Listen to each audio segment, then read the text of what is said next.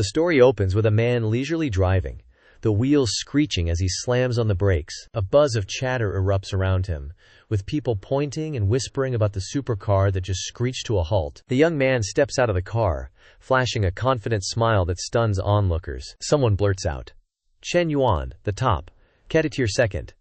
Generation rich kid in school, got another new supercar." From inside the car, a pair of white high heels slowly emerge, followed by a girl with a very ample bosom, stepping out of the car with a smug smile. Seeing this scene, the guys on campus are seething, muttering, "He barely got on campus and already snagged a top-tier babe from the N2 flight attendant program? Chen Yuan, that lucky bastard." A few other guys, faces red with envy, chimes in.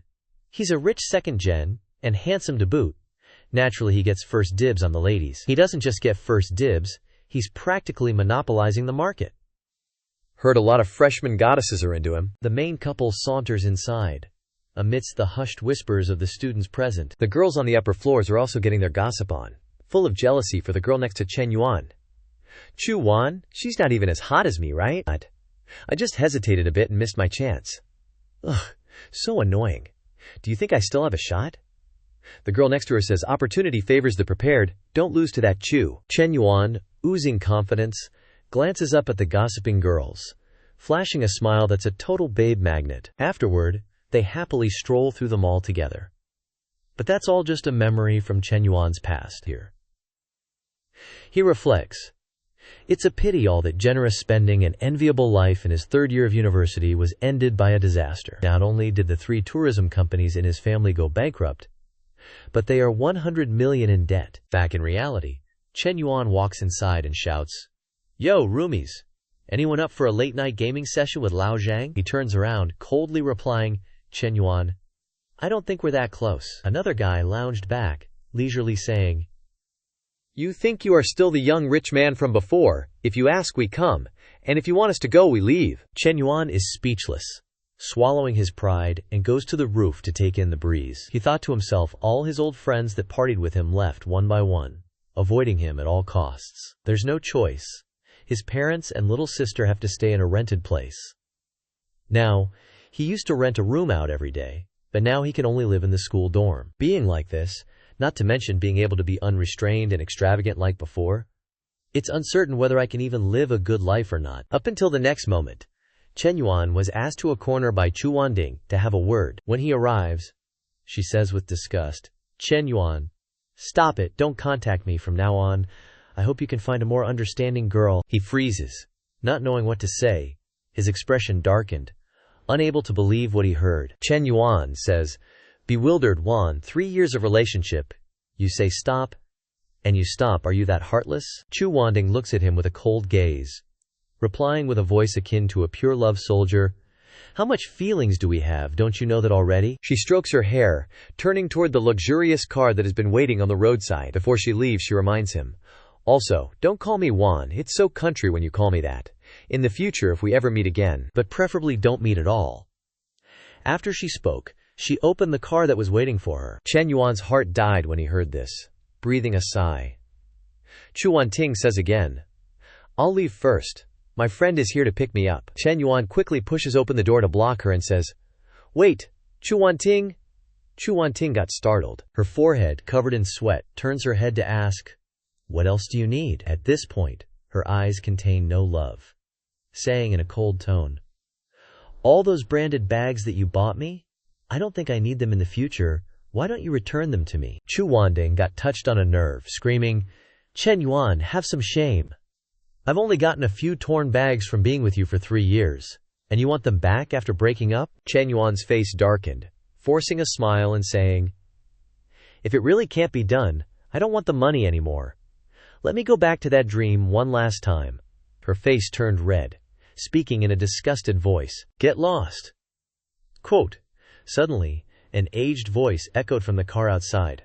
"Wan, get in the car, there's no need to get angry. Young man, where are you planning to go now? Do you need me to give you a ride?" Chen Yuan glanced at the old geezer in the car, mocking in his heart. Calling her Wan is country for me, but it's not country for him, right? Ridiculous. Here. He replied coldly, "No need. My home is really near." The old man uses a provoking tone. Juan and I have other things to do. I am worried that you'll be too affected by this, that you can't think straight. Young man, I think I should bring you home to safety." When Chen Yuan hears those words, his heart is hurting more than eating chilies, thinking that you want to kill someone and hurt their feelings. If I don't return the strike, I'd be considered an idiot. Right after thinking, Chen Yuan lowers his head near the car's window, replying harmoniously, "Big brother, you are a good person. I will take the thought. But my home really is near. Walking would only take a few steps." Chen Yuan turns to her and continues, "Wandy is a good girl. I hope you can take good care of her from now on." Chu Wanding spaced out, not understanding what Chen Yuan wants to do. After she sat inside the car, the man inside the car also said smugly, "MMH, don't worry, you can give Wan to me." Chen Yuan started his move at this point. "We men must always give women the best things. Wan has a lot of habits. Brother should remember them. First, she likes to use Okamoto 001. Second, fishnet stockings. Don't need good quality ones because good quality ones aren't as convenient. Also, nurse and police uniforms are what she likes wearing most during sex." He sat in the car, fuming and pale, sputtering in retort, "Lo, now you're just talking for the sake of it." With that, he rolled up the window and sped off. Chen Yuan watched the car speed away, able only to sigh deeply, muttering, "Brother, I was just getting to the main point. Chu Wanting, perhaps your choice was right after all." The glaring sun overhead made him squint, shielding his eyes with his hand. Chen Yuan said coolly, "Forget it. It's nothing to do with me anymore. Hopefully your choice will give you a perfect life." Suddenly, a robotic voice echoed from nowhere. "Indeed, everyone should strive to live their perfect life." Perfect life system downloading. The sun overhead vanished, replaced by a golden orange system panel that left Chen Yuan dumbfounded. Information began to appear on it. Host, Chen Yuan. Age, 21. Height, 182 centimeters. Weight, 70 kilograms. Net worth, 87. Health value, 72. Fitness value, 75. Skills, none. Chen Yuan broke out in a sweat, pointing at himself, puzzled and questioning. "Host is me? I wasn't even asking to live or die. Why am I hallucinating?" The system panel reappeared, along with a long list of missions. Perfect life system download complete. A perfect life not only needs money as a foundation, but also requires valuing the opposite sex. Mission initiated. Spend money on an opposite sex person of the same age nearby with a favorability rating exceeding 60 and also gain their regard. Mission reward. Spending money on the opposite sex will be tripled in return. If the opposite sex's favorability increases by 3 points during this spending, the refund will be doubled. Note: spending can only be done using accounts or cash. Chen Yuan couldn't believe what was in front of him, repeatedly scratching his head, thinking, "I've got a system? Ha! Is this for real? Hallucination, begone!" Suddenly, a soft voice called out from behind Chen Yuan. A girl was looking at him with worried eyes, reminding him, "A boy should act like a boy. It's just a breakup, is it really that bad?" At this moment, the system also displayed information about the girl. Academic advisor, Li Xiao. The girl walked up to Chen Yuan and said, "I saw everything just now. To put it in the words of you guys, bye-bye is bye-bye, the next one will be better, right?" Chen Yuan turned to look at Li Xiao in a daze. Suddenly he noticed the pink number 65 above Li Xiao's head, surprised in his heart. "Huh?" Above Teacher Li's head. The system also chimed in with a notification. "Li Xiao, favorability towards the host is 65. Chen Yuan was now startled, analyzing silently the number above Teacher Li's head and the explanation. That means the perfect life system from just now wasn't a hallucination, but it's real. Li Xiao still knew nothing, cheerfully encouraging him. "Li Mui classmate, Chen Yuan, cheer up." Chen Yuan was overjoyed, scratching his head awkwardly, replying to Teacher Lai, "I'm okay, Teacher Lai." He thought to himself, "So, I really got a cheat code." Listen to. Li Xiao smiled kindly and asked, "Yeah, that's right. About the tuition assistance I mentioned last time, have you thought about it? The application has been submitted early. This is one of the few things I can help you with." Chen Yuan replied honestly, "A few thousand yuan is like a drop in the bucket compared to my family's debt. Maybe the tuition assistance money should go to other students who need it more." Li Xiao pondered for a moment and then said, "Since you've said that, I won't persuade you further." The girl gave a gentle smile, reminding Chen Yuan, "If you have any difficulties in the future, you can come to me anytime, including relationship problems. Then I'll head back first. Remember to come find me if anything comes up." She waved goodbye to Chen Yuan and then turned to leave. He observed Li Xiao for a moment, and then looked at the system panel in front of him. He calculated in his heart, the system's limited time mission. Can doing the system's mission really get double the return? How about I take this opportunity to test it out? Thinking this, Chen Yuan ran up and grabbed Li Xiao's hand, saying, "Teacher Li, thank you for caring about me so much. Wait a moment, I'll buy you a cup of milk tea." Li Xiao replied in surprise, "No need to be so polite, classmate Chen Yuan." Before she could finish her sentence, he dashed off. A moment later, Chen Yuan returned with a cup of milk tea in his hand, handing it to her, saying, "Teacher Li, here you go." Li Xiao reached out to take the milk tea, blushing, said, "Thank you." After this, Chen Yuan took out his phone and checked the notifications. It displayed, "Construction Bank, your card with the last 4 digits 0098, on May 10th at 1640, received 18 yuan, account balance 99 yuan. He read it over and calculated. Originally, the balance was 87 yuan, spent 6 yuan buying milk tea, leaving 81 yuan. Now received 18 yuan into the account. The balance became 99 yuan. So the double refund is real. Whoa! Chen Yuan's eyes widened in surprise, thinking to himself, as long as Teacher Li's favorability towards me always stays above 60, wouldn't I be able to spend money on her multiple times, then continuously receive refunds from the system? Chen Yuan watched Li Xiao's retreating figure, a mix of joy and excitement in his heart, thinking, the debt in my family has a chance to be paid off. As long as I operate correctly, my family will become even richer than before. Chen Yuan's eyes lit up, thinking, Chen Yuan, I must return to the past? No, I can surpass the past. He paused, calculating. But my current capital is only 99 yuan. Too little. The urgent task now is to get enough capital, and at the same time find a suitable girl, then spend money on them. Chen Yuan leaned against a nearby wall, scrolling through his phone, calculating thoughtfully. The credit limit I can get is 8,000 from JB and 20,000 from another loan. The business loan is 2,158, plus the initial 99 yuan. Currently, the total money in my hand is 49,684 yuan. Chen Yuan smiled slyly, thinking to himself, Teacher Li, I'm just a poor student from a bankrupt family, wanting her to receive my precious gift, so I have to think of a way. A moment later, an exquisite box lay completely inside a roadside trash can. Chen Yuan looked at the bag in his hand, calculating in his heart. The bag costs 39,800. It's this year's spring model. I have to say, it's a high-quality imitation, so Teacher Lai will accept it. Carrying the bag in his hand, Chen Yuan walked to Li Xiao's room. As he knocked on the door, he thought to himself, I wonder if Teacher Li has a boyfriend yet. Li Xiao came out to open the door, still wearing a tight apron. Seeing him, she asked in surprise, Chen Yuan, why is it you? Chen Yuan asked politely, Teacher Li, sorry to bother you, are you cooking?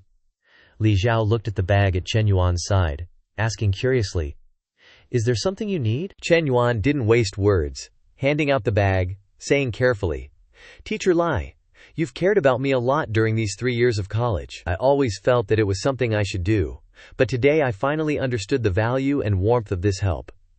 This is a small token of my appreciation, you must accept it. Li Xiao looked at the bag in Chen Yuan's hand, thinking, This bag looks expensive. No way, no way. She then said, I'm a teacher, and these things are my responsibility. There's no special care involved. I treat all my students the same. It's not necessary. Chen Yuan had anticipated this, and said, This bag is a high-end knockoff. It only costs 2 yuan. Ms. Lintz, you know my family's situation. I don't have money to throw around. You've helped me so much. If I don't do something to thank you, what kind of person would I be? Even though this bag isn't worth much, it's a small token of my appreciation. Please accept it if you don't mind. Li Xiao looked at Chen Yuan, thinking, He's said this much. If I don't accept it, I'll be looking down on him. I can't provoke him at times like this. She then took the bag from Chen Yuan's hand and said, Okay, I'll keep it for now. I'll give you a gift on your birthday or during a holiday later. While they were talking, a scent suddenly wafted out of the kitchen. Li Xiao immediately ran inside, yelling, "Oh no, my fried meat is burning, burning." Chen Yuan took this opportunity to slip off his shoes and go inside. Li Xiao poked her head out of the kitchen and called out, "Chen Yuan, you haven't eaten, right? Stay for dinner." Chen Yuan smiled, thinking, as long as her boyfriend isn't a problem, I'm happy to stay for dinner. After all, close contact can increase favorability, which will lead to more system rewards. Speak of the devil, and he shall appear. The system notification rang. Construction Bank, your card ending in 0098 received 119 yuan at 1845 on May 10th. Current balance, 12,200. Chen Yuan picked up his phone, thinking happily, it's in the account. The bag was 39,800. A triple rebate is 11,400. And after deducting the capital, I earned nearly 80,000. It's not like I have never spent 80,000 before, but this is my first time earning money, and I did it myself. This is youth. This is victory. He'd been lost in thought for so long that he didn't realize Li Xiao had finished cooking. She turned and called out, "Chen Yuan, sit down and eat." "Chen Yuan, why are you standing there like a statue?" He snapped out of it and asked, "Yes, it's just the two of us eating? Where's your boyfriend?" Li Xiao turned her head, taking off her apron as she replied, "What are you talking about? I don't have a boyfriend. Ugh, why can't I get this off?" Chen Yuan leaned on the table and walked over to Li Xiao, offering, "Miss Li, let me help you." Li Xiao refused shyly, No need."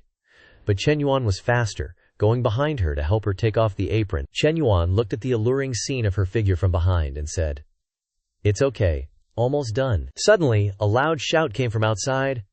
"What are you two doing?" The figure appearing outside the door was none other than Li Meng, Li Xiao's younger sister. Chen Yuan jumped, stammering, "No, nothing." Li Xiao, on the other hand, smiled brightly and asked, "Why are you home so late today? Come and eat." After smiling, apron and all, Li Xiao ran to hug Li Meng's arm and introduced, "This is my younger sister, Li Meng." Chen Yuan forced a smile, raised his hand, and said softly, Hello." Li Meng looked at him with a dark expression and replied coldly, "I'm not good." Seeing that the situation wasn't optimistic, Chen Yuan made an excuse to leave. Mems, Li, I ate before I came. I'll go back to school now." Li Xiao watched his retreating figure, a bit surprised, thinking, he ate? But he clearly wanted to sit down and eat just now. Li Meng crossed her arms, watching Chen Yuan leave, and said coldly to Lin Zhao, "Sis, I think he has bad intentions." The naive Lin Zhao immediately retorted, "He's just my student." Hearing this, Li Meng got even angrier and shouted, "How bold! A student wanting to hug his teacher!" Lin Xiao, hearing this, turned bright red, pushed her sister to the dining table, and urged repeatedly, "What nonsense are you talking about? Let's eat." Chen Yuan, on the other hand, was pacing thoughtfully on the road. He walked and thought, who should I spend money on next?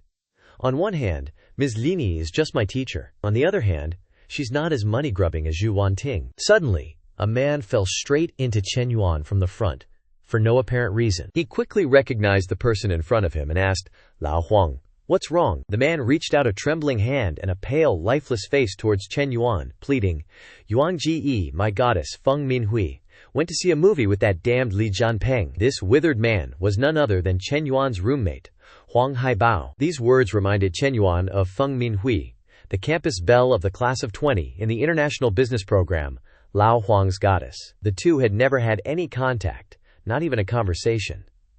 Thinking of this, he was speechless, and asked back, "That's it?"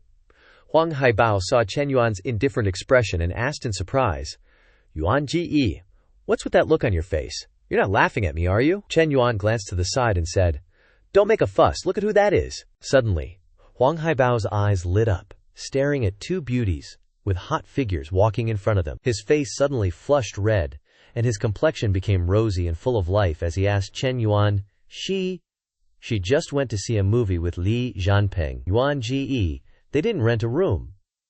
I'm so happy. I still have a chance, right? Looking at Huang Haibao's miserably cheap appearance, Chen Yuan thought, to like a girl so much that you have to humiliate yourself like this? Lao Huang, how are you going to have sweet fruit to eat like that? But when his eyes landed on her, the number 72 floating above her head made Chen Yuan gasp. He thought to himself, holy crap, she's got a number 2.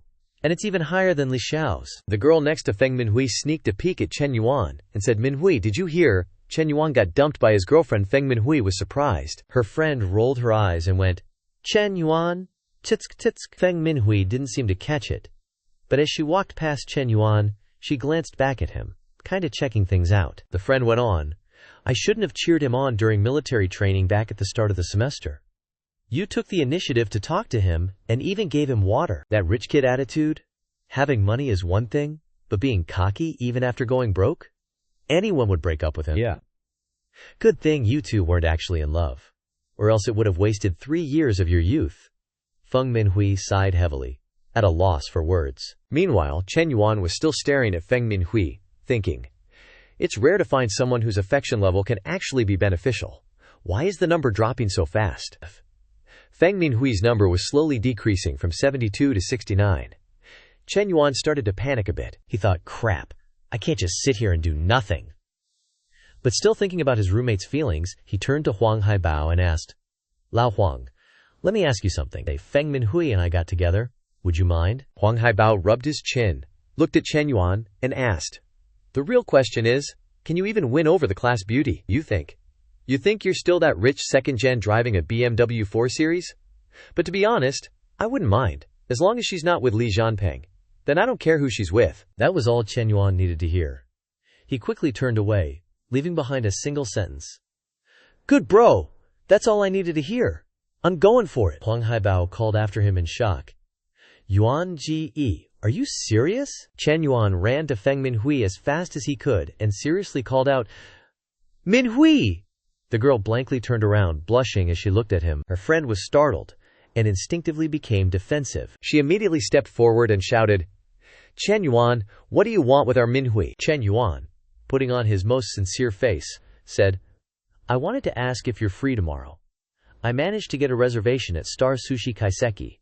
Would you like to go with me?" Feng Minhui blushed in surprise, wondering if Chen Yuan was asking her out for a meal. Her friend asked suspiciously, "That sushi restaurant that costs over 1,000 yuan per person on average? Do you even have the money?" Chen Yuan completely ignored the friend and scratched his head, giving a super charming smile as he said, "After we eat, how about we take a walk? I need your help picking out a birthday gift for my sister. Let me know by noon tomorrow, if you can." Having said what he needed to, he turned and left, not forgetting to wave goodbye. "I'm heading out! I'll contact you again tomorrow." Huang Haibao watched this whole scene in shock, speechless. Feng Minhui turned to her friend, blushing, and asked, "Well, I just went to the movies with Li Jianpeng. Is it okay if I go eat with Chen Yuan?" Her friend was totally supportive and said, "What's not okay about it? That's a fancy Japanese restaurant." She bluntly analyzed, "Chen Yuan might be a little cocky, but at least he's good looking. Li Jianpeng just has some money. But if Chen Yuan's family makes a comeback, he'll definitely surpass Li Jianpeng." Her friend took the phone from Feng Minhui's hand and continued, "It's a waste not to go. It's just dinner and a walk. It's not like you're doing anything else. I'll reply for you tonight." Feng Minhui still stammered blankly, Okay. The next evening, Feng Minhui and Chen Yuan went out together.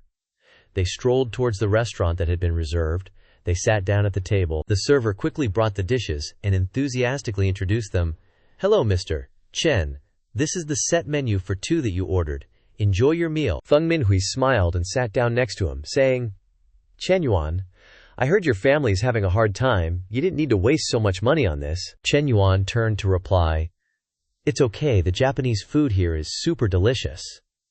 As he spoke, he suddenly froze, stiffened by Feng Minhui's ample body. Chen Yuan blushed and thought, Minhui's posture. It's only been 2 months since I stopped gambling. I need to calm down. Feng Minhui then asked, "Why did you suddenly invite me to dinner, Chen Yuan? Is it really just to pick out a gift for your sister?" Chen Yuan, who was taking a sip of tea to calm down, honestly replied, "I've always wanted to invite you to dinner, but I just couldn't find the right opportunity." Suddenly the number above Feng Minhui's head plummeted, dropping to 66. She lowered her eyes and pondered, not knowing what she was thinking, and just made a sound. "Oh!" Chen Yuan was shocked and thought, could it be that she's not happy with my answer? The affection level dropped again. Chen Yuan quickly regained his composure, cleared his throat a few times, and started reminiscing about the past. During military training, you often bought me water, and you even texted me at night. I've always remembered that. The affection level immediately increased to 67. She blushed and asked, "You still remember?" Chen Yuan scratched his head and replied, "That? How could I forget?" The number above Feng Minhui's head increased to 69, and then to 70. Only Chen Yuan was still trying to appease the demon within him. Calm down, I must calm down. Time flew by, and 40 minutes later, they finished their meal and went to the cashier to pay. The staff warmly said, "Hello, sir. The total is 2,920 yuan. You are a member of the store, so after the discount, it's 2,774 yuan." Chen Yuan nodded and replied, "Okay, thank you." The number above her head increased to 73. Feng Minhui looked at Chen Yuan and thought, "My living expenses for a month are only 3,000 yuan, and this one meal is almost the equivalent of my entire month's living expenses." On the other hand, Li Jianpeng casually mentioned eating at the school cafeteria when going to the movies, and said they'd eat out next time. He clearly has money, but he's so stingy. After the notification sound of money being added went off, a system notification also appeared. Time-limited task. Spend money on a person of the opposite gender nearby who has a favorability rating exceeding 60 and also gain their respect. Task reward. The money spent on the person of the opposite gender will be tripled. If the person of the opposite gender's favorability increases by 3 points during this spending, the money will be doubled. Only then did Chen Yuan turn his head to look at the number 76 above Feng Minhui's head, thinking to himself, "It was 72 when we first met, now it's 76, so that's how it is." This feeling of earning 10,000 just by eating a meal is freaking awesome. Feng Minhui looked at Chen Yuan, her face flushed with shyness. She gave a gentle smile and thought to herself, "He's becoming more and more pleasing to the eye. Maybe this is the power of money." Thinking this, she took Chen Yuan's hand and said proactively, "Let's go." Chen Yuan still has to go to Guaojin to pick out a gift for his sister. A moment later, at the Guaojin shopping center, that old geezer saw Chen Yuan and said to Zhu Wanding beside him, "Wanding, why is that guy here?" she said in surprise. "Chen Yuan?" She looked at him with disgust, thinking to herself, "Why is he here? He just broke up with me yesterday, and today he's already brought a new girl out shopping." The old geezer scornfully wondered, "That loser, a poor student, dares to come to a place like this to spend money," he thought bitterly to himself. "This old man worked like a dog and bought so many bags to coax Zhu Wanding before I could get her. This brat is so indebted, yet he still has girls chasing after him." Seeing those two, Chen Yuan said to Feng Minhui, "Let's go to another store over there." Feng Minhui beside him nodded in agreement. "Okay." Over there, Biaran couldn't swallow this insult and went to block Chen Yuan's path. "Since you're already here, how about we go in and take a look?" It doesn't cost money to look, anyway. That woman Wanding beside him also chimed in. "Chen Yuan, what are you doing here? Who is she?" Chen Yuan replied coldly, "What a coincidence. I came to stroll around and pick out a gift for my sister." That old geezer said haughtily, "Ha! If you're buying a gift, you should go to the toy wholesale market and take a look. Can you afford to buy anything here?" As he spoke, he pointed towards the high-end store behind him. Zhu Wanding also launched an attack, shamelessly walking straight up to Feng Minhui. She was silent, but her smile was particularly cutting.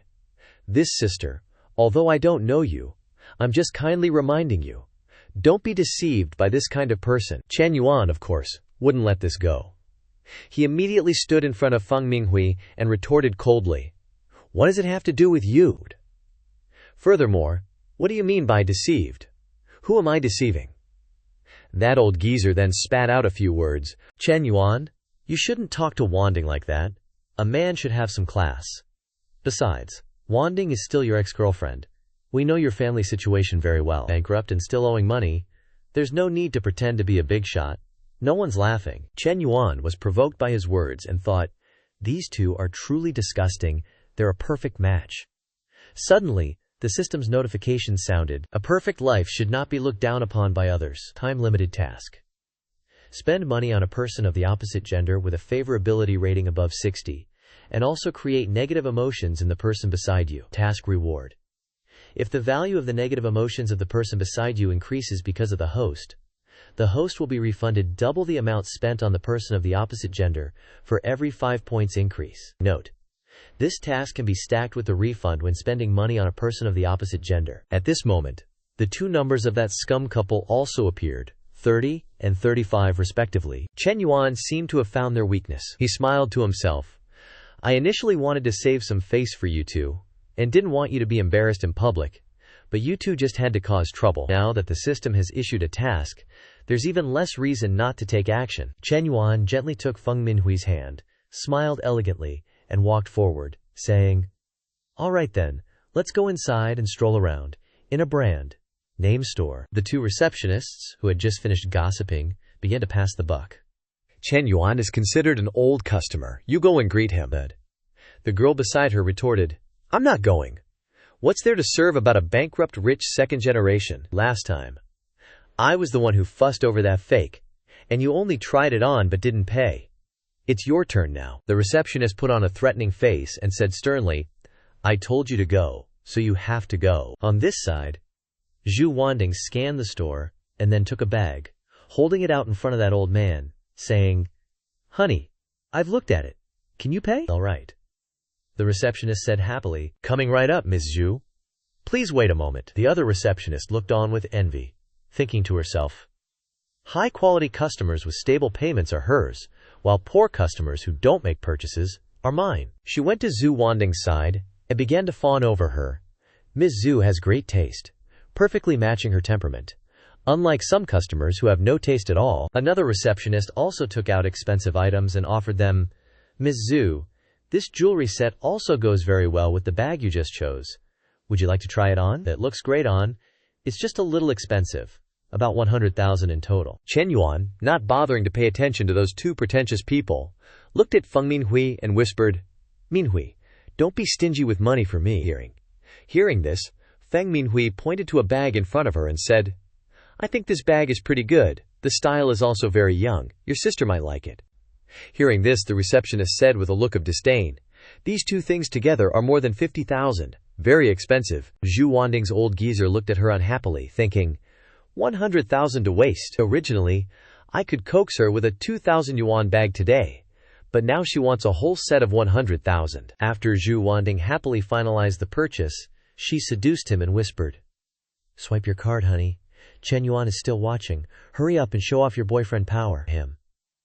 He thought bitterly, 100,000 is boyfriend power? I don't have that much money in my card. Suddenly, Chen Yuan's forceful voice rang out.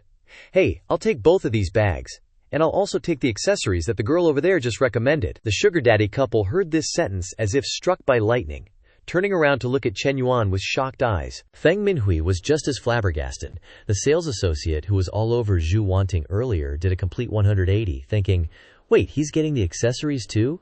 I thought he was broke. AF. The sales associate, who was being so snooty just moments ago, was now practically vibrating with glee. Chen Ji, 2 bags plus accessories. That'll be 131,000 yuan. Chen Yuan thought to himself. How interesting. Get paid to eat and drink, and now this money comes back. Perfect. Chen Yuan pulls out a regular, Jane-looking card and says casually, Here, swipe this. The overjoyed sales associate was all smiles. Yes, sir. I'll wrap it up for you right away. She was about to cry tears of joy. She thought she was going to work for free today, but turns out he's not just buying 2 bags, but also the accessories. That's over 130,000 yuan. I never thought this dude who got dumped would be so generous, even more so than before. Zhu Wanting was burning up with envy. She couldn't handle the truth and screamed, Chen Yuan, didn't your family go bankrupt? Where did you get so much money? The dude behind her chimed in. He probably took out a loan or something, right? Chen Yuan raises his chin, replying coolly, Believe what you want, I'm not short on cash. How about I buy another bag for Zhu Wanting? It's just over 20,000 yuan. It's peanuts to me. That guy looked like he was about to explode. Chen Yuan wasn't done yet, he added. A man should be generous as well as suave. That Audi A8 of yours cost at least 600,000? Or 700,000, you wouldn't mind this little bit of money, right? Zhu Wanting is being so competitive. She immediately turned around and urged him. Hao Jun, show him what you've got. Don't let him win. He was secretly fuming, thinking, that A8 is on a payment plan. I can't let Wanting know that. Ugh, This is so annoying being triggered like this. Not knowing what to do, he grabbed his phone and said, "Hold on, I need to take this call." Zhu Wanting was pissed and called out, "Hao Jun, what are you doing?" The other sales associates got a good show to gossip about. The dude walked outside, loudly faking the phone call while practically running away. Who told you to decide that? Didn't I say any project over $1 million needs my approval? Zhu Wanting was grinding her teeth in anger. Chen Yuan, just you wait. Watching their pathetic figures and the increasing number on the gold diggers meter, he thought, "Oh, negative emotions. This is easier than I thought. Whatever. I'm too lazy to bother with them. Just gotta finish the mission." After paying, Chen Yuan hands the bag to Feng Minhui, saying, "Minhui, take this. It's a gift." She was shocked and waved her hands. "No, I can't, Chen Yuan. It's too expensive." Chen Yuan hands the bag to her, with the other hand taking another bag from the sales associate. "It's nothing. It's just a bag. You were laughed at and humiliated by those two jerks because of me. I'm a bit embarrassed, so consider it my apology. Just accept it. Please accept it." Feng Minhui hesitated for a moment and said, Well, okay. Thanks then." Chen Yuan continued happily. "Don't thank me so fast. And there is this, and those. All for you," Feng Minhui asked in surprise. "Huh. Isn't this for your younger sister?" Chen Yuan responded casually. "I don't know if she likes them, but I know you at least like this bag." He pretended like that, but in his heart he thought, "Are you kidding? If I really buy it for that little devil Chen Xuan, she won't just scold me for wasting money, she'll rat me out to mom and dad too. From the beginning I was buying those 2 bags for you. Just take it. After you take it, I can get refunded tonight." Feng Minhui stepped back. In her heart she thought, 1 bag was already too much. But to accept all of this like this, wouldn't that make a bad impression on him? The girl blushed, embarrassed, and replied, "I can't, Chen Yuan." She didn't even have the chance to finish her sentence. He already grabbed Feng Minhui's hand. Smiling, he said, "It's okay, this is just the beginning, we still have a lot of time. Just accept it. If you keep refusing, I'll be sad." With the enthusiastic begging, the girl also accepted the remaining bag. Immediately, a system message rang. "Congratulations, host, on completing the mission." This mission got a total of 15 negative points and a triple refund of the money that was spent, in addition to spending money for the opposite sex, for a total of 6 times the refund. Construction bank card number with tailing digits 0098 received 786000 at 21:00 on May 11th. The current balance is 786,356 yuan. Chen Yuan held Feng Minhui's hand and thought, "Right now, Minhui is my cash cow. I have to protect her well, and not let the drop in affection from just now happen again." He said gently to her, "Minhui, let's go back to school, it's getting late." In Chen Yuan's heart, he thought, "Although I really want to go a round or two, this kind of thing can't be too hasty. It's better to let it happen naturally." Feng Minhui was also moved by this action and thought, Chen Yuan is completely different from Li Jianping. He didn't mention going to a bar, if not I really wanted to. A moment later, Chen Yuan finally arrived at the south dorm. At the same time, a group of youths were coming down from upstairs, repeatedly cheering, "Jianping, so enviable, so quietly you got the class beauty. All of us are still single. That's right, I didn't expect you little punk to be a step ahead. This is worth celebrating. You have to treat us no matter what. Moreover, it has to be a grand meal." The Li Jianping guy saw Chen Yuan passing by and deliberately spoke loudly so that he could hear. At that time, called the whole class to go, "Let's be lively." Chen Yuan pondered and went back to his dorm room. Inside, one roommate looked bitter and opened his receiver and spoke to him. "Did you hear everything? That damn Li Jianping just went to watch a movie with the class beauty and already can't wait for the whole school to know. It's very obvious that he's targeting our room 503. Chen Yuan knew everything and smiled to comfort him. He won't be jumping around for long. Feng Minhui won't be with him. The other side turned around and said to Chen Yuan, "Don't talk nonsense. Feng Minhui went to watch a movie with him last night. Who knows what else they did? Moreover, didn't she not agree to a date with you today? That shows that she's really with Li Jianping." Chen Yuan simply sat down on the bed, only listened, but didn't say anything else. He turned on the computer, looked at the account balance for a moment and thought, "Already have new income so fast, maybe I'll go home tomorrow and check things out." Scene changed to Chen Yuan's house. A chubby man sits on a chair. Seeing Chen Yuan, he says, "Xiao Yuan, you're back. That man is your uncle." Chen Yaode. Chen Yuan walks in and coldly says, "Hello, uncle," his father says softly. "We're talking here. Go back to your room first. Your uncle and I are discussing something." After Chen Yuan returns to his room, his father's voice can still be heard outside. "Brother, I understand your difficulties, but I still hope you can give me some more time. The stuff I have is almost enough to pay off the debt. I'll pay you a portion first then." Chen Yaode says smugly, "One portion is definitely not enough. I have to hustle every day these past 2 days. You absolutely have to pay me everything at once." Chen Yuan's mother can't hold back anymore and shouts, "Chen Yaode, no one does things like you. Who lent you 300,000 when you didn't have money for a car wash, and did they ever rush you to pay it back? Now we've only borrowed 200,000 from you, and you've come to rush us 3 or 4 times. What's your intention?" Chen Yuan's father interrupts, "Say less, will you? Your brother has his own difficulties." Chen Yuan's mother still hasn't stopped, and says bluntly, "Whether he has difficulties or not, he knows very well in his heart. I already asked his wife. He hasn't been hustling for money these past 2 days. He is still smugly saying that debts must be paid. It is a matter of course. It's a waste that we're even family. We can still get along. If it were an outsider, you'd see what debt collection is like." Chen Yuan's mother snaps back, "Haha, you still want to use violence to collect debts? Oh heavens, the Chen family are all white-eyed wolves. What was the point of treating you all so well in the beginning?" Chen Yuan's father turns to say, "What are you saying? Aren't there still some jewelry? Go into the room, find some, and sell it. We'll buy it back for you later when we have money." Chen Yuan's mother says irritably, "Stop it. What are we buying? Let's pay off the debts in the house first."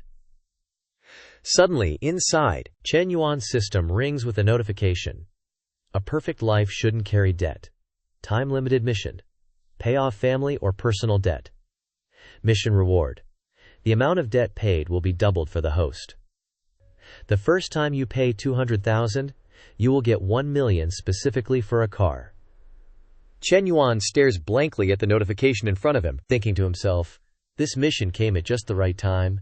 His eyes light up, thinking to himself, even without the mission, I was planning to help old Chen ease some of the debt today. On this side, Chen Yuan's mother takes out the jewelry box, sighs, and says, all the jewelry you've given me over the years is here. No matter how difficult things get, I can't bear to sell it. It's worth several tens of thousands of yuan. Let him take it back first. It seems like 2 gold rings were lost during the move. Hearing his mother's sigh, Chen Yuan blushes with embarrassment inside. Ertnan needed some money to buy a bag for Wan Ting, so I took my mother's 2 gold rings to sell. At that time, I was really an unfilial son. Chen Yuan thinks, and then pushes the door open forcefully, shouting clearly, Mom, Dad, I have money. Chen Yuan's father sees him and reminds him listlessly, now is not the time to joke around. His mother also has a tired face, saying, you see the situation in the house now. You still need that little bit of money to pay for your cafeteria card, right? Don't mess around. Chen Yuan scratches his head a little embarrassedly and says to his dad, I really do have money, old Chen. Listen, can you hear the sound of receiving money? Mom and Dad quickly take out their phones to look at the numbers inside and shout, 200,000! Chen Yuan's father asks in surprise, Kid, where did you get so much money? Chen Yuan then makes up an excuse. Mom and Dad gave me a lot of pocket money before. I invested some money in cryptocurrency with a friend. He didn't let me touch it, saying that the potential for increase was great. Only these past 2 days did he convert it into real money. He thinks to himself, maybe this excuse will work. Anyway, the pocket money back then was really a lot. His mother immediately becomes happy, saying, good job, son. You've helped our family solve a worry. Chen Yuan's father also reminds his mother, all right, let's pay the money first to send that plague away. Chen Yuan's father goes out to transfer the money to Chen Yaode, and then says coldly, Yaode, we've paid off the debt. Chen Yuan's mother also curses. Now that you've received it, get lost. Don't ever come to our house again. Chen Yaode looks at the real number in his phone and immediately becomes cowardly. He stammers, looking at Chen Yuan's mother, sister, Vinlaw, what are you doing? Chen Yuan's mother says sternly and loudly, don't you understand human language? I said get lost.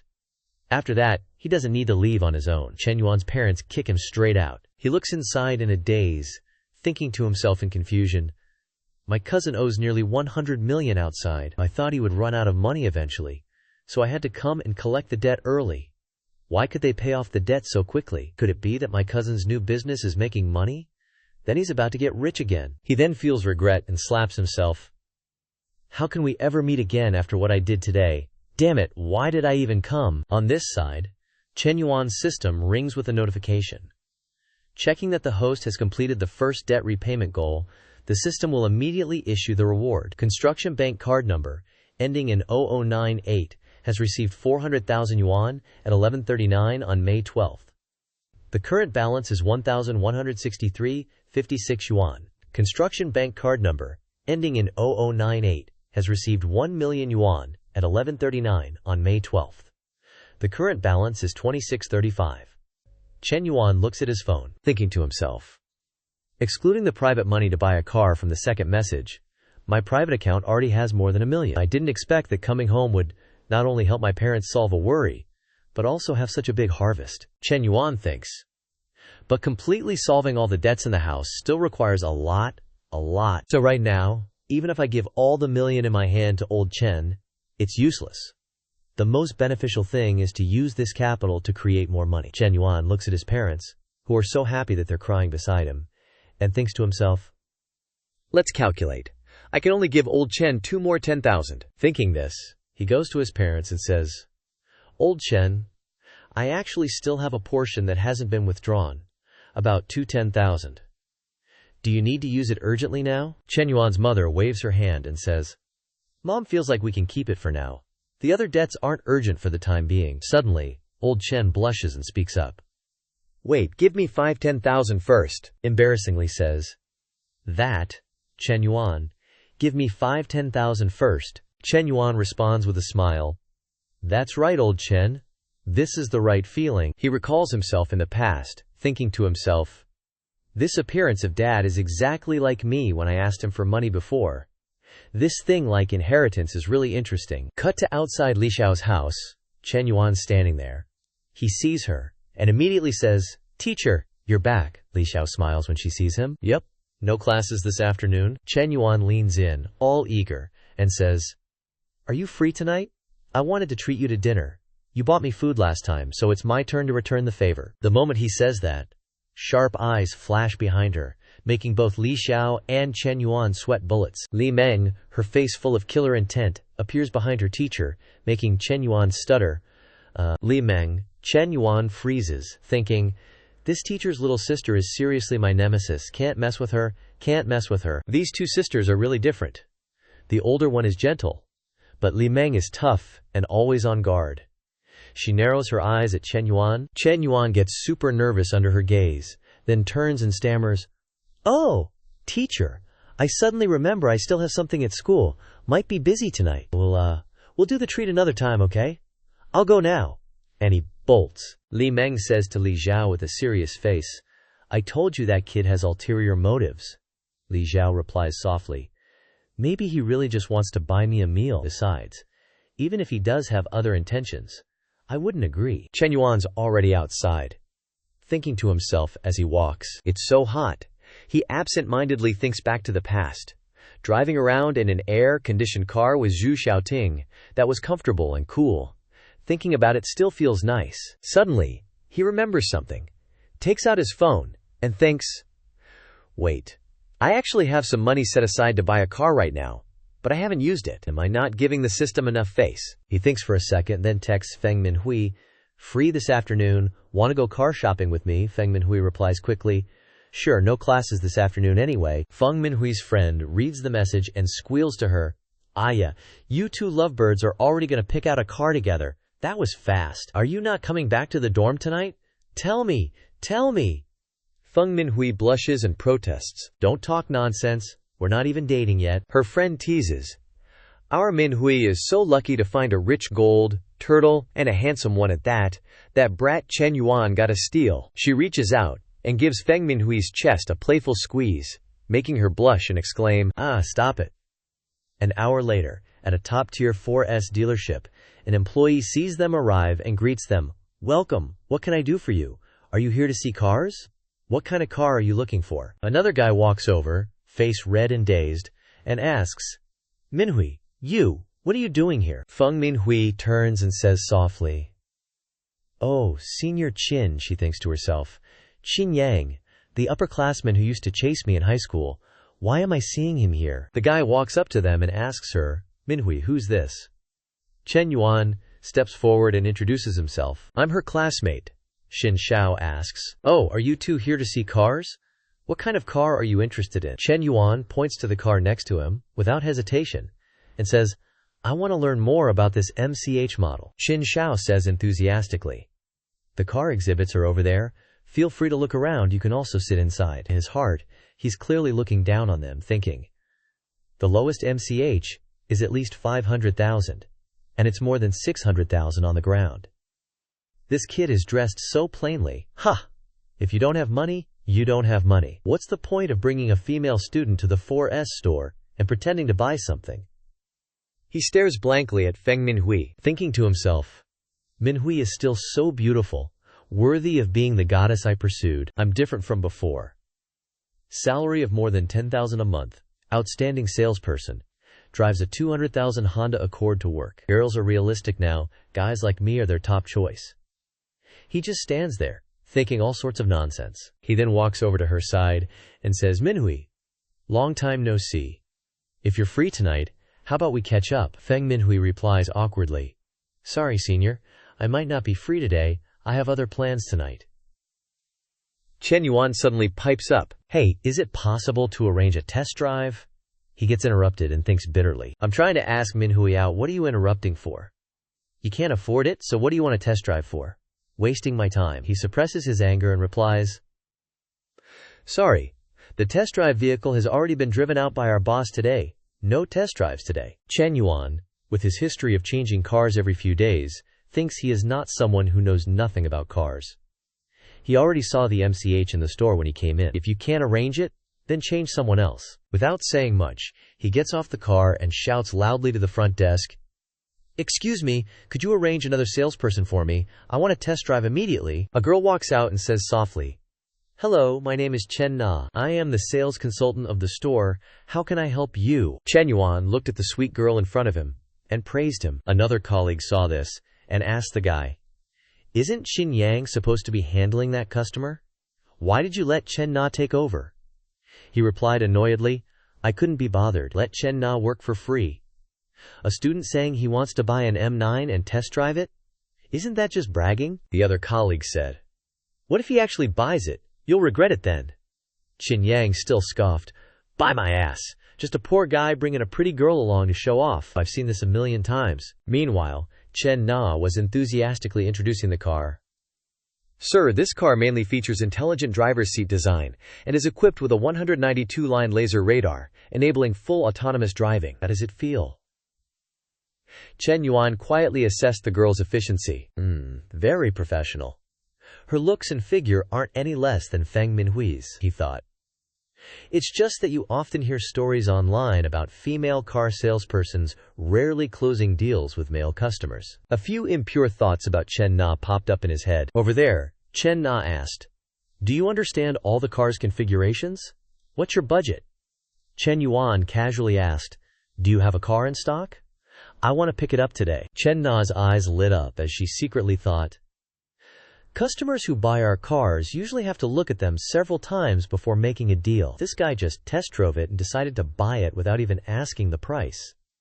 If he really buys it, why did Xin Yang give up on serving him? She checked and said apologetically, Sorry, we don't have the car in stock right now, but another store has a customer who had financial issues and canceled their order. If you need it, we can transfer it here within a week. Chen Yuan nodded in agreement. That's fine, I'll place an order today. Chen Na was even more surprised. Looking at Chen Yuan with admiration, she thought, the car costs over 600,000 yuan to get on the road, and he's buying it just like that. Is this the legendary angel customer? Or does he have other intentions? Despite her thoughts, she remained calm and politely said, Please come inside the store to rest for a moment. A deposit of 50,000 yuan is required up front. I'll go get the contract. After returning to the store, Xin Yang immediately started gossiping and asked Chen Na, What did that customer say? Chen Na sat down to prepare the contract and slowly replied, He bought it. The colleague who heard this exclaimed in disbelief, What? He bought it? That was fast. Chen Yang was even more incredulous. He put his hands on his hips and said disdainfully, "That guy's just pretending. When it's time to pay, he'll come up with all sorts of excuses to disappear. We have plenty of people like that in the store." The male colleague seemed enlightened and chimed in, Yeah, that's right. I've been selling cars for so many years, and I've never seen a customer buy so quickly." Chen Na calmly reaffirmed, "I'm telling you, Mr. Chen bought it, and he's even going to pay the full amount." This news shocked the male colleague so much that he lost control of his words. The colleague turned to Qin Yang and said, "You idiot! You let such a big order slip away. You're going to regret this." He couldn't do anything about his frustration, and could only clench his fists in self-anger. After completing the paperwork, Chen Nei asked with a smile, "Mr. Chen, if you have any issues with the follow-up procedures, feel free to tell me at any time. Where would you like to go later? Would you like me to see you off?" Feng Minhui walked over and took Chen Yuan's arm, saying, "No need. We'll call a car ourselves." Seeing her attitude, Chen Na felt a little embarrassed and thought guiltily, "I was too eager to protect the customer and made his girlfriend unhappy. I'm screwed." Thinking this, she stood in place and politely said, "All right then. I won't see you off any further." The two continued to stroll down the street. Chen Yuan looked at his phone and asked, Hui, let's go eat now, okay?" She suddenly pouted and said, "Oh," which sounded ominous. Chen Yuan immediately realized something was up. He turned to her and asked, "Feng Minhui's unhappy. Are you jealous?" She blushed and looked away, saying, "No, I'm not." Chen Yuan smiled indulgently and said to her, "You say you're not? Your expression says otherwise. I and she are only the business relationship between a salesperson and a customer, nothing more." Feng Minhui blushed, her voice a little sulky as she replied, "Who knows? You were talking to her so happily, and you were scrolling through her moments, for so long too." Chen Yuan scratched his cheek and explained embarrassedly, "Haha, it's actually just a habit. I always scroll through people's moments whenever I add them as friends." She turned her face away and reminded him, "Well, don't do that next time." After saying this to Chen Yuan, Feng Minhui thought, "I clearly have nothing to do with Chen Yuan, so why am I suddenly jealous? Guys who spend money so generously are really easy to attract other women. I have to find a way to keep Chen Yuan." As if she had thought of something, she secretly encouraged herself, "I have to hold on to Chen Yuan tightly." Meanwhile, Chen Yuan was still repeating the words from earlier, "I won't do that next time. Let's go eat first. Then we'll go shopping. I'll buy you gifts for National Day." He was a little nervous in his heart, thinking, "There won't be anything fishy next time. I'm really not that pure, damn it." Hearing about shopping, Feng Minhui said, "But you already bought me 2 bags yesterday," she thought to herself. Although I'm a little expectant, it's not good to let Chen Yuan spend money like this. What if he thinks I'm a gold digger?" Chen Yuan smiled gently and said, "It's okay, it's normal for girls to have lots of bags. Anyway, there are 7 days in a week, so you won't be repeating them every day." He thought to himself, "Anyway, spending money on girls can get me a 3. The more she buys, the better, so I can earn more." The two went into a cafe. Chen Yuan handed her the menu and asked, Hui, would you like a cold or hot drink today?" Hearing this, Feng Minhui embarrassedly thought, Chen Yuan is asking me if I want a hot or cold drink. Is he indirectly asking if I have my period? He wants to. She timidly replied, "The cold one." Chen Yuan was confused. He finally realized something and blushed, thinking, "What's with Hui's expression? Good job. What are you thinking about?" But the last time I was with Zhao Wanting was 2 months ago. But it's been accumulating so much. It's really time to release it. Let's just let this misunderstanding intensify. 3 hours later, the two had left the shopping mall. From top to bottom, she had a watch worth 12,800, a bracelet worth 20,800, and a handbag worth 5,500. The stats on her head had also increased to 81. She looked at him embarrassedly, thinking, Chen Yuan treats me so well that it feels unreal. He just bought me over 80,000 yuan worth of stuff in a little while, and almost 140,000 in 2 days. Over on this side, Chen Yuan's bank system also chimed in with a notification. Construction Bank, card ending in 0098, received 252,000 yuan at 11:39 on May 12. Current balance, 224,216 yuan. Chen Yuan happily looked at the rising number on his phone, thinking, "This double cash back from the system is legit. I gave old Chen 50,000 for the car, and boom, got it back in no time. Even though this 217,000 includes the car payment. Even after deducting nearly 60,000 for the car, that's still over 16 million yuan to blow. Chen Yuan turned to Feng Minhui with a sly grin and said, Minhui, don't go back to the dorm tonight, okay? Hearing this suggestion, she shyly nodded. Half an hour later, at the Grand Rich Hotel, room 808, Chen Yuan was leisurely taking a warm shower, washing away all the worries. Feng Minhui was lying on the bed outside, anxiously staring at her phone screen, thinking, Chen Ling asked why I haven't come back to the dorm. What do I tell her? Just say I'm with Chen Yuan? Too embarrassing. Before she could figure it out, Chen Yuan came out. His toned body was on full display. Chen Yuan, while drying his hair, asked, Minhui, are you ready? She blushed looking at Chen Yuan. In her heart she thought, sorry Ling Ling, he's giving me so much already. Finally, she sent her friend a hurried text. Ling Ling, I'm not coming back tonight. If anyone asks, just say I went to visit relatives, okay? She said shyly. Chen Yuan, I haven't showered yet. He buried his head in the hollow of her shoulder, inhaling deeply, and said, It's okay. I love your scent. He quickly pinned her down and got to work.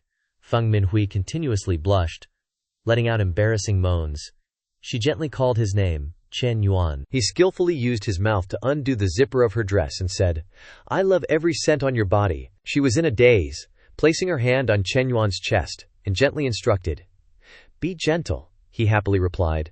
The two of them dove into each other, lost in the moment, forgetting the world. Half an hour later they were resting.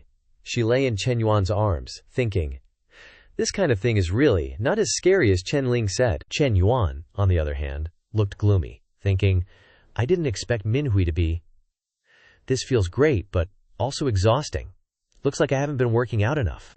2 months without doing it, and I've regressed this much. Before he could rest much, Feng Minhui climbed on top of Chen Yuan and gently said, Chen Yuan, how about we do it again? Chen Yuan, hearing this, startled and said, Minhui, can you wait a little longer while I rest? She, with a deadly seductive look, cooed, No, I want it now. Early the next morning, Chen Yuan returned to the dorm. He got out of bed with a refreshed spirit, thinking, the system even gives cash back on loan repayments. All my loans plus credit card debt add up to 52,000. I'll pay those off first. Chen Yuan looked at the balance in his account, pondering. There's still Li Yuheng's 100,000. Back when my family went bankrupt, all those fair-weather friends avoided me. But Li Yuheng helped me without saying a word. Suddenly, a roommate came over and asked, Old Third, where'd you go last night? Check the group chat. There's a friend gathering tonight at noon. Chen Yuan opened the group chat and saw some people discussing, the weather's pretty good this weekend, everyone should go out for a stroll. Immediately after, a photo of a car appeared. The people below were exclaiming, Damn! Bang is getting a car! That's a Baohan Lai rolling at 280,000. Bang is really rich. Sigh. Even after 10 years of graduation, we might not be able to afford a car. Did the female sales staff at the 4S shop give birth yet? I suggest everyone get together and have a good time tonight, the roommate said again. That dog Li Jianpeng ordered a car. I suspect he asked the class president to arrange this, so he can show off. It's freaking disgusting. It left. If we don't go, we lose 200 yuan from the class fund. Chen Yuan said, disgusted. Li Jianpeng's pretending is really adorable. You guys go, I'm not going. Before he could finish, a message arrived. Yuan, long time no see. Hen Yuans. Come over for a meal tonight. Relax a little. Suddenly, the system chimed in with a notification. Perfect life mission. It's not just about the opposite sex's favor, but also a career foundation limited time mission. The host will receive 1 million yuan dedicated to investment within 1 week. Invest all 1 million. Mission reward. Any income earned from business activities will be doubled. Chen Yuan read the mission and happily thought, this time, it's a career-related mission? Right on time! I was thinking I needed a reasonable source of income for all this money in my account. Li Yuheng's acoustic bar is under renovation? Maybe I can invest in his bar. Chen Yuan stared at his phone, Li Yuheng's message in front of him. Yuan, long time no see. Come out for a meal tonight. Relax a little.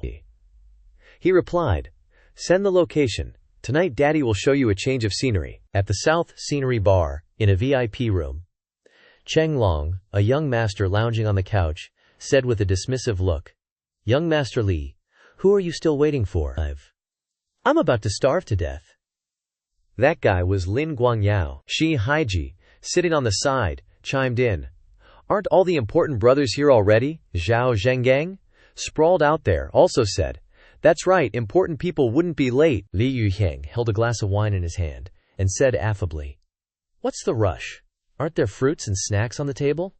"Snack on those for a bit. Chen Yuan is coming soon," Li glowered. Lin Guangyao, hearing this, jumped up and said, "Chen Yuan? Isn't his family bankrupt? He's not in the same circle as us anymore. Why call him here?" Lin Yuheng said seriously, "I'm paying tonight, I'm not asking you to pay, so what are you complaining about?" "Chen Yuan is my childhood friend, you can't lump him in with those guys." Lin Guangyao said dismissively. "If young Master Li says we wait, then we'll keep waiting." The girl next to him said, "You're such a pain, Brother Yao. You won't be my boyfriend, but you always touch me." Lin Guangyao then directed the conversation to Shi Haiji. "Isn't your cousin's girlfriend coming tonight? Why isn't she here yet?" Shi Haiji said with a wide grin. "She's on her way, but there's traffic. It'll probably take another 10 minutes or so." Lin Guangyao scoffed inwardly. His family always depended on mine. If it weren't for me, he wouldn't even qualify to be at gatherings like this. And how the heck did he stumble upon such a hot girlfriend? Especially that short, tight skirt and white shirt. No guy can resist that kind of allure. Anyway, they're not married yet, so maybe I still have a shot. Chen Yuan finally showed up. He opened the door with a bright smile and said, "Sorry for the wait, everyone." Li Yuheng, seeing Chen Yuan arrive, gently asked, "Why are you so late?" Chen Yuan replied honestly, "Traffic. I swear, that driver took the long way, specifically through the worst traffic jams." Yukang. Li Yuheng lightly punched his shoulder, laughing, "Damn, some drivers have no morals. File a complaint." Lin Guangyao thought dismissively, "Taking a taxi? Everyone here drove their fancy cars. No wonder he got stuck in traffic." He sneered, "You're lucky we all drove ourselves. You had to call a taxi, huh?" Suddenly, a beautiful yet familiar face walked in and said anxiously, "Sorry, the rush hour traffic was insane, so I'm late." Shi Haiqiao, blushing, stood up and introduced, "This is Chen Na, my girlfriend. She works at a 4S dealership. If any of you guys need a car, look her up." He suddenly felt a surge of superiority, thinking, "Even if I'm not as rich as these guys, my girlfriend is way hotter than theirs." Chen Na saw Chen Yuan standing there and was surprised, thinking, "That's Brother Chen. He bought a car yesterday, but he didn't say hi. I guess I should pretend this is the first time we're meeting." With that thought, she walked straight to Shi Haiqiao, her face stiff, yet still radiating charm. 40 minutes later, Li Yuheng stood up, his face flushed with alcohol, and said, "Now that everyone's stuffed, let me say a few words. That bar I'm opening, I really want to make it big. All of you here are my best bros. Anyone want to invest together and get rich? The projected capital is around 24 million. I'm putting in 30% equity, which is about 700,000. He asked a little awkwardly, "What do you guys think?" The girl next to Lin Guangyao was just watching the show, while he thought to himself, Lin Xiao's family makes tens of millions in profit a year. He needs investors for a measly 700,000? He probably messed up his last investments, so his dad cut him off. Shi Haiqiao swirled the wine in his glass, thinking, "I can't afford this.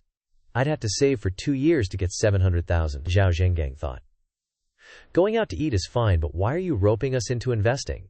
That's not Li Xiao's style." The so-called important people were as quiet as clams, thinking, "In situations like this, whoever opens their mouth first is the idiot." Li Yuheng's face darkened, thinking, "Normally, these guys are always asking me to treat them, and they never hesitate to borrow money. Now that I need a little support, it's understandable with Chen Yuan being down on his luck, but the rest of them are acting like they're dead," he said coldly. "What's going on, cat got your tongues? Now that you're full, you guys should say something." Lin Guangyao finally spoke up. "It's like this, Li Xiao. I don't think it's at the point where you need investment. If you're just short on working capital, we can each chip in a few thousand to get the bar going, and you can pay us back later when you make money." Shi Haiqiao chimed in, Yeah. After all, we'd be adding shares halfway through, which wouldn't be fair to you. If you do it that way, you won't lose money later. Right, guys?" Zhao Zhengang thought to himself. Everyone knows Li Xiao's investment skills. Remember that hot pot restaurant with the technicians? It was a disaster. Now he's opening a bar? That's like throwing money into the ocean. The nosy people around glared at Lin Guangyao, thinking, this guy could lend money privately. Why does he have to drag everyone into it? Shit, we all rely on our families. And our allowance isn't even enough. Li Yuhong was silent, thinking, I wanted to get everyone together to make money, but now it's turned into begging for loans? I overestimated these guys, especially Lin Guangyao, who never does anything right. I clearly said it was about investing and joining as partners, but he keeps bringing up borrowing money. Li Yuhong put down his glass and said sourly, we'll talk about borrowing money later. If you guys aren't interested, then forget it. Hearing that, Lin Guangyao eagerly raised his glass and said, that's the way! It's no fun when Li Xiao's trying to get us to invest. Everyone, eat and drink up. Let's keep the party going. Chen Yuan was still deep in thought. These guys disappeared when I went bankrupt. Why does Lian Yuhang still think he can count on them? These guys are all useless leeches, relying on their families for money. Lian Yuhang said disappointedly.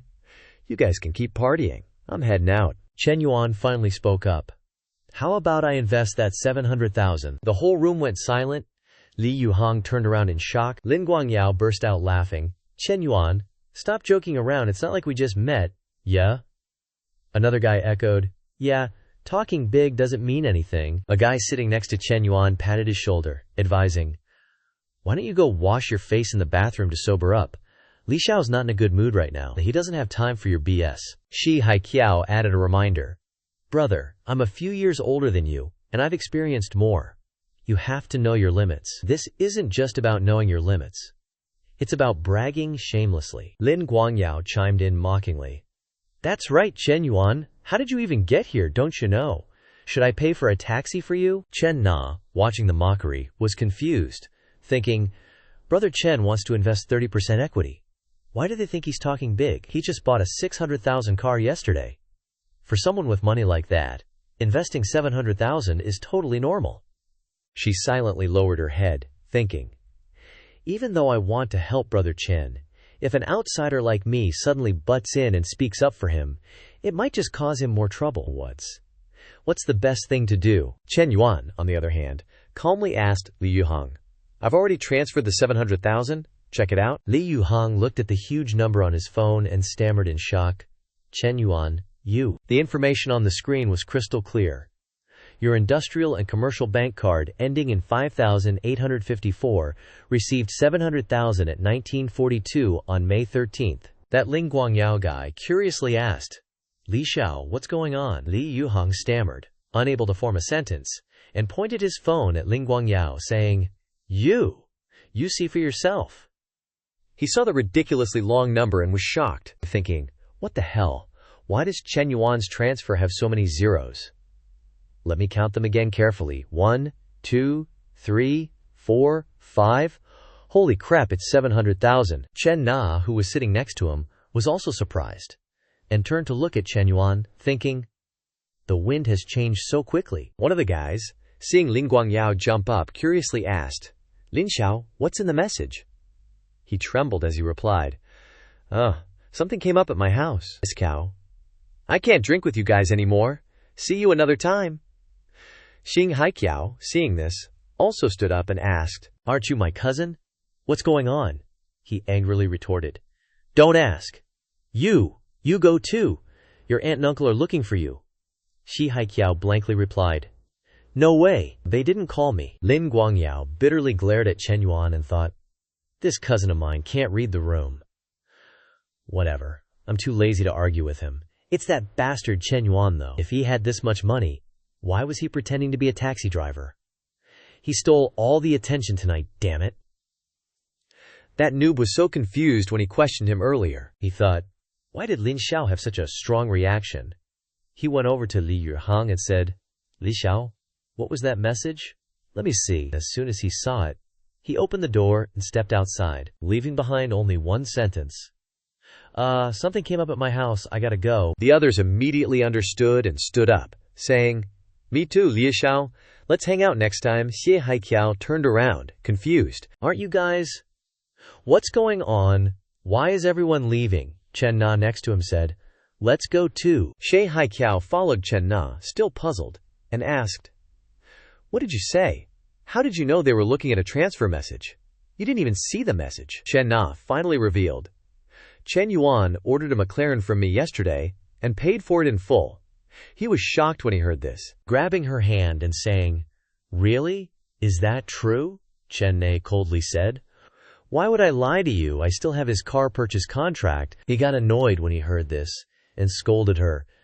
Nah, I'm not blaming you, but if you know a rich young master like that, you should tell me immediately. It's your fault for not handling this properly. Next time." Chen Na coldly shook off his hand and sharply said, "Next time what?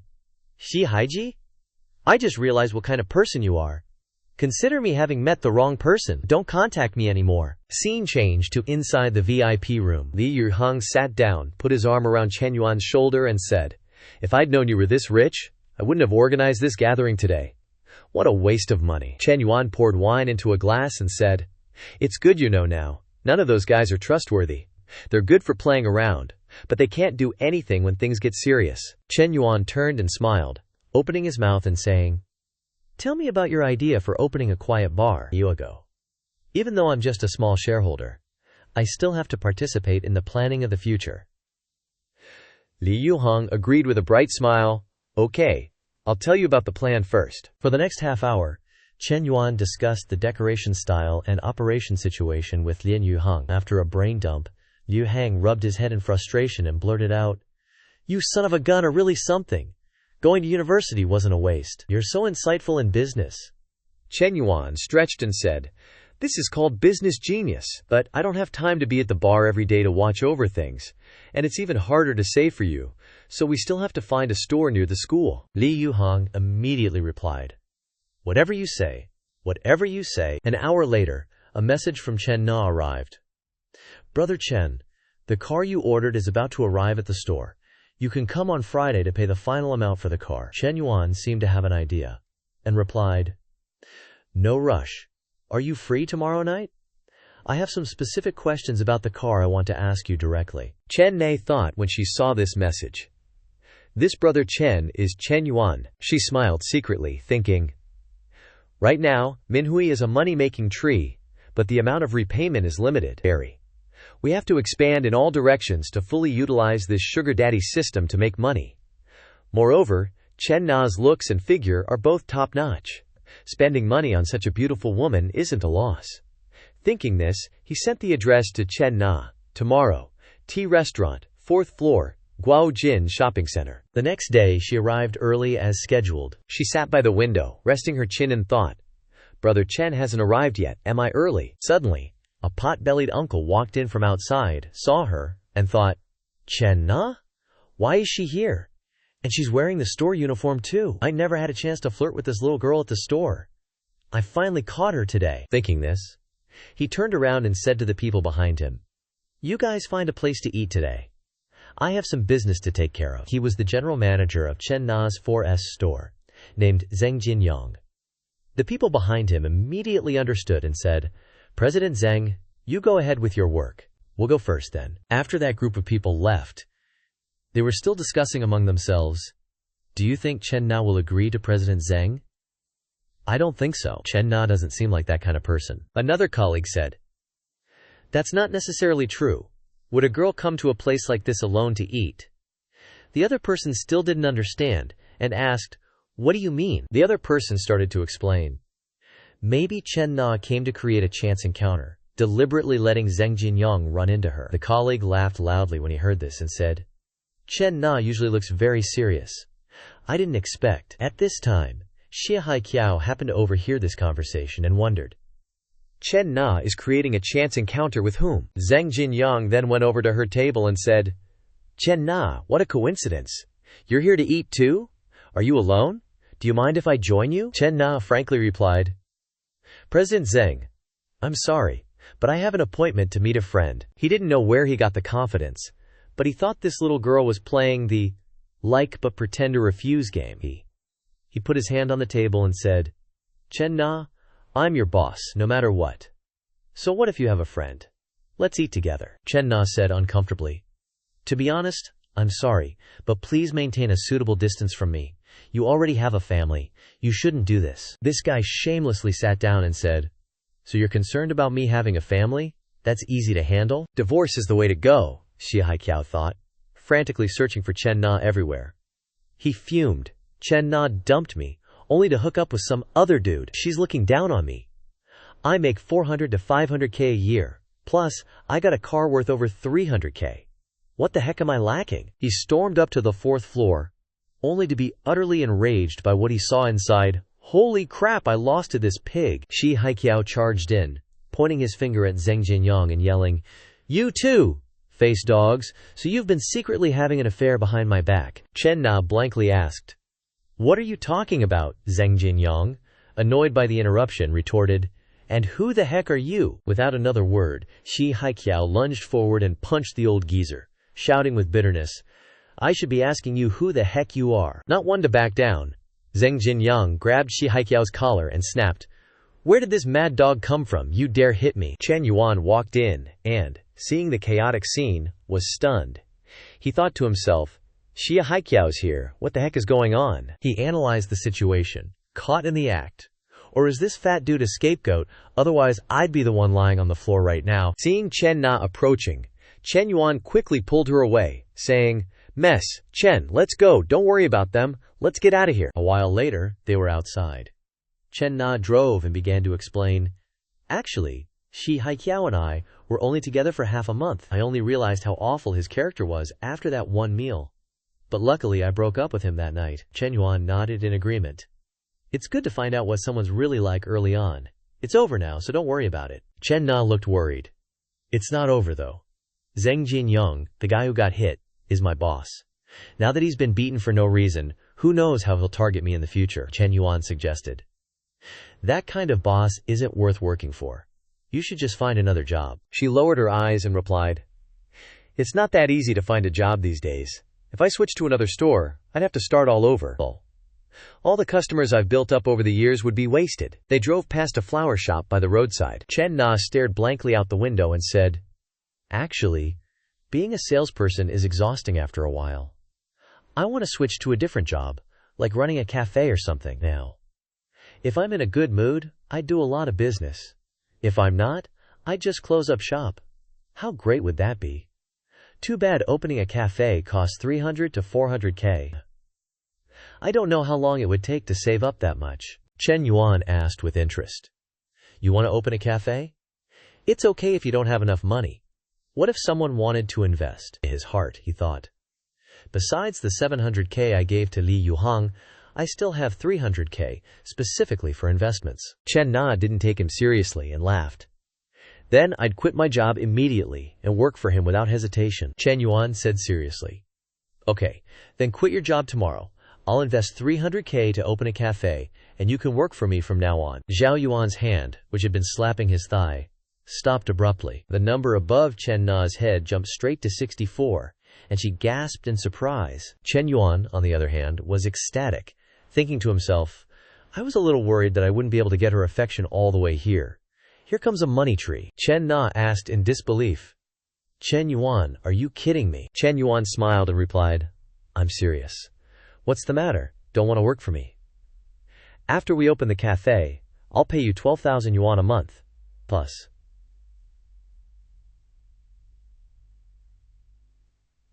there's commission. If we're open for 3 consecutive months, I'll give you a car worth 200K. Your car is old, so you should get a new one." Her eyes lit up, thinking in disbelief. No pressure to meet sales targets, and I get a car after working for 3 months. That would make my annual salary exceed 300K. She suddenly remembered something and thought, "Wait a minute, is Chen Yuan planning to keep me as his mistress?" Chen Na remembered the girl who went to buy a car with him last time, and said, "Chen Yuan, you don't have to do this for me," she thought honestly. "Even though this offer is very tempting, I don't want to be someone's caged canary, especially as a mistress." Chen Yuan crossed his arms and said, "Don't overthink it. I just plan to open a chain of cafes. The first one is to operate as a pilot project for TH. So we'll just be in a simple boss-employee relationship." Chen Na turned her face away, saying shyly, "Is that so? Then let me think about it." Suddenly, a message from Feng Minhui arrived. "Chen Yuan, do you have time tonight? If you're free, let's go grab some cold drinks." Chen Yuan looked at the message and thought, "Cold drinks? Minhui's needs are so high." He quickly replied, Those kinds of drinks are okay, but we need to moderate the frequency. After that, he said to Chen Na, Miss Chen, I have something to take care of, so I'll head out first. Think it over carefully and get back to me soon. Chen Yuan quickly went to the Da Fu Hao Hotel, room 808. He went inside and quickly closed the door. Feng Minhui had been waiting for a long time. She rushed over and hugged Chen Yuan tightly, saying, Chen Yuan, I missed you. He softened and replied, Hui, I. Before he could finish, Feng Minhui spoke with suspicion. Wait, Chen Yuan, you smell like another woman's perfume. Chen Yuan was surprised. He sniffed himself and said, Huh? No way. In his heart he thought, could it be because I rode in Na's car that I picked up her perfume? Feng Minhui pushed Chen Yuan away and angrily questioned, Tell me, have you been seeing another woman behind my back? Chen Yuan quickly went over and hugged her, then explained in a low voice, How could that be?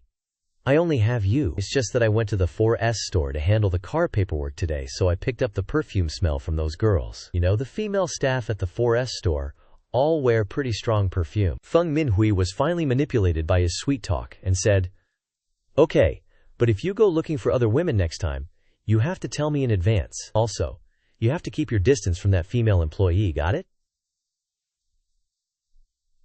Chen Yuan laughed it off and said, Of course. He smiled inwardly. This really wasn't about cheating or not. The system's mission was to spend money on the opposite sex and rely on rebates to make money. There's no way I can just stick to one tree. After giving her instructions, she turned and left, saying seductively, Okay, I'm going to take a shower first. Chen Yuan grabbed her arm and said suggestively, Shower later. She said in a sultry tone, Can't shower, I'm wearing clothes. She was quickly stripped bare. Chen Yuan said in a perverted way, I like the smell of not showering. Feng Minhui sat on the bed, blushing, and said, Then we're the same, Chen Yuan. Actually, I also like your scent. Chen Yuan also quickly took off his clothes and threw them in some corner. He pounced on the bed, greedily inhaling her scent, and said, Isn't that my line, Hui? You've really completely ignited the intense fire in my heart. The two of them wrestled with each other once again. She was brought to a state of ecstasy and said, Chen Yuan, I like you so much. 2 hours later, just as the two were about to stop, Feng Minhui spoke up again. Chen Yuan, I still want more. Chen Yuan said, a little scared, Let me take a shower first. I'm all sweaty and sticky. It's uncomfortable. He walked into the bathroom with weak legs, thinking to himself, Hui's needs are even greater than Wan Ting's. She's having a great time, but I'm being drained dry. He glanced at the number 90 above her head and thought, Isn't this kind of exercise increasing Hui's favorability so quickly? Last time it only took one night to increase to 86, and today, 2 times has already reached 90. Suddenly, the system issued a notification. Detected that the host has a member of the opposite sex with a favorability above 90. The favorability mission has been completed, rewarding 1V Silk, a bonus of 1 million, a 1 million consumption card, and 1 accidental ability card. Chen Yuan was shocked and widened his eyes, thinking, 1 million? Winning the lottery isn't even this much. It's easier to explain the source of money with this thing. Moreover, it can be used to pay off debts at home. He looked at the line, 1 accidental ability card. Chen Yuan thought confusedly, Wait, accidental ability? There's even this reward? Then, won't I be able to dominate everything in the future? Chen Yuan looked towards Feng Minhui lying on the bed, thinking to himself, Sorry Minhui, I have to rise up now. It won't be you taking advantage of me anymore. It'll be me taking advantage of you. With that, Chen Yuan quickly chose the accidental ability card. As soon as he selected it, all the fatigue in his body almost disappeared. He thought in amazement, Awesome! I can clearly feel that my nether region is full of energy. This reward for reaching 90 favorability is so great. Chen Yuan thought to himself, It seems that the system's reward distribution is practical, rewarding what's needed. But the favorability of the opposite sex has to reach 90. Ha! Although Li Zhao's favorability is over 60, it's still a long and difficult road to develop to the same level as Hui. The long-legged Chen Na in black stockings has also exceeded 60. Right now it seems that I need to proceed step by step. I don't know when the next girl with a favorability of 90 will appear. Let's not think about these things for now. Quickly testing out the abilities of this system daddy is the main thing. A moment later, he walked out aggressively and softly called out her name, Hui Hui. She asked in surprise, "What's wrong, Chen Yuan? Weren't you going to take a shower?" Chen Yuan grabbed her hand and said, "No, I changed my mind." He turned around, and she adjusted her position and said, "Here, like this." He gently took her hand and got to work. A rush of pleasure overwhelmed her, causing her to jerk back and exclaim, "Chen Yuan, why is it a little?" At the same time, in another place, Chen Na was lying on the sofa, talking on the phone excitedly. Qian, there's a male student who said he wants to give me 300,000 to open a store, and said that if I work for 3 months, he'll give me a 200,000 car. Do you think this male student wants to take care of me? But he already... The girl on the other end of the line interrupted her. Nah, are you being scammed? However, Chen Na bluntly affirmed, "No way. I've met him a few times already. He bought a car for me last time." Qian asked again, "How old is he?" "I remember.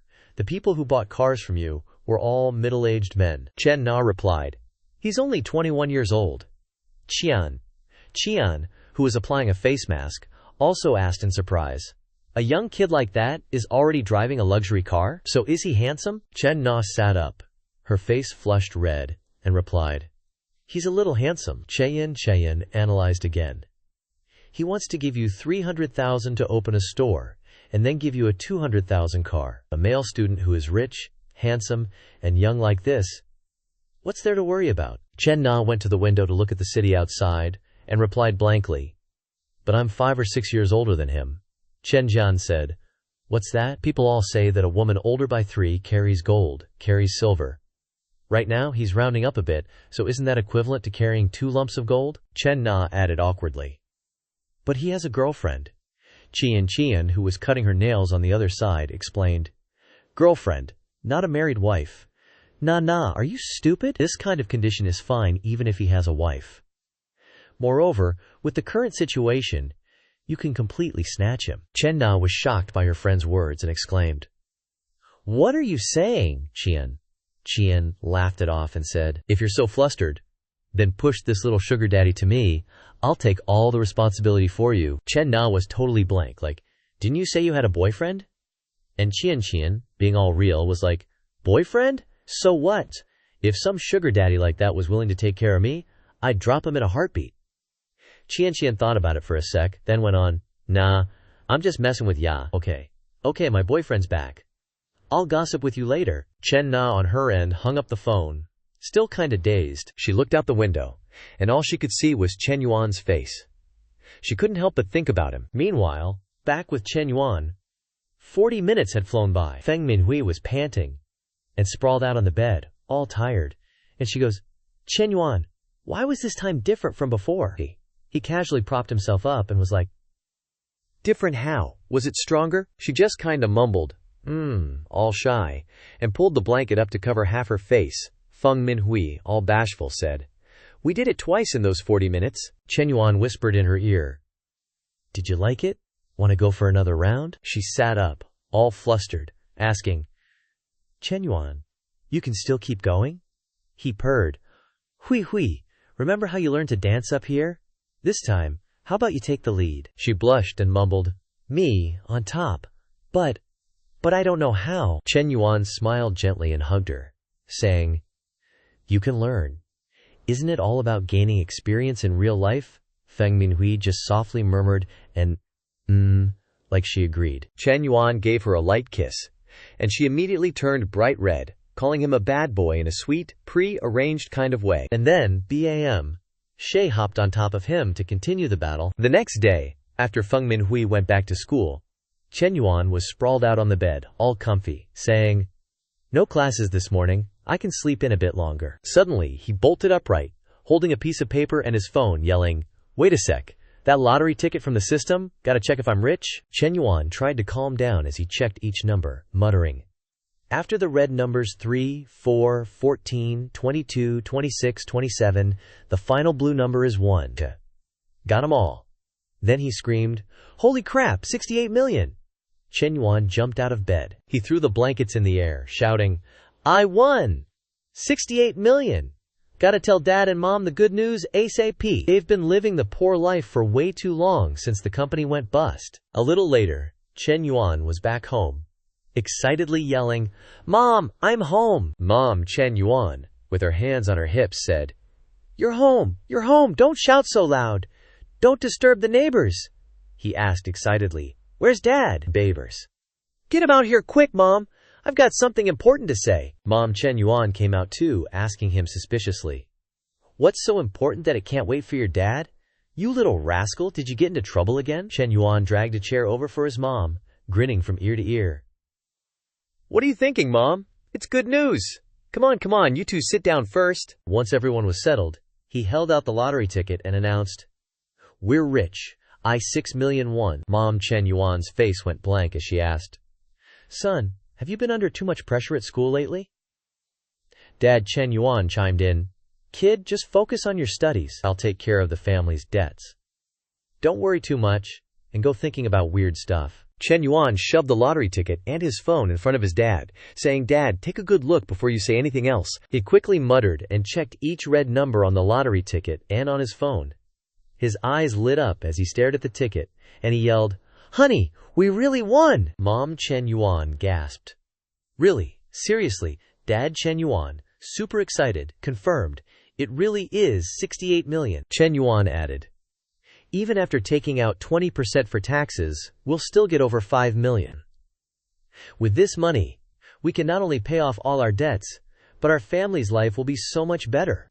Mom Chen Yuan exclaimed happily, "Son, your contribution will be written in our family's history books. No lunch today. Let's go out and celebrate our lottery win." Chen Yuan scratched his head, looking a bit shy, and said, "Oh yeah, I'm a junior now, and I'll graduate in a year. I want to go out and start my own business to get some experience." Dad Chen Yuan was happy to hear that and said, "Starting a business isn't easy these days, but it's great that you have this ambition. Young people need to hustle. The prize money is yours anyway, so it's best if you spend it yourself. But my personal suggestion is that your mother and I keep some of this money to help you when you fail." Chen Yuan said awkwardly, "Mom, Dad, I'll only take 1 million. The rest is for you to keep. Do whatever you want with it." Dad Chen Yuan chuckled and nodded. "Okay then," Mom Chen Yuan added, "Son, go for it. Your mother and I support you." Scene changed to that dude Zheng Jinyong. After the brawl the other day, he pointed to his bruised face and said, "Chen Na, you probably know why I called you up here, right? Take a good look. This is your boyfriend's masterpiece." Chen Na replied coldly, "Director, I've already broken up with him. We don't have any relationship. You should go find him for your injuries." He was obviously not having it, saying, "Chen Na, that's not right. The debt has to be repaid to the right person. If it weren't for you, would I have been beaten up for no reason?" Zheng Jinyang looked at her body and couldn't help but have dirty thoughts, like, "This woman is so smooth, I can definitely get her by using this incident." Chen Na was still tough, responding, "What does your fight have to do with me? Besides, yesterday, I said that I had an appointment with someone else. You were the one who insisted on sitting there," he said with a dark face. "Enough with the excuses. Yesterday afternoon you left your post without permission, which meant no one was there to greet the customers in the lobby. As punishment, you're suspended from greeting customers for this month. Wait until you figure things out, then come see me." Feeling wronged, Chen Na argued to the end. "Based on what? I already asked for leave yesterday." Hearing this, he burst out laughing. "Ha ha ha, good question. Based on what, you ask? Is this your first day working in society? It's based on the fact that I'm the general manager of this store. Everything in this store is up to me." This capitalist logic made her furious but helpless. Zheng Jinyang, on the other hand, smugly thought, suspending her from greeting customers is the same as cutting off her commissions. If she only gets her base salary for a month, that's only 1,200 yuan. Not even enough to pay for her rent. Chen Na finally saw through it all. She resolutely turned around, leaving behind only the words, "Acting all high and mighty just because you're a lousy general manager? It's just a job. At worst, I just won't do it anymore." Hearing this, he panicked so much that he jumped up and called out, Chen Na, don't leave so quickly. I advise you to think it over carefully." Chen Na was thinking too, but she was thinking about something else. Chen Yuan doesn't look that old, but he doesn't seem like a normal person, and he gets things done now. Not to mention what Chen Yuan wants to do, but just working part-time for him is a way out for me now. This time she made up her mind. She said bluntly, "No need to think anymore. Not doing it means not doing it." Half an hour later, Chen Na's message rang. "I've prepared in advance. Do you still mean what you said yesterday?" Shen Yuan quickly replied. "Congratulations on escaping the sea of suffering and choosing a bright path. You can go take a look at the shops whenever you have time. If there's a suitable location, we'll lock it down." On the other side, Chen Yuan was strutting down the street, and seeing the message, he happily thought, "Great. It seems that the remaining 30,000 from the investment mission don't need to find another project anymore." He also arrived at the place he needed to go. As soon as he entered, he politely greeted, "Hi, Li Xiao. I'm here." Li Xiao was still carrying several boxes on the ground. She turned her head and said, "Chen Yuan, sorry to bother you. I have to move my office, but there are too many things. I can't move them all myself. I originally wanted to call the class monitor, but she had something to do, so she took leave." Chen Yuan looked up at the shelf and replied, "It's okay. I don't have classes this morning. My family doesn't have anything going on right now. Do all of these things need to be moved?" Lin Zhao wiped her sweat and said with a smile, "Yeah, if it was just moving books and documents I could do it, but this table and the filing cabinet are too heavy." She walked to a cabinet. "But I can't reach it," she said as she worked.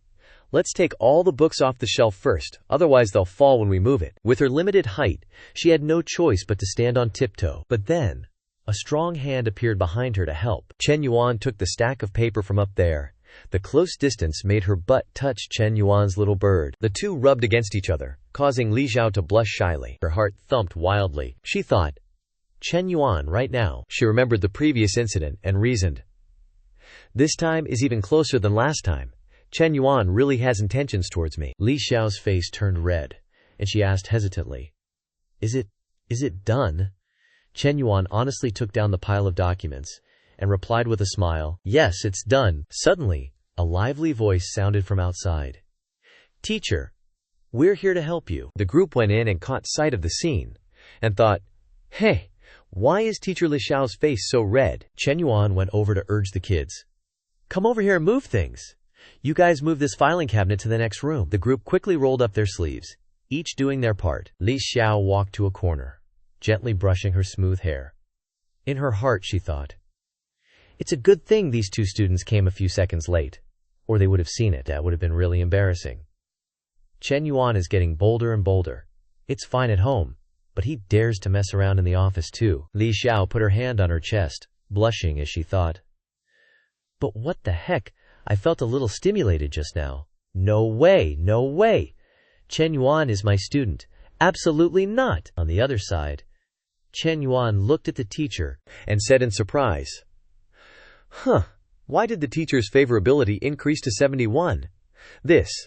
Could it be that the slight touch just now increased the favorability?" He smiled and rubbed his chin, recalling, "It's not that I'm too long, it's that the teacher's butt is too big. If it were a thinner girl, it wouldn't be possible. But I didn't expect the teacher's favorability to increase.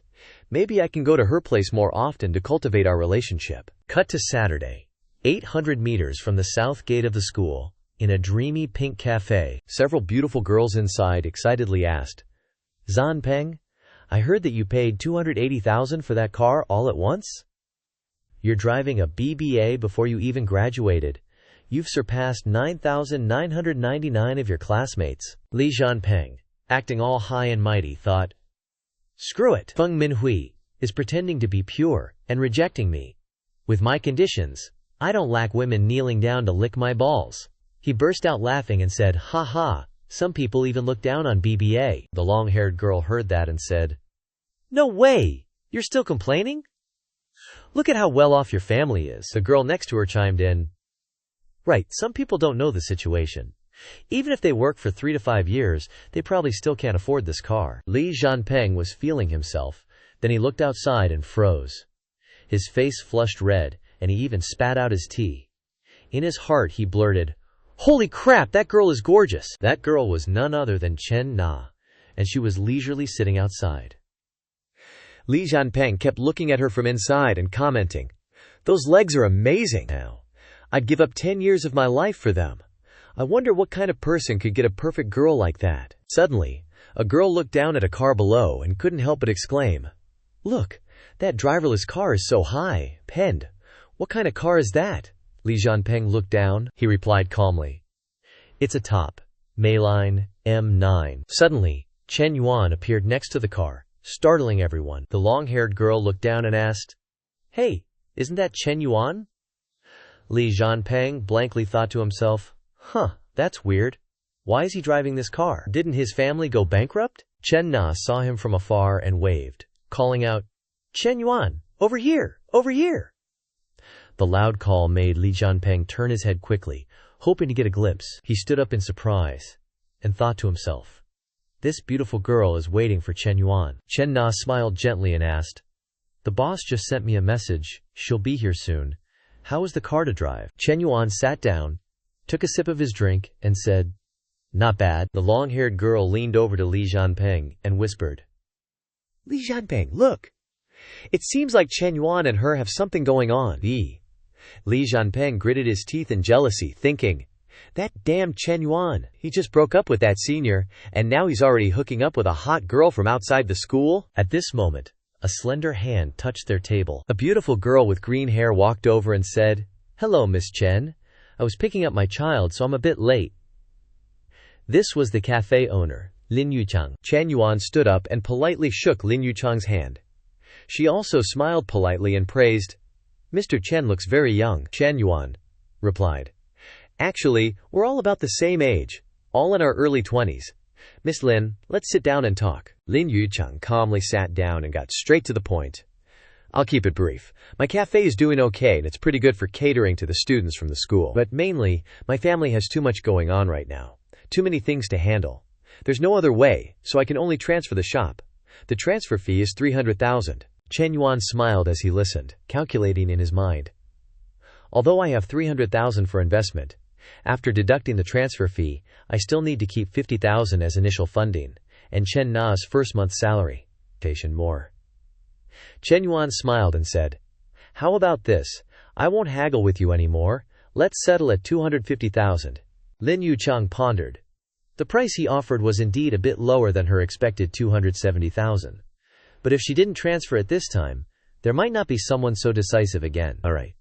She thought for a moment and asked, "If it's this price, can we sign the contract and pay the transfer fee today?" Chen Yuan smiled and said, "Yes, we can.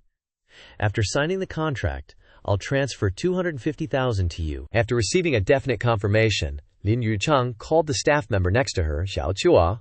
"From now on, this Mr. Chen is your new boss. Later, take him around to get familiar with the situation in the shop." Xiao Chua quickly walked up to him and bowed politely. "Boss, hello." Chen Yuan pointed to Chen Na and said to the employee, "Just take Miss Chen Na around to get acquainted. I don't come to the shop often, so she's in charge of everything in the shop." The blonde girl at Li Jianping's table overheard the whole conversation and said to her friend, "Did you hear that?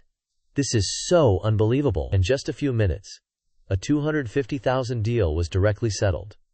Her friend added, "Moreover, it's obvious that Chen Yuan is buying this shop for the girl next to him."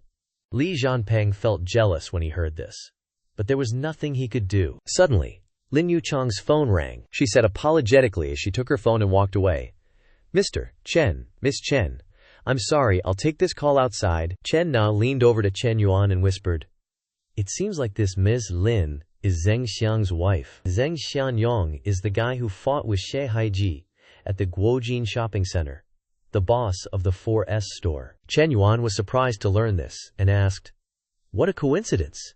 He thought to himself, with such a beautiful wife at home, and he still wants to use his power to cheat, using the unspoken rules on female employees? How despicable. Chen Yuan is the first to disagree. Chen Na said quietly, "I still have Zheng Xianyong's conversations harassing and threatening me. I want to use my salary to expose him, to let people in the car industry see his true colors." Should Chen Yuan tell Miss Lin is also a very good person, I'm afraid it will hurt her. Chen Yuan said nonchalantly, "I don't think it's appropriate." Chen Na asked in surprise, "Why?" Chen Yuan analyzed cleverly. Once the chat history is posted, Zheng Xianyong will know who did it. A middle-aged man in his 40s, after losing his job, still has a wife and children to support. I'm afraid he will do something detrimental to you. How about this? Leave this matter to me.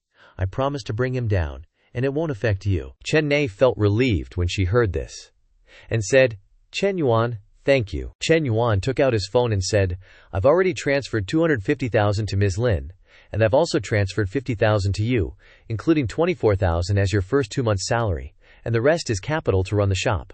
At the same time, the system rang with a notification.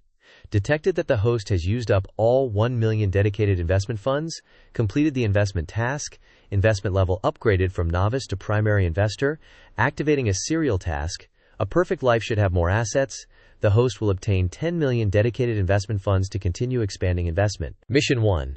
The income from investments will all be tripled as a Mission 2 reward. After completing the investment, you will acquire a mysterious property. Chen Yuan, staring at each line of the notification, thought in surprise.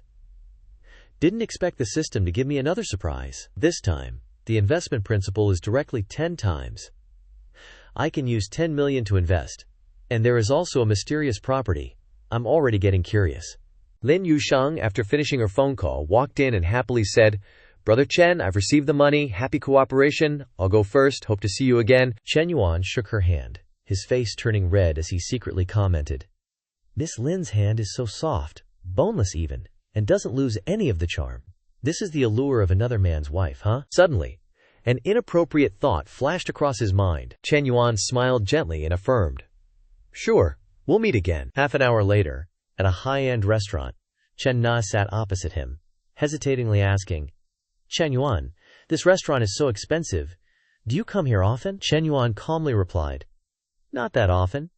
Today is a good day, celebrating our happy cooperation." The girl over there was already flushed red, secretly reassuring herself, "Chen Na, this is really a tough nut to crack. For sure an upright man wouldn't be able to handle it." Chen Yuan then finally spoke up. "Chen Na, how about you sit next to me?" She let out an "oh" and obediently went over. As soon as she sat down, Chen Yuan wrapped his arm around her waist and said, "Scoots over a little closer." In his heart, he thought, closing down the cafe cost 300K, and then every month I have to pay 12K in salary. Time to recoup some of that investment. Chen Na blushed and thought to herself, in this world there isn't love and giving without a reason. Could it be that he plans to make money from the cafe? Lin Yusheng has said, maintaining a break-even is already good, and the only thing I have to offer him is this. Chen Yuan's arm kept groping and kneading her full breasts. Chen Na shyly reminded him, "The waiter is about to come in." "Chen Yuan, don't be like this." Chen Yuan smiled slyly and said, "The food here takes a long time to arrive." Just like that, Chen Yuan began to caress her all over, causing Chen Na to involuntarily let out moans full of ambiguity. Only 10 minutes later did someone knock and announce, "Mr. Chen, the food is ready to be served." Chen Na startled and whispered to him, "Someone's coming." Chen Yuan and both separated at this moment. Chen Yuan happily called out, "Come in."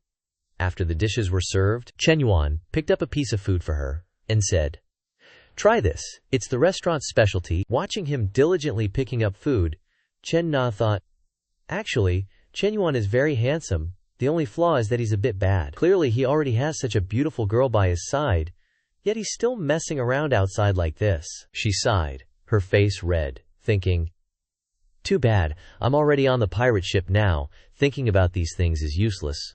Time flew by. 40 minutes later, they had both finished eating. The cashier announced, "Mr. Chen, the total is 2,652 yuan. Please scan the code here." Chen Yuan, while scanning the code, thought, although this meal cost 2,652 yuan, but the system triples the refund, equivalent to earning 5,304 yuan, making money is as easy as flipping your hand. Chen Na, on the other hand, thought, one meal is equal to the commission from selling a car. People with money spend 2,000 yuan like I spend 20 yuan. The two strolled along the road when she suddenly opened up to him. "Chen Yuan, I want to go back to the cafe to understand the situation with Xiao Chuo. I'll go there to work tomorrow. I want to understand the situation as soon as possible." Chen Yuan turned around and said, "It's already 8:30. Xiao Chu gets off work at 9. If you go, you'll miss her quitting time. She'll hold a grudge. Go home and rest and recharge. Go tomorrow instead." The girl, hearing this, blushed shyly and said, "All right, then sorry to trouble you a bit more. Take me home." Chen Yuan once again happily smiled brightly and agreed. After arriving, Chen Na got out of the car, smiling and saying, You worked hard today. After I go to work tomorrow, I'll report the work to you. Goodbye. Chen Yuan then also got out and asked, I'm a little thirsty. Would it be a problem to go upstairs for a glass of water? The girl shyly responded, It's not really convenient. Chen Na was a little nervous in her heart. Is this progressing too fast? What happened in the private room just now was already my limit. Chen Yuan then rubbed his chin and said, Oh, is there another man in the house? The girl immediately turned around to correct him. How is that possible? I and Shi Heiji have already broken up. Chen Yuan, hearing this, smiled and said, Then no more beating around the bush. I'm just going up for a glass of water. What's not convenient? Chen Na was still doubtful and asked, You really will just drink water and leave? Chen Yuan smiled brightly and said, Of course. But if you want to keep me overnight, that's fine too, hee hee. Chen Na looked at him, her face clearly writing the words, You wish on it. A moment later, as soon as the door was opened, Chen Yuan had already wrapped an arm around her waist and braced a hand against the door, taking the upper hand. The girl, her face red, pushed him away with her weak arm and said, Didn't you say you were just drinking water? Chen Yuan's mischievous hand lifted her skirt and said with delight, Indeed, drinking water, but not the water you're thinking about. The two quickly began a passionate foreplay. At this time, downstairs, a black car was parked in front of the door. The person in the car thought to himself, Nana must have resigned because of me. I have to get her forgiveness first, even if it's just to be normal friends, and then try to pursue Nana again. Standing below the building, Shi Haiqiao looked up and thought, Nana's lights off, she's probably not home. I'll leave the flowers by her door then. These roses mean I'll love you forever. My feelings won't change. She's so smart, she'll definitely know they're from me. But as soon as he got to her door, he froze, hearing those, intimate sounds. Shi Haiqiao stammered in disbelief. This is Nana's voice. The actual F? She said she had nothing going on with Zheng Xianyang, but she's literally doing him? Meh? He totally lost it. He pounded on the door and yelled, Zheng Xianyang, get your ass out here. Chen Yuan, currently busy enjoying himself, heard the yelling and thought, Sounds like Shi Haiqiao, that idiot. He's already been dumped. Why is he being such a busybody? Is he nuts? Chen Na also heard the noise and said, I think I hear something outside. Who's knocking? Chen Yuan didn't want to stop, so he said, You're hearing things. It's just someone knocking on the next door. He picked Chen Na up, saying as he walked, Come on, let's go into the bedroom. In his arms, Chen Na whispered, Chen Yuan, I'm still not really ready. Be gentle, okay? Chen Yuan responded tenderly. Shi Haiqiao's bouquet of roses finally fell to the ground, crushed. Shi Haiqiao slumped down in front of Chen Na's door, thinking, Looks like Nana's been completely devoured. I've totally missed my chance. He sobbed quietly. Wah. Make sure he uses protection. An hour later, inside Chen Na's room, the labor was still going strong. She gasped, Huff, this kind of thing is comfy, but it's also kind of tiring. Suddenly, Chen Yuan flipped her over, making Chen Na yelp. What are you doing? He answered softly. If you lie still like this, it won't be tiring anymore. Chen Yuan happily thought, Maybe I can accidentally use a little bit of my overflowing stellar energy, but Chen Na looks outgoing but is so conservative in reality, which makes me like her even more. After the passionate night, Chen Yuan finally woke up groggily. He inhaled deeply, thinking, Smells amazing, it's the smell of toast and fried eggs from outside. Chen Na was leisurely making breakfast for the two of them, the morning sun shining in, creating a warm scene. Chen Yuan sat in the room, looking out, thinking, Chen Na is so thoughtful. It's completely different from the feeling of being in a hotel with Hui Hui. This kind of thing can only happen at home. Hotels don't have this warmth. Just as the thought flashed through his mind, the system's voice echoed. A perfect life should have its own home to create favorable conditions for oneself and the girls. Time limited mission. Buy a house of no less than 100 square meters for Chen neighbors. Mission reward 1. The money for the house can be doubled as a refund. Mission reward 2. After purchasing the house, the host will receive a secret house. Note: the mission reward 1 can have its refund stacked based on the level of favorability. Chen Yuan exclaimed in his mind, Damn! One thought just popped into my head, and the system lord has already arranged it. With the system's generosity, this house definitely won't be bad. Grandiose thoughts began to form in his head. Maybe the mysterious house is a huge villa, and there will be frequent pool parties. Looks like I'll still have to find some high-quality girls in the future. This surprise rate will be even higher. At this moment, Chen Na turned her head to look at Chen Yuan sitting on the bed and said, "Oh, you're awake. Breakfast will be ready in 2 minutes." Chen Yuan got up and walked outside, leaned against the wall, crossed his arms, and thought to himself, "I wonder what kind of rewards I can get if Chen Na's favorability reaches 90. He smiled slyly and asked, "Could it be that today's breakfast only has breakfast?" Seeing Chen Yuan come over and start groping, Chen Na blushed and exclaimed, "Huh? It was so many times last night, isn't that enough? Moreover, it's broad daylight," Chen Yuan said with pleasure. "You make your breakfast, I'll eat my breakfast." The cooking utensil in Chen Na's hand fell straight to the ground. Chen Yuan leaned close to her ear and whispered, "If you don't have anything else to do later, let's go buy a house. I'll give it to you as a gift." Chen Na was shocked by this answer and exclaimed. Chen Na was stunned by Chen Yuan's offer, thinking to herself, "He already spent 300,000 on helping me open my cafe, and now he wants to buy me a house?" Even though Xingcheng isn't a top-tier city, a house here still costs over $1 million. Plus, I've already given him everything. What's he planning? Maybe I made him really happy last night? Chen Yuan, still holding her close, asked, "You're not saying anything. What's wrong? You don't want it?" Chen Na stammered, "It's not that, it's just so sudden and too precious. Your money doesn't grow on trees, you know." Chen Yuan was secretly overjoyed, thinking, "Actually, it kinda does. The money in my card that I can use to buy a house is over 35 million if I use it all. The system will reward me with a cumulative 5 times cash back, and my balance will instantly exceed 17 million. He held Chen Na tighter, whispering, "Don't save money for me. What's wrong with buying a house for my woman? Choose a place that's 120 square meters or bigger. I don't want to treat my woman badly."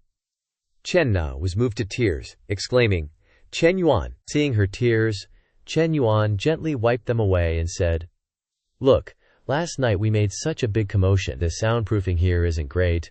The neighbors on both sides probably heard everything. We can't keep renting this place." Hearing this, she pouted and said, "It's all your fault." He grinned, slyly saying, "I admit I'm partly to blame, but your moans were really loud."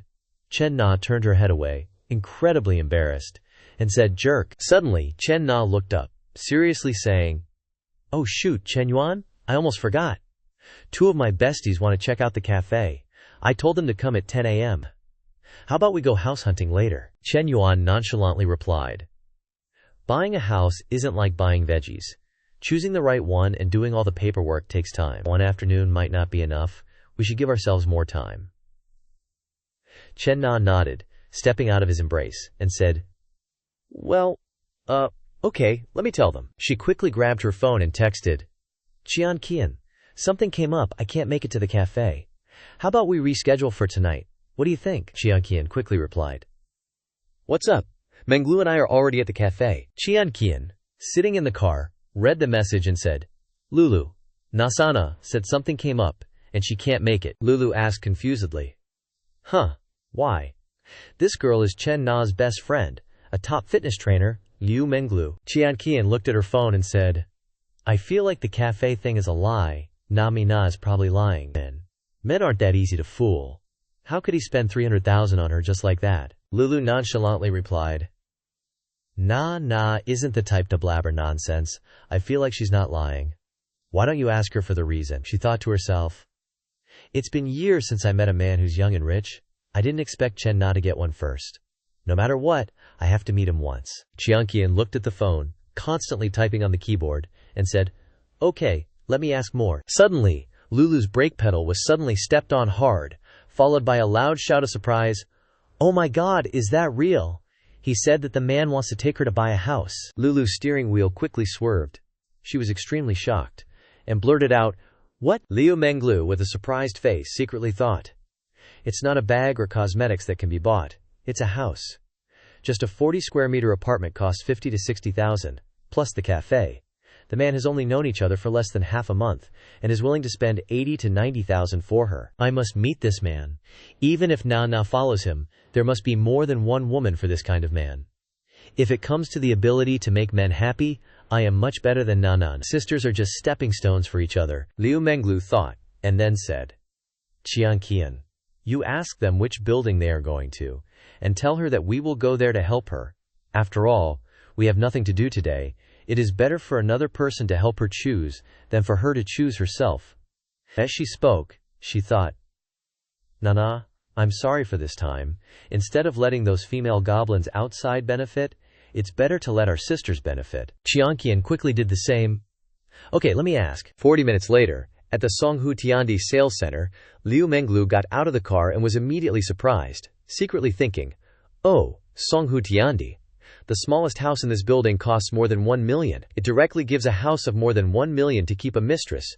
When will this wealth fall on my head? Qian looked around for a while and waved forward and said, Nana, long time no see. Chen Na quickly replied, That's right, I miss you so much. Qian walked over to take her hand and asked, Nana, who is the handsome guy next to you? Why don't you introduce him? Chen Na happily walked to his side and enthusiastically introduced, Chen Yuan, these are my two best friends. Her name is Liu Menglu. She is a fitness teacher. And she is Hao Qian, a sales clerk at Farala. Menglu, Qian. He is Chen Yuan. The two girls were also very enthusiastic about their friend's man. Menglu ignored her image and went over. She put her hand on Chen Yuan's chest and flirted, Hello, Chen Yuan. Your body looks a little thin. You need to gain muscle. If you have time, you can come to my GM gym to train. She secretly thought, I didn't expect that Nana's young gold owner, who looks less than 25 years old, is rich, young, and handsome. It really makes people jealous. Chen Yuan smiled and replied coldly, Forget it. I am afraid that I cannot concentrate if I practice in your GM gym. Liu Menglu sized up the situation and thought, if he doesn't resist my teasing in front of Nana, they probably aren't dating. Nana's bruised knees already tell the story. Last night must have been wild. Probably pleased his sugar mama, so she bought him a house. Hao Qian chimed in cheerfully. Hello, Chen Yuan. When you're thinking about getting a new car, you should check out Farala. Chen Yuan replied gently. Sure. If I want to change cars, I'll look for you. Chen Yuan glanced at the affection points above the two girls' heads. Liu Menglu's was 68, and Hao Qian's was 67. Chen Yuan smiled inwardly, thinking, We just met for less than 5 minutes, and these two women are already interested in me? Nana, are you sure these two are your besties? But this is only beneficial to me. The more women with affection scores above 60, the more money I can make. After a moment of thought, the group quickly went to buy a house. A middle-aged man saw Chen Yuan and thought jealously, buying a house with 3 top Bretier beauties, HMPH. Showing off to who? The saleswoman came out from inside, introducing enthusiastically. This gentleman, we're selling Building 3 and Building 9 with an average price of around 105,000. Would you like to see the model first? Chen Yuan said bluntly. No need. My budget is 3 million.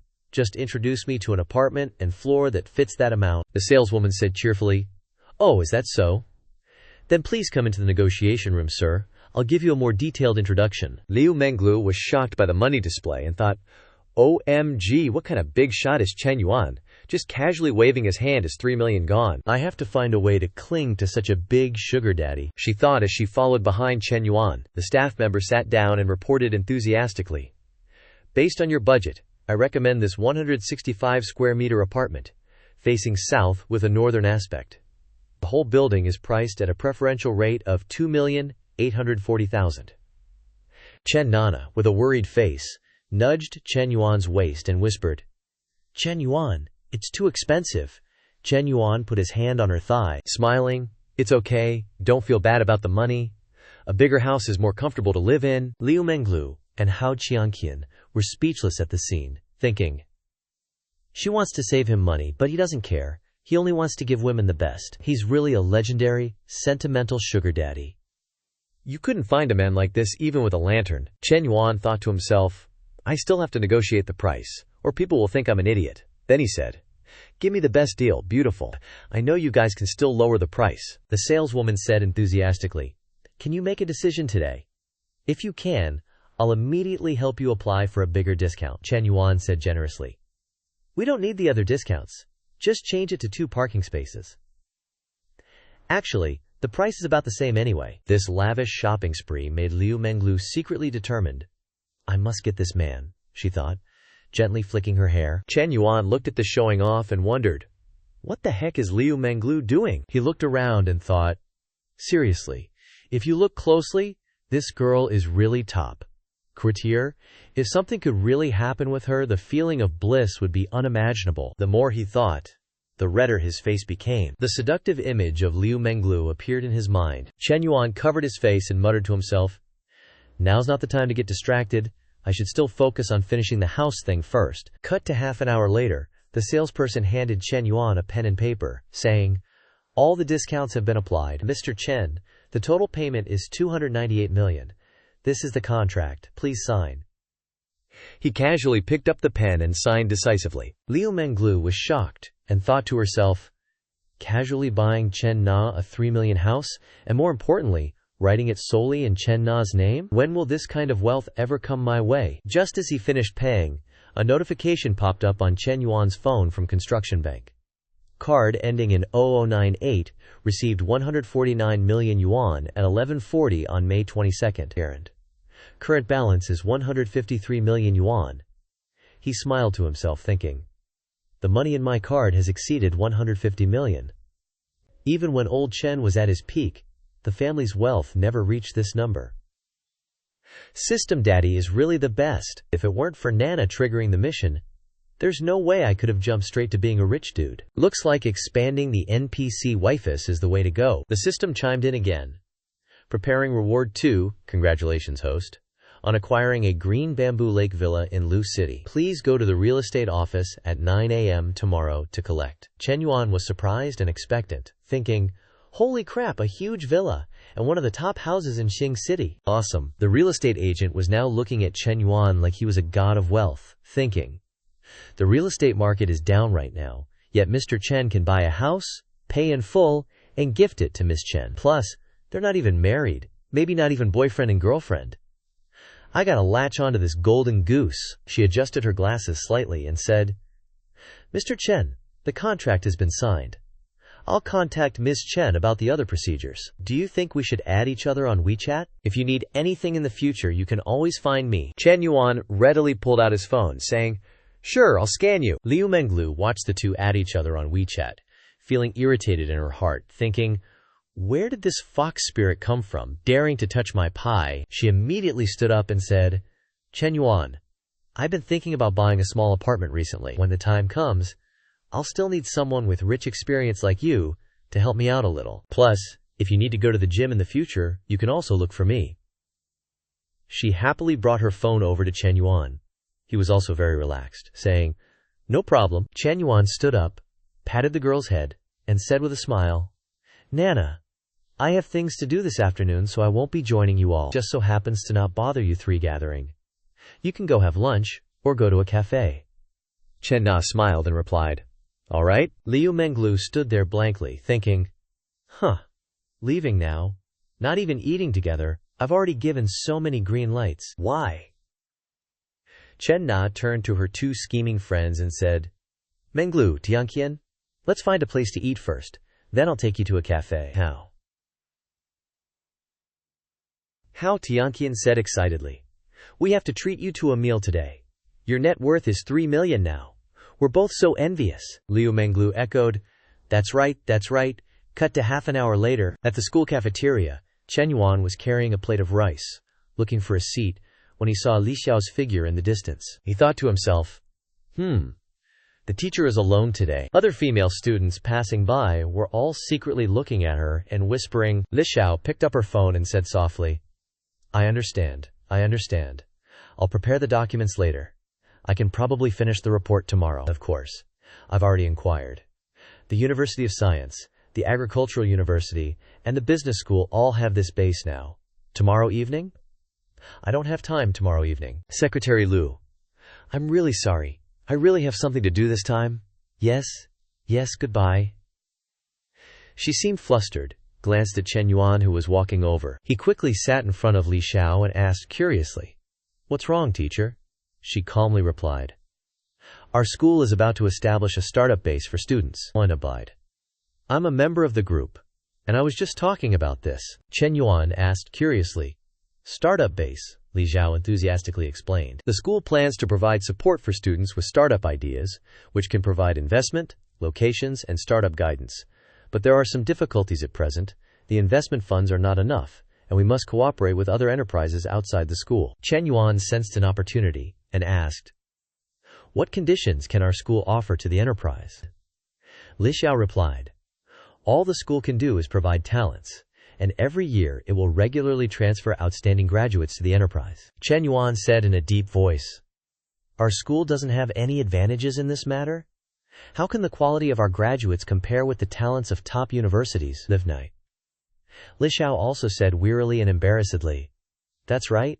If the enterprise doesn't get what they want, they certainly won't come to invest." Recalling what happened before, Li Xiao blushed shyly, thinking, "A university teacher like me was even called out by Secretary Lu to drink with the CEO of the enterprise." Just thinking about it, Chen Yuan observed Li Xiao for a while and thought, looking at the teacher's distressed appearance, although I have 10 million yuan dedicated to investment, I also have to consider the profit situation. For this kind of project to make money, the talent success rate must reach 33%. Zhang Ming is afraid that even 20% has not been achieved. He then spoke. In fact, I also heard it here.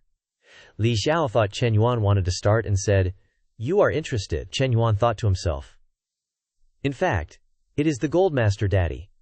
He said calmly, "A little bit, but not much." Li Xiao said with a smile, "It is good to have this idea, but the project is not yet determined. It may be difficult." At the same time, the system also showed a new task notification. A perfect life. Not only must accumulate wealth, but also have enough reputation, and be able to create influence for all walks of life in society. Because the host is currently a university student, the influence needs to be expanded starting from the university. Task. Gain reputation through investing in the school's project. Task reward. Every time you accumulate 500 reputation points, you get a chance to draw a reward, with a chance to get attribute points and special abilities. Note: reputation points refer to the reputation of being worshipped by people, representing the recognition and respect of others for the host. Reputation points. This time, only teachers and students in the university are counted.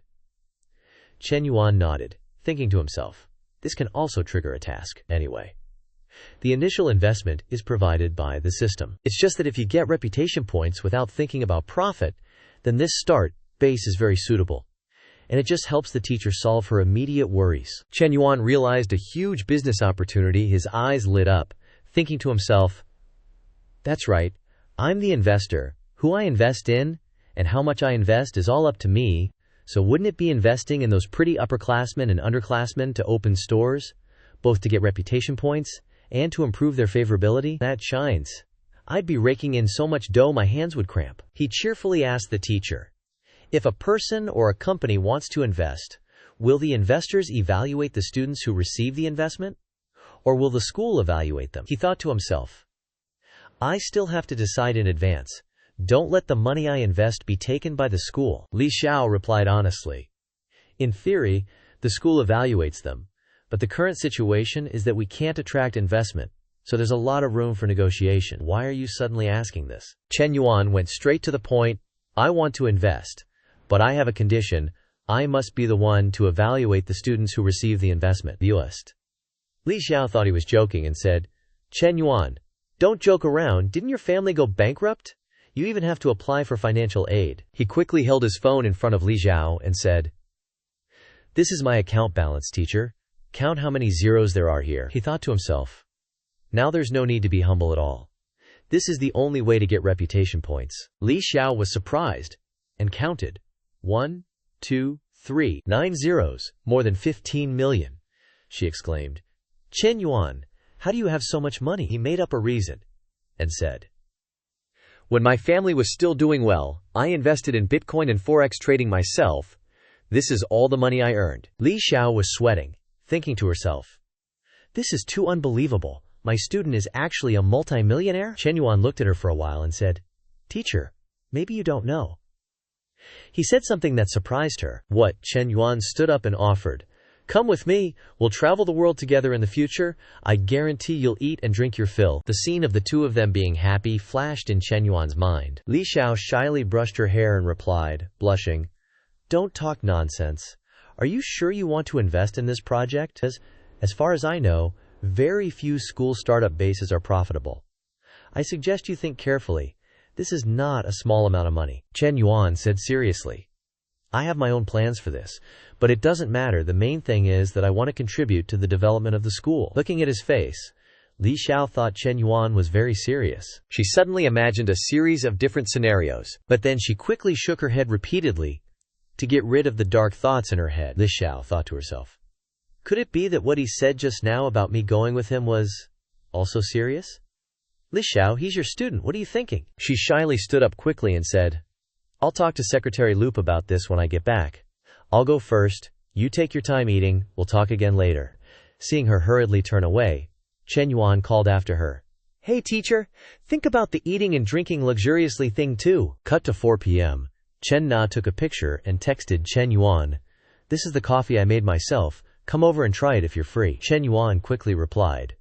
Just looking at it, I can tell it's not made right. Let me come over and train you. Chen Yuan looked at the second photo, rubbed his chin, and thought to himself, the coffee is terrible, but this outfit, it looks very sexy. A moment later, a girl named Song Xiaoyi appeared.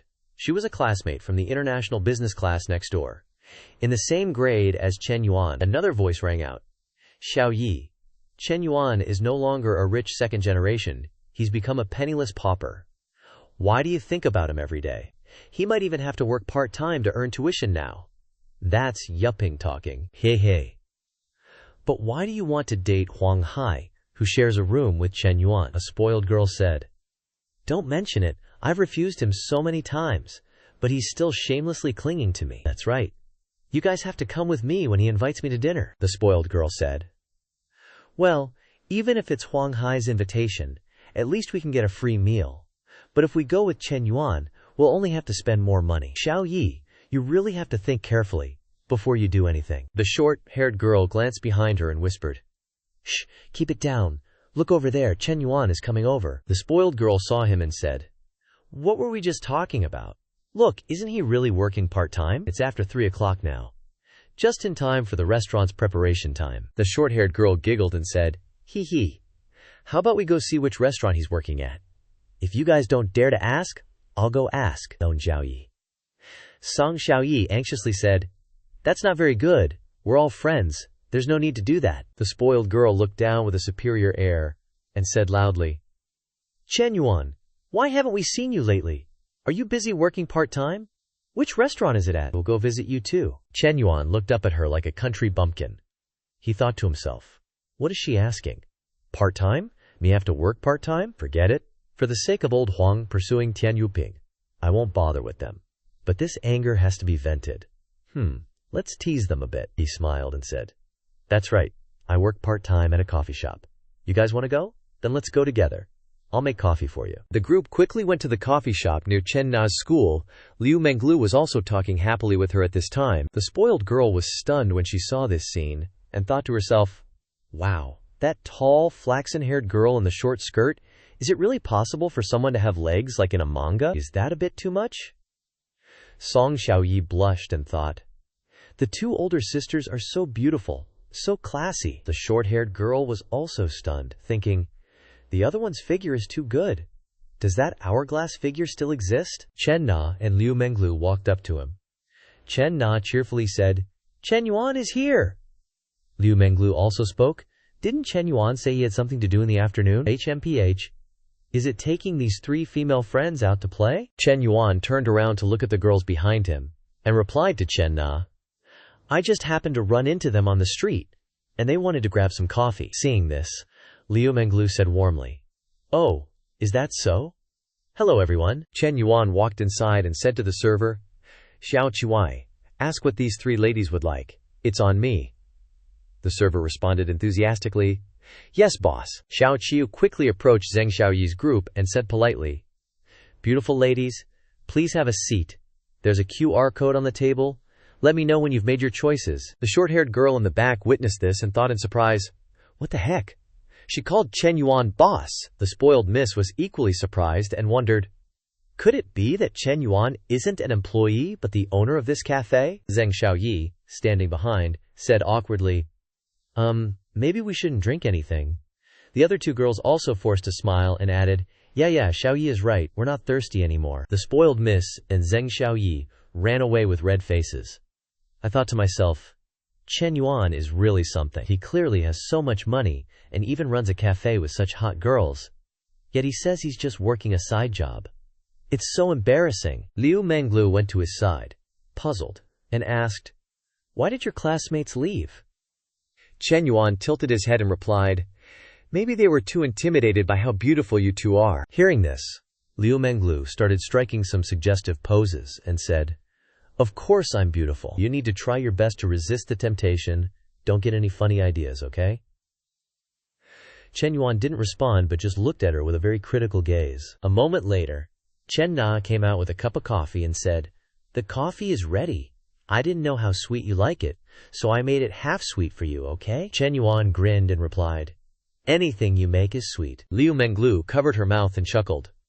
Who still uses such cheesy pickup lines in this day and age? She rested her chin on her hand, looking at Chen Yuan intently, thinking, But cheesy pickup lines coming from the mouth of a rich hottie sound pretty sweet. Liu Menglu obviously didn't come here just for fun.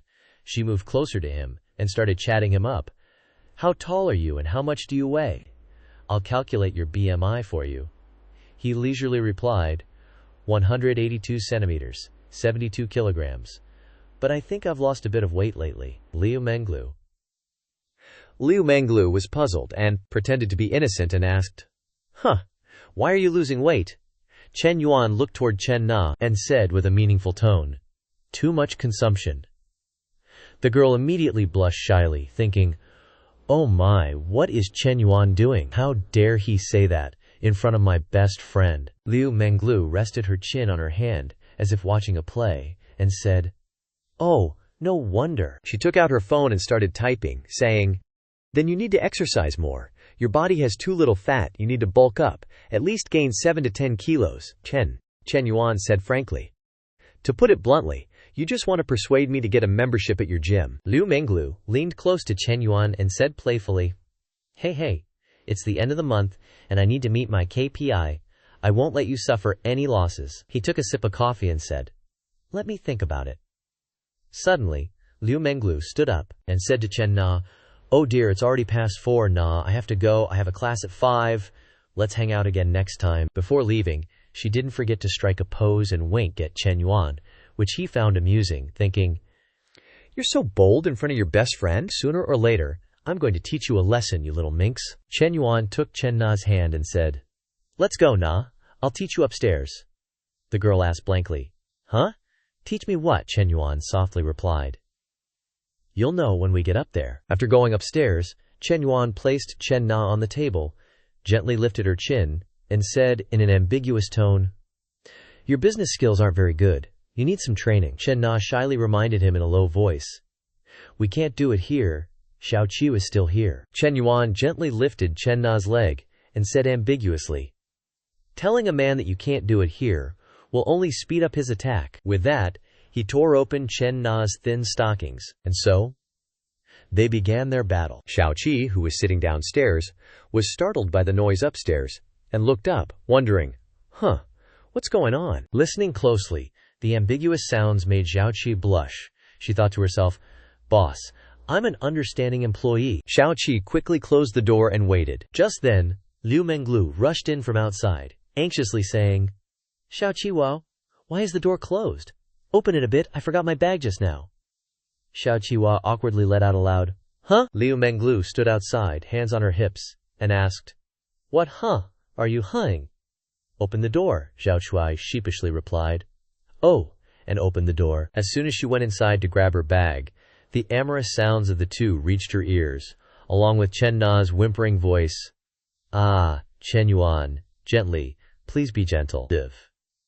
Liu Menglu was surprised, and thought to herself, Doing it so passionately in broad daylight, huh? Scene cuts to 10 minutes later. Liu Menglu was still waiting there, exclaiming, That's so weird. He looks so skinny, how does he have so much stamina? She licked her lips slightly, full of desire, and muttered, That, Chen Yuan. Liu Menglu intentionally spoke loudly. Xiaoqi, I'm leaving first. See you next time. Chen Na, who was in the middle of it upstairs, heard her friend's voice and anxiously thought, crap. He ran into us while we're doing this. Chen Yuan, of course, knew what was happening. He smiled and thought, a special tutorial needs an audience to be authentic. That guide. That little fox spirit Liu Menglu has been listening downstairs for at least 10 minutes. Is this the kind of paid program that can be listened to for free? I'll have to charge next time. Scene cuts to another location. Secretary Liu, with his potbelly, sat on his chair, his face doubtful as he asked, "You're saying this student named Chen Yuan wants to invest in the startup?" Li Xiao seriously replied. "That's right," he asked again. "Does he have the means? Has the capital been verified?" Li Xiao calmly replied, "I didn't believe it at first, but I saw his account balance, and it's 10 million. Secretary Liu exclaimed in shock. "How much did you say? 10 million? Are you sure the money doesn't belong to his parents? Does he have the authority to use it?" Li Xiao nodded and replied, "It's his, he can use it freely." Secretary Liu said excitedly, "That's great! If that's the case, we don't need to cooperate with a third party anymore." Shamelessly, he ordered Li Xiao, "Tell this Chen Yuan to come to my office for a visit. I want to hear his report in person." Feeling that something wasn't right, she asked the secretary, "Although Chen Yuan is a student, if we want him to be an investor, shouldn't we be a little more courteous?" He said smugly, "Don't worry about it, just do as I say." He thought to himself, "He's a student from our school, we can't let him get out of line. No matter what, we have to suppress his arrogance first." Meanwhile, Chen Yuan was still in action. When he saw a phone call coming in, he picked it up and said to Chen Na, "It's Teacher Lai's phone, wait a moment." Chen Yuan answered the phone and said, "Yes, teacher, what's up?" "I see."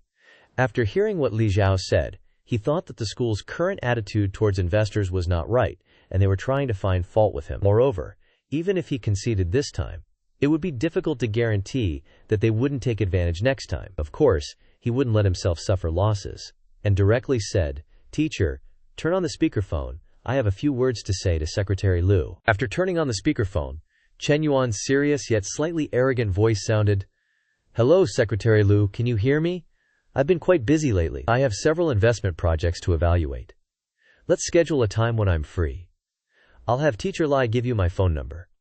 He stood up abruptly, not expecting this. "Hey, wait!" Li Xiao, witnessing this scene, exclaimed in her mind. He actually dared to hang up on the secretary. Unexpectedly, he's so decisive. After the phone slammed down, Secretary Luca's office was quieter than a graveyard. The dude was grinding his teeth, thinking, he hung up on me. Every student official trips over themselves, bowing to me. Is it just 'cause of some measly cash? Whatever. This project can't be delayed any longer. If there's no progress for too long, Secretary Kong will definitely come after me. Secretary Lugi rubbed his forehead, waving his hand at Li Xiao. "Li Xiao, if Chen Yuan really has the funds to invest, invite him out for a meal." Li Xiao, all nervous and eager, replied, "Got it. I'll text him right away." Chen Yuan, fresh off his ahem workout, saw the teacher's text and smirked to himself. "Wants to take me out to eat, huh? The bargaining chips are in my hands now. Gotta get total control of this investment. First, I'll test the waters with Lu Zhaojiang, then figure out the next move." Chen Na stood up, getting dressed. "Chen Yuan, if you have something to do, go ahead. We can always grab a meal together another time." He casually leaned back in his chair, watching Chen Na from behind, thinking approvingly, "Na really thinks of everything for me. Such a great woman." Suddenly, his phone rang. Chen Yuan answered. "Hui Min." The girl on the other end chirped, "Chen Yuan, what are you up to? Free to take a walk on the track." Chen Yuan smoothly replied, "Just a walk. I thought you wanted to get a cold drink together." Feng Minhui snapped back, "No way, I'm coming straight over." He mused to himself, "No wonder Hui Min hasn't been looking for me these last couple of days, so that's what's up," Feng Minhui shyly added. "But, if you want to, it's not like I'm against it." Chen Yuan grabbed his pants, replying to Feng Minhui in a gentle tone, "Health is important. Don't say things like that again. Okay, Hui Min, I'll pick you up downstairs at the dorms." A few minutes later, he was at the track. Minhui wrapped her arms around Chen Yuan, greedily inhaling his scent. Chen Yuan kindly reminded her, "Be careful these next few days, okay? I can wait. You gotta take care of yourself." Feng Minhui affectionately pecked Chen Yuan on the cheek, saying, "Chen Yuan, you're so good to me." She finally worked up the courage to ask, "Let me ask you something. What's our relationship right now?" Hui Min thought to herself. "I have to get this straight today. We've done what we should have done, and what we shouldn't have done. What girl doesn't want a title?" Chen Yuan smiled, thinking, "This is a make-or-break question, but Minhui's affection for me has gone up a point. Seems like she's really into me," he answered without hesitation. "Of course we're lovers." She happily hugged Chen Yuan's neck, asking again. "Really?" he indulgently replied. "Really?" Feng Minhui nuzzled his cheek, excitedly asking, "Chen Yuan, am I your only girlfriend?"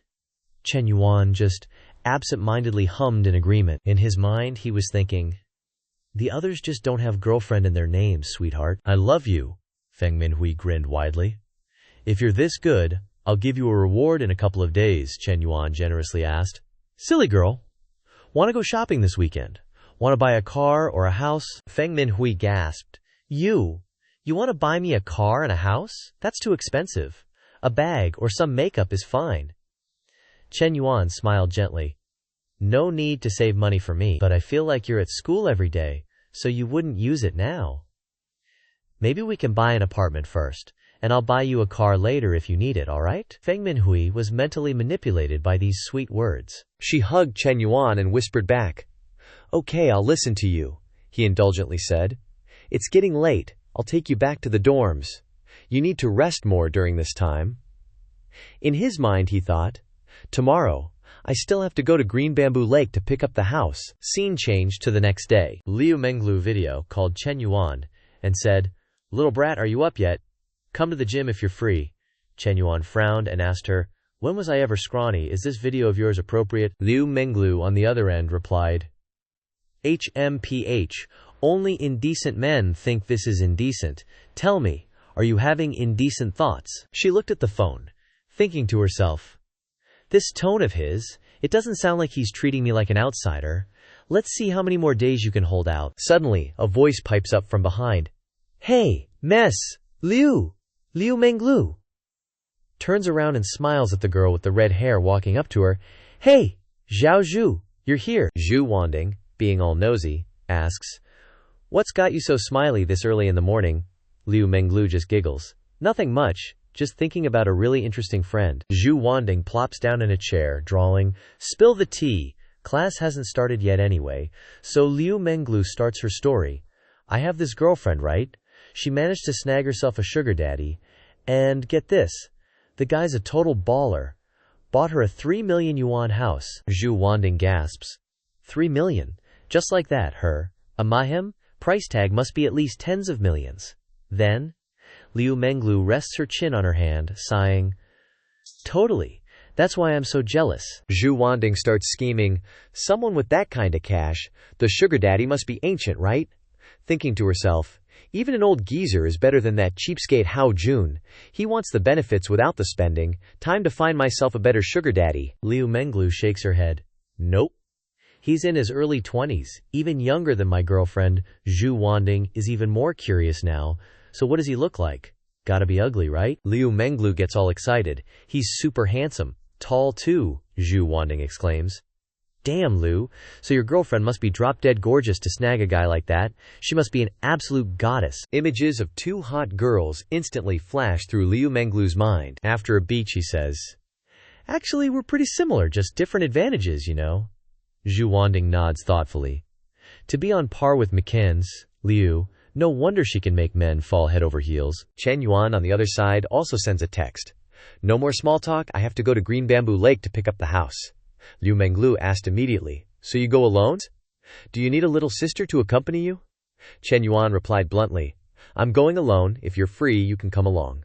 She texted back, "Well then you have to pick me up. I'm at the training room now. I've sent you the location. I'll wait for you." She just couldn't stop smiling while texting. Zhu Wanding sees her acting all weird and asks, "Girl, what's got you so giddy? You're grinning like a Cheshire cat."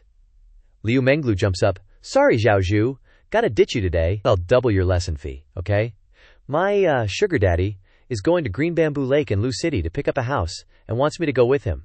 So sorry." Zhu Wanding thinks, Green Bamboo Lake. That's like super fancy. One of the top rich people neighborhoods. Wait a minute, isn't that supposed to be her friend's sugar daddy? Why is she going to pick up his house? Watching Liu Menglu walk away, Zhu Wanding thinks, I get it now. Leave it to Mez, Liu, to be so ruthless, stealing your friend's man. But if I met a guy like that, I don't know if I'd hesitate either. Suddenly, a young guy comes up to Liu Menglu, looking all excited. Menglu, where are you going? Aren't you supposed to have class soon? This dude is Han Lihai, the fitness instructor. Liu Menglu just rolls her eyes, doesn't even acknowledge him, and keeps walking. 10 minutes later, Chen Yuan arrives, and Liu Menglu is already outside waiting. Han Lihai watches from the training room, muttering, "Can driving an M9 get you, Menglu? Even that last member who drove a Mercedes didn't get her." Zhu Wanding, standing next to him, says, "Don't just look at the car, honey. The guy can casually buy his girlfriend a 3 million yuan house." Han Lihai is shocked. 3 million?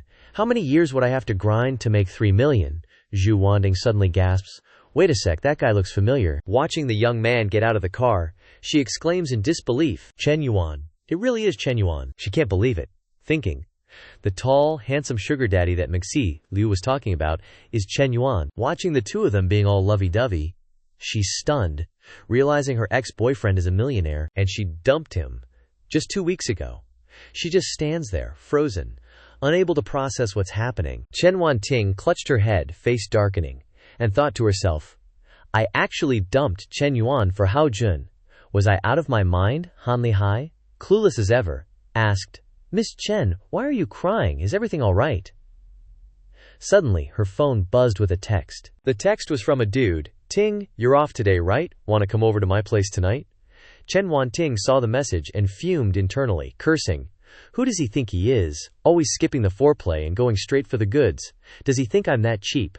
She then typed back a blunt reply, "Piss off, you moron." The guy on the other end was stunned and texted back, "Is this the real you?" Chen Wanting replied in a rage, "I'm your mom."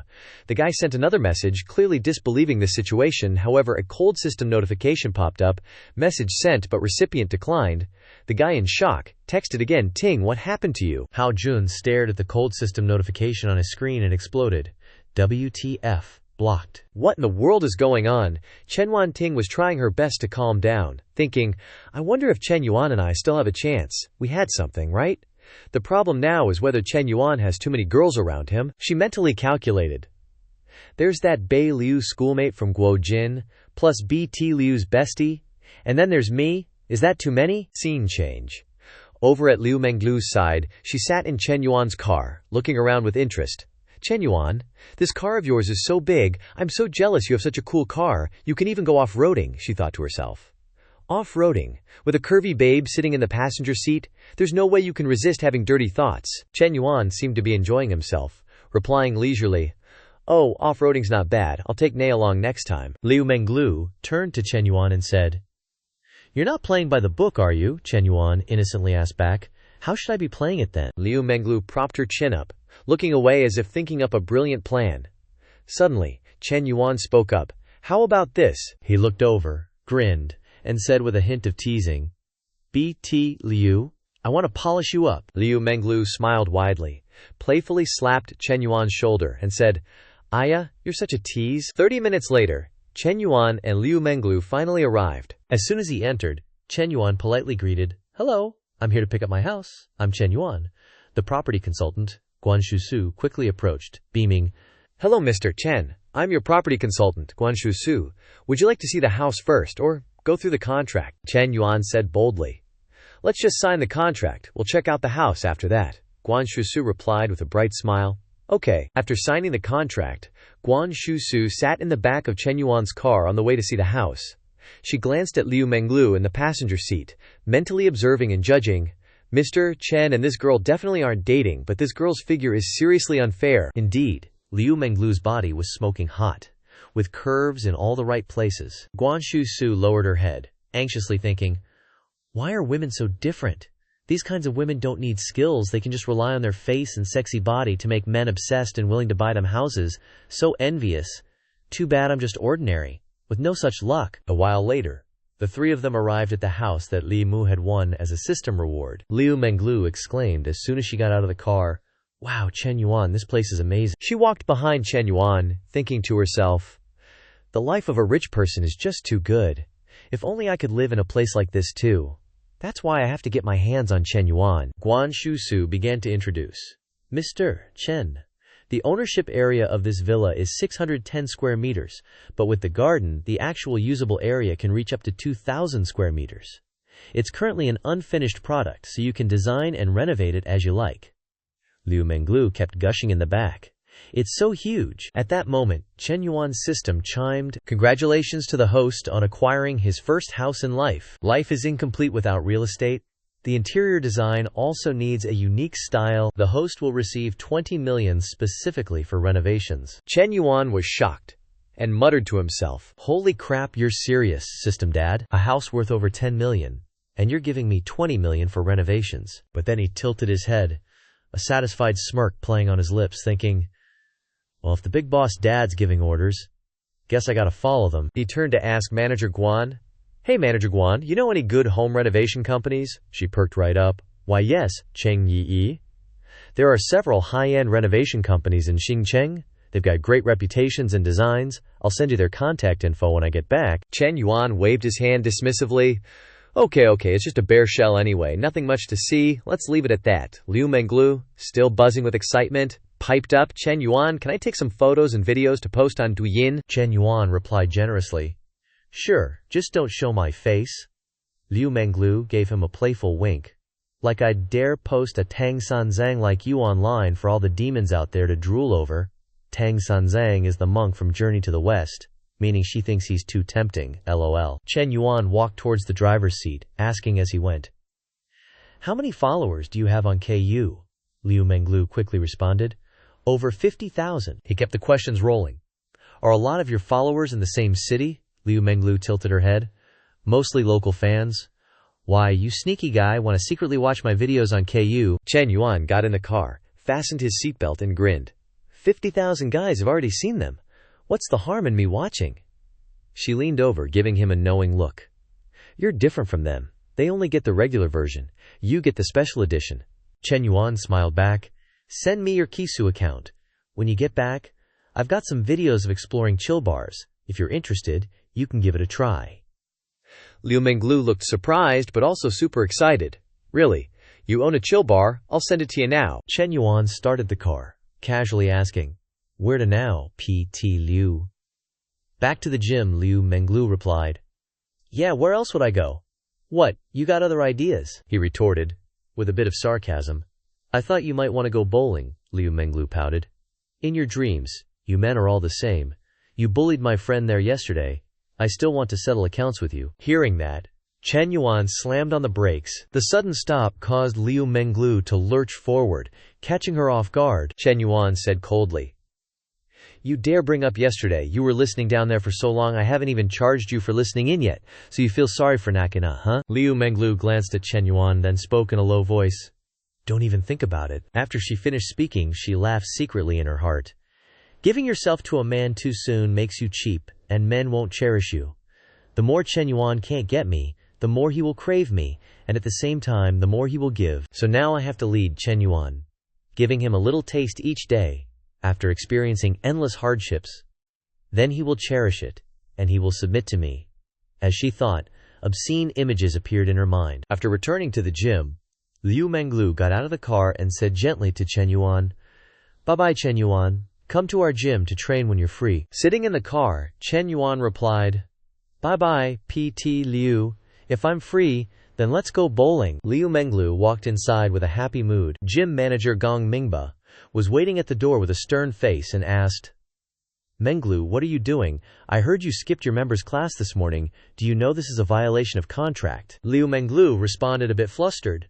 "I had something urgent to deal with, and I've already told Ms. Xiao that I will refund her double the lesson fee for today." Gong Mingba immediately retorted, "Although you agreed to refund Memsi Xiao double the private lesson fee, she is still angry, but I have already handled this matter for you." Liu Menglu didn't understand. She frowned and thought to herself, why did Ms. Xiao suddenly cause her trouble? Oh, now Gong Mingba has got a handle on her.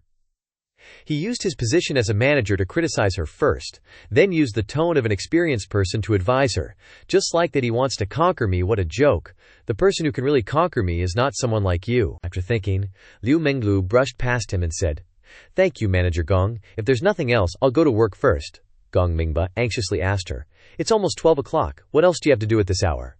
How about we have a meal together?" Liu Menglu turned around and replied in a loud voice, "I'm sorry. I brought my own diet food, and I don't eat food with too much heat." Several ambiguous images and thoughts appeared in her mind. I'm the best performing PT in the gym, and an employee that the boss values very much. What can you do to me?" As she walked, she snorted coldly, thinking, "I am a woman who must live in a large villa in Qingzhou Lake. How can I let garbage get in the way?" Inside the office, voices echoed.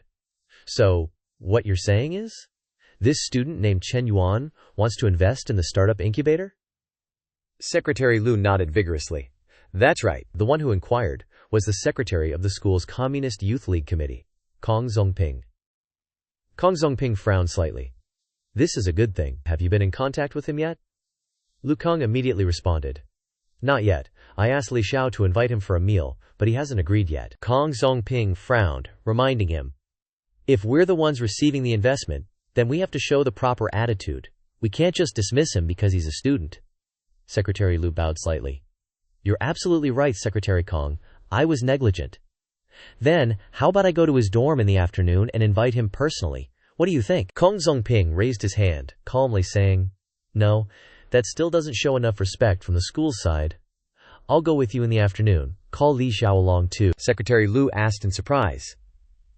"Does the secretary need to personally meet him? Chen Yuan is just a student at our school. Isn't this a bit too much fanfare?" Scene change, 5 p.m. at the South Dormitory.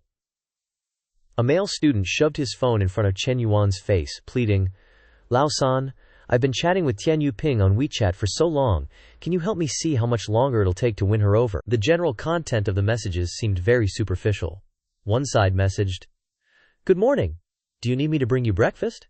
Quote, the other coldly replied, "No need." Messages of concern kept coming. "It's raining today? Remember to bring an umbrella to school?" Those messages of concern just kept going on. "Good night. Don't set the air conditioning too low. Remember to cover your legs properly. Where do you want to go this weekend? How about Uelu Mountain? You don't seem well today. Are you uncomfortable anywhere? "Do you need me to buy medicine for you?" The reply was always short and concise. Until that point, no need. Chen Yuan was speechless, looking at those messages, thinking, Lao Huang has been so warm for more than 3 years but hasn't made a single step forward. Lao Huang asked Chen Yuan leisurely, "Lao-san, what do you think?" She replies to every one of my messages, completely unlike the class beauty from before. "It's a huge leap. I can feel the progress is very steady." He sat up, handing the phone back to him, silently spitting out a few complaints in his heart. "Lao Huang, if you really understand it that way, what else can I say? As long as you're happy." Chen Yuan smiled, saying, "You should still ask Lao Cao to come up with a plan for you." Lao Huang turned to look at his brother and made an assessment. Lao Cao is a true person. What does he know? "Lao-san, you're the most experienced in our dorm." Being poked, Lao Cao immediately turned back to question him. "Lao Huang, I haven't offended you today." Finally, he bowed down and asked for Chen Yuan's opinion. "At least she's willing to reply to my messages, and even agreed to go out with me this weekend. Isn't that proof that Tian Yuping has feelings for me? What do you say, Lao-san?" Not knowing how to explain, he could only smile wryly and say, "Oh, right, indeed." Hearing that, he screamed excitedly, "Oh damn, Lao-san thinks so too. Then it must be true, ni." Yu helplessly thought to himself, "Damn, a simping dog in heat is so scary." Suddenly there was a knock on the door. Lao Huang went to open the door while muttering, "Who the hell is it knocking so loudly?" As soon as the door opened, Lao Huang was stunned, looking at the 2 secretaries and the teacher in front of him, and asked, "Secretary Kong, Secretary Lu, teacher, why are you all here?" Li Xiao asked gently, "Is Chen Yuan here?" Lao Huang hesitated and replied, Yes, he is. Please come in, teachers," he thought in panic. Oh damn, these 3 came to find Lao-san. Could he have committed some big crime? Other students, seeing this, also started to make a fuss and discuss. Why are the 2 leaders here at the dormitory? What's going on? They're here to find Chen Yuan. Chen Yuan's family has gone bankrupt, but he still bought a car. Has he done something illegal? Suddenly a clear voice rang out. Definitely. Otherwise, where did Chen Yuan get so much money? There must be something wrong. A student heard this and asked, "Brother Bang, what's the specific matter? Do you know something? Tell us quickly." Li Jianbang took the opportunity to add fuel to the fire. Chen Yuan's money came from an improper source. It's normal for the leaders to come to the door. Maybe they're controlling Chen Yuan first, waiting for the police to come. Lao Huang couldn't stand it anymore and roared angrily, "Li Jianbang, you bastard, what nonsense are you talking about?" Li Jianbang replied confidently, "Whether I'm talking nonsense or not, everyone will know when they wait." Li Xiao walked in and introduced seriously, "Chen Yuan, these 2 are Secretary Kong and Secretary Lu of the school's league committee." Chen Yuan stood up and went to Kong Zongping, opening his mouth warmly. "Hello, Secretary Kong," he said amiably. "Student Chen Yuan, I'm Kong Zongping of the school's league committee. Are you free tonight? Would you like to have a meal together? Chen Yuan happily replied, "Tonight? Sure." Receiving his agreement, he immediately said happily, "Okay, I'll book a restaurant immediately. It's getting late. Let's go together now." Then, discuss the incubator properly, and so the three Kong Zongping surrounded Chen Yuan and left. That was what the gossiping students heard. Looking at Chen Yuan leaving, they said suspiciously, "Looking at the way these three are, it doesn't look like they're controlling Chen Yuan, but a bit like they're meeting a leader who came to inspect the work." The Jianbang naturally didn't agree. He said uncomfortably, "I guess it's to save face for Chen Yuan." Everyone watched the news. Don't they have to cover the head of the prisoner during the escort? Lao Huang came out of the room, feeling itchy when he heard these words, and contributed information. "Just say you're talking nonsense. The two secretaries found our Lao San to invite him to dinner." Unexpectedly, the student next to him exclaimed in surprise, "What? The two secretaries came to invite Chen Yuan to dinner? How big must his face be?" Lao Huang, with a punchable face, muttered in Li Jianbang's ear, "That's right. What big thing did Chen Yuan do? The school leaders have to lower themselves to invite him like that." He couldn't say anything. Those curious students couldn't help but exclaim, "Chen Yuan is too scary. He's not in the same class as us anymore." Scene change. A restaurant named Nanjing. Kong Zongping spoke first. "Chen Yuan, what requirements do you have for your plan? Tell me. I want to fully understand your expectations." Chen Yuan calmly said, "Secretary Kong wants me to invest. Then he has to meet my two conditions." "Of course, this won't cause any loss to the school's interests," Secretary Kong heartily replied. "No need to be so polite. Just speak your mind." Chen Yuan started to make his demands. "Secretary, I want complete autonomy, meaning I get to decide who the startup incubator invests in and how much. The school can't interfere." Secretary Lang immediately jumped up, exclaiming, "What are you saying? There's no such rule." Kong Zongping had to remind him, "Lao Lang, quiet down."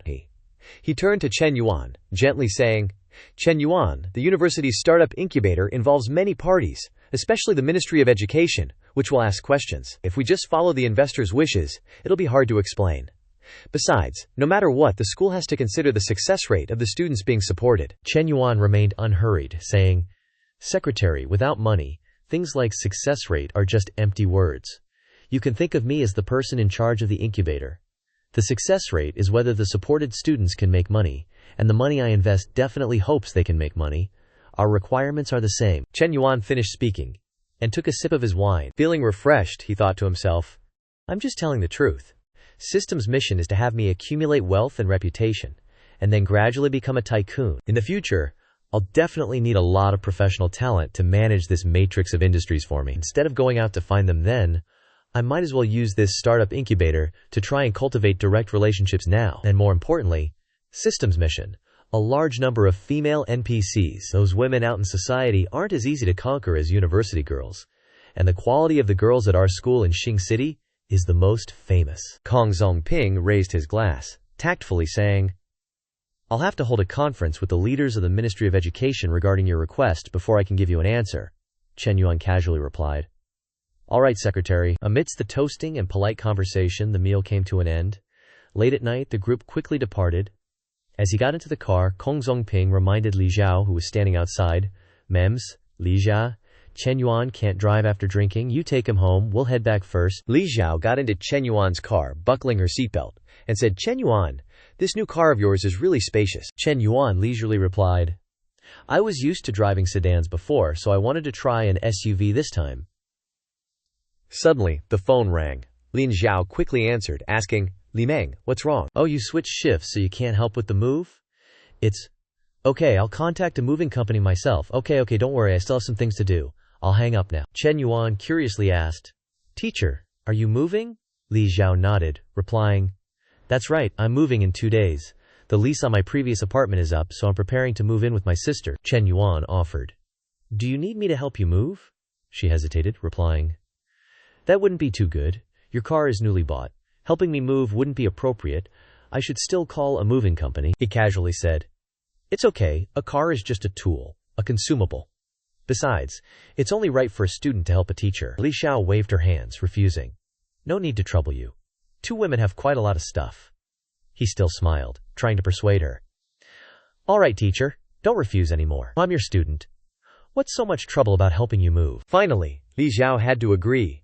She hesitantly said, "All right then. She blushed as she looked at Chen Yuan, secretly assessing him in her heart. Chen Yuan's face is a little thin, with distinct features. If I remove his identity as a student and look at him from the perspective of someone of the opposite sex, he's actually quite handsome. Suddenly realizing something, she covered her mouth and shyly thought, wait, he's so eager to help me move. And there was that bag he gave me before. Maybe Li Meng is right, he has feelings for me? Speaking of that bag, he said it was a high-end fake before, but with his real financial strength, maybe it's real. She immediately turned to him, asking, Chen Yuan, that bag you gave me before, do you remember it? Chen Yuan nodded, replying, I remember. What's wrong? She hesitantly said, you said last time it was a high-end fake. He blurted out without hesitation. Actually, it's real, but it doesn't matter. Anyway, your student isn't short on money to give to the teacher he likes. No, I mean, it's okay to give it to a teacher you respect. Chen Yuan suddenly became flustered, causing Li Xiao to also blush slightly. She shyly thought to herself, as expected, but it's not appropriate. First, there's the age difference. I'm older than him. Moreover, we have a teacher-student relationship. She thought for a long time, then opened her mouth. Chen Yuan, but he quickly interrupted.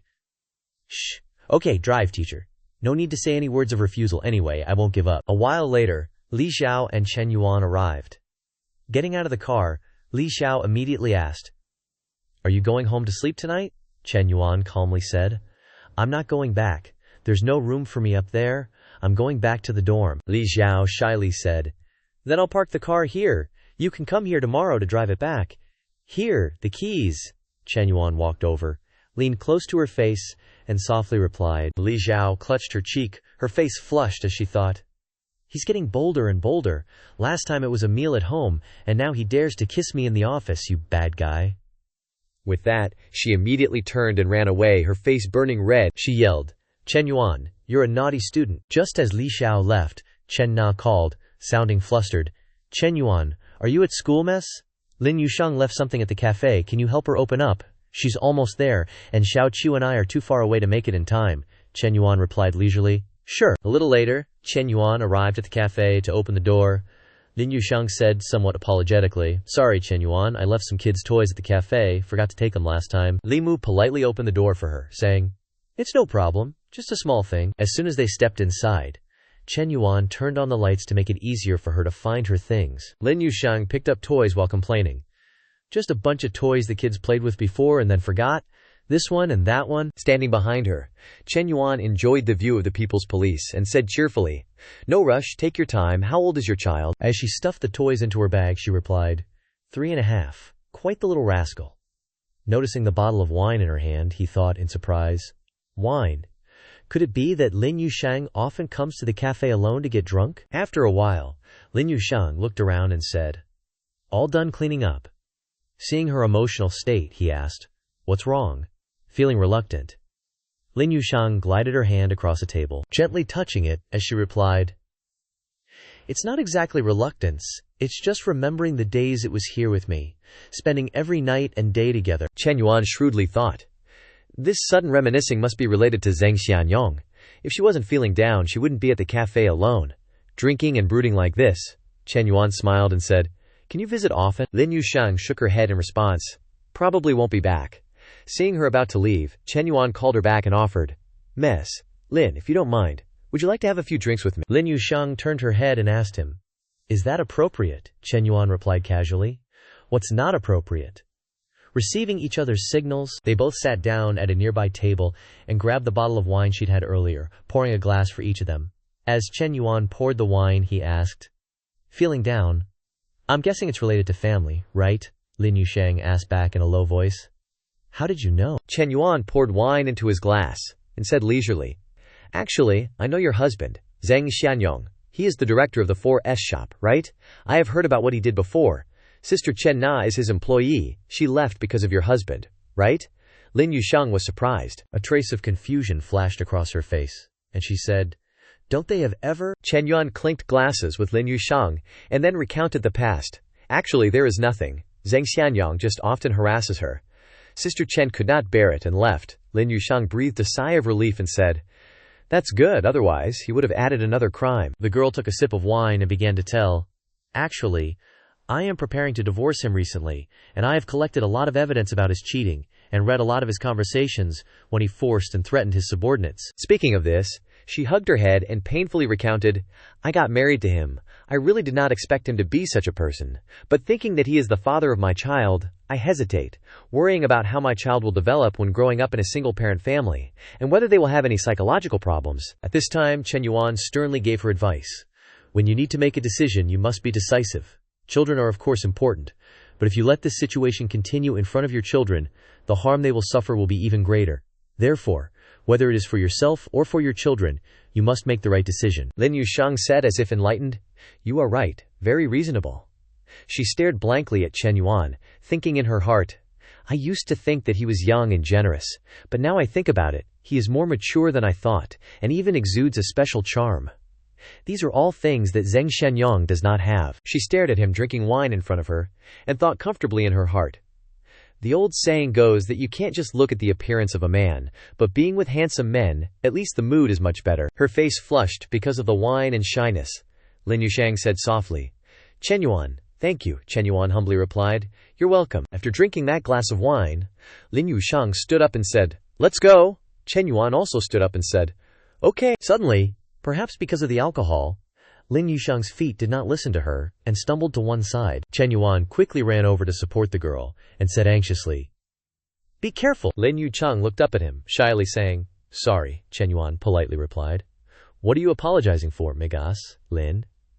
In his heart he felt a flutter and secretly thought, She smells so good. Suddenly, Lin Yucheng went on her tiptoes and planted a kiss on Chen Yuan's cheek, catching him completely off guard. Afterwards, she grabbed her stuff and headed home.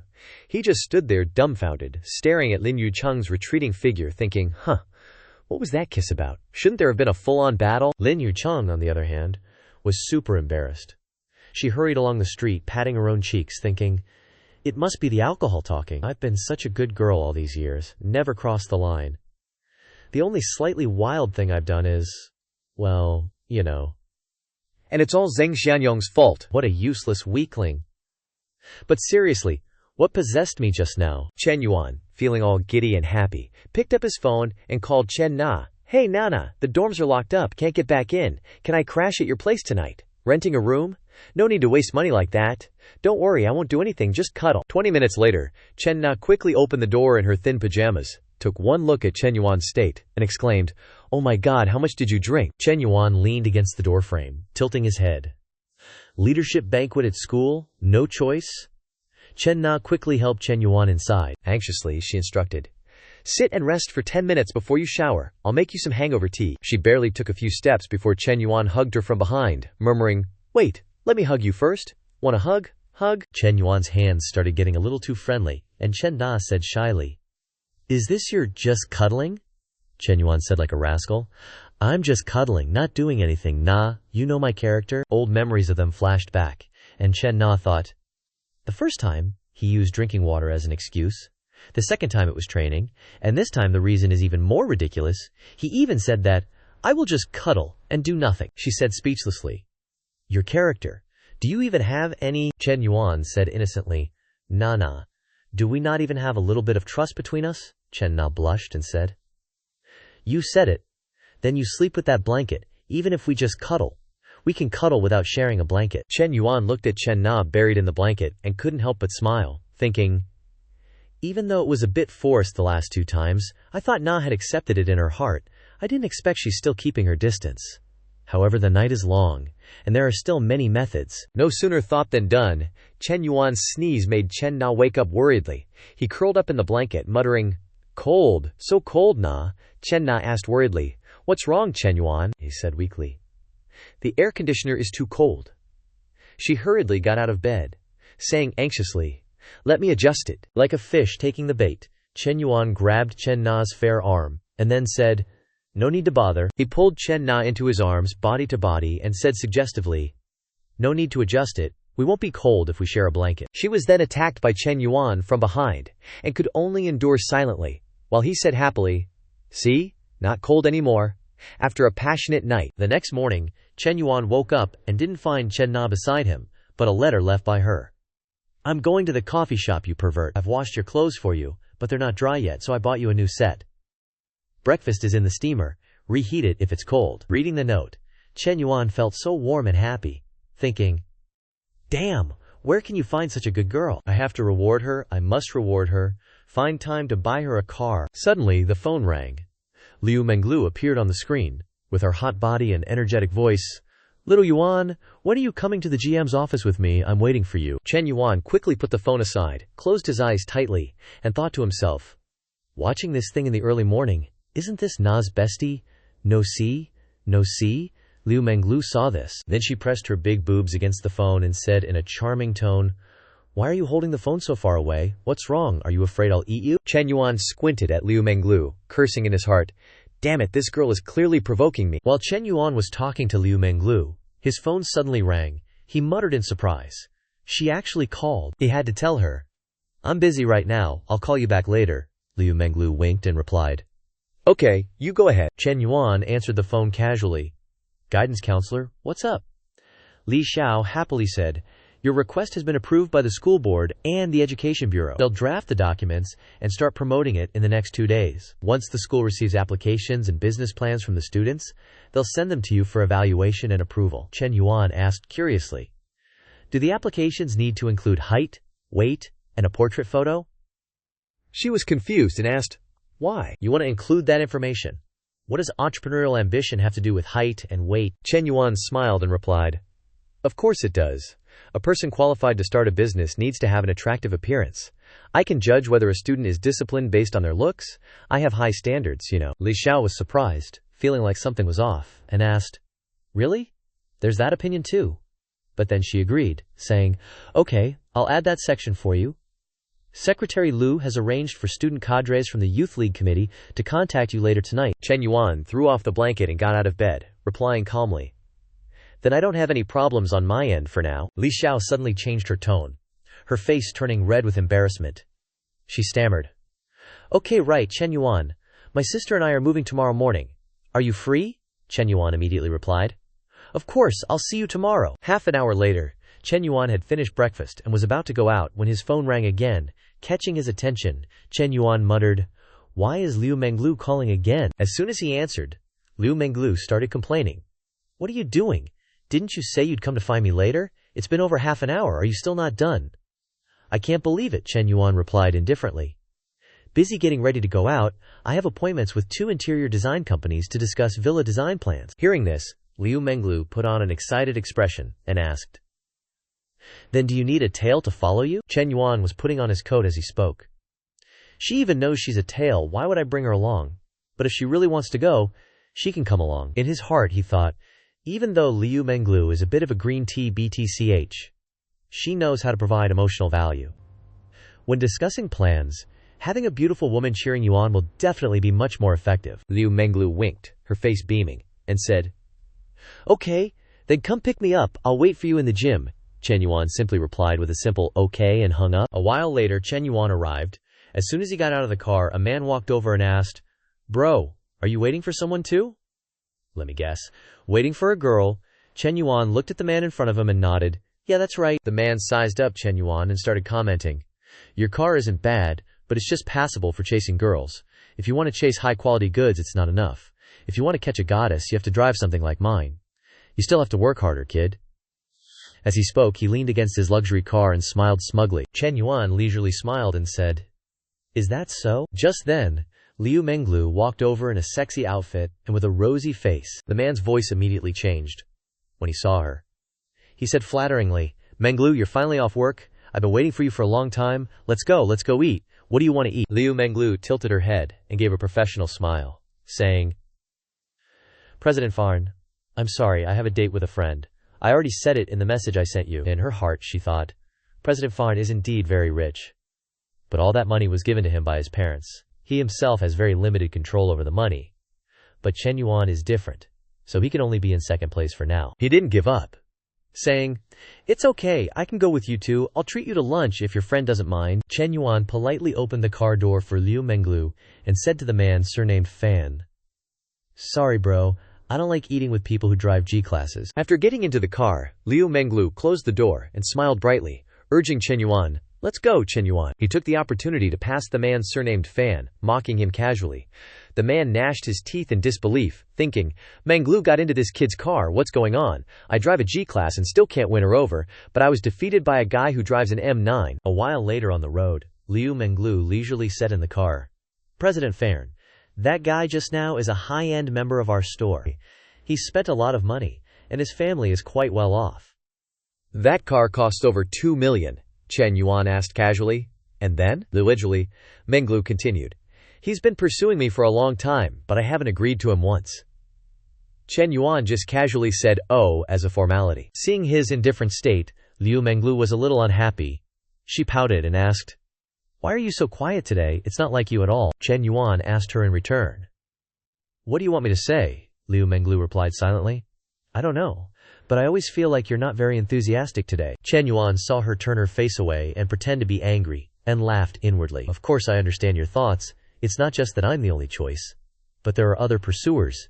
You want to give me a sense of crisis. He said leisurely. Men are only really active when they're exercising or about to exercise, but you don't play ball with me, so how can I be active? Liu Menglu immediately whipped her head around to look at him and blurted out, Chen Yuan, Chen Yuan. She grabbed Chen Yuan's arm and said, Are all men as horny as you are? Chen Yuan chuckled and retorted, Why are you calling me horny? I was talking about playing basketball. Liu Menglu, her face flushed crimson, huffed. Ugh, don't even go there. Last time at the cafe, the moment I left, you rushed upstairs to coax Nana. You know what you were thinking? Chen Yuan thought to himself. Looks like Liu Menglu's gonna hold this against me forever. Not wanting to argue, Chen Yuan changed the subject. Why are you so free these past 2 days? You have time to follow me around, Liu Menglu stated bluntly. It's not that I'm free, it's just that I pushed back all my tutoring sessions for you. Chen Yuan sighed dramatically. Well, now I feel a little bad. Liu Menglu gave him a meaningful look and said, If you feel bad, treat me to a few nice meals as compensation. Chen Yuan grinned. No problem, I've got plenty for you to eat, Liu Menglu blushed and retorted. What, Chen Yuan? You're always trying to take advantage of me. He burst out laughing, then said, All right, I'm just kidding, let's go eat first. After that we'll head to the interior design company. Scene changes to the interior design company in the afternoon.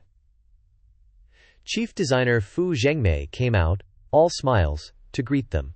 Hello, Mr. Chen. I'm Fu Zhengmei, the chief designer of Quanding.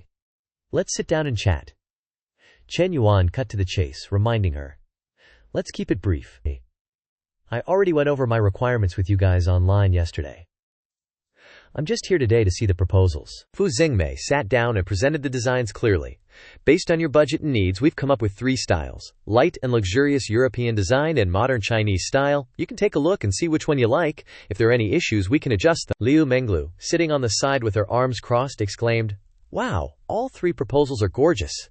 She asked Chen Yuan curiously, What's your budget? Chen Yuan casually dropped, 20 million. Liu Menglu gasped in shock. What did you say? She started calculating. A villa of over 1,000 square meters, with 20 million yuan for decoration, and he can just throw around 30 million yuan like that. Then his assets must be at least over 100 million yuan. Looks like I underestimated him. No, the previous tactics are still not enough. I have to intensify it. While thinking, she tugged on her dress, showing her curves completely. 15 minutes later, Chen Yuan stood up and said seriously, Then let's go with the modern Chinese style, and add what I just said. Once you've made the adjustments, we can talk again, but I also have an appointment with another design company. I need to compare the final proposals from both sides before I can decide. Fu Zhengmei also stood up and said with a smile, No problem, it doesn't hurt to compare all 3. Oh. Right, Mr. Chen, are you free tonight? Wanzong, we would like to invite you to dinner. Whether the contract is signed or not, he just wants to get to know you. Chen Yuan took out his phone and pondered. I haven't signed a contract with you guys yet. Isn't it a little inappropriate to have dinner? Fu Zhengmei replied with a bright smile. Mr. Chen, don't worry. Wanzong simply wants to make friends with you. Chen Yuan finally agreed. Seeing this, Fu Zhengmei happily said, Then I'll add your WeChat and send you the restaurant address so we can easily exchange ideas about the proposals later. Chen Yuan nodded. Okay. Then we'll head out first. As he left, Fu Zhengmei waved goodbye with an adoring and admiring look. She thought to herself, 20 million yuan for interior decoration is even more expensive than the villa itself.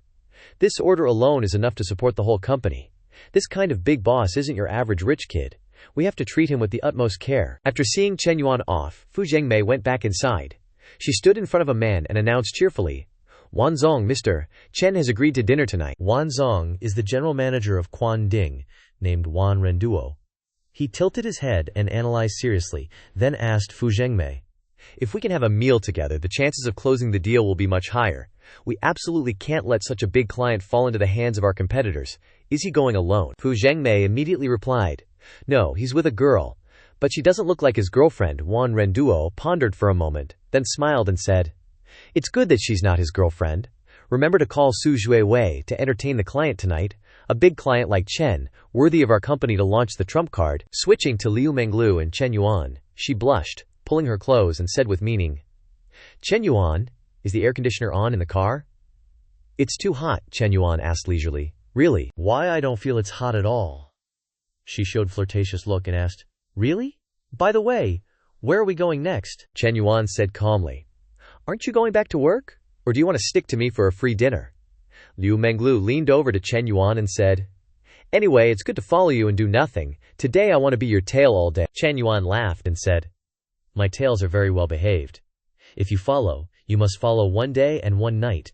How can you only follow during the day? This sentence of him made her head appear with an ambiguous scene immediately. Liu Menglu covered her face and shouted shyly, One day and one night, what are you talking about, you pervert? I don't care, I must go with you, I won't get out of the car. The phone rang in the car, Liu Menglu answered. And the person on the other end asked cheerfully, Lu Bao, what are you up to? Liu Menglu replied happily, Qianqian, I'm in the car. Hao Qianqian on the other end asked curiously, Whose car? Is it Fan Zong's glass car? While putting on her clothes, she thought, Although Fan Zong isn't like Chen Yuan, spending 3 million to buy a house, it's no problem for him to buy Menglu bags and cosmetics. Liu Menglu replied calmly, No, I'm in Chen Yuan's car. Hao Qianqian was shocked and frowned. Who, Chen Yuan? When did you two meet? Liu Menglu smirked and recounted, No, I went out with him today to look at the decoration plan. You don't know. He bought a villa for over 10 million, and he's spending another 20 million on the decorations. Hao Qianqian gasped, barely able to breathe. What? This is too extravagant. Just spent 3 million, and in the blink of an eye, another 30 million. Hao Qianqian couldn't help but think, Chen Na's luck is too good, isn't it, finding such a rich sugar daddy? We said we'd suffer together, but she secretly got ashore. No. Menglu seems to have boarded this luxury yacht too. Hao Qianqian gripped her phone and cried, One bestie is fine, but now another one is better than me. Is it because their boobs are bigger than mine? Scene change. Afternoon at Nanying restaurant. A young man walked over to greet Wan Shushu. Are you eating here too? Wan Zong walked over and said warmly, Zhao Hui. What a coincidence. I'm waiting for a guest here. Xiao Hui walked over to shake his hand and said, I also have a dinner invitation here. I'll come over to toast you later, he thought. It seems this guest is very important, otherwise Uncle Wan wouldn't be waiting here in person. When leaving, he noticed the naive girl following behind Wan Zong. He wondered, since when did Uncle Wan have such a beautiful girl by his side? If Wan Shushu wasn't my future father-in-law, I would have found a way to ask for her number. A moment later, Chen Yuan arrived. His employee came out respectfully and introduced, Wan Zong, this is Chen Xiansheng. Wan Zong walked over warmly and said, Hello Chen Zong, you're indeed young and promising. Chen Yuan walked over and politely shook hands with Wan Renmin, saying, Hello Wan Zong. He glanced at Liu Menglu and asked, This is probably your girlfriend. Chen Yuan quickly waved his hand and explained, Please don't misunderstand, we're just normal friends. She just happened to come with me today. Her surname is Liu. After confirming the information, he politely greeted her. Hello, Liu Xiaoji. Liu Menglu also replied, Hello, Wan Zong. Liu Menglu pouted and glanced at Chen Yuan with some discomfort, thinking, Damn Chen Yuan, why so agitated? If you're not my boyfriend, what are you? No one forced you to say no. Annoying. Wan Renmin then said, Chen Xiansheng, please, let's go upstairs. He also said magnanimously, Please, Wan Zong. A moment later they entered the private room. Wan Renmin opened his mouth and pointed to the orange-haired girl next to him and said, Chen Zong, I forgot to introduce you. This is our company's design assistant. Su Shuiwei, the girl said shyly and softly. Hello Chen Zong. Chen Yuan reached out his hand politely and said, Hello. In his heart, he thought, her skin is so soft and full, and her jade-like hands seem boneless. Especially her pure and innocent nature. Su Shuiwei's temperament is completely different from the girls he knew. Seeing Chen Yuan's attitude, Wan Renmin raised his glass and thought, Very good, it seems. Su Shuiwei has left a good impression on Chen Zong, so the distance has been shortened. he said happily. Chen Zong, today we won't talk about business, just about making friends. I'll toast you first. Fu Jiangmei frowned and reminded Su Shuiwei, who was sitting still. What are you spacing out for? Quickly toast Chen Zong. Finally, Su Shuiwei awkwardly picked up her wineglass and said shyly, Chen Zong, I'll toast you. Chen Yuan raised his glass and happily accepted. Liu Menglu leaned close to Chen Yuan jealously and said, Little Chen Zong, let's drink together, let's have a glass too. Chen Yuan held Liu Menglu's glass and said with a smile, You still shouldn't drink, or who will drive back later? Liu Menglu felt happy all over and replied softly, Okay, I'll listen to you. In her heart she thought, I wonder if Chen Yuan will take the opportunity to take advantage of me. But this feeling of us being together is really great. Su Shuiwei walked to Chen Yuan's side and said softly, Chen Zong, I'll toast you again. Chen Yuan smiled gently and said to her, Have some tea, it's okay. His words stunned Su Shuiwei. At this time, Wan Renmin also spoke to Su Shuiwei. Listen to Chen Zong, he cares about you so he won't let you drink. Shuiwei comes from Nanjing University. She is a senior and has not yet graduated. You are both young, you probably have similar hobbies, so please communicate more. That old fox is at it again, telling Su Shuiwei to friend Chen Zong on WeChat. A catch like him, never a bad thing to network. Liu Menglu, sitting next to her, frowned, thinking, the old fox is finally showing his tail. He says it's not about business, but everything is business. This girl is clearly still a virgin. Forcing her to connect is basically pimping. That Xiaohui guy, holding a glass, stumbled into the room shouting, Wan Zong, I'm here to toast you, Wan Rendan happily said. Xiao Miao, you're too kind. He took the chance to introduce him. This is my nephew, Ling Guangyao. Wan Rendan told his nephew, This is Chen Zong, actually about the same age as you. Why don't you go toast him and get to know him? Ling Guangyao nodded. Okay. He thought to himself, Uncle Wan is introducing this VIP to me, he must think highly of me, and for Uncle Wan to personally wait on him, he must have a ton of money, definitely someone worth getting to know. He might be useless in reality, but he loves to show off at parties. He went up, all smiles, Hello, Chen. He was cut off by Chen Yuan's face, shocked. Chen Yuan, what the hell is he doing here? Chen Yuan smiled, raised his glass and said, Come on, let's have a drink. Lin Guangyao stuttered, confused. Why is Chen Yuan Uncle Wan's VIP? Uncle Wan wants me to toast him.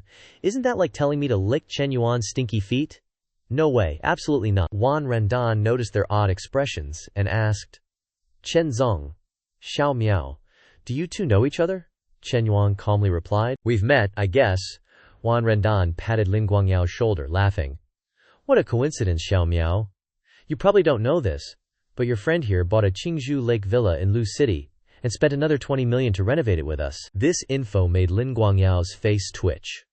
What? He couldn't believe it. That country bumpkin bought a villa and spent 20 million on renovations. How much money does Chen Yuan have? Does his family mine diamonds in Africa? Chen Yuan was now a big shot in his eyes, and he was just an ant, Lin Guangyao thought. Uncle Wan, who I'm trying so hard to please, is actually trying to please Chen Yuan. In an instant, the gap between Chen Yuan and me has become so huge. Realizing the situation, he thought, Forget it, I'll lick. If Uncle Wan wants to lick, I'll lick too. What's the big deal? With that, he bowed and said obsequiously to Chen Yuan, What a coincidence. Congrats. Oh no, I should call you Chen Zong now. 3 hours later, Wan Rendan suggested, Chen Zong, would you like to hit a bar or do some karaoke? Chen Yuan cheerfully turned to Liu Menglu and asked, Coach Liu, are you coming? Liu Menglu hesitated, thinking, I got this figure from discipline. I've never had a habit of staying up late or drinking. Seeing Liu Menglu's hesitation, Chen Yuan said, You probably shouldn't go. Early to bed, early to rise, good for your health. Liu Menglu looked at Su Shuiwei, thinking, If I don't go, Chen Yuan might get seduced by those other vixens. If more foxes come to share the meat, I'll get less to eat. After all, if she wasn't around Chen Yuan, and knowing Wan Zong's personality, the next step would be to get Chen Yuan drunk, then send Su Shuiwei and Chen Yuan to a hotel. Besides, it was obvious during the meal that Chen Yuan had feelings for Su Shuiwei. In his drunken stupor, Chen Yuan definitely wouldn't be able to control himself. Amorous scenarios flashed through Liu Menglu's mind. Just thinking about it, her eyes steeled, and she thought, No way, if they go that far, I'll get nothing. With that, she stood up abruptly, raised her hand high, and declared, I'm going, I definitely have to go. After a while, at the technician's place, Wan Zong had taken Chen Yuan out for a few hours of fun. Su Shuiwei sat to one side, shyly taking a glass of wine, face flushed, looking towards Chen Yuan, ready to offer a toast. As soon as Chen Yuan saw her action, he gently stopped her and said, "No drinking. You've had a bit too much tonight. You don't usually come to places like this, right? If you don't want to come in the future, just don't. It's just part of the job anyway." Su Shuivi smiled bashfully upon hearing his words and replied, "Thank you, Chen Zong." Chen Yuan sensed Su Shuivi's helplessness and offered some advice. For a girl from an ordinary family to be able to intern at a big company like Guanting is already very difficult. You can't just give up easily. Liu Menglu, sitting next to him, nudged Chen Yuan's shoulder and asked, "Chen Yuan, why don't you care if I want to leave or not?" Without a second thought, Chen Yuan replied, "Does Coach Liu even need me to worry? You've got too many fish in your pond? Has Big Shot Fan Zong already sent you a WeChat message or something?" Hearing this, Liu Menglu guiltily tucked her hair back and retorted, oblivious to the timing, she thought with some annoyance, "All my usual tricks are ineffective attacks. Chen Yuan doesn't care at all. I was originally planning on catching him, but now he's caught me instead." Su Shuivi, who was sitting next to them, also turned to him and asked, "Chen Zong, what song do you want to sing? Do you need me to help you pick one?" Chen Yuan happily replied, "Anything is fine, go ahead and sing. You can choose any song you want." Liu Menglu nudged Chen Yuan again and said, "You're acting differently. That little girl's got quite the captivating gaze." Chen Yuan turned and casually replied, "Really? I think your eyes are looking at me the same way. Also pretty captivating." Liu Menglu blushed and retorted, "No, your eyes looking at me only have desire, not affection." Chen Yuan tilted his head and said, "That's your advantage, isn't it? No matter how women attract men, the end result is still the same." Liu Menglu asked curiously, "What's the end result?" Without hesitation, Chen Yuan leaned in and whispered in Liu Menglu's ear, "Of course, it's getting into bed." That one sentence caused her face to turn bright red, and her favorability rating shot up to 68. Liu Menglu thought to herself, "How annoying. This man always traps me whenever I talk to him. But Chen Yuan is also honest, unlike some men who clearly want my body but call it love." Having said that, Chen Yuan reached out and fondled Liu Menglu's thigh, causing her to flinch and whisper, "Enough. There are people around." Wan Renmin, having finished his song, turned around and handed the microphone to Chen Yuan, saying, "Chen Zong, Shuivi has chosen another song for you. Come on up." Finally, the whole group sang until 11 o'clock. When they went outside and stood in front of the car, Wan Renmin warmly shook Chen Yuan's hand and said, "Chen Zong, Chen Laodi, I never thought I could make a friend of your age. Let's get together often in the future." After a pause, he continued, "That's right. Guanting's decoration will definitely be professional. I hope we can cooperate. As your older brother, I'll arrange the best service for you." Chen Yuan also replied warmly, "I'm only looking at 2 companies. Your design is very professional. At the same price, I'll definitely give you priority." At the same time, Fu Zhengmei supported a tipsy Su Shuivi as she walked over and said, "Chen Zong, we'll head back first. See you next time." Chen Yuan pointed to Su Shuivi and said, "Then she." Fu Zhengmei gave a professional smile and replied, "Shuivi is my student. I'll take her home safely." Watching the group leave, Chen Yuan turned to Liu Menglu and asked, "Should I call a car for you?" she asked. "What about you?" Chen Yuan looked in another direction and replied, "I'll rent a room here. Just get some sleep." Liu Menglu asked in surprise, "Why rent a room? Don't you have a place to sleep?" He tilted his head and stared at her, asking, "So, are you taking me in?" This question made Liu Menglu blush. She thought to herself awkwardly, "I wasn't planning on giving myself away so quickly, but my intuition tells me that if I don't act, this Tang Sanzang meet Chen Yuan will be split up by everyone else." Thinking this, she took Chen Yuan's arm and said, "Don't think that. I don't easily take men home. I'm a proper girl." Saying this, her favorability rating steadily rose to 75 points. Chen Yuan was surprised and exclaimed, "Is that so?" He thought to himself, "I don't think I did anything special tonight. How did Liu Menglu's fondness for me increase so much?" Chen Yuan didn't overthink it. He pulled out his phone and said, "So where are you? I'll call you a ride." Li Xiao immediately protested, "I don't want to go home." He frowned and asked, "Not going home? Then where are you going to sleep?" Li Xiao's face turned completely red as she flailed her hands around, saying, "You're so dense, I've been this forward, and you're still acting like this." Chen Yuan stopped teasing her. He opened the car door, ruffled Li Xiao's hair, and said, "Let's go, we'll switch to a different hotel." They both quickly got into the car. Drunk and dazed, she leaned on Chen Yuan, feeling a bit nervous, thinking to herself, "I wonder if Chen Yuan will be gentler, and not as rough as he was with Nam at the cafe." The driver, seeing this scene in the rearview mirror, thought, "That figure, that face, this fancy car, Damn, being rich must be awesome. A while later, at the most luxurious Junyu hotel in Xincheng, Chen Yuan stood at the reception desk and calmly said, "I want a presidential suite, and I'd like to book it for a month." The receptionist quickly completed the procedures and announced, "Sir, the presidential suite is 368 per night, so a month will be 110,640. Li Xiao blankly tugged at Chen Yuan's sleeve and asked, "Booking for a month?" Chen Yuan didn't waste any time, immediately telling the receptionist, "It's just 110,000. Swipe the card. I want room 1 on the 52nd floor." He thought to himself, Li Xiao's affection level is over 60 now, plus there's the triple cash back, so I'm still making a profit. No loss at all. Li Xiao's face flushed when she heard the room number, thinking, 521. Chen Yuan is really something. They both quickly entered the room. She happily walked to the window, looked outside, and exclaimed, "The night view is so beautiful, Chen Yuan, look." She felt nervous in her heart, secretly thinking, "This situation is a bit unfair to Naba, but I genuinely hope to have a good start with Chen Yuan." He also quickly got down to business. Chen Yuan gently bit Li Xiao's neck and said, "I can only see you in my eyes right now. Can we start playing badminton now?" Seeing how eager he was, Li Xiao said, "Chen Yuan, I haven't showered yet. Let's wait until after I shower." Before she could finish, Chen Yuan had already pulled down her panties and said, "If we wait, we'll have to shower again later." Li Xiao's face turned red as she worriedly said, "Chen Yuan, you haven't drawn the curtains yet." Chen Yuan started to get busy while analyzing. "This is one-way glass, and it's the 52nd floor. There aren't any buildings around that are taller, so even if they see, it's fine. Let them watch. What's the big deal?" In a gecko-like position against the glass, Li Xiao trembled and scolded softly, "You're such a bad person." And so, the two of them went through all kinds of poses and positions in one night. The next morning, Chen Yuan opened his eyes, woke up, and looked at his phone, thinking, "Damn, it's hot. I slept until 12 o'clock. He sat up, looked at the girl next to him, and thought to himself, I didn't expect Li Xiao's body to be so sensitive. I was afraid she'd get dehydrated last night. Just as Chen Yuan's arm started to wander, Li Xiao also woke up, whining, "Chen Yuan, why do you want more again? We only went to sleep after 4 a.m. Don't you feel sorry for me at all?" She thought to herself. Maybe I need to train more specifically in the future. How can a dignified fitness coach be controlled by a puppy like this? Chen Yuan hugged her tightly and said, "Lulu, how could I not feel sorry for you?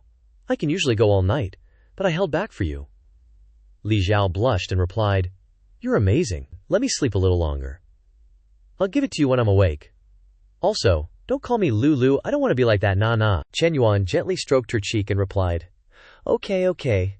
Li Xiao figured she performed so well yesterday. Let her sleep a little longer. When she wakes up, I will take her to buy a car within 3 million. She can choose whatever she wants." Hearing this, Li Xiao was so shocked that she jumped up and exclaimed, "What did you just say?" Liu Menglu couldn't contain her excitement, hugging Chen Yuan tightly, pecking him on the cheek, and blurting out, "A car worth 3 million, and I get to pick it out myself. Chen Yuan, I freaking love you." Chen Yuan just chuckled, looking at the fish he'd caught, and thought, even though the more I spend, the more I get back, buying Nana a house only costs 3 million. If I buy Liu Menglu a car for over 3 million, I wonder what Na will think. Liu Menglu paused, looking at Chen Yuan with stars in her eyes, and asked, "Awesome, I've been crushing on Porsches for ages, and I think they're around 2 million. Is that okay, babe?" Hearing that, he said generously. "Sure thing," Liu Menglu mused, recalling, I even talked about it with Nana, but she's more into Maseratis. I checked those out too, they're gorgeous. Chen Yuan latched onto that detail, and immediately asked, "Nana likes Maseratis, huh?" Hearing that, she curiously asked, "Oh, are you planning to buy Nana a car too?" Chen Yuan replied calmly, "I'm a straightforward kind of guy, no beating around the bush. Yeah, I'm thinking about it." Chen Yuan's words made Liu Menglu sink into her thought. Na is so lucky. A house and a car, that's got to be at least 5 million altogether. No, Liu Menglu. Why are you comparing? You're just starting out with Chen Yuan. Gotta learn to be happy with what you've got. Suddenly, a message from Hao Tianqian popped up. "Menglu, my friend said she saw you at Junyu last night. Did you stay over at Junyu?" Liu Menglu didn't hide a thing and replied, "Yep, I got taken last night." Hao Tianqian asked in surprise, "Huh? With who?" Liu Menglu happily replied, "Who else but Chen Yuan?" I'm such a sucker, I went all soft and followed him. Liu Menglu's message made Hao Tianqian furrow her brows. Lulu's being so extra, as if she didn't want it too. Ha, acting like she was forced into it or something.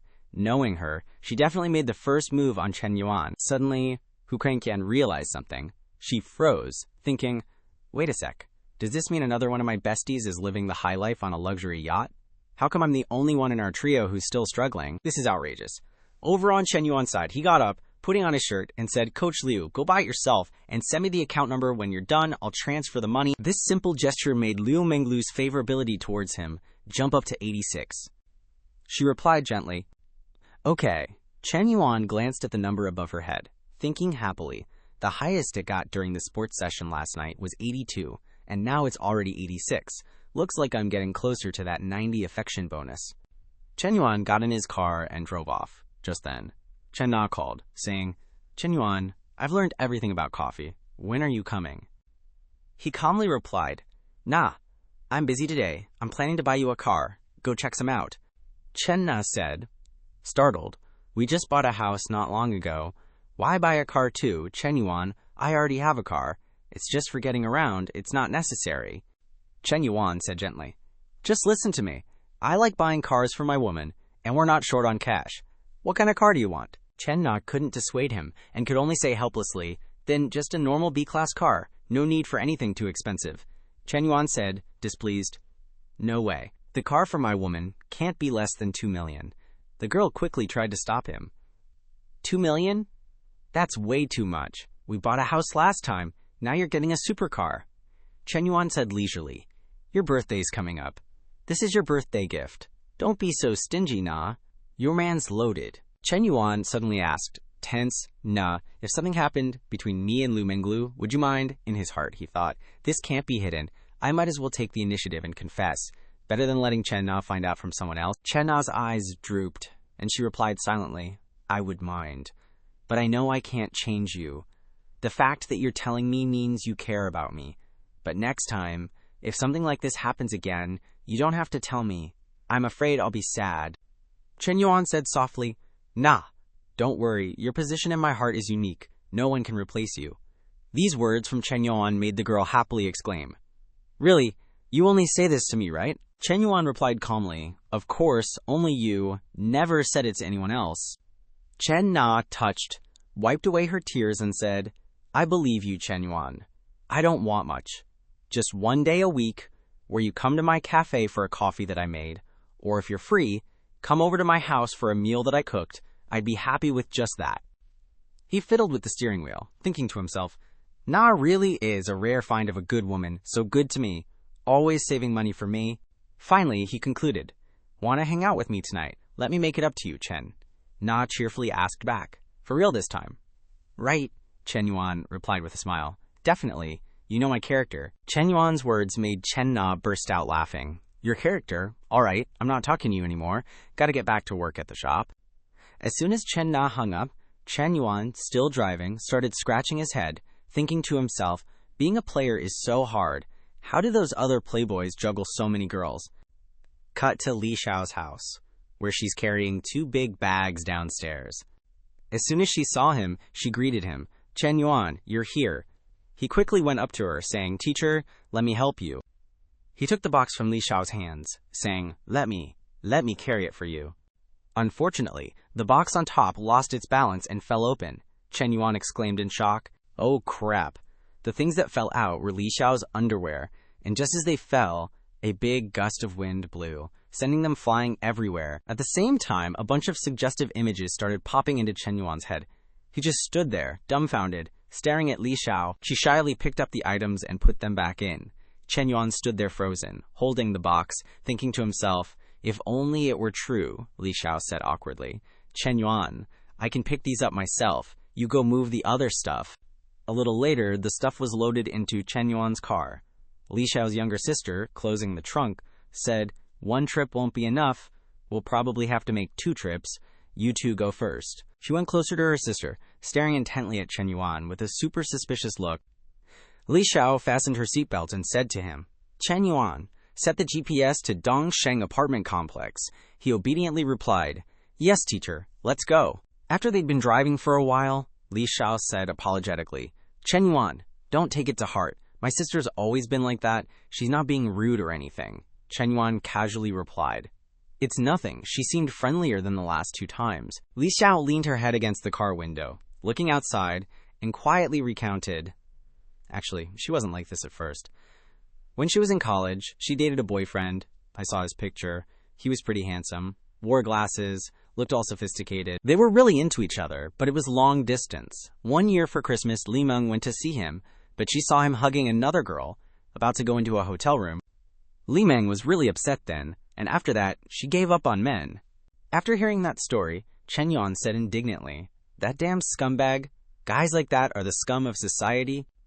Li Xiao was amused by his words and asked, "What about you? Aren't you a player too?" Chen Yuan blushed and replied, "Of course not. I'm the most innocent and naive kind of guy. What about you? What's your attitude towards men?" Li Xiao cheerfully replied, "Me? Just a normal attitude. Since I haven't been through what my sister has, I don't really have any issues." Seizing the opportunity, Chen Yuan immediately asked, "So what do you think of me?" Chen Yuan's question made Li Xiao pause. Her face quickly flushed as she looked at him, her heart suddenly beating faster. Li Xiao was caught off guard by what he said, and immediately turned to ask, "Chen Yuan, what did you just say?" With a chill face, Chen Yuan cheerfully replied, "Nothing, just kidding. Why so tense?" Hearing that, Li Xiao felt a little disappointed. She leaned her head against the car window, thinking, so it was just a joke. If Chen Yuan really meant it, I wouldn't know what to do. A while later, they arrived at Li Xiao's new place. She handed Chen Yuan a bottle of water and said, "Finally moved. Thanks a bunch today. How about I treat you to dinner?" Chen Yuan straightened his back, wiping sweat, and said, "Actually, there are other ways to say thank you besides dinner." Li Xiao blushed shyly and hurriedly asked, "Then how?" Chen Yuan went straight for it, wrapped his arms around Li Xiao's waist, and quickly planted a kiss on her lips. Not stopping there, Chen Yuan's mischievous hand started wandering over Li Xiao's body, making her gasp. At the same moment, Li Meng was outside the apartment door, knocking and calling out, "Sis, open the door, I forgot my keys."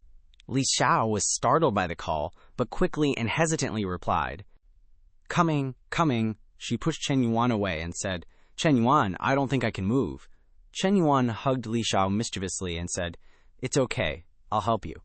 After Li Meng entered, she saw Li Xiao's flushed face and immediately asked with concern, "Sis, why is your face so red?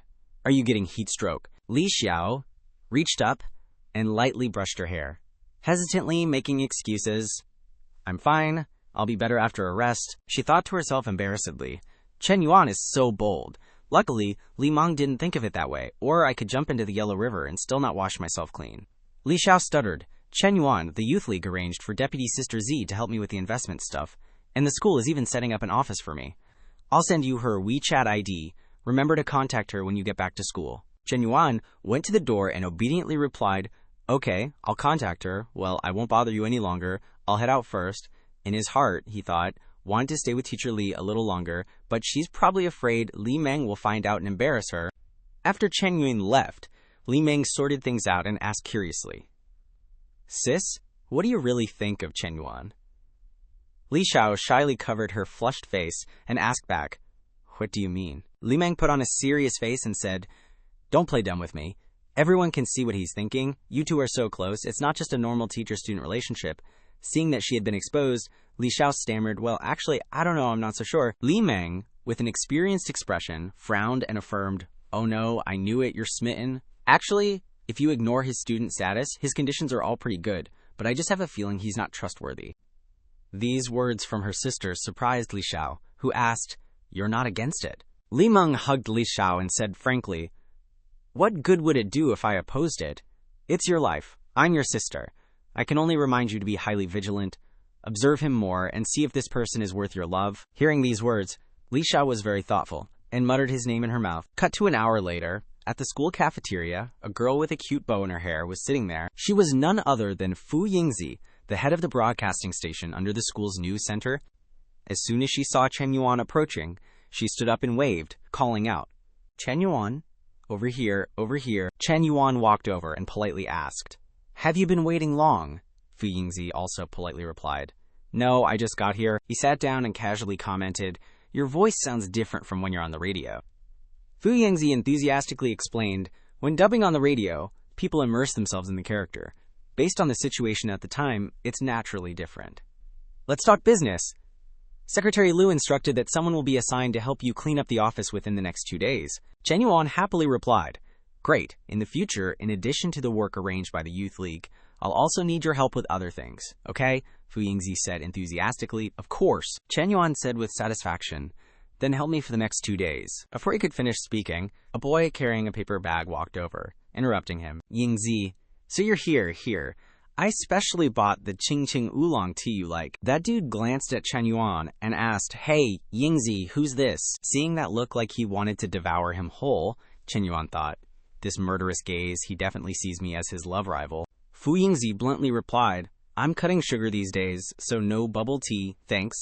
The guy still didn't give up, saying, Yingzi, I ran 5 kilometers and waited in line for 20 minutes just for this. Take it. Fu Yingzi impatiently repeated, Feng Zeigi, how many times do I have to say it? I don't want it. Seeing that he was rejected so harshly, he bitterly pointed at Chen Yuan and questioned, who the hell is he? Fu Yingzi retorted without missing a beat, what's it to you?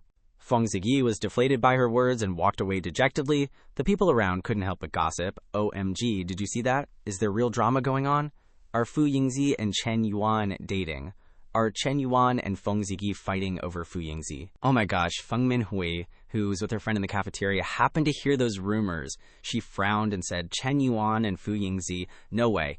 Her friend crossed her arms and commented, you've only dated Chen Yuan twice? They probably sensed his family's business isn't bankrupt anymore. Hearing that, Feng Minhui felt unwilling and stormed off, saying, let's see how shameless she is. She went up to Chen Yuan, putting on a bright smile, and greeted him. He looked over and exclaimed, Hui. Feng Minhui snuggled up to Chen Yuan and softly asked, Chen Yuan, are you heading to class? Chen Yuan casually replied, nah, I'm just discussing some stuff with Fu Yingzi from the Youth League. Feng Minhui snuggled even closer to Chen Yuan, saying in a whiny voice, you haven't been to class in ages. Are you planning to fail all your subjects? Fu Yingzi, who was sitting opposite them, stood up, thinking to herself, Feng Minhui is declaring that she's Chen Yuan's girlfriend. Since when did those two get so close? Whatever. It's none of my business.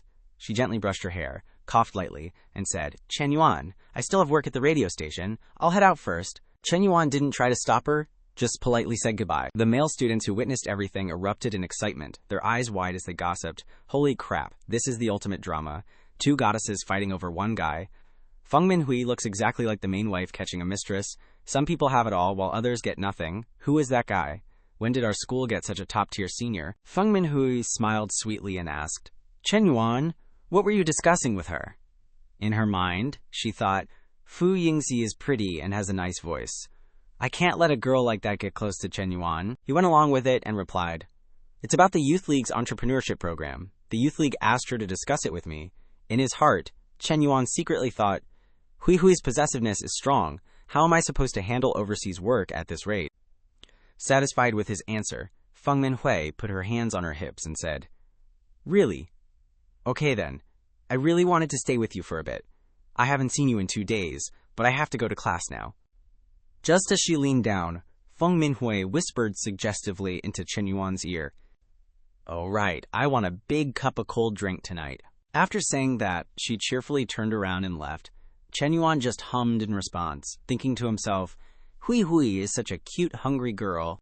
At the same time, his phone rang. Chen Yuan quickly answered, hello, Coach Liu. What's up? Liu Menglu excitedly replied on the other end, honey, I saw the car. They have it in stock right now. The final price after discount is 252 million. Chen Yuan didn't object and calmly replied, send me the shop's account number. I'll transfer it right away. Liu Menglu happily said a few sweet nothings. Okay, honey. Love you so much. Sending hearts. Oh, right. Do you want to come to Zhenyue tonight? I brought 2 different outfits that you like, and I want to wear them for you. Chen Yuan curiously asked, which 2 models? How come I don't know about them? Liu Menglu mysteriously replied, you'll find out when you come tonight.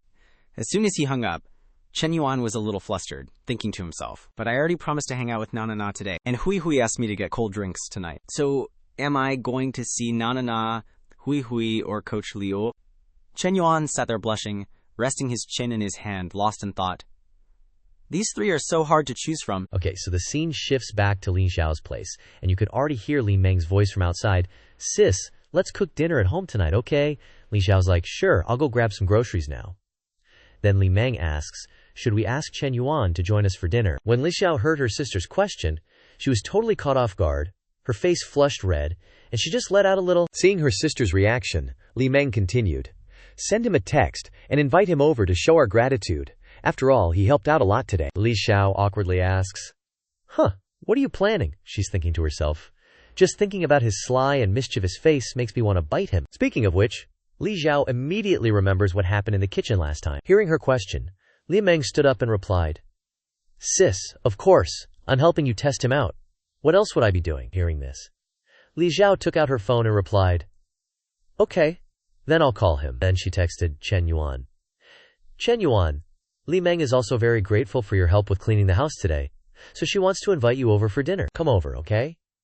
He already had plans with Chen Na, Meng Lu, and Manhua tonight. Now with the Li Xiao sisters too? Chen Yuan couldn't help but think, what kind of romantic luck did I step on today?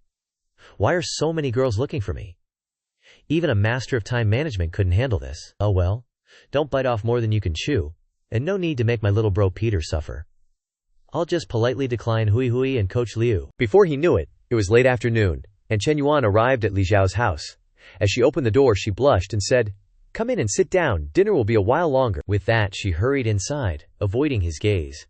Seeing this, Chen Yuan smiled and said, all right, then I'll make myself at home. You just do your thing. Chen Yuan looked around the house, thinking to himself, no wonder she's a consultant. She's turned this place into such a cozy home so quickly. Then he walked into the kitchen and asked, where's Li Meng? Li Xiao avoided his gaze and replied, she's taking a shower, Chen Yuan oed, in response, and then he started inching closer to Li Xiao. Seeing this, she blushed, and frantically waved her hands, saying, Chen Yuan, don't come over here. Chen Yuan replied with a smile, why are you so worried? I'm just here to see if I can help with anything. Seeing him inching closer and closer, Li Xiao quickly replied, no need to come over, the food's almost ready, just go wait in the living room. Chen Yuan continued to inch closer, saying, it's all right, I'll just come to the kitchen and chat with you. Li Xiao blushed and looked away, replying, okay, this distance is enough to talk. Chen Yuan said with a sly look, is it really that close? We're still half a meter apart? Seeing him getting closer and closer, Li Xiao became even more flustered. Chen Yuan, what do you want to do now? Chen Yuan reached out and pulled her into his arms, grinning mischievously. Not doing anything, Li Xiao trembled, her voice faltering. My sister's here. Chen Yuan leaned in close to her ear and said, isn't she taking a shower? Girls usually take longer showers. She won't be out anytime soon. As he spoke, Chen Yuan slipped his hand under Li Xiao's pants. His large hand squeezed her butt hard, causing her to panic. No, Chen Yuan, not there, not there. Ignoring her, Chen Yuan planted a silencing kiss on her lips, and his hand began to slip under her shirt. Li Xiao could only moan a soft, Just then, Li Meng, being the party pooper that she is, called out, sis, I'm done showering, isn't dinner ready yet? Hearing this, Li Mengzhao panicked and pushed Chen Yuan away, her face as red as a beet. Chen Yuan smiled reassuringly. It's okay, don't worry. Li Xiao adjusted her shirt, and said with dissatisfaction, don't do that again. If you do that again, I'll... Before she could finish, Chen Yuan interrupted. You understand my heart, consultant. A moment later, they sat down at the table to eat. Looking at the dishes on the table, Chen Yuan immediately started buttering her up. Consultant, your cooking is amazing! Earth on the Tongue needs to film an episode here. Hearing this, Li Meng said unhappily, don't be a kiss-ass, my sister doesn't fall for that kind of thing. Chen Yuan, I have a few questions to ask you. Chen Yuan replied. Okay, go ahead, Li Meng asked seriously. How many girls have you dated? Chen Yuan replied. Why are you asking? He thought to himself. Sounds like a background check. But publicly, there are only two, a high school girlfriend and Chu Wanting. The others would be hard to trace. Li Meng said. Oh, so you have quite the romantic experience, she thought to herself. My sister has never even been in a relationship. It's easy for her to be taken advantage of by someone with so much experience. After hearing her say that, Chen Yuan was sweating bullets, thinking to himself, two is already a handful. If she knew about Hui Hui and now Lulu, I'd be screwed. Li Meng continued to ask. Do you have any siblings? Chen Yuan replied. Yeah. A younger sister, Li Meng then asked. How old is she? Chen Yuan answered. She's in her last year of high school, 18 this year. 10 minutes later, Chen Yuan sighed in relief, thinking, finally, the questioning is over. If Li Meng agreed to find out about my family, it means the teacher must have told her about me. Looks like Li Meng is slowly accepting me. Progress is looking good. Saying this, Chen Yuan glanced at Li Zhao, thinking to himself, Teacher, don't you think so? Huh. After thinking that, he stuck his foot out and gently touched her leg. Li Zhao was startled by this and started sweating, thinking, Chen Yuan doing this in front of Li Meng, I really underestimated his guts. Thinking this, Li Xiao quickly stood up and said, You two eat first, I'll go wash some fruit. Hearing this, Chen Yuan took out his phone to check messages and said, No need to trouble you, teacher. It's getting late, you must be tired from cleaning the house, you should rest early. I'll leave after I eat, I don't want any fruit. Ling Meng looked at her sister's expression, wondering, My sister is acting so weird today, she's talking less, and her mood is off. Shouldn't a normal girl be happy when she's with the guy she likes? Then she turned to Chen Yuan and said, Are you sure you don't want to stay a little longer? Chen Yuan stood up and replied, Yeah, I have something to do, he thought to himself. Gotta know when to stop so I don't piss off the advisor. Losing 1 to gain 10, not to mention I still have another battlefield to conquer. After Chen Yuan left, Li Meng stretched and said, Sis, I asked everything you should and shouldn't have asked for you. I advise you to seriously check this kid out. Li Xiao recalled what happened earlier, thinking to herself, Although Chen Yuan is more mature and independent than most guys, he's quite bold. We haven't even defined our relationship yet, but he already dares to do that. Me, him, Ugh. At the same time, at Chen Na's apartment, as soon as they entered, Chen Yuan dragged her straight inside. Chen Na asked in surprise, Chen Yuan, didn't you say we were going to the cafe to try the coffee I made? Why are we rushing home? Chen Yuan didn't answer. He anxiously asked, Do you still have that gray office outfit and black fishnet stockings here? Chen Na asked in surprise. Huh? What do you want to do? Chen Yuan replied while rummaging through the closet. Guess. Hearing this, Chen Na said, Didn't you say tonight was just a proper makeup session?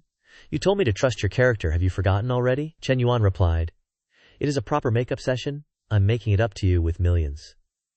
Chen Na quickly said, I don't want that kind of makeup. A moment later, Chen Na was wearing the office outfit. She blushed and asked Chen Yuan, Why do men like this kind of thing? Chen Yuan, with a perverted look, leaned closer and said, You'll understand gradually. Saying that, he kissed her on the cheek. His hands also began to wander and explore. Chen Na blushed and softly moaned twice, Ugh, An hour and a half later, Chen Yuan and Chen Na practiced their martial arts, going from immortal grandpa planting radish to Luo Han pushing a cart. Tired of Luo Han pushing a cart, the two switched to the carrying a plow across the mountain pose, and just as they were about to get into position, Chen Na's favorability suddenly increased to 90. Chen Yuan was shocked. Damn, it broke through 90. So this kind of exercise really helps increase favorability. At this time, the system also popped up a notification. Detected that the host has a second girl with favorability reaching the favorability mission milestone, preparing to distribute rewards. Chen Yuan was looking forward to it, thinking to himself, Let's see what the reward is this time. As soon as he finished thinking, the system displayed a notification. Reward, Peter's length growth, 5 million yuan for car shopping, exclusive skill card X1. Seeing the rewards, Chen Yuan was shocked. Wait, is the first reward real? Damn, can you even get that? Thinking about it, he clicked open the reward, thinking to himself, Let me see what kind of divine effect this exclusive weapon card for men has. Sorry, Nay, you'll have to bear with it tonight. Immediately, inside the cave, Sun Wukong's Ruyi Jinggu Bang grew longer. Chen Na was horrified. Chen Yuan, what's going on? Inside, Chen Yuan replied with a smug smile. Nah, didn't you ask me earlier why men like women dress like this? This is the answer. At this point, Chen Na's face was as pale as a pangolin, and she called out his name loudly, Chen Yuan. After that wild night, Chen Na was completely drained, her body still trembling from the afterglow of the men. Battle, she whispered softly. Hey Chen Yuan, why do you feel so different this time? It feels like my body's been hollowed out. Chen Yuan, hearing this, was smug as hell and edged closer, asking, Different how? Chen Na replied, Just different. At this point, Chen Yuan dropped the act and grinned, saying, I'm gonna keep surprising you. Chen Na, hearing this, smiled happily, her face flushed red, and replied, Then, drifted off to sleep. Chen Yuan finally turned over, pillowed his head on his arm, and thought, If I could level up a little more, that'd be awesome. Wonder if I can go Super Saiyan next time.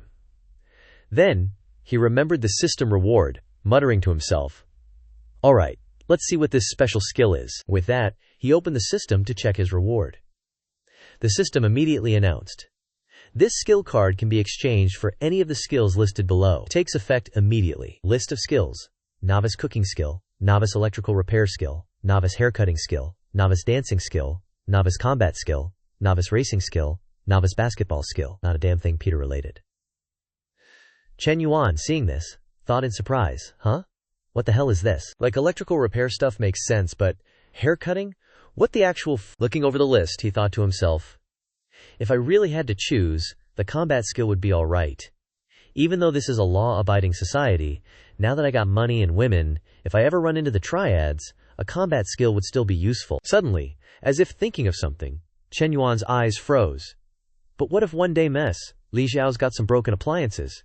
If I have electrical repair skills, I can easily find an excuse to go to her place and get closer to her. In his head, he imagined himself and Li Xiao becoming the main characters in some Japanese film, like The Lucky Plumber and The Damsel in Distress with the Broken Oven.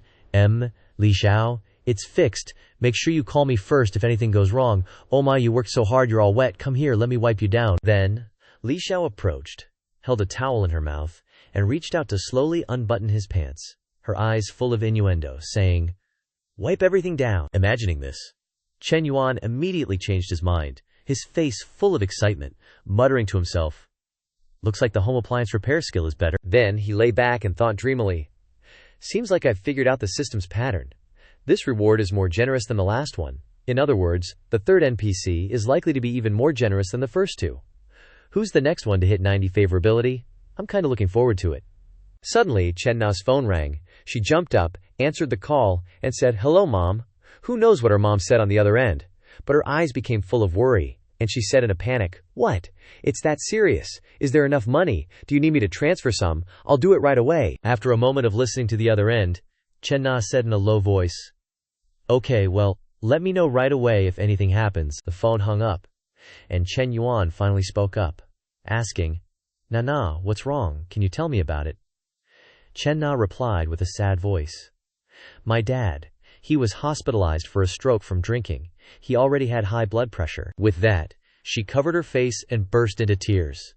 "It's all my fault. They keep telling me to go home for blind dates, and I kept putting it off. If I had just gone home to see Dad, he wouldn't have gotten so angry that he drank so much." Chen Yuan, seeing this, hugged her and comforted her. "Do you want to go back now? I can drive you." Chen Na reached out to gently wipe away her tears and replied, "It's not safe to drive at night. I'll go back tomorrow morning," Chen Yuan replied.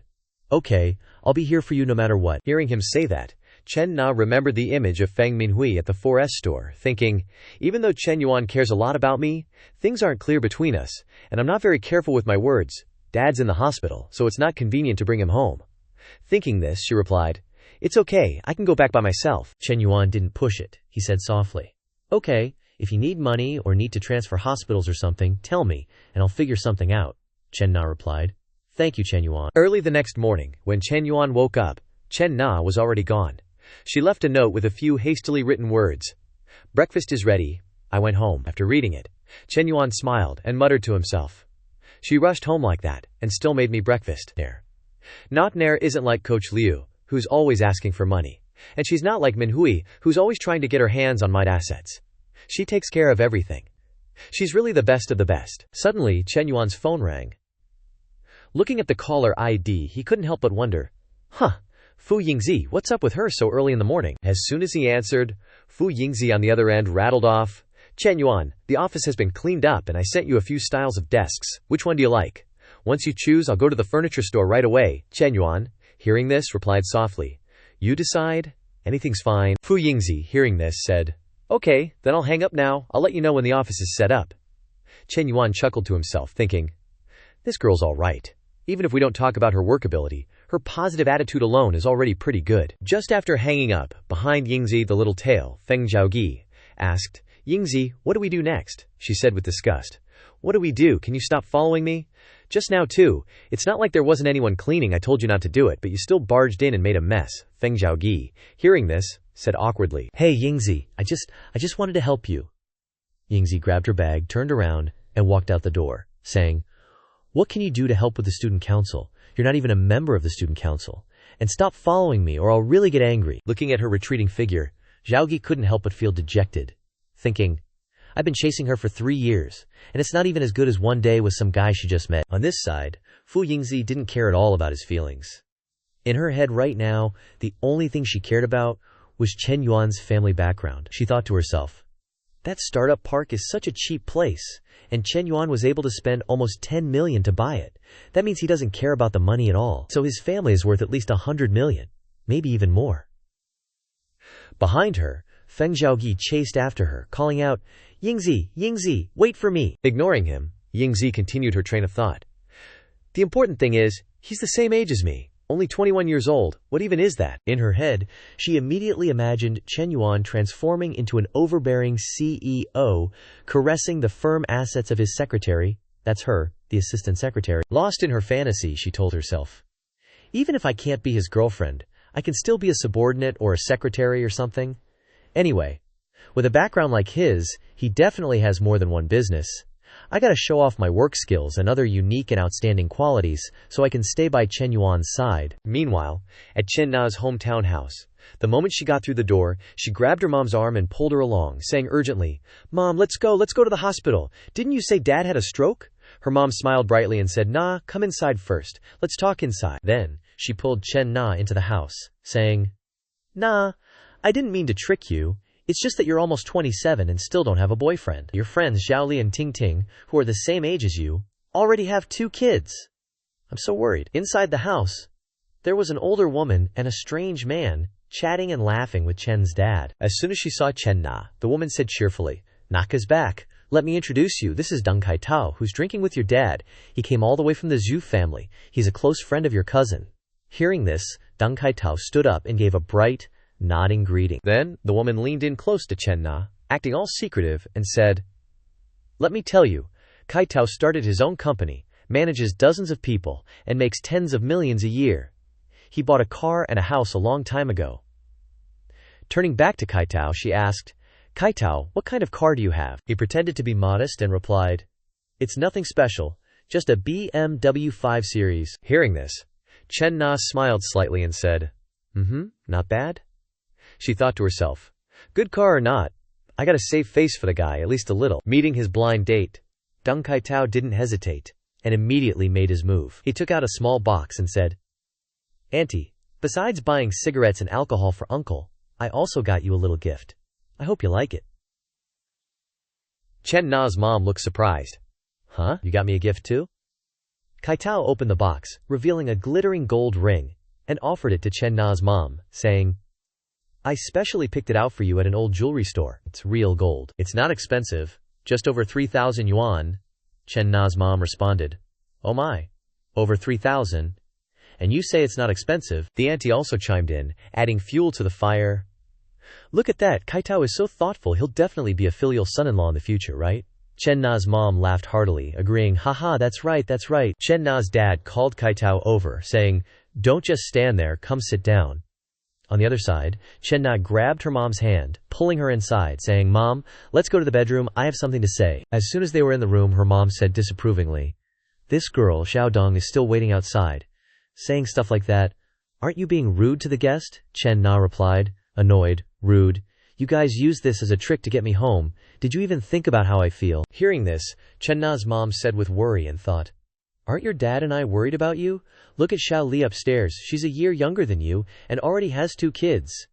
Chen Na looked unhappy, saying wearily, Why do I have to compare myself to them? Forget it, Mom. I don't want to talk to you anymore. Then she took out her phone and texted Chen Yuan. Chen Yuan, I'm really mad at my mom. It turns out Dad didn't go to the hospital. They tricked me into coming back for a blind date. Don't worry, I'll be back this afternoon. Chen Yuan immediately replied, I'm about to get off the highway. Send me your home address. Chen Na's eyes widened in surprise. Ah, Chen Yuan wants to come to my house? She wondered. What's he planning? Could it be that he wants to? Thinking this, Chen Na was instantly overjoyed and turned back to her mom, saying, Mom, I have a friend coming over later. Her mom asked in surprise. A friend, boy or girl? The girl smiled mysteriously, revealing little. You'll find out soon enough, Mom. Outside, the auntie was still trying to set them up, saying, Brother, this Kaitao and Nana are a great match. They have the faces of a married couple. Hearing this, Chen Na's dad raised his glass of wine, saying, Drink, drink, it's all in the wine.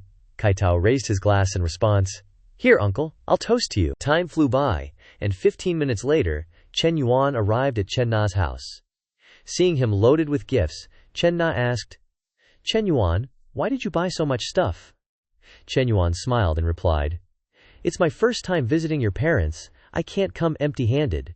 Chen Na's mom also asked, Na, who is this? Without hesitation, Chen Yuan carried the gifts over to Chen Na's mom, saying, Hello, auntie. I'm Chen Na's boyfriend. My name is Chen Yuan. You can call me Xiao Chen. It's just a small token. I hope you'll accept it. Hearing these words, the entire room fell silent. Kaitao was speechless. The auntie couldn't believe her ears, asking again, No way now, what are you saying? Her dad's jaw dropped in shock, stammering, Boyfriend. Why haven't I ever heard you mention him? Her mom's eyes were wide with surprise. What? After the greeting, Chen Yuan put the boxes of gifts on the table and opened them. Seeing the piles of glittering gold jewelry and gemstones, Chen Na's mom said politely, Xiao Chen, your coming is already a gift. Why did you bring so much? You're being too kind. Chen Yuan smiled and replied, I wouldn't dare be too polite with you. Nana is my girlfriend. We're practically family now. Sitting and looking at the stuff in the box, Chen Na's parents' eyes lit up, and they couldn't close their mouths, stammering, This much? How much did it cost? Chen Yuan smiled and replied, Not much. Only around 300,000. Hearing this, all four people shouted in unison, around 300,000. In their hearts they thought, Only, is that something a human being can say? After a brief moment of shock, Deng Kaitao finally spoke up. What? Nana has a boyfriend? Didn't you say she was single? Aunt D? Seeing his bewildered expression, replied, Kaitao, don't panic, I just found out myself. Why didn't Nana bring home such a rich boyfriend sooner? Why now of all times? Kaitao thought to himself, bringing a gift worth over 300,000 yuan on the first visit makes me feel like a clown. Then he asked, Auntie, do you mean this boyfriend is fake? He mused. Spending so much on meeting the parents, it's too expensive if it's just an act. The aunt covered her mouth and whispered, Let me check his background. With that, she approached Chen Yuan and said, Hello, Xiao Chen. I'm Nana's aunt. You look younger than Nana. How old are you this year? Chen Yuan smiled and replied, Hello, auntie. I'm 21 this year. Hearing this, she leaned closer to Chen Nana's mother and whispered, Only 21? Isn't that 6 years younger than our Na? She thought to herself, It's looking more and more like an act. A 27-year-old finding a boyfriend 6 years younger who's also super rich. Who would believe that? Hearing these probing words, Chen Nana's mother couldn't help but worry. She then looked at her husband with a meaningful glance. Chen Nana's father was also deep in thought, his eyes twitching. Seeing their attitude, Chen Yuan continued to introduce himself. I'm still in university, but I have a side hustle, investing in both finance and real businesses. Hearing this, Aunt Dai felt secretly pleased, confirming her suspicion. She thought, What a load of bull! Everyone can claim to be in finance these days. As if I'd believe that. Then she laughed loudly and said, I heard you say earlier that you're planning to marry Naba, right? To get married, you need to have a house at least. Have you bought one yet? Chen Yuan calmly replied, Of course. We have two. One is in my name, and one is in hers. Both are in the Star City district. Hearing these words, Deng Kaitao gritted his teeth and glared at the aunt with annoyance. I'm sick of this boasting. He's just talking without thinking. Understanding his thoughts, Aunt D glanced at him and replied, Kaitao, don't get worked up. Keep your cool. I'll take care of exposing the lies. Then she covered her mouth, smiled sarcastically, and said, Xiao Chen, there's nothing wrong with having high self-esteem, but pretending to be strong when you're not capable is really unnecessary. In a relationship, the most important thing is sincerity. She confidently thought, a house in a big city costs at least over 1 million yuan, even if you have money. You definitely wouldn't buy one for Chen Nana before getting married. Hearing her probing, Chen Nana's parents continued to stand there, speechless, exchanging glances. Without wasting any time with her, Chen Nana immediately showed a photo of the property deed and said, Aunt D, Chen Yuan already bought me a house. I did the online contract signing yesterday, and I took photos of the purchase contract and the receipts. Take a look. With that, the aunt and Chen Nana's parents huddled together to look. The aunt continued to sneer, HMPH, what a good actor. You even prepared the purchase contract. If you have money, play the game like you have money.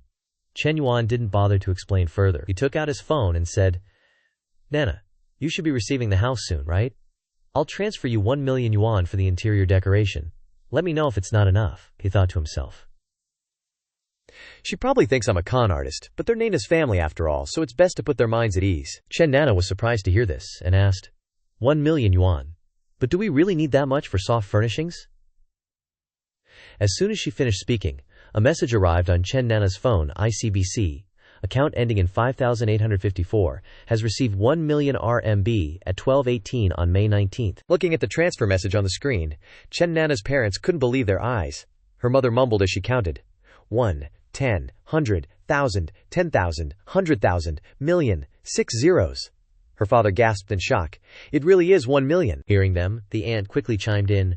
No way, let me see. As soon as she saw the number on the screen, her face turned pale. Oh my God, it really is 1 million. And he transferred it in front of everyone. How could I have doubted him? To be able to casually transfer 1 million yuan to your girlfriend for interior decoration. How much power must you have to dare do that? Seeing their reactions, Chen Yuan smiled back at Chen Nana. It's just a little bit of pocket money. If you don't use it all, just consider it as spending money. Hearing these words, Deng Kaitao froze and thought, thank goodness 1 million isn't even enough for pocket money. If it wasn't for Auntie going first, that slap would have landed on my face. Thinking of this, he quietly walked over, packed up his things, and muttered to himself, looks like I have no chance. I should stop in time to minimize the damage. But I wonder if I can get back the 2 bottles of Wuliangye and Daohuasi that I gifted earlier. I was so unlucky this time, I was played before I could even make a move. But then he thought, even though the blind date failed, I can't let this trip be a complete waste. Who knows?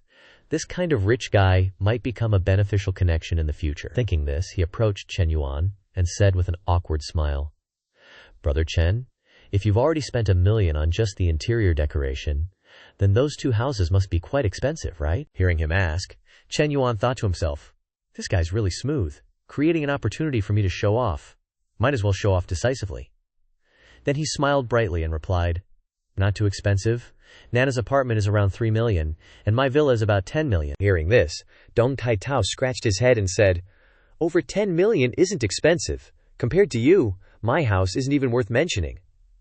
Seeing him come in front of Chen Yuan and wag his tail, the aunt showed her disgust and thought, this kid really knows how to switch sides, so despicable. Thinking it over, she smiled to herself and thought, but Xiao Chen is practically family now, so I have to seize what I can as soon as possible.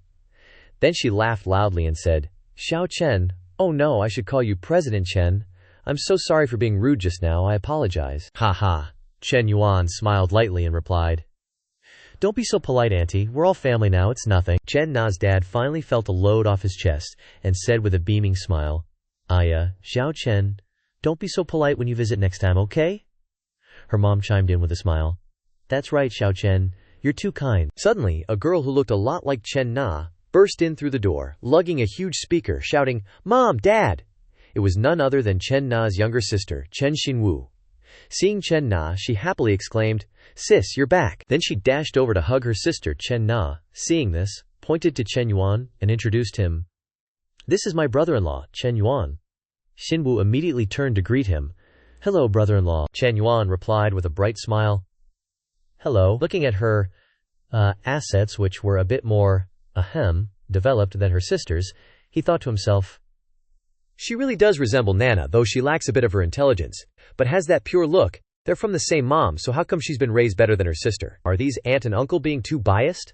Just then, Chen Na's dad's voice boomed. All right, everyone's here. Let's start eating. A moment later, everyone was seated at the table. Chen Yuan picked up the wine bottle and poured a glass, saying, Uncle and Aunt, I'd like to propose a toast to you both. It wasn't easy raising Nana, and I'm so happy to have such a wonderful girlfriend. After dinner, let's go look at cars and houses together, okay? Chen Na's aunt couldn't help but break out in a cold sweat, thinking, no way! Buying for Nana is one thing, but now he's buying for his future in-laws too? What is this guy, an immortal or something? Chen Na's parents weren't doing much better. Their faces were blank, and their heads were filled with question marks. After what seemed like forever after the meal, Chen Yuan and Chen Na's family bought both a car and a house. Chen Na's dad said, in a slightly complaining tone, Xiao Chen, we're old.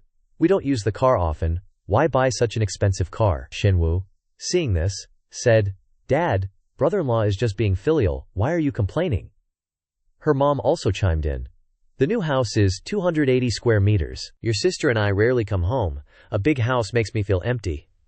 As she said this, her voice was a little choked up. Chen Na, seeing this, went over and took her mom's hand, saying, Mom, I'll come visit you often in the future. Seeing the two of them being all lovey-dovey, Chen Na's dad said with a laugh, My daughter was always muttering when she didn't have a boyfriend, and now she's crying because she has one. Oh, gosh, don't cry anymore. Go upstairs and cook dinner for Zhao Chen. After dinner, Chen Na took Chen Yuan to a room, arranging a place for him to sleep.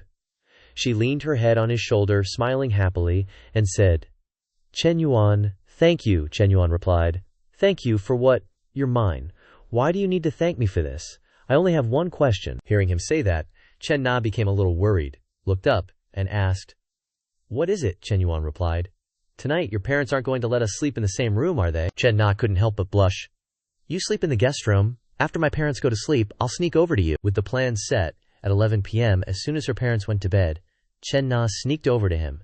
She gently nudged him, calling, Chen Yuan, are you asleep? Chen Yuan suddenly turned around and grabbed her hand, whispering, Haha, we haven't had a deep conversation yet. How could I be asleep? He pushed her down on the bed, slipping his hand underneath her, saying, Nan, you're not wearing anything, you really understand me. With that, Chen Yuan slipped his hand into the cave to explore. Feeling the rush, Chen Na trembled all over, hurriedly covering her mouth, moaning softly, At the same time, Xinwu woke up, groggily and sleepily stumbling towards the bathroom. Hearing the moaning, she couldn't help but be suspicious. Then she leaned closer to the door, hearing the soft moans coming from within. Chen Yuan?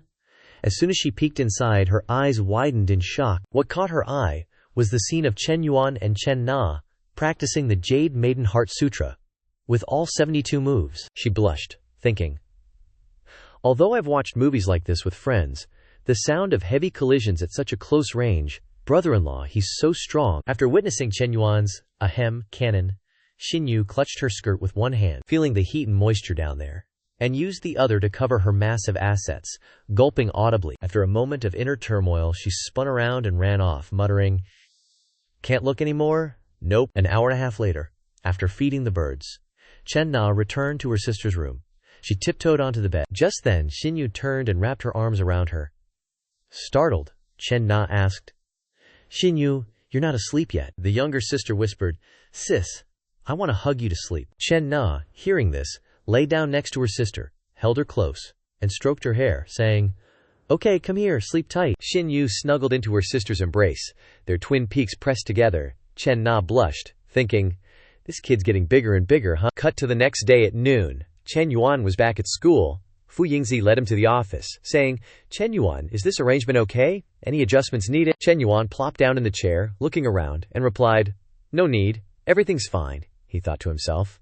Looks like Fu Yingzi is not only beautiful but also efficient, and always has clear feedback. A truly excellent secretary candidate, everything is great. Immediately afterwards, Fu Yingzi handed him a stack of documents, saying, These are the startup applications and business plans from the first group of students I received from the Youth League this morning, about a dozen or so.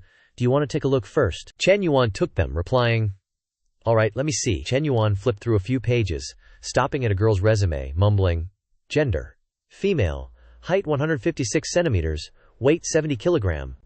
Author's note. 1 kilogram in China is only equal to 0.6 kilograms, so 70 kilograms here is equivalent to about 41 kilogram. Otherwise, 156 meters and 70 kilograms would be a pig. Haha. Looking at the ID photo, he thought, What's this? Even ID photos are photoshopped this much now? Thinking this, he clicked his tongue and said, Forget it, too lazy to look at the photos, let's just look at the startup plans. Then skimmed through them. The more he read, the more his face fell. Opening a coffee shop on campus, opening a pet store, an esports cafe. Really. Flipping through them, Chen Yuan stopped at one plan, opening a sexy lingerie store on campus.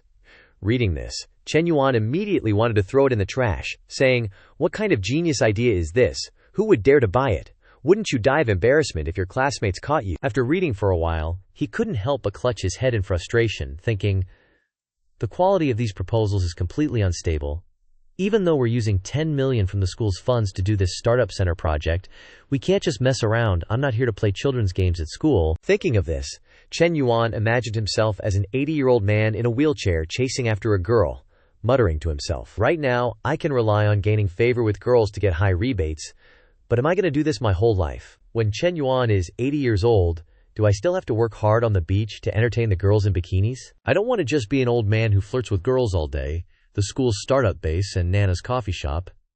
These two projects must be taken seriously and start to implement and accumulate startup experience. Once the conditions are ripe, I must plunge into the business world, turning small companies into big companies. Must operate my business into a massive multinational corporation like Samsung, Apple, Tesla.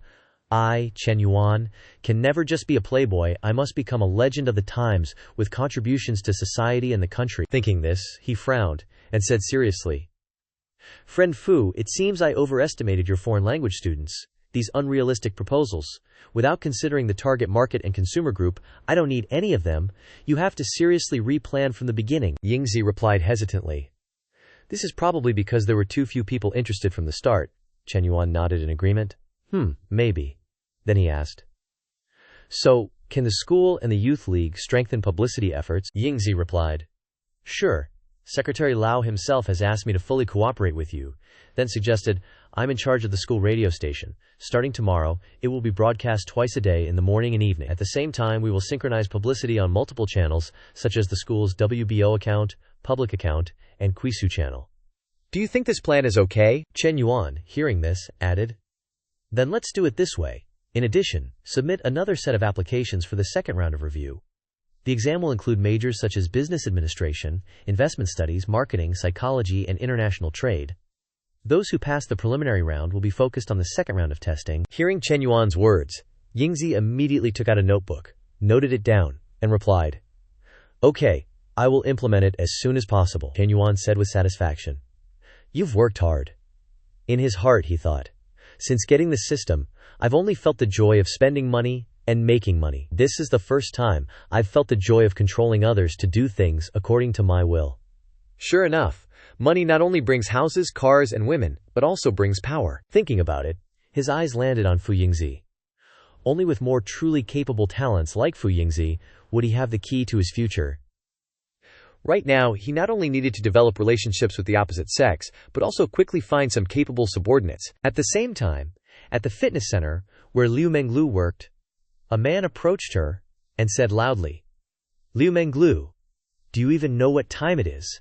Coming to work this late, do you even want this job anymore?" Menglu turned around and replied unhappily, "I already sent you a message to ask for leave, and I also greeted the members who have classes today." The man continued to nag annoyingly, "You dare mention asking for leave? Did I approve your leave?" Hearing him say that, Menglu coldly replied, "Do you want to review the message you sent? Have lunch with me, and I'll approve your leave, Manager Gong. Besides this trick, do you have any other moves?" Manager Gong was so angry that he couldn't speak.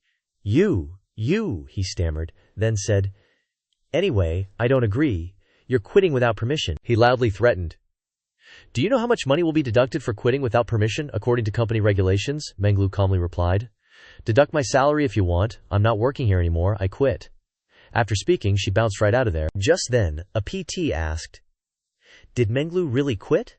The manager replied unhappily, "She's worked here for so many years. All her clients are here with us. If she doesn't work here, how will she survive?" Hearing him say that, the PT pointed to the supercar below and said, "Manager, look at what kind of car Menglu drove here." Just taking a glance, seeing the scene below, Manager Gong almost fell to the ground and said in surprise, "A 911. Holy crap, did she hit the jackpot?" At the same time, Menglu had already sat in the car. She immediately pulled out her phone and called Chen Yuan, saying with a grievance, "Chen Yuan, I lost my job. The boss fired me. Aren't you coming to comfort me?" Chen Yuan replied calmly, "That's great, Coach Liu. Wouldn't it be perfect for you to be my personal trainer?" Hearing that, Menglu blushed and asked, "Is there a reward for being your full-time trainer?" Chen Yuan replied, "Reward? I'll find you later to exercise, and by the way, I'll reward you with a few dozen small goals to eat." Hearing him say that, Menglu made a heart shape with her hand, winked playfully, and said, "Okay, I'll wait for you in the VIP room, love you." Time flies like a dog running in a field. Just after hanging up, it was already 8 p.m., Chen Yuan finally showed up. Hearing the knock, Menglu walked over, cracked the door open, and sulked. "It's this late already, and you still think you can come in?" Hearing these words, Chen Yuan thought to himself, this girl is really stubborn and playful. Okay, you want to know what flirting is, right? Then let me teach you what flirting really means. Afterwards, he turned around and left, saying, "You won't let me in, then I'm leaving." Seeing that, Menglu panicked and quickly opened the door and ran after him, saying, "Oh honey, don't go." Chen Yuan pretended to be angry and said, "Didn't you say you wouldn't let me in?" Menglu grabbed his arm and said coquettishly, "Oh my gosh, Chen Yuan, I just wanted to act a little angry. Don't leave, okay?" Chen Yuan glanced down at the pair of large assets in her thin silk dress and said slyly, "Then you have to beg me. I want to see if your attitude is sincere or not." Seeing his gaze, Menglu rubbed her 2 melons against his arm, blushed, and said, "Isn't my attitude sincere enough like this?" At this point, Chen Yuan's little brother perked up in protest. He swallowed hard and replied, "All right, I guess I feel a little bit of sincerity. Okay, for your sakes, I won't leave." After speaking, Chen Yuan, like a wild beast, dove straight into her ticket area and started sniffing. After shoving her face into Menglu's ticket booth, Chen Yuan continued to put his hands on her backside, kneading and squeezing as he pushed her towards the bed, then sat down. Menglu, flaunting her 2 big round assets, looking incredibly tempting, teased, "Daddy, I wasn't a good girl just now. Are you going to punish me?" Hearing these words, Chen Yuan's little bro immediately reacted. He leaned in and said, "What did you just say? Say it again for me." Menglu's cheeks flushed red. She leaned her cherry lips close to his ear, her breath tickling him as she whispered, "Papa." As soon as she finished speaking, Chen Yuan pinned her down, inhaling deeply at her neck and saying, "I really like this address. Today Daddy will increase the intensity for you." Menglu trembled all over, moaning softly, Daddy. Just like that, Chen Yuan pulled out his staff and attacked Menglu. Menglu wasn't going to take that lying down, and quickly unleashed her tide, her clam engulfing Chen Yuan's staff. And so, an intense battle raged on for a full hour. At this point, Menglu's whole body was numb, her eyes glazed over as she thought. Putting aside the money issue, just that thing alone is enough for Chen Yuan to attract others. Barely 2 minutes after exiting the gate, Chen Yuan wiped the corner of his mouth, flashed a wicked smile and said, "Hey, aren't you supposed to be my personal trainer? I'm ready to go again. Don't give up on me now." As soon as he finished speaking, Chen Yuan chose a small gap between the 2 mountains and thrust his staff in. Menglu's eyes widened in shock. "No way, how can you be so fast after just finishing? You can go again already." This isn't scientific at all. They continued drilling the well for another hour until the water in the well was overflowing. Then they finally stopped. Menglu was soaked in sweat, panting, "Oh my God, I'm gonna die. Is this how you treat me? What happened to the gentleness you promised?" Chen Yuan heard this and smiled smugly. "I was already being very gentle just now. I only used 5 parts of my strength compared to when I'm with Nana." Menglu retorted, "Don't lie! I heard you at the cafe. There's no way that strength can compare to just now? 5 parts? HMPH. You clearly wanted to use all 12. And the difference compared to last time was too big." Hearing what she said, Chen Yuan was a little doubtful. He looked down at his body and thought, "Inadvertent X ability. This divine skill can operate endlessly without getting tired, but the energy in my body seems to be depleting. I feel like I've gotten a little thinner recently." Thinking of this, Chen Yuan ordered, "System, check my stats." Immediately, the system displayed a notification. Height 182 centimeters, weight 70 kilograms, health index 69. Looking at these stats, Chen Yuan broke out in a cold sweat. As expected, my weight has dropped by a whole 2 kilograms compared to half a month ago, and my health index has also decreased by 3 points. I'm 182 centimeters tall but only weigh 70 kilograms. This is not good. After checking, he turned to Meng Lu and said, "Coach Lu, let's work out tomorrow morning." Meng Lu heard this and replied, "Do you have to decide about tomorrow right now? What if you change your mind later?" Seeing that she misunderstood him, Chen Yuan said, "Is that all you can think about? I'm talking about serious exercise. Look at me now, don't I look a little too skinny?" Hearing these words, Meng Lu jumped up and burst out laughing. "Ha ha, so you finally realized you're a skinny dog," Chen Yuan replied with dissatisfaction. "If you keep saying that, I'll make sure you can't stand up." Meng Lu hurriedly waved her hands, obediently saying, I was wrong, Daddy, I won't do it again." Chen Yuan was smug. "That's more like it anyway. You have to help me create a professional plan." Saying this, Meng Lu stood up, grabbed a towel to cover her big assets and said, "I'm going to take a shower first, and then I'll make you a diet and exercise plan. You have to ensure you get enough rest, and combine both aerobic and anaerobic exercise. Chen Yuan replied. Okay, let's start from tomorrow once the plan is done. As if remembering something, Meng Lu turned back and said, Oh, Junyu has a gym. Let's use Junyu's gym. I'll go back tomorrow morning to get my clothes, and I'll buy you 2 sets while I'm at it. As soon as she left, the system displayed a notification. Ding! Detected that the host has started a gym plan. A perfect life not only needs abundant wealth and career, but also needs to upgrade and create a personal image. The host actively recognizes the need to improve his personal image, and the system will fully assist in the training process. Limited time mission within 1 month. If the host reaches 75 kilograms and maintains a body fat percentage between 12% and 15%, the system will upgrade the host to level 3, receiving physical body enhancements. Note: this physical effect lasts for 2 years. Immediately after, the system displayed a new interface. Chen Yuan saw this and clicked on it, muttering to himself, Fitness assessment panel. The system even has this. As soon as he clicked on it, the system displayed a notification. Height 182 centimeters, weight 70 kilograms, health index 69, BMI 211, body fat percentage 21%. He muttered to himself, The mission only requires me to gain weight and reduce fat, focusing on these 2 items. Just then, Chen Yuan's eyes stopped at the enter button below the notification. This button.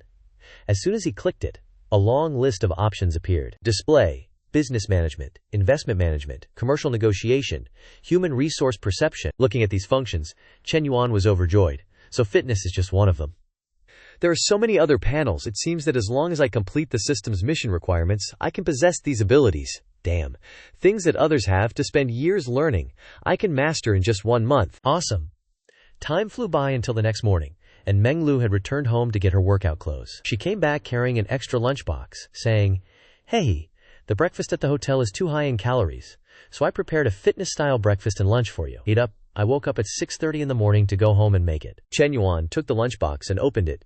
Inside were dishes full of protein. Seeing this, he praised, So rich. Well done, Coach Liu. Hearing this, Meng Lu put her hands on her hips and said, It's good you know how hard I worked to cook this.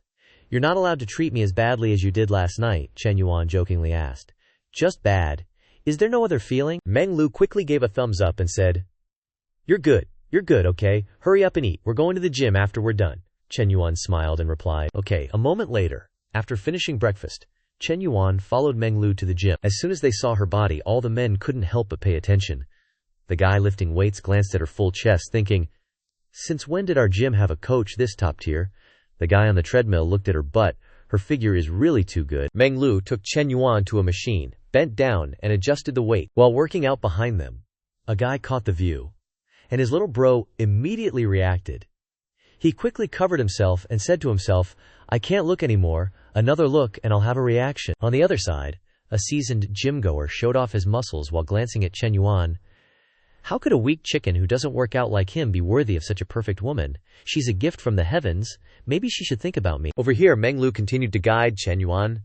Chen Yuan, you still need to widen your movements a bit. Don't use momentum. These actions attracted the attention of a man nearby. Yes, none other than Jun Haojun, the guy who stole Chen Yuan's ex, Wan Ting. He turned around, his eyes widened, and he thought in surprise, That's Chen Yuan. Who's the fairy next to him? Last time, didn't he take a beauty to buy stuff at Guojin? Now he's changed already. He's such a player. On this side, after a while of training, Meng Lu handed Chen Yuan a bottle of mineral water and said, See? You're usually too lazy to work out, so you're tired after only a few moves. But the first day is pretty good. Drink some water, work out slowly, can't rush to eat hot tofu. Chen Yuan took the water and replied jokingly, Really? When can I eat hot tofu then? Understanding the meaning in his words, Meng Lu scolded softly, You're annoying.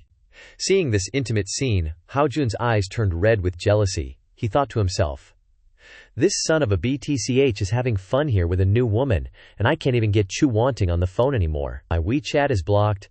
I don't even know where her house is. I can't even ask why we broke up. It's really infuriating. Suddenly, he seemed to think of something. Wait, is he cheating on multiple women at the same time? I'm going to expose his true colors? Normal women would immediately get mad. Haha, let's do it. See how you handle this. Acting on his thoughts, he walked up to Chen Yuan and asked in a friendly manner, Chen Yuan, what a coincidence, you're here too. Seeing him, Chen Yuan asked in surprise, It's you. What's up? Is there something? Haojun waved his hand and replied, Nothing. I just saw someone I knew and came over to say hello. Hearing this, Chen Yuan said in a cold voice. If there's nothing, I'll continue working out. Meng Lu also turned around with a look of annoyance, thinking, get out of here, can you stop bothering us? Hao Jun thought, you want me to leave that badly? Hey, I haven't finished talking yet. Thinking this, he asked innocently, the girl you took to Guojin last time, why isn't she with you this time?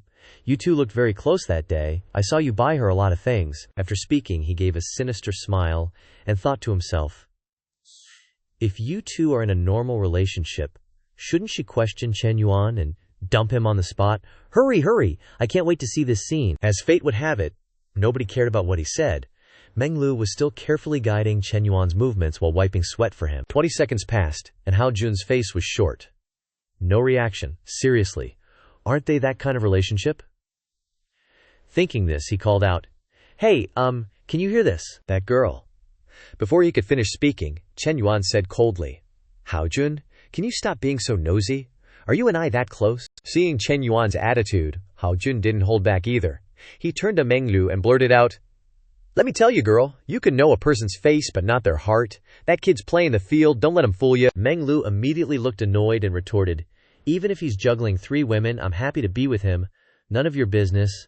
Hao Jun wouldn't let it go. Still being a busybody, I'm telling you, that guy even bought that other chick 2 bags, costing like 10,000 yuan. I'm just reminding you for your own good. Meng Lu turned to Chen Yuan, giving him a flirty glance. So what? It's his money, he can spend it however he wants, as long as he's happy. If he's happy, I'm happy too, she thought to herself. So he bought someone else 2 bags. Chen Yuan bought me a car worth over 2 million yuan. Hearing this, Hao Jun's face twisted like a prune, thinking, what's going on? This girl knows she's being played and she's still happy. What exactly is their relationship? Not letting him continue to spout nonsense, Meng Lu wiped sweat from Chen Yuan's face and glared at Hao Jun. Please move further away, your face is seriously affecting our training. Hearing this, Hao Jun stormed off, grinding his teeth in frustration. What kind of people are these? Totally unreasonable. Seeing his angry expression, Chen Yuan thought to himself, Coach Liu is my personal trainer and caretaker. Her position is very clear. Why is he so nosy? Next time I want to play around, I should do my homework first, so that I don't get stuck with a third wheel. Meng Lu turned to Chen Yuan and said, Chen Yuan, let's continue. And so, they trained for 2 hours straight before finally ending the session. Meng Lu encouraged him. You performed really well today. Your movements were very precise, but tomorrow we need to increase the intensity, Chen Yuan joked. I'll increase the intensity for you tonight, and you'll increase the intensity for me during the day. Are you getting revenge? Meng Lu blushed and replied, it's not like that. Today was mainly to get familiar with the movements and equipment. Once we're used to it, we definitely need to lift heavier weights. Seeing her so serious, Chen Yuan didn't tease her further. Alright, my muscles are pretty much stretched out. Let's go take a shower. A moment later, they were back in the room. As soon as they stepped into the bathroom, Chen Yuan pulled Meng Lu close and said, Coach Liu, there's one more spot that needs more practice. She was caught off guard. Huh? Before she could say another word, Chen Yuan unleashed his divine weapon, pushed her against the wall, and started groping her, saying, I'm talking about this spot. Meng Lu could only helplessly endure. You bad boy. After who knows how long, after firing off all the bullets, they finally finished showering. While drying her hair, Meng Lu called out, Hubby, oh no, Daddy, are we going back to school tonight or? Before she could finish the question, Chen Yuan interrupted. I have something to do tonight, just sleep here. Meng Lu said, this room is too big, I don't feel comfortable staying here alone, I'll go back to my small apartment to sleep. Chen Yuan smiled and replied, okay, you arrange it? Oh, call me that again. Hearing this, Meng Lu plopped down on the table, washed her hands, and struck a provocative pose, saying, what? Then she sweetly called out, ah, papa. At the same time, her favorability rating increased to 88. Seeing this result, Chen Yuan thought to himself, my favorability has increased by 2 points since last night. It seems like the 90-point favorability level isn't far away. I'm really looking forward to the system's magical reward. A moment later, after showering and getting dressed, Chen Yuan left the Junyu Hotel and returned to school. As soon as he walked in, he saw Feng Zigui glued to Fu Yingzi. He couldn't help but think, this simp, so persistent. Thinking this, he opened the door and walked straight into the room without saying a word. Yingzi hurried over and said, Chen Yuan, I'm sorry, he saw me in the canteen and insisted on following me. I've told him several times, but he won't listen. Feng Zigui quickly chimed in, don't blame Yingzi. I wanted to see if there was anything I could help with. After all, more people means more help. Hearing this, Chen Yuan stopped and replied coldly. It's really not necessary. There's nothing you can help with. With that, they both walked inside and slammed the door in Zigiai's face. Not only that, but the curtain next to the door was immediately drawn shut. He was shocked, thinking there were only Chen Yuan and Yingzi inside, and they closed the door and drew the curtains. What exactly do they want to do? It's just a dorm room, why install curtains? Thinking of this, intimate scenes between the two flashed in his mind, and he instinctively covered his face, panicking. My Yingzi, don't tell me. At the same time, inside the room, as soon as they sat down, Chen Yuan asked, How's the promotion going? Yingzi looked down at a report she had written, saying, The posters and promotional content have all been posted. The public account, WBO, Quisu, and even the school's confession wall all have it. The views and interest are good, but the new business plan still needs more time. Hearing this, Chen Yuan said, I plan to create another wave of promotion to increase the popularity even more. Yingzi asked in surprise. How exactly do you plan to do that? Is there anything else you need me to coordinate? Chen Yuan raised a finger, saying, Slap my name all over that entrepreneurship zone so every international student knows I'm the sugar daddy behind it. Hit him with some eye-catching posts or captions like, OMG, our school's entrepreneurship zone just got a 10 million yuan investment. No way, it's student-funded. I'm freaking out, we've got a hidden billionaire on campus. But keep my identity a secret, you hear? Gotta build up the hype first. Hearing him, Yingzi immediately guessed. So we're gonna drip-feed info, tease them till they're bursting with curiosity, and then BAM! You make your grand entrance when expectations are sky-high, right? She thought to herself. No idea why Chen Yuan wants to put himself in the spotlight, but hey, not my circus, not my monkeys, I just gotta do what he says. Chen Yuan, pleased, said, Exactly. This'll send the hype through the roof, and startup applications will explode. Then, with enough data, we can actually pick out the real gems. He internally monologued. First, I get clout in school and the education world. Second, it's easier to scout out hotshot juniors and seniors. And third, after dropping 10 million, right, the system will reward me with an entire industry. He went on. Also, for maximum impact, gotta keep it hush-hush at first. Any issues with the rollout, Yingzi replied. Nah, we can have some unofficial accounts post first, then use burner accounts to stir up buzz in the comments. Chen Yuan nodded. Perfect, that's the plan. Now let's talk about what you want. Chen Yuan looked up and asked, What do you want from me? Yingzi was taken aback by the sudden question. She thought. Didn't expect him to just lay it out there. I kinda wanted to see if we could maybe date, but he's obviously got a girlfriend and probably isn't into me anyway. After a beat, she perked up and said, Internships start next semester. And you know how it is for students from private schools like us. Finding good jobs ain't easy, especially in marketing. So I was thinking, if I could work for you, maybe I could earn more than the usual gigs out there. Chen Yuan thought, she's still a student, so she's being shy about it, huh? If she just said she wanted me, we could roll with that. Then he asked, how much higher are we talking? Yingzi hesitated, then replied, 8,000. She thought to herself. Marketing jobs straight out of school usually pay like 3,000 to 4,000 yuan a month. 8,000 yuan would be 2 or 3 times that. Just as she was worried about getting rejected, Chen Yuan jumped in. I'll bump it up to a cool 10,000, plus bonuses and perks if you do well. You'll work for me from now on. Yingzi's eyes widened. He's paying me that much. Wait, what does work for me mean? The tension was reaching fever pitch when Feng Zigui's whiny voice echoed from outside. Yingzi, are you guys done talking yet? What's taking so long? Hearing that, Chen Yuan cursed in annoyance. That clingy simp is such an embarrassment to men, Yingzi said. Sorry, let me go talk to him. Chen Yuan stopped her.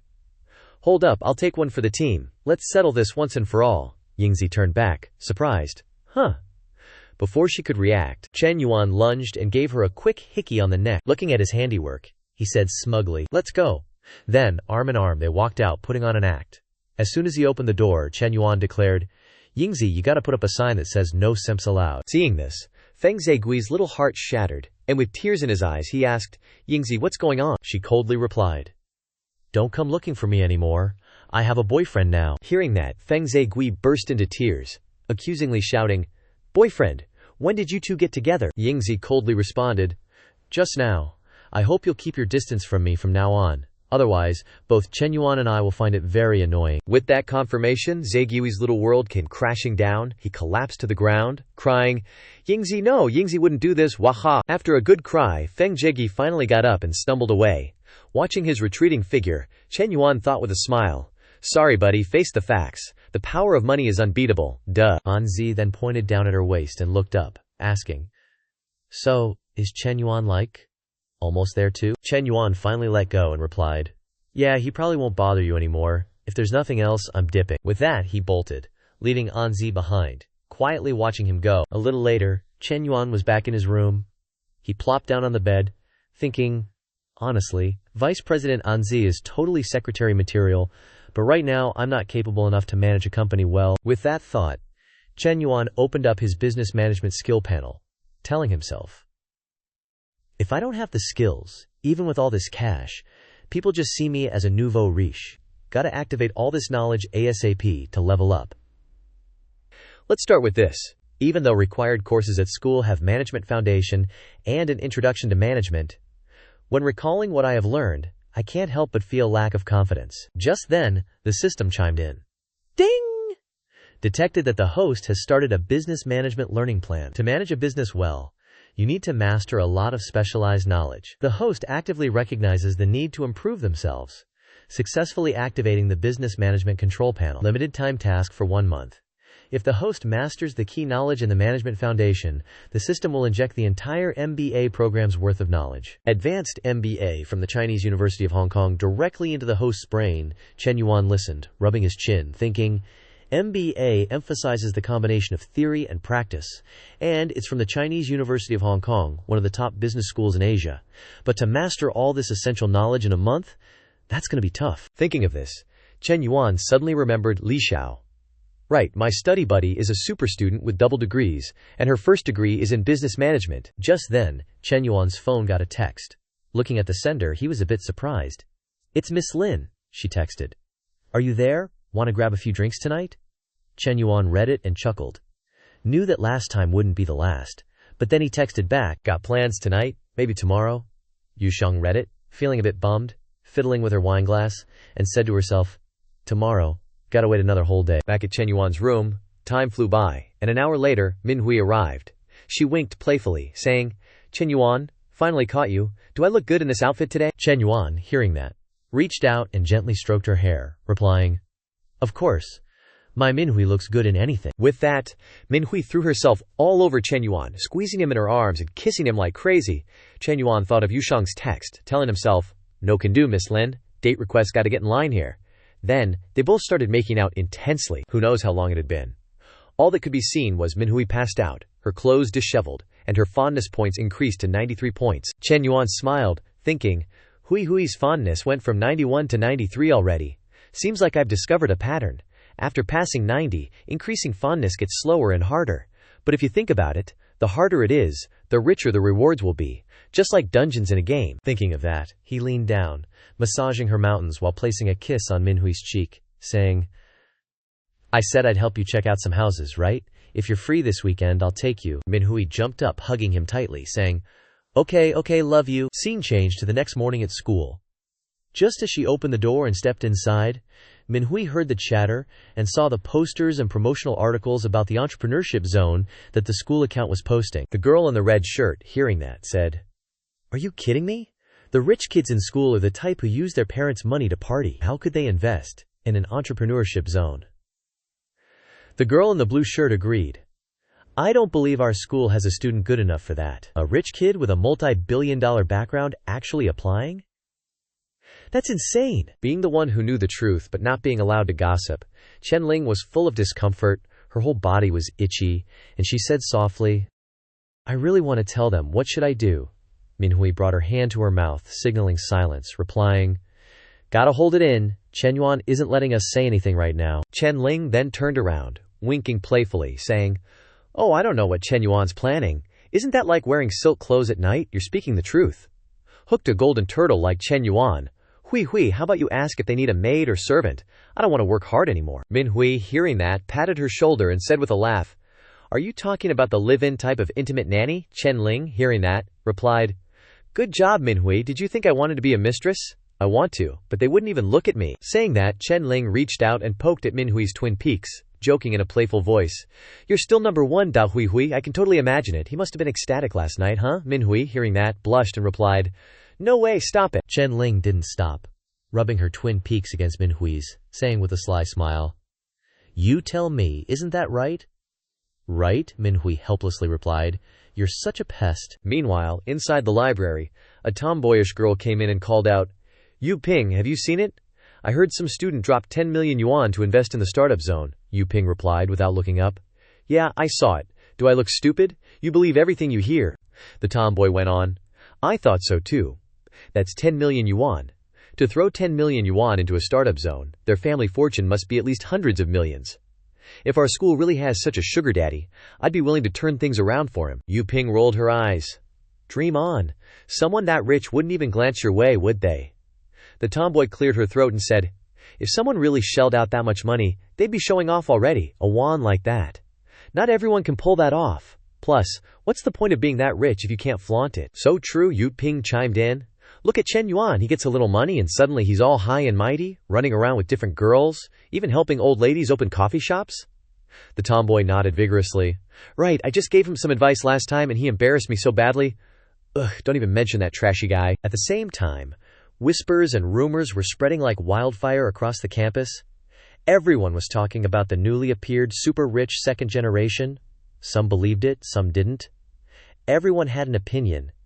Meanwhile, Chen Yuan was still diligently carrying out his plan. He opened his car door, still on the phone with Li Xiao. Counselor Li Xiao, I need your help with something. I want to study business management, and I need you to guide me through the important concepts.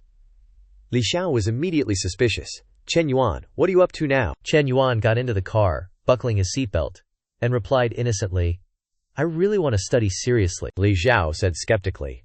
Oh, is that so? Fine, whatever. Chen Yuan then added, I'm almost at your place. Li Xiao was taken aback.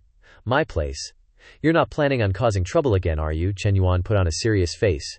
You know me. I'd never do anything inappropriate. Seeing her hesitation, he continued. Relax, counselor. A little later, Chen Yuan arrived at Li Xiao's door. She opened the door, saying anxiously, Chen Yuan, before you come in, promise me you won't be like last time. Without a second's pause, Chen Yuan replied, Okay, I promise. Li Xiao asked worriedly, Are you sure? Chen Yuan looked at her with sincere eyes and answered, I'm super sure. Seeing this, Li Xiao opened the door and said, All right, come in then. As soon as he entered, Chen Yuan went straight to the table and sat down. Li Xiao took out a stack of documents and said, This is the business administration textbook I used in college. I've marked the key points in the first 3 chapters. She handed them to Chen Yuan. This kind of knowledge is mostly about memorization. Try to relate it to real-world examples when you study. It'll help you remember faster. Chen Yuan took it and replied, Okay, I'll memorize it. And so, Chen Yuan sat there studying seriously for the whole afternoon. Li Xiao sat beside him, silently observing. After who knows how long, Chen Yuan stopped. He turned his gaze to Li Xiao and stared at her intently. She asked, Why did you stop studying? Why are you looking at me? Look at the book and memorize it. Chen Yuan propped his chin up with his hand and said dreamily, Counselor Lai, how can a book be as pretty as you? Li Xiao blushed and scolded him. There you go again. Didn't you promise me you came to study seriously? Chen Yuan moved like a flash of lightning, leaning in close and saying, I did come to study seriously, but at the same time, I want you to be my girlfriend. These two things aren't mutually exclusive. Hearing this, Li Xiao immediately stood up, looking displeased. What nonsense are you talking about? Chen Yuan instantly ran behind her, hugging her tightly, saying, I'm not talking nonsense, I'm very serious. Counselor Lin, Li Xiao panicked. Don't do this, Chen Yuan. My younger sister is sleeping in the room. Chen Yuan smiled wickedly. Even better that she's home. We can announce our relationship. Li Xiao struggled weakly. Let go, Chen Yuan. I haven't even agreed to be your girlfriend yet. Before she could finish speaking, Chen Yuan turned her around, planted a kiss on her lips, and said, You'll agree sooner or later. Looking at what was happening, Li Xiao thought to herself. He promised so firmly before coming in, and it's only been 1 class. As expected, all men are liars. At this moment, Chen Yuan's wandering hands started exploring again. Seeing this, Li Xiao resolutely pushed him away. She said firmly, No, Chen Yuan. Not there. Suddenly, the door bursts open, and Li Meng stumbles in, rubbing her eyes, only to freeze in her tracks. On the other side, there's Chen Yuan and Li Xiao, in a full-blown guy on top of girl situation. She's internally screaming, What in the world? My sis and Chen Yuan are going at it right on the sofa. Talk about zero chill.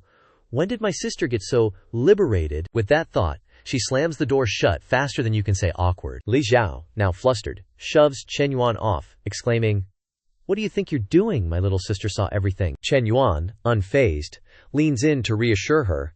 If she's gonna find out sooner or later, isn't it better to just tell her now? Li Xiao retorts, clearly annoyed.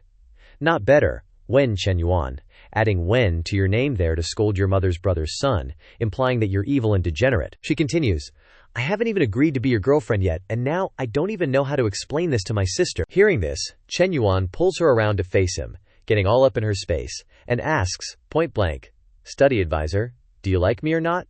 Caught off guard, Li Xiao's a little flustered, unsure how to answer, and stammers. Ugh, she thinks. If she were to say she liked him, she kinda does, but between them, it is a teacher and student relationship. At the same time, her affection level increases to 71 points. Seeing this, Chen Yuan secretly rejoices. Her feelings for me have improved a little. Gaining 2 points isn't bad, no need for gifts or money, just sincerity and persistent effort, and sooner or later she'll understand my heart. Then, without pressing further, he says, It's okay, I won't give up. Hearing these words, Li Xiao is a little surprised, her cheeks flushed, unsure what else to say. Seeing her reaction, Chen Yuan can't help but feel happy. He gets up, heads towards the door, and says, then I'll head out first, see you later. As soon as Chen Yuan leaves, Li Xiao calls out, no need to hide in the bedroom anymore, come on out. Hearing this, Li Meng hesitantly pokes her head out. She walks over and asks, all done. Li Xiao bends down to pick up the stack of documents and answers, Li Meng then leans in and asks, Sis, are you and him, official now? Should I start calling him brother-in-law? Li Xiao, a little embarrassed, clenches her fists and stammers. Not really, Li Meng, surprised, asks, not yet. How can you guys be doing that without being official? Li Xiao stammers. We haven't reached the final step yet. Li Meng presses on. So what do you really think? Li Xiao's heart is in a tangled mess. And she replies with some embarrassment, I don't even know anymore. Seeing her expression, Li Meng is like, duh, and thinks to herself with a smirk, she's totally fallen head over heels and doesn't even realize it. Before they knew it, evening arrived, and Chen Yuan had already arrived at MS Cafe. Yu Chang had already been there from who knows. When preparing for tonight, she chose a flimsy two-strap dress, showing off her set of D-cup knockers. As soon as she sees Chen Yuan, she says, Chen Yuan, I wonder if it's convenient. I've been in a bad mood lately and wanted to chat with you a little. Won't bother your time, right? Chen Yuan plops down across from her and replies, It's okay, Mez. Lin, what's the matter? You don't look too happy. Yu Chang lowers her head slightly, a look of melancholy on her face, and hesitates a moment before saying, Zheng Shanyong is becoming more and more outrageous, often not coming home overnight. Recently, he doesn't even bother to hide it anymore. Every time he comes home, he brings the scent of women from outside. She slowly opens up, thinking, if he does shady things outside, I can also go out for drinks and chats anyway. I won't do anything too outrageous, even if I put a green hat on him, so what? His head is already green anyway. After thinking about it, she asks, Chen Yuan, is Chen Na your girlfriend? Chen Yuan nods and replies, just consider her that way. Yu Chang asks again, you're going out for drinks with me, does she know about it? Chen Yuan replies, she doesn't know, but even if she did, she wouldn't have any objections. Hearing this answer, Yu Chang thinks to herself, then I understand. In that case, I won't feel guilty anymore anyway. I don't want to affect other people's feelings. Then she lowers her face, her cheeks flushed, and cautiously says, Chen Yuan, can you hug me? Just for a little bit? Chen Yuan doesn't hesitate, lightly scoots over to one side to leave some space on the seat, and says, then come over here. Hearing that, Du Chang jumped up, looking at her now, her figure even more bewitching. Immediately after, she walked over to Chen Yuan. Not sitting on the chair but directly on his lap, Chen Yuan didn't hesitate to wrap his arms around her waist, and she asked, he knows you're out drinking with me. In that instant, Du Chang wrapped her arms around Chen Yuan's neck, pressing her chest against him, and planted a super intense kiss on his lips, saying, don't mention him. Caught off guard, Chen Yuan was taken aback. He thought to himself, ugh, in Nana's cafe with another woman, I feel kinda bad for her. But then again, who could resist this kind of temptation? Chen Yuan quickly cooperated, thinking, screw it, I'm a scumbag, why overthink it? His hand quickly started groping down towards the promised land below. Just as he was about to unbuckle her pants, Du Chang stopped, holding onto her last bit of shame, grabbing his hand and saying, no you can't. Chen Yuan asked, what's wrong, you gonna make me go vegetarian? Du Chang blushed and replied, Chen Yuan, let me help you, okay? Hearing that, Chen Yuan decisively yanked her panties down, replying, nah, I want to eat meat today. Then he began to ram his cannon straight into the trench. She only managed to let out a surprised ah. Du Chang felt as if a stream of water was rushing down her entire body, reviving her youth. She thought to herself, is this heaven? Half an hour later, Du Chang still hadn't escaped that feeling, constantly moaning, ugh you. Afterwards, Chen Yuan pointed down at his little bro and said, clean it up for me. Hearing that, Du Chang immediately knelt down, and the subsequent licking scene, we'll skip it, only seeing Chen Yuan's face full of enjoyment.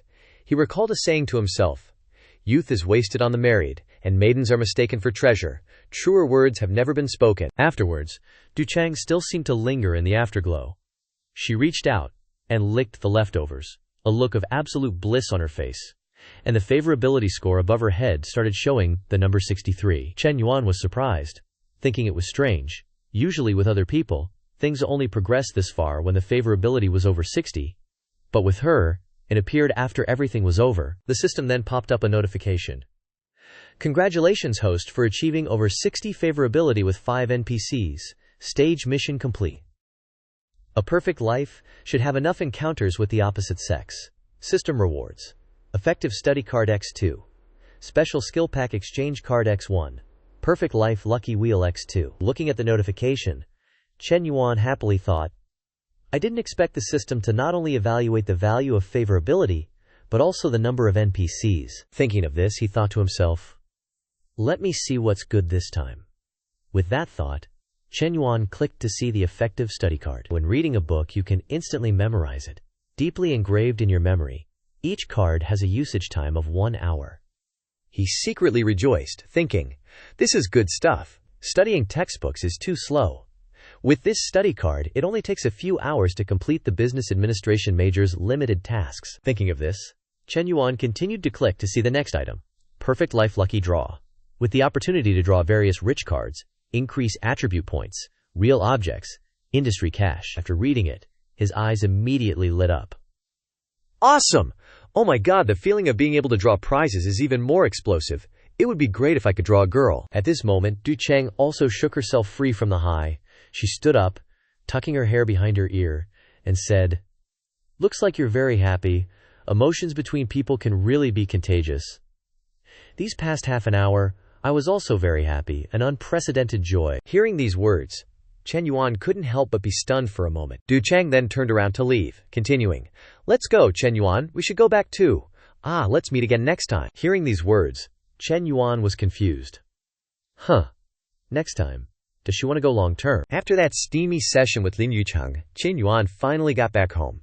Just as he was stripping off his clothes, a message popped up. He checked it out and BAM! A bunch of screenshots. No one at our international business school drives a G-class, dude. If you're gonna lie, at least do some research. Not just the international business school or the business department, but even the foreign languages school doesn't have any students driving G-wagons. This guy's just spouting BS without thinking. Let's just treat it as a joke anyway. Lying doesn't cost anything. Seeing these comments, Chen Yuan muttered, these are the comments online that Feng Minhui sent. After sending the pile of screenshots, she texted, being cursed at is actually a good thing. Doubts create debate and generate buzz, Chen Yuan replied. You can slowly leak some details, like what department, major, and year I'm in, just don't reveal my name in class. Feng Minhui saw it and texted back, alright, got it. Chen Yuan put his phone down and thought to himself, project stuff can wait? Let's see what other surprises the cheat system has in store. With that, he opened the system panel. A notification popped up immediately. You currently have 2 lottery draws. Would you like to draw now? Choose yes or no, Chen Yuan said. I choose yes. Instantly, the system announced, congratulations, host, you've received a 500 square meter shop in Yunqi Yawen urban area. Reward collection instructions. Please go to the Yunqi Yawen Business Center within 1 week to claim your reward. Looking at the reward, Chen Yuan's eyes instantly lit up. He exclaimed happily, whoa, it's a street-facing shop in Yunqi Yawen. That's the most high-end residential area in Xinjiang. Getting this street-facing shop is like getting another source of income. Even if I don't open a shop, I can just rent it out. After celebrating himself, he tapped the screen again. Still got 1 more draw. Continue. The system notified, again, congratulations, host, you've received 2 physique attribute modification chances. Chen Yuan stroked his chin and thought, modify physique attributes, so if I modify body fat or weight, won't the physique mission be completed immediately? Thinking of this, Chen Yuan opened his personal attribute panel.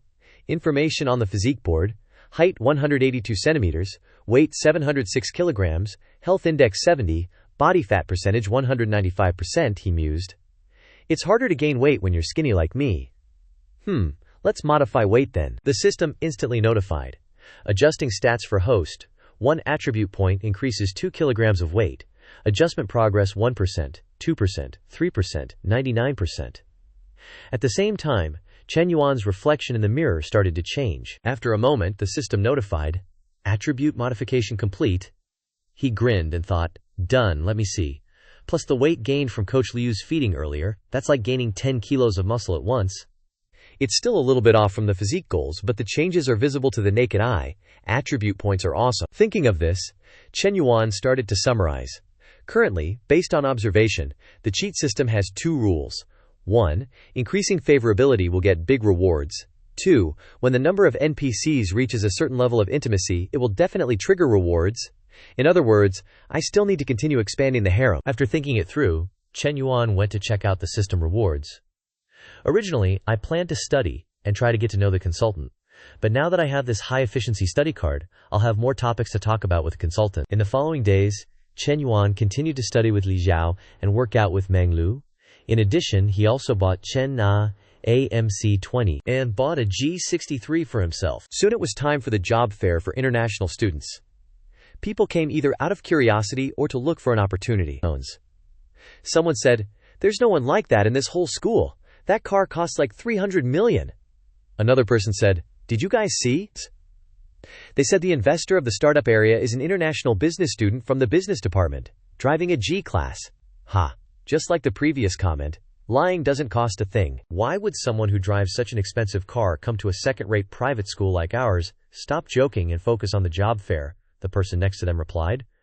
But the companies at the job fair at our international school aren't big enterprises or state-owned groups. They're all local, small and medium-sized enterprises in Xincheng. At the same time, inside the school's small auditorium, Yu Ping and the short-haired girl from the other day appeared. The girl looked at someone and asked, "Brother, doesn't your family have a company? Why are you participating in the job fair?" On the other side, a blonde-haired youth in a suit, with a face as flat as the road, replied, "To learn about the experiences and strategies of other companies. After all, managing a company can't be done by closing yourself off.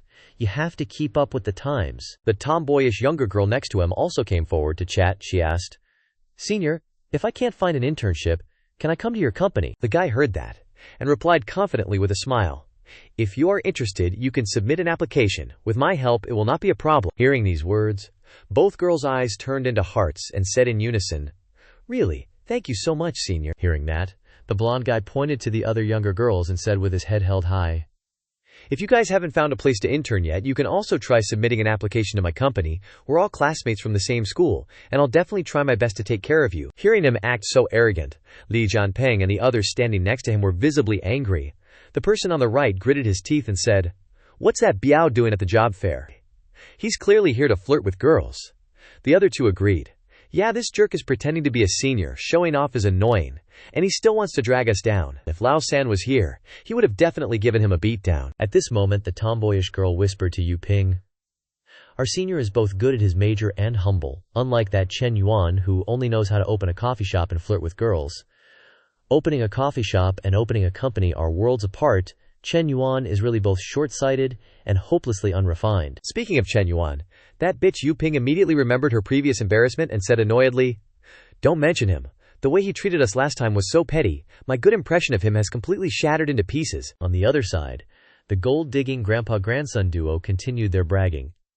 "Student Tian, are you free this afternoon? Let's grab a bite after the presentation," the girl excitedly replied. Okay. Just then, a super badass-looking car drove in from outside. It was a G63, and who's showing off is pretty obvious, right? Haha, everyone was shocked at first sight. Aren't cars from outside not allowed in school? What's going on? Then, their eyes changed, widening in surprise. Wait, that's a G-class. Hearing this, Yu Ping and her little sidekick, Zongboy, immediately turned their heads. G-class. Everyone's been talking about it these days. That student who invested 10 million in the startup zone is the one driving that G-class, little Zongboy whispered. If that sugar daddy is really a student at our school, he's even more worth befriending than the senior, Yu Ping thought to herself. If I can get to know him, I'd ditch the senior this afternoon in a heartbeat. Just as she thought this, Chen Yuan lowered the car window, stuck his head out, and said, Lao Huang, Lao Cao, what are you two doing? Let's go, hop in, I'll take you back to the dorm. As soon as they saw who it was, the two girls' jaws dropped. Yu Ping thought, Chen Yuan, how is Chen Yuan driving? Then they both exclaimed in unison, the luxury car driver is Chen Yuan. The happiest person at this moment was none other than Huang Haibao, who had been enduring that old guy's bragging for so long he had had enough. Seeing Chen Yuan, he almost cried tears of joy.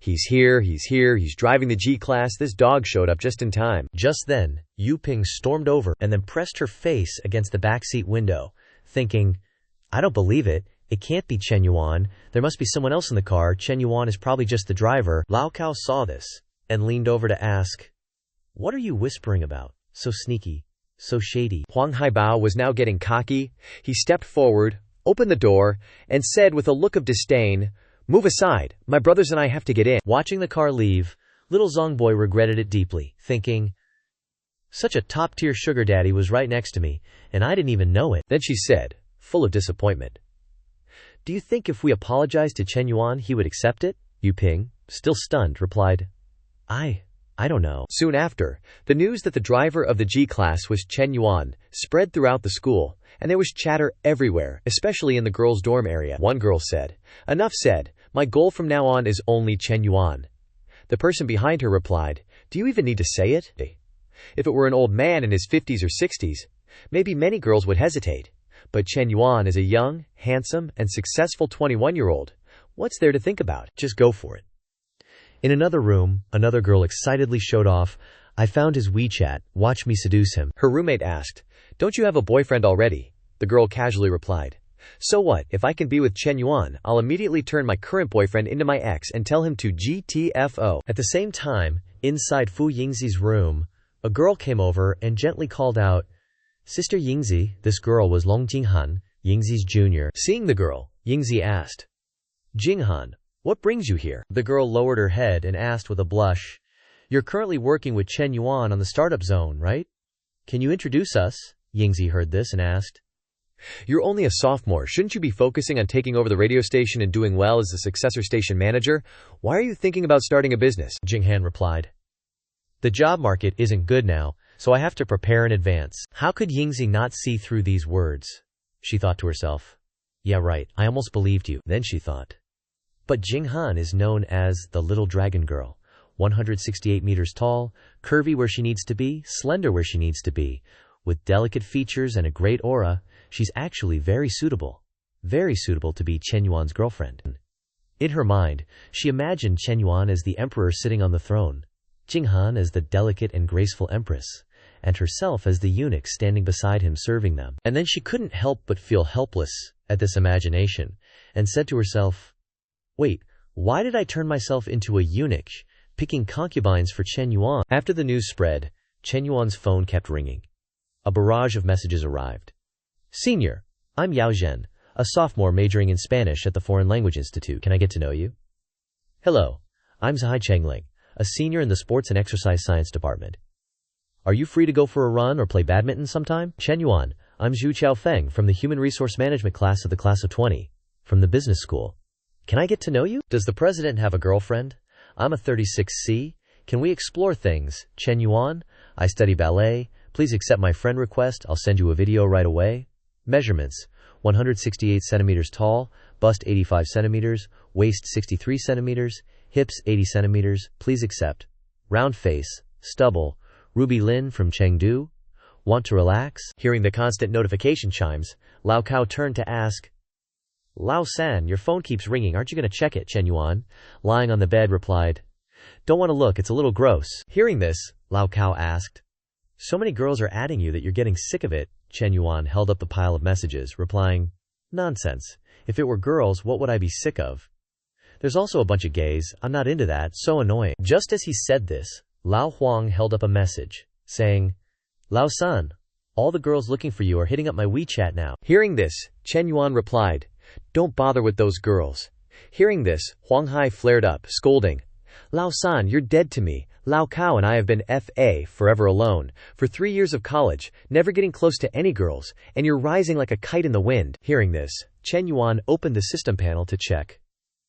Once you accumulate 500 reputation points, you'll receive a lottery draw. Chance to receive attribute point increase, special ability. Note: reputation is the prestige admired by everyone, reflecting the recognition and respect others have for you. Note: reputation in this task is only calculated from teachers and students within the university. Current reputation points, 33. After looking at it, he thought to himself, if it weren't for the system's reputation task, I wouldn't want to do any of this.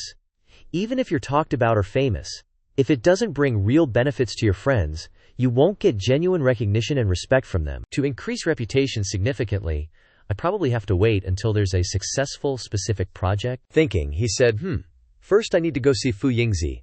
Then he immediately took out his phone and texted, Secretary Fu, let's meet at the office later. She replied clearly, okay boss. Just at this moment, Chen Yuan's phone rang.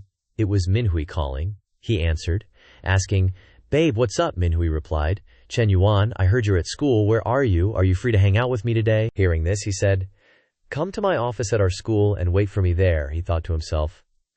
Now that I'm a public figure involved in external affairs, to avoid any crazy speculation from the older and younger female students, I can't be seen walking around campus with Hui Hui anymore. As soon as he hung up, Chen Yuan dragged himself up, saying, I have to go out for a bit.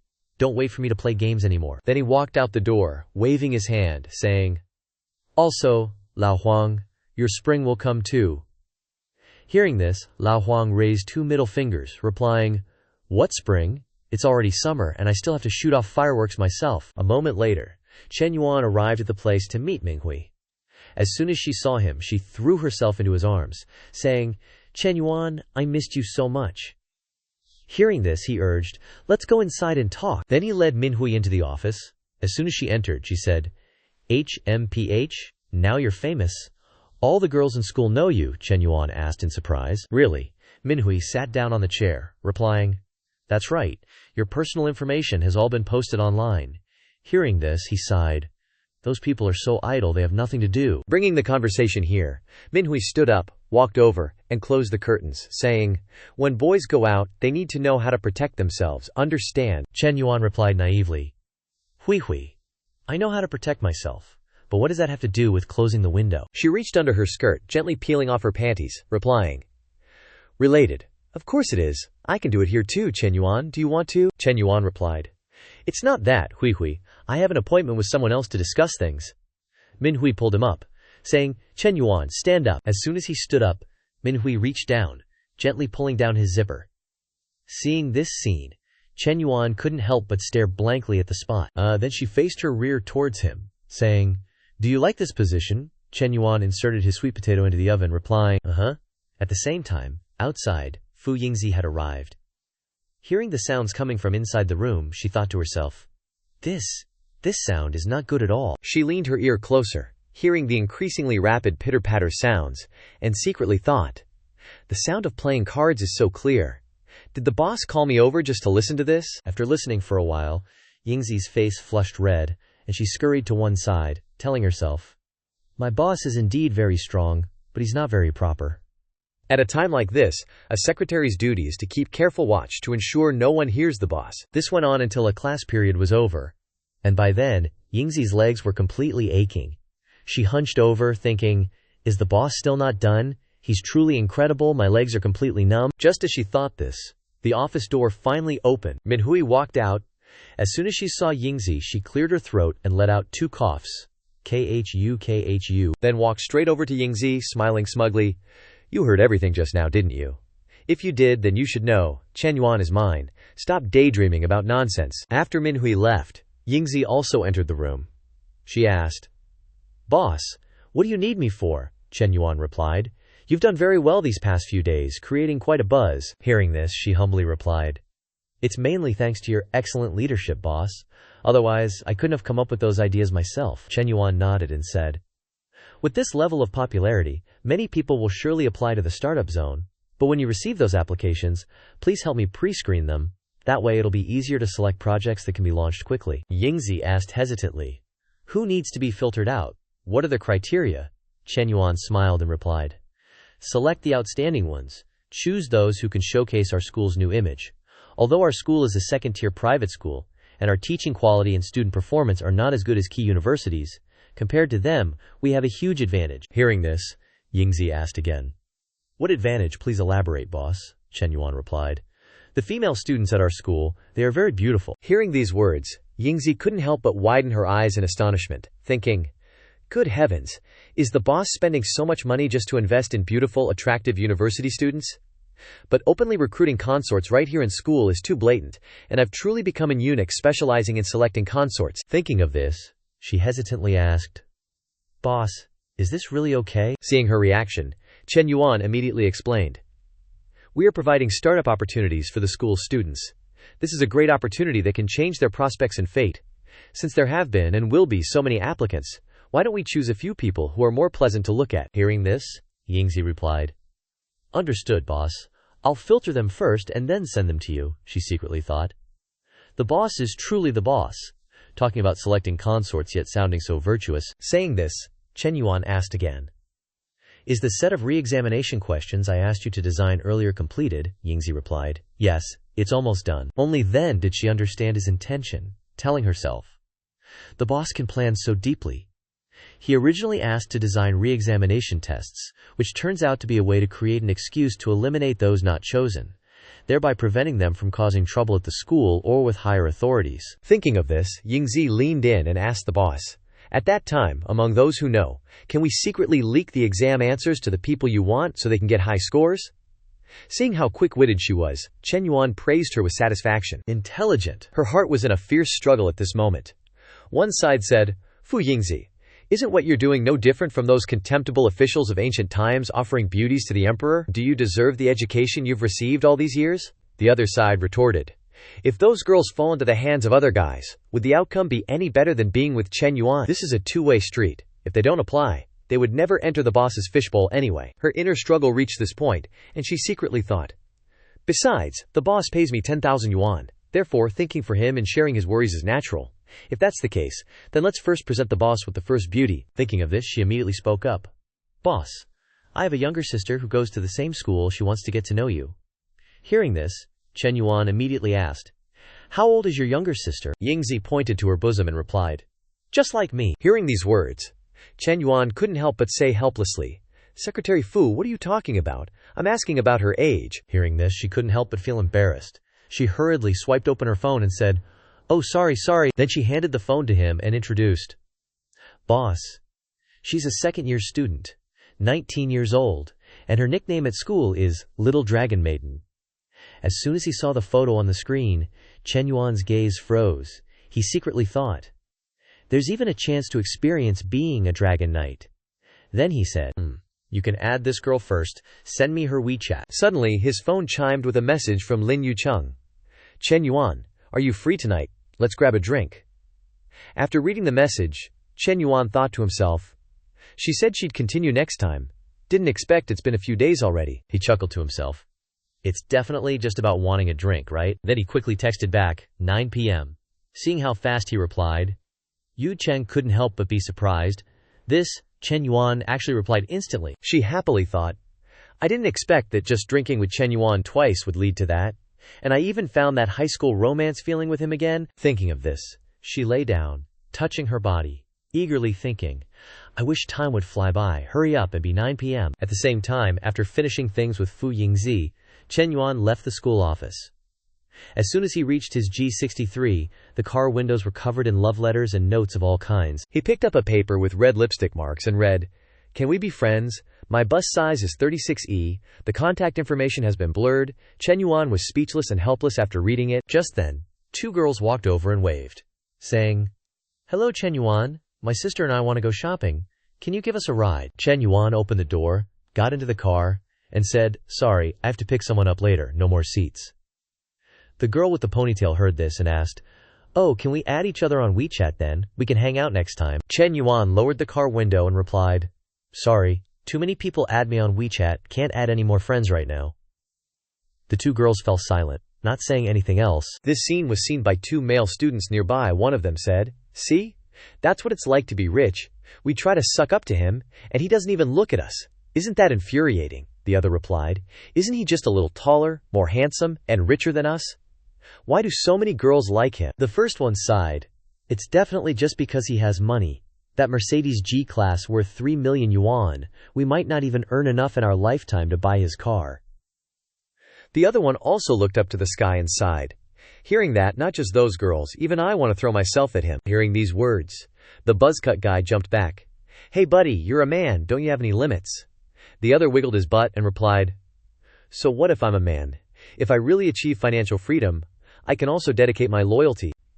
Buzzcut, hearing this, was immediately tempted, blushing, and said, "Thinking about it carefully, it's not bad either." Time quickly passed to the evening. It was now 9 p.m. As agreed, Chen Yuan and Yu Cheng were now at the cafe. As soon as he sat down, Chen Yuan asked, "Is there something bothering you at home again?" Yu Cheng didn't answer. She picked up the glass of wine and said thoughtfully, "Chen Yuan, I want to ask you a question." Chen Yuan replied, "Okay, ask away." Yu Cheng was a little shy and asked softly, "Do you believe in love?" Chen Yuan replied, "I can say I believe, or I can say I don't."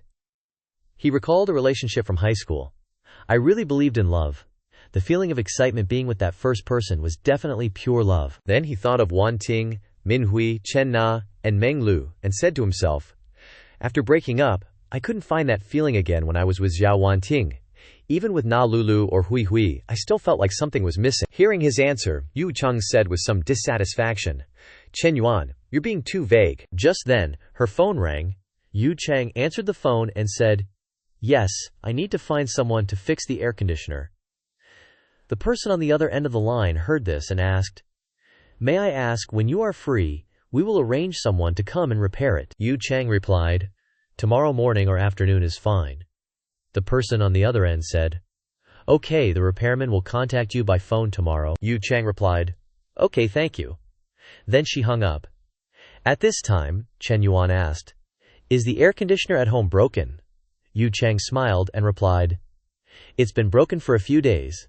I've been sleeping with a fan these past few days." Chen Yuan heard this and smiled. "Actually, you don't need to call an air conditioner repairman. I'm familiar with this kind of thing." The girl was surprised when she heard this. "You also know how to fix air conditioners." At this point, Chen Yuan called the system. "System, I want to use the skill exchange card from last time." The system immediately displayed a notification. Host can choose from elementary cooking skill, elementary wrestling skill, elementary household appliance repair skill, elementary race car driving skill. Chen Yuan decisively chose the elementary home appliance repair skill, then pressed to exchange. The system immediately displayed a notification. Exchange successful.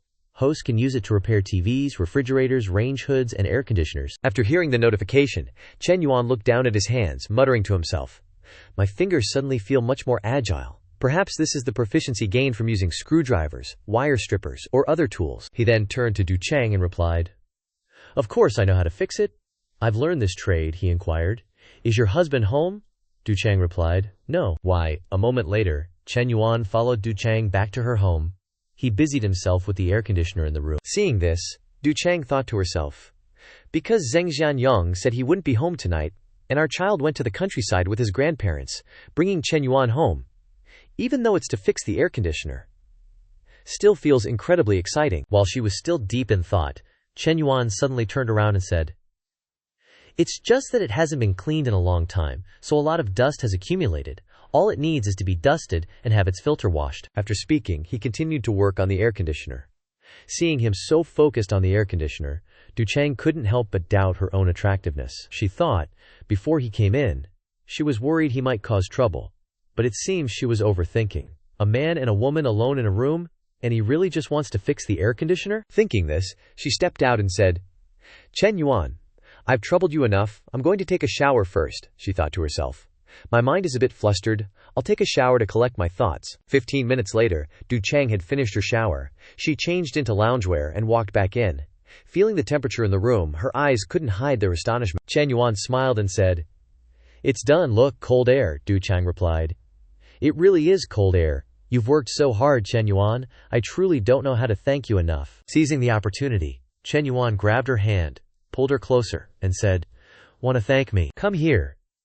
He then went straight to the bed and sat down. Du Cheng, seeing this, worriedly thought, "What if Yang Yang comes back right now?"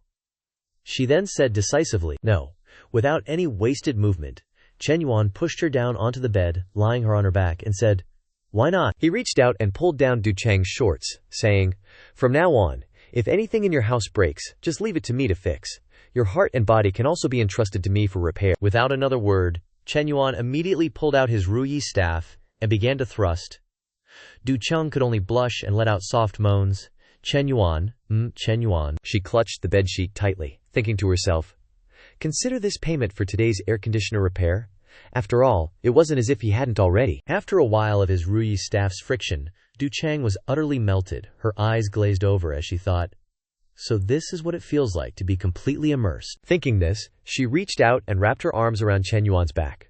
Compared to now, being with Zheng Xianyang before was truly a waste of time. She then closed her eyes and reveled in this pleasure, continuously cursing Zheng Xianyang in her heart. "He's just too weak." At the same moment, outside the apartment, the elevator doors opened and Zheng Xianyang loosened his tie, cursing, "Damn it, I can't even breathe," he muttered as he walked back. Going out for drinks and still playing hard to get, wouldn't even accept more money. As he said this, he had already reached the apartment door, reaching out to open it. Hearing the sound, Du Cheng's eyes immediately froze. "Oh no, that's the sound of the door opening." Both of them immediately stopped. She looked towards the door with worry. Zheng Xianyang really came back. Sensing a sound, Du Cheng quickly brought a hand to her mouth, shushing him. In her heart, she worried, "If Zheng Xianyang really finds out, my advantage for dividing our assets in the divorce will be gone. I might even be ruined, my reputation and career destroyed." Thinking this, Chen Yuan got out of bed, walked to the door, and said, "I'll lock the door." Seeing how calm the young man was, Du Cheng couldn't help but stare in surprise. She thought to herself, "How can he be so bold?" Just as Chen Yuan finished locking the door, Zheng Xianyang stumbled in. He mumbled, "Huh, no one's home. No one's home but the air conditioner is on. Do you think electricity is free?" The old man grabbed a cup and walked over to the water dispenser. Just as he was about to pour a glass, he saw the dispenser was empty and angrily cursed, "Useless woman, you don't do anything all day, not even housework. There's not even a drop of water to drink." He then put the cup down and went to open the door. Seeing the door was locked from the inside, Zheng Xianyang was surprised and thought, "What's going on? Why is the door locked from the inside?" "Ignore him." Chen Yuan put Du Cheng down on the bed and whispered, "Shh, my lady, you don't want to make your husband uncomfortable, do you?" Hearing this, Du Cheng immediately covered her small mouth with her hand, not daring to make another sound. After a while of fumbling and seeing that the person inside had no intention of opening the door for him, Zheng Xianyang said in an annoyed tone, "Are you mad at me again? So what if I came home late? Don't you think I had to entertain clients in my position?" Ignoring his grumbling, Chen Yuan and Du Cheng continued their battle inside the room. Her whole body trembling, she tightly covered her mouth, not daring to make a sound. At this time, Zheng Xianyang had gone to the next room. He pushed the door open and stepped inside, muttering, "If you don't let me in, so be it. It's a relief I don't have to do my homework. This is good. I can play bullets more tomorrow." Saying this, he collapsed on the bed, still mumbling, tomorrow? The bar? Just as he finished speaking, Zheng Xianyang was out cold, snoring softly. HRR. In the next room, Chen Yuan and Du Cheng had switched to the lizard clinging to the wall position. She whispered, "Chen Yuan, be gentle. My husband is just on the other side of the wall." Hearing this, the young man smiled as he thrust his hips, saying, "He's asleep. He won't know a thing. Don't worry. This is what makes it so exciting." On the other side, Zheng Xianyang was drooling in his sleep, his snores getting louder. HRR him, HRR him, HRR him. Seeing this, Chen Yuan gave a wicked smile and said, "He's snoring so loud, my body can't help but move along with it." Hearing these words, Du Cheng's whole body trembled violently. She tried to hold it in, thinking, "Chen Yuan is playing with fire. I can't let him get to me. I absolutely cannot make a sound." Absolutely not. But after a while, Du Cheng couldn't control herself. Her face was blissful, and she let out a soft cry, "Ah!" She told herself, Chen Yuan was right. This feeling is truly irresistible. Things continued this way until the next morning. Chen Yuan had left at some point. Zheng Xianyang groggily got up, holding his head and thinking, "My head hurts so much. The bar must have sold me fake liquor last night." Outside, Du Cheng had also woken up and was busy cooking breakfast. Zheng Xianyang walked out. Seeing this, he was surprised and thought, "What is this? She hasn't cooked breakfast in 2 years? What's wrong with her? But having a good wife at home is great. The feeling is wonderful. Life should be like this," he then asked. "Hey, you locked the door to sleep again last night, huh?" How was it? Did you sleep well? Du Chang turned back and answered cheerfully, I slept great. Seeing her expression, Zhang Xianyong became suspicious. He thought to himself, wait a minute, something unusual is going on. She's suddenly acting so nice to me. Does she have a guilty conscience? Thinking this, Zhang Xianyong angrily stormed into the bedroom thinking, don't tell me you dared to do something behind my back. The old man went back to the bed, nitpicking and searching, turning over all the blankets and pillows. There wasn't a single strand of male hair on the bed, nor any trace of strange fluid. After searching the bed, he went out to rummage through the trash can, muttering to himself. There were no tissues in the trash can, and no sign of any condoms. Frustrated by his fruitless search, Zheng Xianyong limped back to the kitchen. He sat down at the table, letting his thoughts wander, and said to himself, it turns out I was overthinking things. At this moment, Du Chang placed breakfast on the table and said, let's eat. He took a sandwich and asked, last night while I was sleeping, I seemed to hear something hitting the wall. Did you hear anything? Du Chang calmly replied while opening a carton of milk. No, you must have misheard. I was sleeping soundly and didn't hear anything. Hearing this, Zheng Xianyong said, then I must have misheard. Didn't you say the air conditioner was broken? Why does it seem fine? Du Chang pretended nothing was wrong and calmly replied, I called someone to come fix it. As she said this, she poured herself a glass of milk, thinking happily, that sound was indeed from fixing the air conditioner. He not only fixed the air conditioner but also mended my heart. At the same time, at a coffee shop in Xincheng, a girl with a face full of freckles walked in, asking worriedly, Wanting, what's wrong with you? Why haven't you slept for 2 days? Did something happen? This girl's name is Li Ying, and she is Chu Wanting's best friend. Hearing the question, the dark circled-eyed Wanting said wearily, Ying Ying, do you know that my ex-boyfriend is now unbelievably rich? I'm so upset. Li Ying sat down next to her and asked, which ex-boyfriend? Wanting replied, Chen Yuan. Who else? It's not like I have a bunch of ex-boyfriends. Ling Ying couldn't help but be surprised. Chen Yuan is doing well now?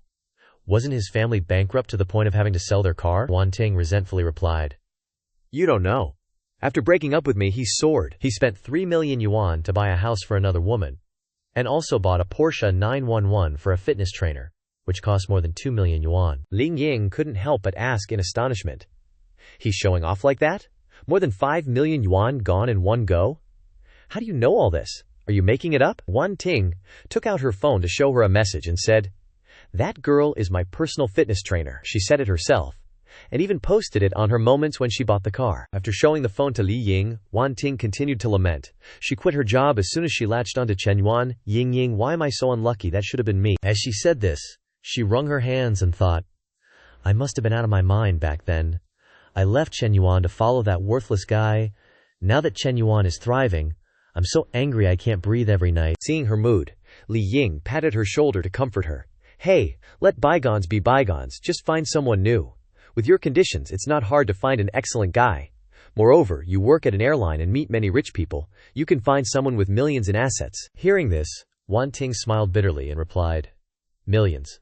I'd turn my nose up at tens of millions now, let alone that small change. Hearing these words, Li Ying couldn't help but remain silent, not knowing what else to say. Suddenly, Wanting stood up abruptly, her eyes full of determination, and said, Ying Ying, I have to get back with Chen Yuan. Then she said dejectedly, but Chen Yuan has blocked my messages and phone number. I can't even see him at school. How can he be so heartless? Li Ying tried to persuade her. It's useless to think about these things now. Live for yourself and lower your standards a bit. Hearing this, Wanting turned around and said sharply, Ying Ying, you're my best friend. You know my personality well. I can't let it go now. I really can't. Every time I think about Chen Yuan throwing money at those gold diggers, my heart aches. All of this should have been mine. As she said this, she grabbed Li Ying's hand, dragging her away, and said, no, Ying Ying, you have to come with me. Let's go find him now. Seeing this, Li Ying quickly took out her phone and sent a message without looking. Just as she was dragged out the door by Wanting, Li Ying sent a message to her moments.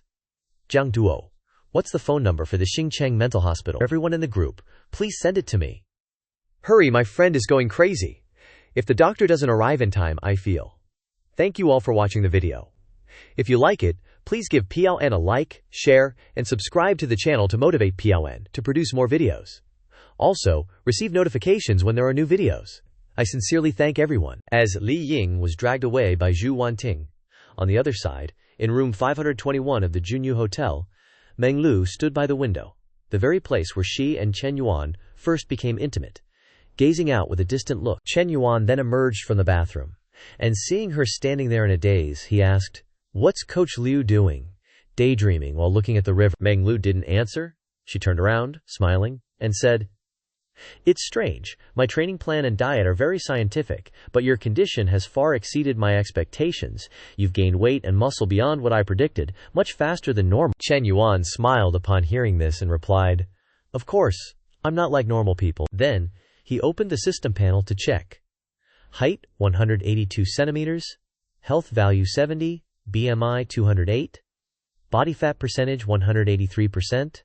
Immunity 70. Brain activity level 71.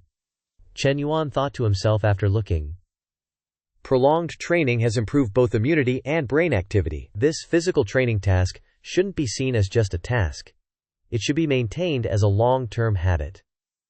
Nowadays, many people are in poor health. Once the startup project is stable, I should go out into society to develop my career. Health is a good direction, as it can improve people's physical fitness, make money, and continuously enhance reputation and influence. A while later, Chen Yuan finished showering and got dressed. He came out and said, "Coach Liu, no need to wait for me tonight.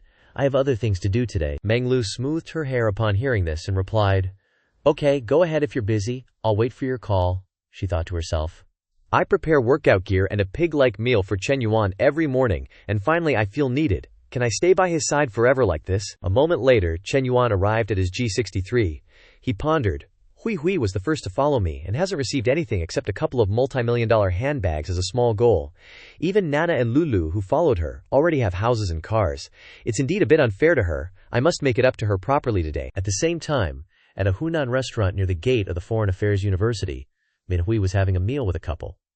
The woman asked, "Manhua, this restaurant's taste isn't bad. Do you and your classmates often come here?" She smiled and replied, "I occasionally come here with my classmates. Older sister, brother-in-law, please eat more." These two people, one is Minhui's older cousin, Song Huan, and the person beside her is her husband, Zhang Zhen. Zhang Zhen asked, "Minhui, what will your international studies major lead to after graduation? You're a junior now, so you must be interning soon, right?" Minhui replied, "Internships start next semester. I haven't even thought about part-time jobs yet," Zhang Zhen then said. "You need to plan ahead. You're just a second-rate student. You need to think carefully." Minhui nodded and replied, "Yeah, I know," Song Wan then asked. "Oh, right, Minhui. Do you have a boyfriend yet? If you don't date in college, it'll be hard to date after entering society." Hearing this topic, Zhang Zhen grinned and said, "Your older cousin is right. My younger brother is a senior at Hunan University and has interned at a company in the top 500. He's highly valued by the leadership. As long as he has a degree, he can become a full-time employee." "Minhui, if you don't have a boyfriend, you can try getting in touch with my younger brother," Minhui replied. "No need, brother-in-law, I have a boyfriend." Song Wan was surprised to hear this and asked, "When did you find one? Why haven't we heard about it at home?" Minhui replied, "He's a university classmate of mine.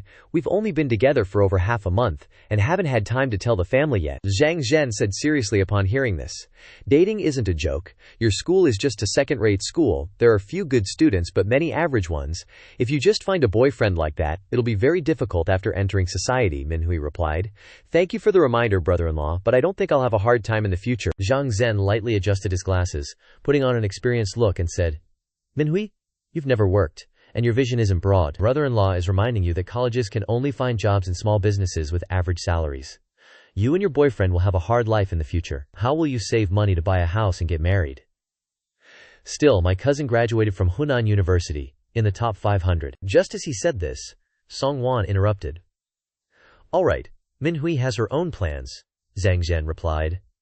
Dissatisfied, "I'm not afraid that Minhui's boyfriend's conditions are poor, causing her to suffer, am I?" Seeing them like this, Minhui laughed and said, "Older sister, brother-in-law, you really don't need to worry about me." She thought to herself, "So what if it's Hunan University? So what if it's the top 500? These things are not worth mentioning in front of my Chen Yuan. I'm really afraid that after telling brother-in-law about Chen Yuan's situation, he will be hit hard." Thinking of this, Minhui stood up and said, "Older sister, well, I have to go first," Song Wan asked in surprise. "Do you have something to do this afternoon?" Minhui smiled and replied, "My boyfriend wants to take me to buy a house." Hearing these words, both Zhang Zhen and Song Wan were dumbfounded in shock. "Huh? Buy a house?" Zhang Zhen, sweating profusely, said, "This can't be a joke. What kind of conditions does he have to buy you a house?" Although house prices in Xincheng are not as high as in first-tier cities, a house still costs 1 or 2 million. Buying a house for a daughter before getting married, his family wouldn't agree, unless they're stupid, right? Minhui pointed outside and replied, "No joke, I don't know his family's conditions now, but he himself is quite rich. Look, he's here." Song Huan and Zhang Zhen looked in the direction she pointed. Just then, Chen Yuan stepped out of the G63. After a moment, he stepped inside, walked to Minhui, and said, "Bao Bei, ready to go." Minhui then introduced, "Chen Yuan, this is my older cousin and brother-in-law." Chen Yuan, hearing this, turned and politely bowed, saying, "Sorry, I have an appointment with Hui Hui to go buy a house, so I can't join you today. I'll invite older sister and brother-in-law to dinner next time. This meal is on me." Song Wan replied, "You two go ahead and be busy. It's okay. We'll all be family later, and there will be many opportunities." After greeting each other, Chen Yuan and Minhui left. Zhang Zhen still couldn't believe the reality before his eyes, and blankly asked, "Really? Are they really going to buy a house?" Song Wan replied, "He can drive a 3 million car. Buying a house wouldn't be easy. On the contrary, you just showed off your superiority in front of Minhui, and introduced what younger cousin to Minhui?" Saying this, Song Wan couldn't help but cover her face in helplessness, saying, "Today is truly embarrassing. Embarrassing to the point of disgracing my ancestors." Zhang Xian, hearing this, blushed crimson but didn't dare utter a word. After who knows how long, Chen Yuan and Hui Hui had finished buying their house. He placed the red certificate in her hands, saying, "All right, Hui Hui, the 166 square meters apartment is fully furnished with high-end decor, plus 2 parking spaces. The total price of 302 million has been paid in full. Now you're a homeowner too." Minhui's cheeks flushed red as she accepted it, replying, "Chen Yuan, I don't know what to say." Chen Yuan looked at Minhui, thinking to himself, "This house purchase brought in 604 million. Counting that and deducting the various properties Tongza gifted me, the liquid cash flow in my account has reached 3,179 million. He then leaned close to her ear and said, "Don't know what to say. Later I'll find a Japanese movie for you. You're so smart, you'll definitely learn it in one go." Hearing these words, Minhui couldn't help but blush and said, "You're awful." The favorability score above her head also increased to 93 points. Chen Yuan saw this and secretly laughed, thinking, Minhui's favorability has increased from 91 to 93. Looks like it'll still take some time and effort to increase it to 100. Tonight, I'll have my little brother take action and try to increase it by another point or 2. At the same time, on the other side, in the women's dormitory, Jinghan lay stretched out on her bed, sending a series of messages. "Hello, Senior Chen. What are you doing, Senior? I want to ask your opinion about starting a business." After waiting for a long time without a reply, she wondered, "Chen Yuan accepted my friend request, but when I message him, he doesn't reply. What's up with that?" Then she told herself, no matter how busy he is, he should have time to reply to a message. 1. A person who always disliked sycophants like me has become the type of person I hate. Her roommates were also gossiping about Chen Yuan at this time. One said, "Sisters, don't get caught up in it. There's so much competition now, it's useless to pursue Chen Yuan." Another said, "Everyone in our dormitory has good conditions. We're not afraid of not finding a good partner. Why lower ourselves for him?" The remaining one also agreed. That's right. The focus now is on studying, reading books, and taking exams well. Getting more certificates is important. Let's go to the library to find materials." Hearing these words, Jinghan thought to herself, "Isn't reading books and searching for materials secretly making a business plan? There's nothing to be ashamed of. Why put on a comedic act?" Thinking of this, she got out of bed and told herself, "It's such a top-tier wealthy man, possessing hundreds of millions in assets. Which girl wouldn't be infatuated? I don't have the right to judge them, since I'm the same." Then she walked towards the desk. "First, let's complete the startup plan." Returning to Chen Yuan's side, he asked while pressing his phone, Hui, have you thought about what you want to do in the future?" Minhui replied, "No, I haven't thought about these things. How about I apply to the startup zone?" Chen Yuan heard this and turned to say, "It's not impossible, but don't I have other industries? I'll arrange something for you then." Minhui agreed, replying, "Okay." Seeing her agree, Chen Yuan finally breathed a sigh of relief, thinking, Minhui is the possessive type of girlfriend. If she goes to school to check on me every day, there's basically no way for me to develop. If I want to build my team step by step, she definitely can't be there. Then he raised his phone, already opening a porn film, and said, "Didn't you want to learn the techniques of the island nation?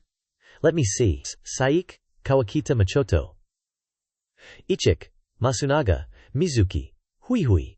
Which teacher do you want to learn from? Manhua heard this and was shocked, asking, Chen Yuan, how do you know so much? Chen Yuan replied with a smile, I just searched it on the internet, or how else would I know these things? Manhua heard this and said, okay then. I'll close my eyes and randomly pick one. 20 minutes later, after studying the teaching materials in several porn films, Manhua began to put it into practice. She used her pair of soft assets to massage Chen Yuan, while gently rubbing back and forth, asking in a low voice, Chen Yuan, how does it feel now? Do you like it? Chen Yuan moaned with pleasure. Baby, don't stop. Looking at his expression, Manhua happily thought, I didn't expect I could actually learn it, hey. That way he'll look for me more, right? Chen Yuan saw how hard she was trying, and also thought to himself, is she putting in so much effort for me? Give me another dozen girls like this? The next morning, while still sound asleep, Chen Yuan's phone rang. As soon as he answered the phone, Liu Hong's voice rang out from the other end. Chen Yuan, hurry up, come here quickly, Chen Yuan asked with his eyes still closed. Liu Hong, aren't we brothers? What's the rush? What's wrong with you? Liu Hong replied. Stop talking nonsense, the location has been sent to you. Just come here as soon as possible. Seeing his attitude, Chen Yuan couldn't help but worry. What's going on? A little later, after receiving a call from Liu Hong, Chen Yuan got into his car and headed to their meeting spot. Suddenly, Liu Hong called again. Yuan, we changed locations. I'm at Shuyunjian now. Come here quickly. Hearing this, Chen Yuan grumbled, I was almost there and you just now told me to change the location. Liu Hong replied, I just got off work, and my friends dragged me along. I'm not really interested though. Annoyed, Chen Yuan said. Don't explain. Hurry up, I'll be waiting for you downstairs at Shuyunjian. If you take more than half an hour, I'm leaving you behind. A little while later, Chen Yuan arrived at the spot. He glanced in a direction and thought, Shuyunjian is very close to Advisor Li's place. It can't be such a coincidence, can it? Just as he was thinking this, Liu Hong came downstairs. As soon as he saw Chen Yuan, he grinned and said, Aya, why are you waiting outside? Come on up for a service. Technician number 98 is really good. Chen Yuan crossed his arms and replied indifferently, Not interested. I have my own private technician. Why would I bother with this place? It was then that Liu Hong noticed the car in front of him. In a surprised voice, he said, Wait, Yuan, is this your car? What's going on? Chen Yuan replied, What do you think is going on? I just bought it. Hearing this, Yu Hong leaned on his shoulder and said, You son of a gun, did you strike it rich? You even bought a GC glass? This is my dream car. After listening to his rambling, Chen Yuan impatiently said, Stop with the nonsense, what did you call me out for? Yu Hong gave him a thumbs up, winking meaningfully. Come on, you're one of the shareholders after all. Do you really want to be a simple errand boy? The interior decoration will be finished in 2 days. Let's go! We can talk while getting a service. Technician number 98 will drive you crazy with pleasure, guaranteed. At that very moment, behind him, 2 familiar figures appeared. Just as he was afraid of something happening, it did. It was Li Xiao and Li Meng. As soon as she saw him, Li Meng immediately recognized him. She said loudly, Sis?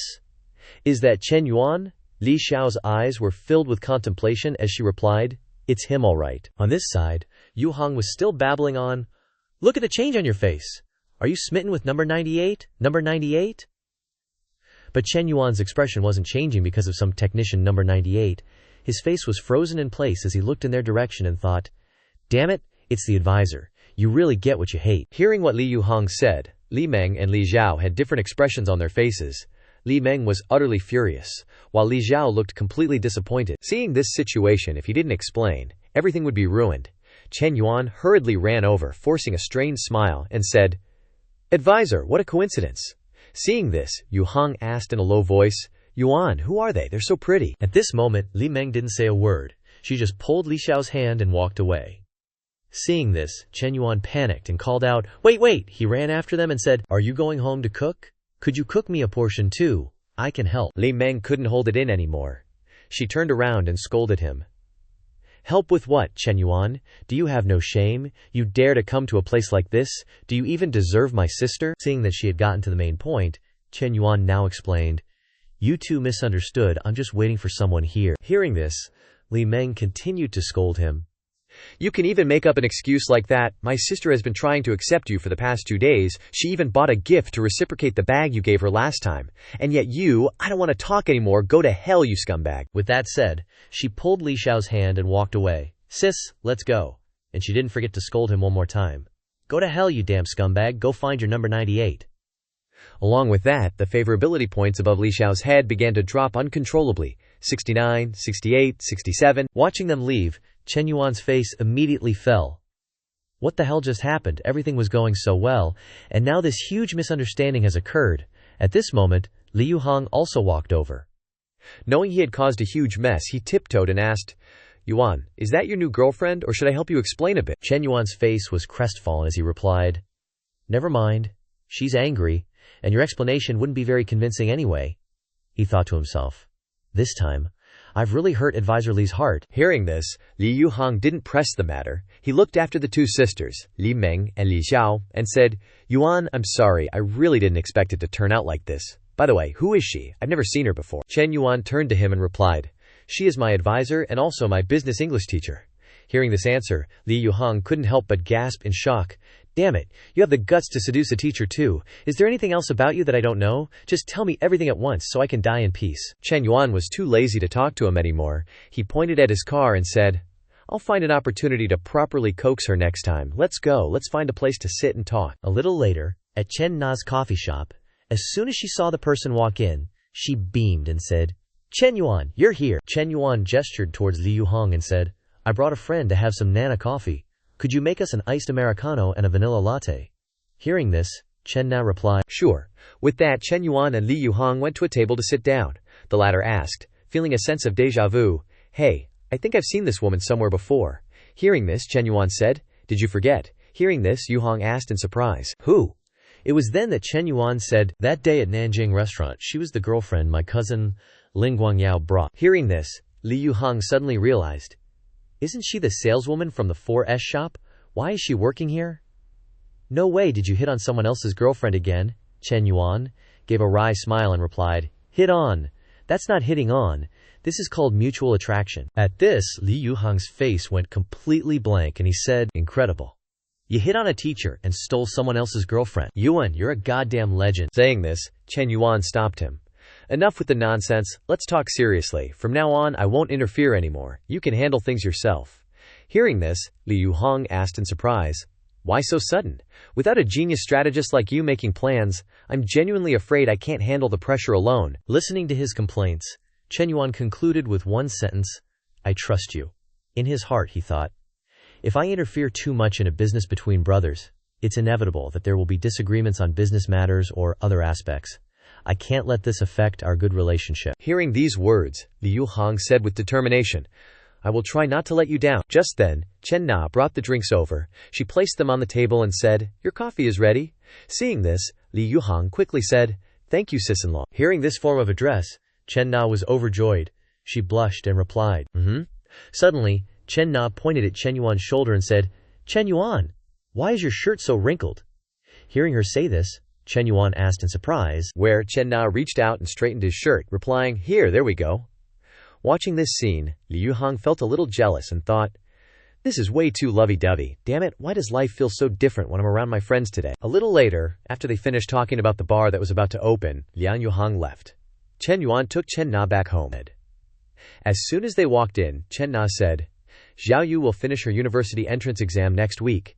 She wants to go out and work during the summer break. I think she could come to the coffee shop to help out. What do you think? Chen Yuan replied, That's great. I don't see any problem with that. Hearing this, Chen Na smiled and said, Hey, I'm going to take a shower first. I was a bit busy today and got all sweaty. As soon as she left, Chen Yuan took out his phone and said to himself, Maybe I should call the advisor and explain a little. Thinking this, he pressed the call button for Li Xiao. Nobody answered, only the endless beeping sounds. Seeing this, Chen Yuan became even more worried. She's not answering the phone, not replying to WeChat. I don't know how the advisor is doing. At the same time, at Li Xiao's house, she was sitting curled up next to her phone. Seeing the incoming call, Li Meng said with annoyance, How annoying! How does he even have the face to call? Sis, just block this kind of man's number so he won't keep bothering you. Li Xiao didn't reply. She continued to silently look at the phone as it vibrated over and over. Seeing this, Li Meng sat down beside her and put an arm around her sister to comfort her. Sis, Chen Yuan is not a good person. He's not worth you being sad over. Luckily, you saw the scoundrel's true colors today. Looking at it from another perspective, this is actually a good thing. It was then that Li Xiao spoke up. She turned and asked, Tell me, Why do boys like to go to places like that? Li Meng replied. Do you even have to ask? 9 out of 10 men are lustful. They go to places like that simply for physical desires. Li Zhao asked again. Why do those men become so blind? Li Meng replied with a knowing look. They have physiological needs. If they aren't satisfied, they'll go looking for stimulation. I heard that women who work in places like that are very good at pleasing men. Hearing this, Li Xiao remembered the times they were close in the past, and thought, he hugged me, he kissed me, but I always pushed him away. Thinking this, she blamed herself, saying, maybe I made him endure too much. He did that to satisfy his needs. Saying this, she curled up again. It's all my fault, it's all because of me. Seeing this kind of thinking from her older sister, Li Meng couldn't help but panic. She quickly stopped her. Oh my god sis, what are you thinking? Why do you have such a weird idea? Tang Meng hurriedly gave her older sister a pep talk. Sis, look at me, and remember how I ended up when I was blindly in love. After a moment of hesitation, Li Xiao softly replied, yeah. She thought to herself, Tang Meng is right. I can't be blindly in love. I have to restrain myself. At the same time, on Chen Yuan's side, a series of messages arrived. Yi Qingyang messaged. Chen Yuan, does your project have potential? Gao Hongwei messaged. Yuan Ge, let's go out for barbecue. I even invited some girls from other schools to chat about the project. Waiting for you, Liu Mingda. Handsome, made you a gas card. Tonight waiting for you in the cafeteria, friends eat a meal. Zhao Long NV has sent a picture. Looking at the pile of messages on the phone, Chen Yuan rubbed his chin and thought to himself, these are all messages from former classmates who don't usually contact me. Wanting to pull me to open a back door, no need to read. Didn't expect Zhao Long NV to message me so much. Thinking of this, Chen Yuan opened Long Jinghan's message to read. Hello senior, the weather is so nice today. Senior, you must be very busy usually, right? Remember to eat on time. Good morning senior. Today is another day full of energy. There was so much wind last night, a lot of leaves in the schoolyard. She also sent a provocative selfie. Looking at the assets in the photo, Chen Yuan secretly assessed. Indeed, the assets are white and soft, but it's photoshopped. Have to meet the real person to conclude whether this junior has the potential to become a backup. Observe for a while longer. Admiring to hear, Chen Yuan messaged back. Quite busy, talk when I'm free. In his heart thinking, Junior still sending messages steadily even after a few days without a reply. The shorter the content, the better. Weighing the pros and cons will give her a feeling of being ungraspable, but still having hope. Just at this moment, Chen Na came out, calling sweetly, Chen Yuan. She came out in a business outfit, black stockings, with a vest half open, showing off a bouncy chest without protection. Then she softly asked, do you like it? Chen Yuan hurriedly put the phone in his pocket, stood up and replied, Nah, today you've disturbed my Dao heart. Saying this, Chen Yuan reached out and tore the stockings on Chen Na's bouncy thighs. She put her arms around his shoulders, whispering, into the room, okay? Chen Yuan stroked her thighs and replied, can't wait another second, nah, you're amazing today. As soon as he finished speaking, he leaned down to sniff her neck vigorously. Chen Na hesitated and said, Chen Yuan, you seem to have changed again, Chen Yuan asked. Changed how? Chen Na replied, seems more muscular. Then asked, have you been hitting the gym lately? Chen Yuan replied, indeed. Saying this, Chen Yuan lay back on the bed and asked, Naga, do you know horse riding techniques? She hesitated and replied, no. Hearing this, Chen Yuan pulled her hand. Come here, I'll be your free equipment, next time we'll go horse riding. Chen Na understood and said, horse riding and what you're doing here aren't the same thing. Chen Yuan replied, it's the same. If you don't believe me, try climbing on. Chen Na obediently climbed on. He started with a canter, praising endlessly. Great! Na has a natural talent for being a female knight. Scene changes to the next day at the Youth League office. As soon as the door opened, a bunch of students rushed in. Teacher, I'm here to submit the application and business plan. Teacher, where do I put this one? Teacher, I came first, take mine first. Looking at the pile of plans pushed up to her face, the old teacher thought unhappily. Not many people applied for entrepreneurship before. Why are there so many female students suddenly? Did something happen over the weekend with Jiang Ming that I don't know about? At the same time, in the gym of the Junyu Hotel, Chen Yuan was running, when suddenly, the phone rang, the screen displaying the caller, Secretary Meng Lu. Meng Lu widened her eyes and asked, the secretary's phone, who is this? Chen Yuan didn't answer, he answered the phone. On the other end of the line, Ying Zi's voice rang, Boss, received the first batch of applications and business plans today, submitted a total of 653 copies, Chen Yuan asked. What's the male-to-female ratio? Yingzi replied. 628 female, 25 male, he replied. You can look at them and choose. Take the good and discard the bad. His meaning here was to take the pretty girls and discard the ugly girls. At this time, the youth league office was in chaos. The old teacher was trying to arrange things. Everyone, don't rush, line up neatly, don't push, one person at a time. Seeing this scene, Yingzi quietly asked back, You mean give all the pretty girls a pass? Chen Yuan replied, No. If there are any excellent entrepreneurial plans written by male students, they can also be sent here.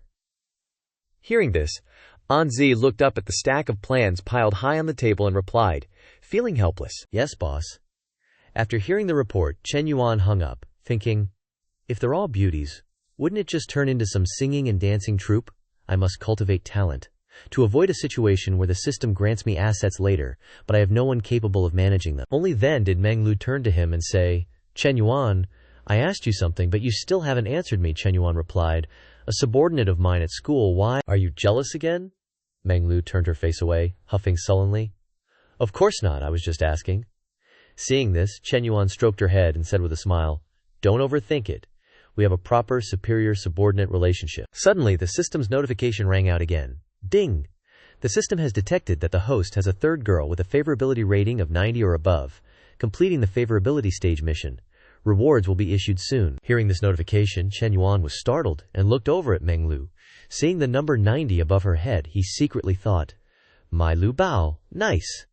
Such a simple, comforting phrase, yet it could bring such an unexpected gain. Every time an NPC's favorability reaches 90, the system's rewards are very generous. What will it be this time? As soon as he thought this, the system immediately issued the rewards. Diameter increased by 5 millimeters, 30 million filial piety money, exclusive skill exchange card X2. Seeing the pile of rewards, Chen Yuan beamed with joy, muttering to himself, Holy crap, it's really here. The filial piety money goes without saying. It's specifically for Old Man Chen and Madame Li. I still have one exclusive skill card stored from last time, but the first item is truly heaven-defying. No man wouldn't go crazy for it. Thinking this, he immediately ordered, System, activate the first item. Instantly, Chen Yuan's divine weapon once again emitted a 5-colored golden light. He quickly felt a change, a warm sensation from his abdomen downwards. The small birdcage quickly became cramped. Chen Yuan couldn't help but be overjoyed. The sensation was so clear. After enhancing his divine weapon, Chen Yuan turned and called out to Meng Lu. Come here for a moment, she asked, surprised. What's wrong? Chen Yuan grabbed her hand, pulling her along and saying, No time to explain. Let's go upstairs quickly. Seeing his attitude, Meng Lu couldn't help but worry. What's going on? As soon as they entered the bathroom and shed their outer layers, Chen Yuan lunged forward, thrusting his divine weapon straight into the cave. Feeling as if the entrance was about to be torn apart, Meng Lu cried out in panic. Wait, Chen Yuan, something's not right. Chen Yuan asked with a smug expression. What's not right, Meng Lu, her eyes full of surprise, replied. You feel a bit different. Is it just my imagination? Could it be that going to the gym helped it? Chen Yuan chuckled nonchalantly. It's also possible that you've changed. Hearing this, Meng Lu replied. Is that so? Please be a little gentler with me next time. I really can't take it. Chen Yuan hugged her close and replied gently. All right, my darling. I'll definitely warm up first next time, he secretly thought. The effect is truly obvious. This is exactly it. After 9981 rounds of combat, Chen Yuan stroked Meng Lu's blissful face and said, Coach Liu, you rest. I have something to do, so I'll be going now. Saying that, he got up and walked out the door, thinking, It seems this new gun won't just require Liu Bao to adapt, but Na Bao and Hui Bao will also have to adapt. I can't be too hasty next time. A moment later, Chen Yuan stepped out of the car. He thought of Li Xiao, muttering to himself. A day has already passed regarding Li Xiao. The teacher isn't answering calls or replying to messages. At this rate, the misunderstanding between us will only deepen. How can I prove that I truly didn't do it? The key is for the teacher to give me a chance to explain. I should still meet her and talk directly. She doesn't have classes this afternoon, so she's most likely at home. A moment later, outside Li Xiao's house, a knocking sound rang out. She rushed forward and asked, Who is it? From outside, a voice replied, I'm from downstairs. Your bathroom is leaking water into my apartment. Hearing that, Li Xiao went to open the door. Seeing who it was, she was startled. "It's you, tricking me out again. It's Chen Yuan." Chen Yuan held the door firmly and said in a serious tone, "Let me in." Li Xiao asked sternly. "Why do you want to do what?" After being cornered by Li Xiao, Chen Yuan said with a face full of sincerity, "I feel like we need to talk things out. You must have misunderstood something today." Li Xiao frowned and said, "Misunderstood? You went to that place? Don't tell me you didn't do anything." Chen Yuan replied, "I really didn't do anything." Hearing this, Li Xiao looked away and said, "I don't believe you, and I don't want to hear your explanation. Just go home." Chen Yuan hurriedly recounted everything. "Yesterday, that person messaged me first, asking me to discuss something. When I was almost there, they said they'd changed the location to that club. It was just a coincidence that I ran into you and Li Meng. I've been wanting to explain it to you, and I've been calling you all day, but you wouldn't answer." Hearing these words, Li Xiao immediately turned back and asked, "Then how can you prove that you were waiting for someone there?" Just waiting for this, Chen Yuan quickly pulled out the messages Li Yuhong had sent him yesterday to show her, saying, "Look, these are our messages. He sent me the initial location as the restaurant, then changed it to the club." After reading the messages, Li Xiao was stunned. Chen Yuan continued, "I even urged him to come downstairs quickly when I got there. If you still don't believe me, we can go to Shui Yunjian to check the cameras." Hearing this, Li Xiao finally let go of the weight in her heart. She sighed in relief, thinking, Chen Yuan's words are very convincing, the reasons and evidence are all very complete. Seeing that she wasn't saying anything, Chen Yuan continued, "Ji Yu Wen, how could I go to those kinds of places to hang out? You've misunderstood me so deeply." Li Xiao finally spoke up. "Chen Yuan, I'm sorry, I really didn't expect things to be like this." Her favorability towards him immediately increased from 60 to 73 points. Chen Yuan was overjoyed, thinking, "I didn't expect Ji Yuwen's favorability to recover and stop at 73, 3 points higher than the original 69. Then, he pointed inside, smiling brightly. "It's okay, as long as we clear things up. I'm a little thirsty. Let me go inside and get a drink of water." Knowing his intentions, Li Xiao immediately stopped him, saying, "Chen Yuan, not again. Are you trying to do what you did last time?" Hearing this, Chen Yuan quickly placed his hand on his chest, putting on an innocent expression, and said, "I'm really thirsty. I ran to your place right after lunch and my throat is parched. Just one sip of water and I'll leave right away." Li Xiao asked suspiciously. "Really?" Chen Yuan grinned and replied, "Of course it's true." Hearing this, Li Xiao said, "Then wait there." After saying that, she slammed the door shut right in front of Chen Yuan. A few dozen seconds later, she brought out a bottle of water, saying, "Here, drink it." Chen Yuan looked at the bottle of water, feeling helpless, thinking, "Why so suspicious? There's no trust left at all. Is that how my image has become in Ji Yuwen's eyes?" After handing over the water, Li Xiao immediately turned around and slammed the door shut again. Just then, an auntie passed by, having witnessed everything, and chuckled, saying, "Young man, don't be too impatient. Haste makes waste." Hearing this, Chen Yuan replied, "Auntie, only haste gets you the hot stuff, or you'll only get what's left over." The auntie looked at Chen Yuan and secretly smiled, thinking, "These young people are so quick-witted these days, but this young man's looks and physique are pretty good. A quality little hottie like this is rare. Maybe I should ask my old friends to go to the club later and book some male models." A little later, unable to get anywhere with Li Xiao, Chen Yuan had no choice but to return to his car. As soon as he got there, Li Xiao sent him a message. "Chen Yuan, let's hang out this weekend." After reading it, he was overjoyed. This trip wasn't a waste after all. Not only did he clear up the misunderstanding, but the favorability increased. And Ji Yuwen is also willing to try to go further with him. As soon as he sat down in the car, Su Shui called via video. Chen Yuan immediately answered. On the other end of the line, Shui Wei spoke. "Chen Zong, the plumbing and electrical work is complete, and it's ready for handover.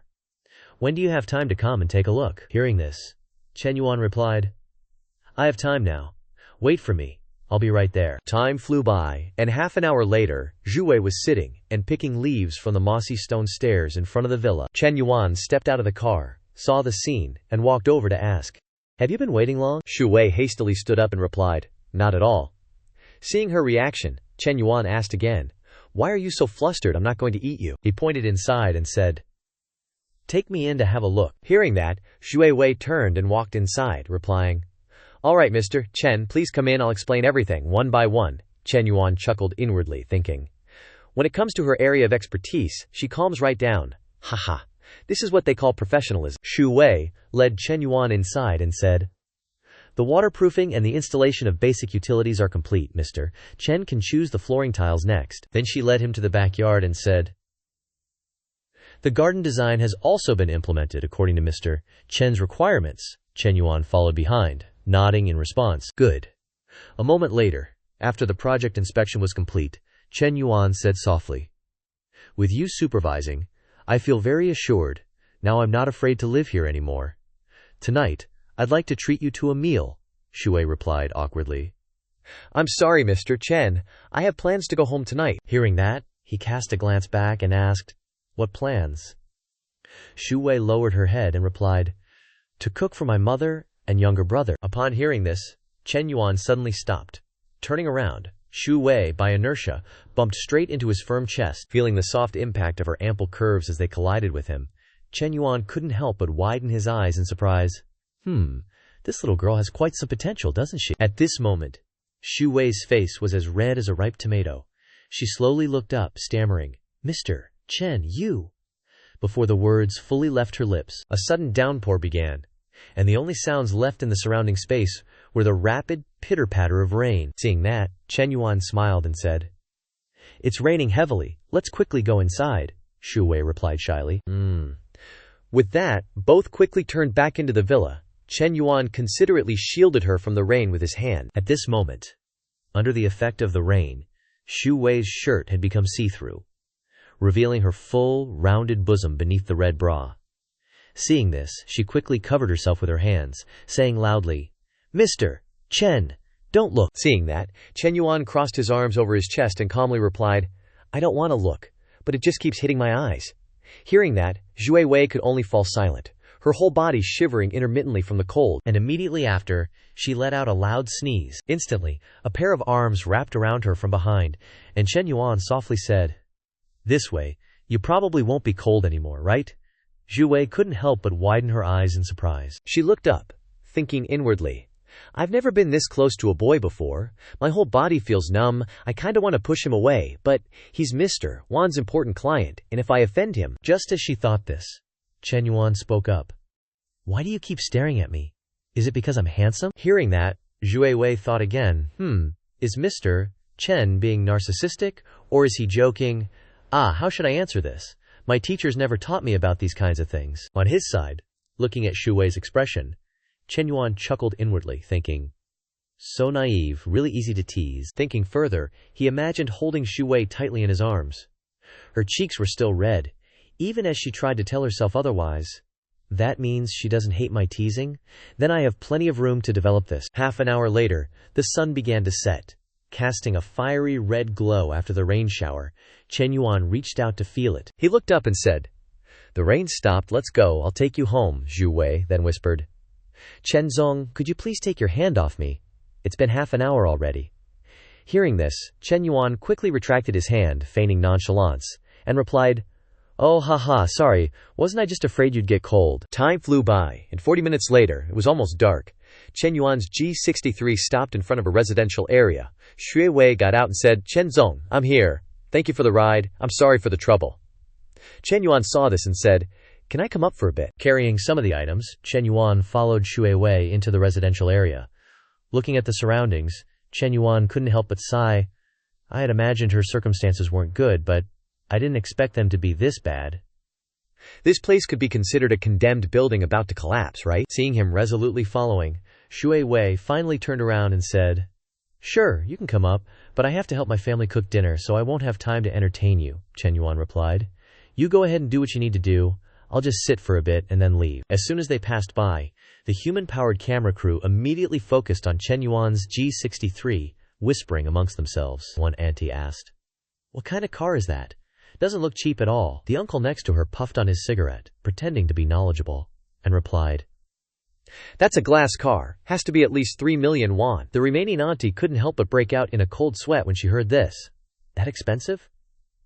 So, is that young man Xu Wei's boyfriend? The auntie next to her laughed heartily and replied, he's already brought a, coming to meet the parents, gift to her house. I think this is probably 8 or 9 parts true. Auntie Dai covered her mouth with her fan, smiling in agreement. This Xu Wei has finally had her day. She won't have to live a hard life anymore. As soon as she finished speaking, her face immediately changed, and she said with a dangerous look, "That's not for sure. Rich people value matching social status. How could they take a fancy to a family like this?" The other auntie immediately agreed. "I think so too. Those rich kids are just playing around. There are plenty of innocent and kind girls out there. Why would they look for someone with a dead father and a crippled mother, who also comes with a burden?" Hearing their comments, the uncle next to them immediately left, spitting on the ground and saying, "Tui, you two should watch your mouths and speak with some decency." Back to Chen Yuan's side, as he approached an apartment, a little boy happily ran out as soon as he saw Xu Wei and called out, "Sister, you're back!" She crouched down and patted the boy's head, gently asking, "Xiaoji, are you hungry? I'll go cook dinner now." Seeing this, Chen Yuan spoke up and asked, "Is this your younger brother, Xu Wei?" Then turned around and said, "Xiaoji, this is my friend. Say hello to him." This little boy's name is Su Jingji, Xu Wei's biological younger brother. Seeing a stranger, the boy immediately hid behind his sister. Looking shy, Xu Wei smiled apologetically and said, "Sorry, my brother is a bit timid." Just then, from behind, a woman with a labored gait walked forward, leaning on a cane. As soon as Xu Wei saw her, she rushed over to support her and said, "Mom, why did you come out here?" The woman smiled kindly and replied, "It's okay. I just came out to walk around a bit." Then she asked Xu Wei, "This young man is—" Xu Wei turned to introduce, "My friend, Chen Yuan." After the introduction, Chen Yuan then spoke up, "Hello, auntie." Xu Wei's mother thought with suspicion, "Xu Wei has never brought a boyfriend home before, could it be?" Then she turned to Chen Yuan and said, "Xiao Chen, you even bought so many things, you've spent too much. Come in and sit down." Chen Yuan politely replied, "Yes, auntie." With that, Chen Yuan followed the three of them into the house. As soon as they entered, Xu Wei rushed towards the small kitchen and said, "Chen Yuan, please have a seat, I'll go cook dinner." Her mother also turned to her young son and said, "Xiaoji, go pour your brother some water to drink." Time flew by, and 30 minutes later, after chatting about everything under the sun, from Thailand attacking Cambodia to Russia attacking Ukraine, Xu Wei finally came out of the kitchen, carrying several plates of food, and said, "Dinner is ready, everyone, let's eat." In just a moment, the food was laid out on the table. The little boy Xiaoji looked at his sister and smiled, saying, "Hooray! The food you cook is the best." Xu Wei's mother also turned to Chen Yuan and smiled kindly, saying, "It's just a simple home-cooked meal. Next time Xiao Chen comes, auntie will prepare in advance, and then I'll treat you to a feast." Chen Yuan smiled and replied, "You're too kind, auntie. I'm overjoyed to be able to taste Xu Wei's cooking." Xu Wei's mother heard this and said, "Is that so? If you like it, eat more." Looking at the family's circumstances, Chen Yuan couldn't help but feel sorry for Xu Wei. No wonder Xu Wei's temperament is so different. At such a young age, she's already the pillar of the family. She has no choice but to make herself capable. After the meal, Chen Yuan didn't stay long. He said goodbye to the family and turned to leave, still feeling a bit melancholy in his heart. Just as he reached the door, Xu Wei chased after him and called out, "Chen Zong, please wait a moment. You bought so many things when you came. Let me transfer the money back to you." As she was raising her phone to prepare to scan the QR code, Chen Yuan reached out and took the phone from her hand, saying, "Let me borrow your phone for a moment." Xu Wei couldn't help but be surprised. After a series of operations, he returned the phone to Xu Wei, turned and left, waving his hand and saying, "I'll go first, goodbye, see you next time." Only then did Xu Wei notice the notification on her phone, ICBC, "Your account ending in XXXXX has received 50,000 yuan at 1942 on May 13th.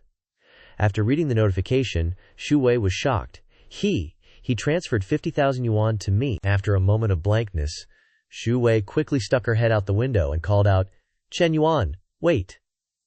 Ignoring her, Chen Yuan pretended not to hear and walked straight to the main road. Stopping the car, he thought to himself, 50,000 yuan is nothing to me, but it's enough to temporarily improve Xu Wei's family's life.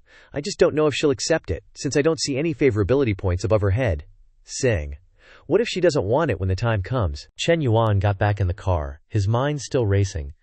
But I have a vague feeling that something that left me is coming back. What could it be? Just then, the phone rang. Seeing who was calling, Chen Yuan answered, "Little secretary, go ahead." On the other end, Fu Yingzi immediately rattled off, "Boss, the list is filtered. From 653 applications, we've selected 12 people. The ratio is 1 female and 11 males. I've sent the electronic file and candid photos of the female applicant to your mailbox, boss. Chen Yuan replied with satisfaction. Well done. Bonus this month, Anzi happily said. Thank you, boss. Then you continue working. Call me if you need anything. I'll hang up first. After talking with Anzi, Chen Yuan calculated to himself, Friday is Lao Chen's birthday. I have to go prepare a gift for him tomorrow. After all, there's 30 million for filial piety. Lao Chen and Mother Lai are truly blessed. Then there's Hui Hui. Nah, Coach Liu, 1 night each, no more, no less. A master of fairness must do it this way. Back at Shu Wei's house, as soon as Chen Yuan left, the aunt with the fan from before came over to gossip. As soon as she saw Shu Wei's mother, she asked, Is that young man who just came to your house Shu Wei's boyfriend? Her mother replied, I don't know. Shu Wei hasn't said anything to me. Hearing this, the aunt leaned closer and whispered, That young man is really rich. The car he drives must be worth 2 or 3 million yuan. Zhu Wei's mother's eyes widened in surprise. That expensive. The aunt covered her mouth with her fan and chuckled. If Shu Wei can become a couple with him, your and Zhao Ji's lives will also improve. So you have to give Zhu Wei a good talking to. Zhu Wei's mother listened, her eyes thoughtful. This is a major event in Zhu Wei's life. I don't want to be a burden to her, forcing her to marry someone she doesn't like. I'll let her decide for herself. The auntie then said, I don't know what Zhu Wei thinks, but that young man definitely has feelings for her, since he even came to her house to visit. So even if Zhu Wei doesn't like him, you have to give her a good talking to. After speaking, she didn't linger long and left. Just a few steps away, another woman who had overheard the conversation spoke up. You people dare to think too much, don't you? The young man only came to sit for a while, and you already dare to think about dating? The aunt with the fan replied. He's already come to the house, so he definitely has intentions. The other woman snorted coldly. Maybe he had those intentions at first, but once he sees the family circumstances, those intentions might have vanished into thin air. All these words reached Shu Wei's mother's ears behind the door. After hearing them, her heart couldn't help but ache for her daughter. Then she went to the kitchen where Zhu Wei was cleaning up and said, Zhu Wei, I'm asking you, you have to tell me the truth. Zhu Wei continued to clean, asking with some surprise, Mom, go ahead, what's wrong? Her mother asked directly. What's the relationship between you and that young man just now? Zhu Wei replied. He's a major client of the company. He came to the construction site to inspect today and it started raining, so he gave me a ride home. We don't have any relationship, her mother then asked. Does this client of yours have feelings for you? Hearing her mother ask this, Zhu Wei recalled what happened this afternoon, and then thought of going with Wan Zong. She thought, he was indeed a bit strange today, but the last time we had dinner, he had a very beautiful girl next to him. She seemed to be his girlfriend. Then she replied, I don't know. Her mother sighed and said, Sigh, you don't even know this. Then she asked, What about you? What do you think of him? Hearing this, Zhu Wei said a little unhappily, What nonsense are you talking about? He's a client of the company. Her mother then said, Okay, I know. You heard Aunt Zhang's words just now, right? Don't take it to heart, your father is gone. This family is all carried by you alone. Your mom and Zhao Ji owe you so much. I just hope you'll be happy in the future. You never need to force yourself to marry into a wealthy family for me and your brother's sake. Do you understand? Zhu Wei hugged her mother and said tenderly, Mom, I know, don't worry. At this moment, in her eyes, she revealed a touch of melancholy. The images from the villa replayed in her mind, bit by bit, from accidentally bumping into Chen Yuan's chest to him hugging her from behind. Zhu Wei's heart was actually a little moved. At the same time, on Chen Yuan's side at the Junyu Hotel, still in that room, Chen Yuan and Meng Lu were frantically exchanging moves again. The two threw themselves at each other, unleashing famous techniques from all over the world. Facing Chen Yuan's fierce attacks, Meng Lu's whole body trembled under his baton. Time flew by to the next morning. After a night of field combat, Meng Lu and Chen Yuan were still sound asleep. When the phone rang, Chen Yuan answered, and a woman's voice came from the other end. President Chen, this is Fu Zheng from Guanting Decoration Company. You finally answered, Chen Yuan asked groggily. What's the matter? Is it urgent? Fu Zhengmei said upon hearing this. Sorry, President Chen. Is this a convenient time? I want to talk to you about my student, Su Shuiwei. Chen Yuan replied. All right, wait for me. A little later, after a rushed wash-up, Chen Yuan put on a set of sportswear and a baseball cap, and mysteriously went to the meeting place. As soon as he sat down, he asked, You looked for me so early in the morning, what's wrong with Shu Wei? Fu Zhengmei handed Chen Yuan a matcha latte and replied with a smile, Yesterday, you transferred 50,000 yuan to her, and she transferred it back, but you didn't accept it. Chen Yuan took the matcha latte and replied, "Indeed, that happened." Hearing his confirmation, Fu Zhengmei said again, "Don't misunderstand. It's just that I saw her looking troubled when she went to work earlier, so I asked and found out about this." After hesitating for a moment, she continued, "Zhui isn't that kind of girl. What you did will cause her great psychological burden. She definitely won't accept this money. Just take the money back." Hearing this, Chen Yuan turned to ask, "Did you call me here just to talk about this?" Fu Zhengmei lowered her head with some embarrassment and replied, "President Chen, Xuewei isn't a money-grubbing girl. If you really want to pursue her, you might have to put in a little effort," Chen Yuan said with a thoughtful look in his eyes. "Actually, my intention behind that sum of money wasn't that." Saying this, he brushed it off, saying, "Forget it. There's no point talking about this now. If that's the case, then I'll accept the money." He then raised his phone and tapped to accept. Immediately, the phone received a transfer message. "Industrial and Commercial Bank. Your account ending in XXXXX has received 5,200 yuan at 9:42 a.m. on the 14th. After reading the message, Chen Yuan couldn't help but sigh. This girl even transferred an extra 200 yuan to me, probably to pay for the things I bought yesterday. She's really stubborn. Then he turned to Fu Zhengmei and asked, "Has Wan Zong been making Su Shuiwei go to other projects to entertain clients with drinks recently?" Fu Zhengmei replied, "No, President Chen. Please rest assured, Shuiwei's current job is only to supervise the construction site on your side." Having talked to this point, Chen Yuan didn't drag it out any longer. He took a sip of the matcha latte and stood up, saying, "All right then, thank you for your trouble. I'll go first." Watching Chen Yuan leave, Fu Zhengmei thought to herself with deep contemplation, if Shuiwei could get together with Chen Yuan, that would naturally be great. She could enjoy a comfortable life, and her family circumstances would undergo earth-shattering changes. It's a pity that this student of mine has her own stubbornness and persistence. There's no way she'd easily devote herself wholeheartedly to a man like that. Sigh. Nowadays, more and more women want to take shortcuts. Girls like Zhuwei are really too rare. After talking with Fu Zhengmei, Chen Yuan returned to his car. As soon as he sat down, the phone rang. As soon as he answered, Yu Cheng's soft voice came from the other end. "Chen Yuan, are you free tonight? Let's go to a cafe for a drink?" Chen Yuan replied with a smile, "I'm free, just come straight to my place." Hearing this, Yu Cheng replied, "But my husband might come home in the evening." Having experienced the feeling of both nervousness and excitement once, becoming addicted, Chen Yuan immediately interrupted, saying, "Wouldn't that be even better then?" Yu Cheng hesitated for a moment and then replied, "Then come over." Hearing this, Chen Yuan said with a wicked voice, "I haven't eaten yet. I need to eat my fill before I have the strength to fix the air conditioner." Yu Cheng immediately understood what he meant and replied, "I'll cook for you." A day passed just like that. Time flew by like a dog running in the fields. Before long, it was already 6 p.m. Chen Yuan was already at Yu Cheng's house.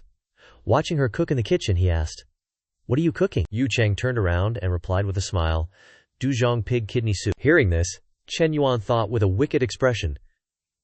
She even deliberately prepared this kind of ingredient. As expected, married women are the most understanding. Then he went behind Yu Cheng, wrapped his arms around her, and asked in a low voice, "Have you ever cooked this for your husband before?" Hearing these words, Yu Cheng replied with some displeasure, "I've never cooked it before.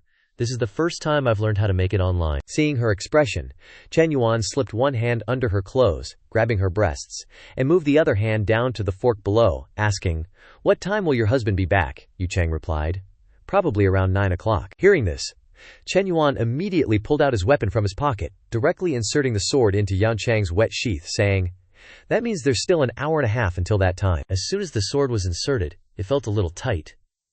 Yu Cheng turned around, her voice a little doubtful. It feels a bit different today. Last time, it should have been." Hearing this, Chen Yuan nibbled lightly on her shoulder, thrusting the sword deep inside, asking, "Do you like it?" After that, only the sounds of remained in the small kitchen. Time passed quickly to an hour later. After the spelling lesson, Yu Cheng scooped a bowl of nourishing pig kidney soup for Chen Yuan. He took a sip and said, "Even though it's the first time you've cooked it, it tastes pretty good." Hearing this, Yu Cheng said happily, "You like to drink it? It can often stew it for you in the future." Chen Yuan hesitated a bit and turned to say, "Wouldn't that be a little inconvenient?" Yu Cheng replied, "No, I've already decided to divorce him. I want to pursue true happiness. Hearing this, Chen Yuan put on a serious look of congratulation. This is a good thing. Congratulations to you, Lin. Congratulations that you can bravely take this step. In his heart, he thought, although I still want to experience the pleasure of being KOKO a few more times, Lin's happiness is still more important. Let me explain a bit. Cao Cao refers to Cao Cao, everyone. The Holy Emperor likes to take other people's wives, famous for saying, "The beauties in the world are all mediocre to me. Only the enemy's wife interests me." Haha. Back to the topic. After hearing that, Yu Cheng turned to Chen Yuan and said, "Thank you, Chen Yuan. It's because of your appearance that I was able to make up my mind." Her favorability towards him also increased to 66. Seeing this, Chen Yuan reached out and pinched her cheeks. "I can't take the blame for this. I'm not a third party who ruins your marriage." This action of Chen Yuan actually increased Yu Cheng's favorability to 69, she replied. "That's not what I meant, you understand." Hearing this, Chen Yuan chuckled to himself, thinking, this is indeed a good thing for me. Now that she's divorced, I can justifiably spend money on her to farm favorability points. Does Miss Lin have the kind of physique where a single touch increases favorability? Next time I'll come and put out the fire a few times, then go out and spend some money, and I'll probably reach 90 points quickly. A moment later, right before 9 o'clock, Chen Yuan also left. As soon as he started the car, Zheng Xianyong came over, looked at the luxury car next to him, and thought, with sweat pouring down his face, "A glass car? It seems like no one in our neighborhood drives such an expensive car, right?" Looking over, he saw the owner of the car, and he immediately froze. Wait a minute, this person looks familiar. It seems like I've seen him somewhere before. After a while, he suddenly realized, I remember now. Isn't this the young tycoon who bought a car from Chen Na and is supporting her? What is he doing in our neighborhood? That's strange. After thinking for a while, he also got out of the car. As soon as he entered the house, he saw Yu Cheng sipping a bowl of soup, and said cheerfully, "Oh, you even specially made soup for me. You're really becoming more and more thoughtful." Hearing him say that, Yu Cheng smiled contemptuously, thinking, "Sorry, Delang, this soup isn't actually for you, Delang. Here is Wu Delang. Bosses, please search on Google." He. Without waiting for Yu Cheng to reply, Zheng Xianyong sat down at the table, poured himself a bowl of soup, and asked, "Why aren't you turning on the air conditioner when it's so hot? What's the point of turning on this circulating fan? Besides, it's not like we're so poor that we have to save this little bit of electricity." Yu Cheng replied, "It's not hot." She chuckled to herself, thinking, "You're overthinking it. I'm just worried that the smell of Chen Yuan is still lingering in the room." Seeing her expression, Zheng Xianyong actually misunderstood, loosened his tie, and said triumphantly, "You finished drinking the soup. I understand what you mean. Wait for me to take a shower, and I'll make you feel good." After speaking, he went straight into the bathroom. 10 minutes later, he happily returned to the bedroom, and as soon as he reached out to open the door, he immediately froze. Why is the door closed? Wasn't the point of making soup for me to replenish my energy and then use it on you? What's going on? Could it be that she fell asleep because I took too long in the shower? Thinking this, he went back to the sofa, and while lying down, he grumbled, "What? I gave you the opportunity, but you didn't want it yourself. I'll save this ammunition and find a younger girl tomorrow." Cut to the next morning. On the school field at this time, both handsome men and beautiful women were present. Looking at the people present, Fu Yingzi thought with satisfaction, "Based on Chen Yuan's subsequent suggestions, I have revised the first plan 1-to-1 compared to the previous 11 times. The number of male students has increased to 2, and most of the female students are the campus belles of each class. Especially these people." Her eyes landed on a girl in a flight attendant uniform. For example, Senior Ya Yun of the flight attendant class, 175 meters tall, has everything, and all the older and younger students are crazy about her. Then she looked at a graceful girl. Junior AI 2.0 caused a sensation throughout the school as soon as she entered because her nickname is Little Hot Devil. Next, she looked at a girl in a cosplay outfit. There's also the female neuro of Star Origin City, Zhang Man. Her Mai Sarani cosplay has attracted 200,000 fans on Doudin. At this time, little dragon girl Long Jing Han was also paying attention to them. She thought to herself, "Miscalculated. I'm dressed so simply. The pressure of competing with these people is too great." This male student is from the International Trade Class 2, Chen Yuan's class monitor Yan Song. He looked at these female students a little helplessly, thinking, "The more I look at it, the more wrong it feels. Aren't these female students the best resources of the school? This doesn't look like they want to start a business at all." It's clearly a harem selection, and I thought Chen Yuan was moved by the startup plan. I'm really too naive. Thinking of this, he was a little dissatisfied. The key is, why did you even choose me for the shortlist? To be a eunuch in your harem, motherfucker Chen Yuan, this son of a BTCH is really playing dirty. Glancing over these beautiful faces, Fu Yingzi put her hands on her hips, showing a satisfied expression, and thought to herself with a smirk, next it will be the boss's turn to show off. Seeing Yan Song standing awkwardly amidst a group of beautiful girls, a male student approached him to start a conversation. Hello classmate, my name is Mo Zhenwang, finally I've met a fellow townsman. Just then, Chen Yuan walked over and, upon seeing Yan Song, immediately said, Class monitor, I didn't expect you to need to start a business too, he replied with a bitter smile. President Chen, I come from an ordinary family, of course. I have to seize every opportunity to rise up. At this moment, the girls also saw Chen Yuan. Adoration was clearly visible on each of their faces. It's Chen Yuan. Chen Yuan is here. Chen Yuan then turned to Zhenwang. I remember your name is Mo. What was it? Seeing this, he quickly rushed to answer. Boss. My name is Mo Zhenwang, Chen Yuan continued.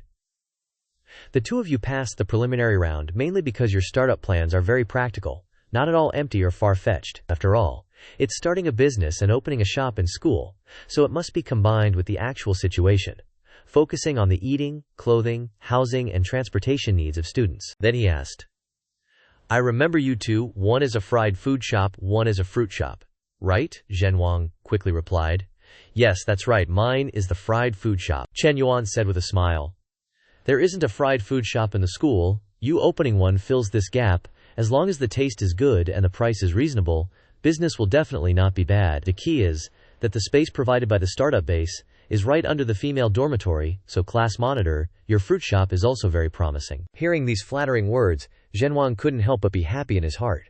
The guy thought to himself, hearing that, it seems like the two of us are definitely in. Beside him, Yan Song smiled faintly.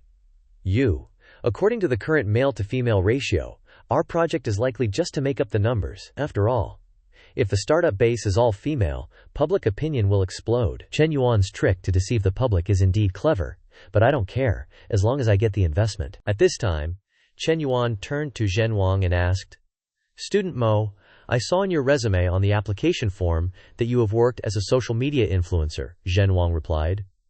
To put it simply, it's an online water army. Hearing this, Chen Yuan asked, Do you have your own team? Zhenwang scratched his head and smiled shyly.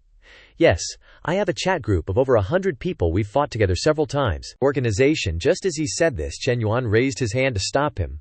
Alright, stop. You two go back first. Next, I still have to interview the female students. The guy thought to himself.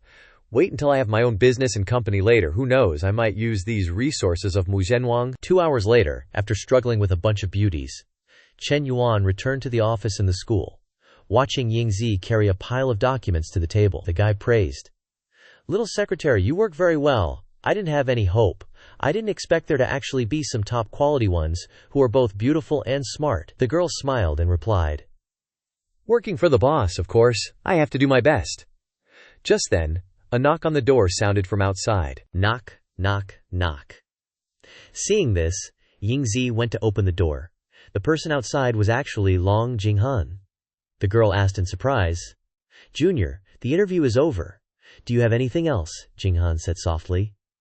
Senior, I have something to say privately with President Chen. Hearing this, Yingzi was a little worried, turned to Chen Yuan, and asked softly, Boss, what should we do? Chen Yuan replied. You go out first. Hearing this, Yingzi stepped outside. Jinghan stepped in, gently closing the door. Chen Yuan then spoke. Speak. What's the matter?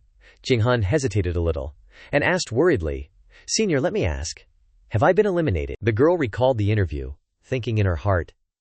Because during the interview just now, Chen Yuan's eyes were mainly on those two people, almost never looking at me even once. Hearing this, Chen Yuan replied. The final list will only be known after the re-examination, Jinghan asked worriedly. Then do I have a chance? Chen Yuan smiled dangerously and replied, Haven't I given it to you already? Hearing this, Jinghan thought to herself, That's right. Being allowed into the room again, this is the opportunity. Then she began to speak earnestly. Senior, I currently have a primary accounting certificate and an international certified public accountant certificate. I'm also in the process of taking the primary economist certificate. Although I don't have practical work experience, tasks such as cashier, preparing financial reports, arranging transaction data, and calculating costs for the startup base are all no problem for me. After listening, Chen Yuan replied, "Wouldn't it be better to find an experienced accountant to do these tasks?" Hearing these words, Jing Han couldn't help but be stunned, not knowing how to continue. In her mind, the girl thought, "The number of guys pursuing me can line up from the front gate to the back gate of the school, but all of those guys are broke and pathetic. None of them are worth looking at." After 2 long years, it was difficult to discover a big fish like Chen Yuan. How many times do you have to fight in your life? If you don't strike now, when will you wait? Long Jing Han, must catch him. Thinking this, the girl directly approached, placed a kiss on Chen Yuan's cheek, and said in a seductive voice, "I'm sure I'm prettier and have a better figure than that old accountant." Then the girl grabbed Chen Yuan's tie, her eyes full of anticipation. Seeing this, the guy smiled to himself. That's right, accountants are easy to find, but an accountant who is both beautiful and has a great figure is very hard to find. Seeing that the other party showed no reaction, Jing Han continued to play her ultimate card, deliberately unbuttoning her shirt to reveal her ample cleavage, and asked, "Senior, what do you think?" Chen Yuan replied with a smug look, "What you said makes a lot of sense." As soon as she finished speaking, Jing Han pulled Chen Yuan's hand and placed it suggestively, softly whispering, "Chen Yuan." Immediately after, they immediately lunged at each other, sharing a damn passionate kiss. Following that, in the cramped office, a fierce battle ensued, with only muffled moans and desperate cries heard from outside. Who knows what transpired? But 40 minutes later, a pile of crumpled tissues appeared in the trash can. At this point, the contest had ended. Chen Yuan looked over at Jing Han, who was adjusting her clothes, and said, "Be my woman, and I won't let you suffer any wrongs." He secretly thought, I can't believe this little dragon girl was still a virgin. Then continued, "Let's go shopping this weekend." Jing Han turned back, smiling, and replied, "Yes." She secretly thought, "From now on, I have a place in Chen Yuan's heart. Though not much, it's better than nothing." Her favorability points above her head also showed 61. Seeing this, Chen Yuan happily thought, "The little dragon girl has started to develop feelings for me. Excellent." 10 minutes later, Jing Han, nursing her wounds from the battle, limped out of the office, softly moaning, It hurts so much." Seeing this, Senior Z quickly rushed over to help her, saying, "Jing Han, tell me, why do you have to go through such trouble?" Jing Han, with a satisfied expression, replied, "Senior sister, I'm fine. Right now, I'm feeling the most genuine happiness I've ever felt." Back inside the office, after Jing Han left, Chen Yuan pulled out his phone, scrolling and muttering to himself, "Tomorrow is Friday, Dad's birthday. Let's see, the birthday gift I pre-ordered for Dad. How's that car doing? Of course, I can't show favoritism. The gold jewelry Mom likes must also be arranged. Tomorrow, I have to make sure both of them have a lively time." Time flew to the next day. At this moment, the entire Chen family was gathered in front of a car showroom. This girl was his younger sister, Chen Xuan. Chen Xuan saw the car her brother had just given to their dad, and she ran over, draping her arm around her brother's, pouting, "Dad's car is so awesome! I want a car of my own too! I can take my driving test during summer break. What do you think, big brother?" Chen Yuan smiled and replied, "No problem." His mother saw this and grumbled, "Son, don't spoil your sister too much. She just finished her college entrance exams. Is she already slacking off? She still has a long way to go." Hearing this, Chen Yuan chuckled and replied, "Mom, Xuan just wants a car. It's nothing," he urged. "Let's go, Dad. Our aunts and uncles must be wondering where we are already." His father quickly got into the car and replied, All right, let's head to the hotel first." Chen Xuan got into the back seat and said somewhat sulkily, "Mom, you don't love me at all. Good thing I still have big brother." Her mother heard this and replied, "Good heavens, a girl should act like a girl. This isn't home. Let's go, get in the car." At the same time, in the dining room inside the hotel restaurant, Chen Yuan's aunts and uncles had all gathered. Seeing that it was already past the appointed time and the Chen family still hadn't arrived, a short-haired aunt showed her dissatisfaction. "Why aren't they here yet? They invited us for dinner. What kind of reasoning is it to make us, their guests, wait?" The person next to her also agreed. "Exactly. If something came up, they should at least give us a heads up, but they made us arrive so early, and now they're not even here themselves." She thought bitterly. "Although my Yaodi's family borrowed money from them before, we paid it all back long ago. Yet when they owed us money, we only went to ask for it a few times. But when they paid us back, they weren't just arrogant. They even showed disdain for Yao Dai." The other aunt saw this and interjected, "This is my fault.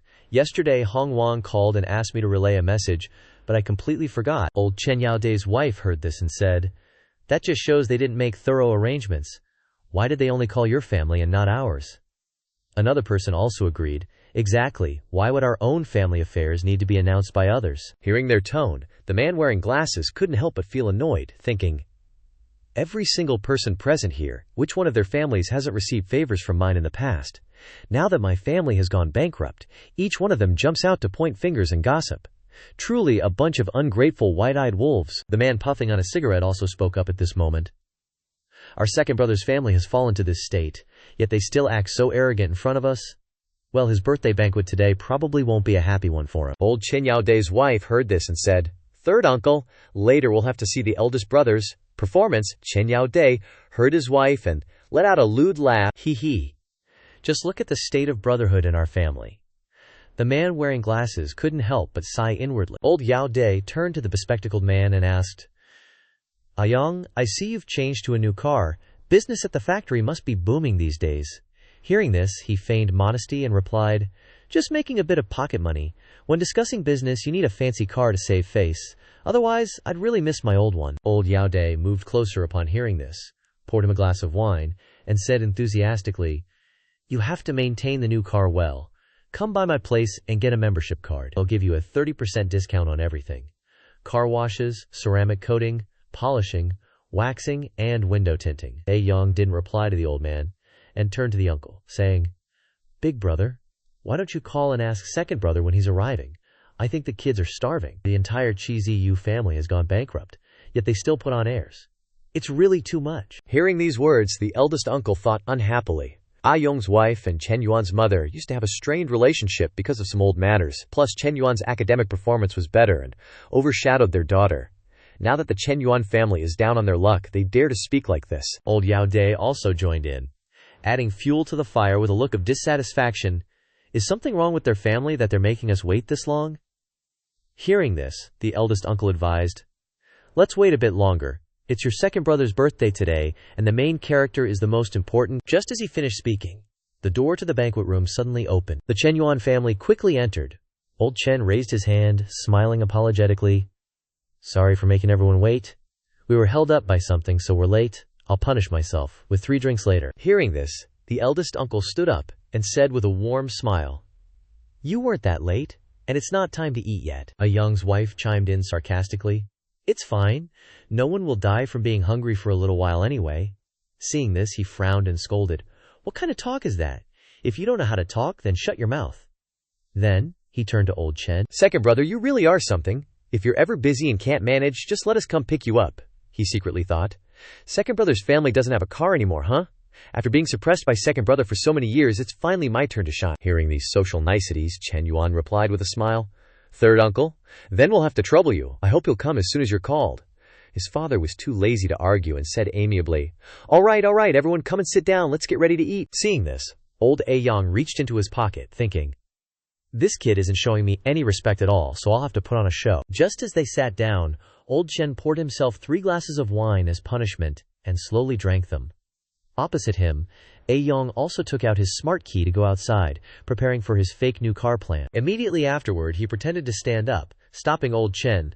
"Hey, second brother, are you really punishing yourself? Take it easy, drinking? Oh, no one here blames you anyway." As he made this motion, the car key fell perfectly to the ground. Seeing that no one cared, he resentfully turned to Chen Yaodae, grinding his teeth as he thought, "Oh, damn it, Chen Yaodae, didn't you see the car key fall? Shouldn't you be picking it up for me? Do you still want me to get a membership at your place?" Knowing his intentions perfectly, Chen Yaodae sneered contemptuously. "Damn it, you didn't agree to get a car just now, and now you want me to be your free backdrop? Dream on." Just then, someone came over and picked up the key. It was Chen Yuan. He handed the key to the old man, trying to suppress a laugh, putting on a surprised look. "Oh, third uncle, you changed to a new car." The old man took the key and replied, "That old VV was too old. I wanted to change it a long time ago." Hearing this, Chen Yuan asked again, "What model is it?" Just waiting for this. Ayong put on a complacent look and replied, "X7, not expensive." Seeing this, Chen Yuan played along, flattering him to the skies. "It costs at least 1,000,000 yuan to get it on the road, and you say it's not expensive, third uncle, you're too modest." Hearing this, the old man became even more smug. putting on an air of superiority. "I only bought the mid-range version, so it only costs about 1 million yuan to get it on the road. Zhao Yuan, don't you know? I advised your dad before, it is better to do business in the manufacturing industry. The tourism industry is too risky and unreliable." Chen Yuan continued to flatter. Third uncle is really a pro. Hearing this, the old man was ecstatic, but on the surface, he still acted calm. No, just making a lip. Seeing this, his wife gave him a look of displeasure, thinking, "That idiot is still pretending to be someone important. Ming does know how to show off, but there is lack of plot, and the face is a little uninteresting." Seeing this look from his wife, the old man said softly, "What do you understand? Stop at the right time. If they open their mouths to borrow money later, you will bear to take the hard-earned savings." At this time, Chen Yuan also turned to his father and smiled. "Old Chen, Dad's third younger brother, has already bought an X7. How long are you planning to hide your Maybach?" In his heart, he secretly thought, "The mattress has already been laid for Dad, so he can show off comfortably." Hearing this, old Chen smiled awkwardly. "It's just a car, nothing to talk about." Hearing this conversation, the others couldn't help but break out in cold sweats, unable to believe their ears. Maybach, the second brother's family. The lowest-end version of the Maybach costs nearly 1.7 million yuan to get it on the road. Isn't his family bankrupt? How did they buy it? The eldest uncle also turned to the second brother and asked, "Did you buy a Maybach?" Old Chen patted Chen Yuan's shoulder and said with a warm smile, "Thanks to my son for buying a nice car." Hearing these words, the others stared in disbelief, thinking, "There should be a limit to teasing people. Are they treating us like fools? How is this possible? Is there anyone here who doesn't know that Chen Yuan is a wasteful son? Moreover, he is still in college." Eldest uncle couldn't help but feel worried upon hearing this, thinking, "Second brother has always been so composed. Is punishing himself with 3 glasses a bit too much?" Just then, Yang spoke up. "Second brother, what kind of joke is this? Did Chen Yuan buy it for you?" Chen Yuan then whispered softly, "Old Chen, Dad, you really have incredible patience. Third uncle was already like that, and you still won't retaliate." Only then did old Chen make his move, placing the car key with a clack on the table, and said with a smile, "Yeah, actually, I also advised that boy Chen Yuan not to buy such a fancy car for me, but he absolutely refused to listen. What can't 3 million be used for? I really don't know why he'd buy such an expensive car." Upon hearing these words, the entire hall immediately fell into a stunned silence. Everyone's jaws dropped in astonishment. The women thought, "How much? 3 million? That expensive?" The men were also the same, their eyes wide with shock, thinking to themselves, "A 3 million yuan car? Just bought on a whim? Where did that boy Chen Yuan get all that money?" Just then, a restaurant staff member walked in from outside and said to Chen Yuan, "Sir, may I ask if the silver glass belongs to you? My apologies, but it's blocking another guest's car. Would you mind moving it a little?" Chen Yuan replied, "Oh, then I'll go move it." At this point, all of Chen Yuan's relatives were completely petrified, their jaws practically dropping to the floor, unable to close them. Yang thought to himself, "Not only did second brother's family buy a Maybach, but they also have a glass. The 2 cars combined must be over 6 million, right?" Beside him, old Chen Yaode recalled the time he went to Chen Yuan's house to demand money, thinking, "So, they already knew they had struck it rich last time, but I never imagined it would reach this level." With that thought, he picked up the wine bottle and poured a glass for Chen Yuan's father, saying with an ingratiating smile, "Brother, congratulations, you are truly the successful one in life. New cars need careful maintenance, so come by my place anytime to get a membership card, and I'll give you a 30% discount on all services." Seeing his attitude, Chen Yuan's mother thought to herself, "How does Chen Yaode still have the nerve to say such words? Before, he completely disregarded our old friendship, coming to our house repeatedly to demand money, and now he's crawling back to promote membership cards." On this side, Yong's eyes were still glued to the Maybach key. He never expected second brother's family to have prospered to this extent. Second brother didn't even intend to flaunt it. Compared to that, he felt like a mere nouveau riche. And so, old Chen's birthday party proceeded in an incredibly awkward atmosphere. Those who wanted to put on airs didn't even get a chance to open their mouths before their intentions were quashed. After the party, Chen Yuan waited for Chen Chuan to return. She excitedly said, "Brother, you were so cool today. Hee hee." Chen Yuan replied, "What do kids know about adult matters? I'll take you home first. I have important things to do later." Upon hearing this, Chen Chuan said, "Brother, I'm so bored at home I want to go out with you." "What important matter of yours could possibly surprise me anymore?" Chen Yuan replied. Indeed, no one understands me better than my little sister. All right, I'll take you to visit your sister-in-law. A moment later, they arrived at Chen Na's coffee shop. Looking at the luxury car parked nearby, Chen Xuan exclaimed in admiration, "Brother, this car is so cool.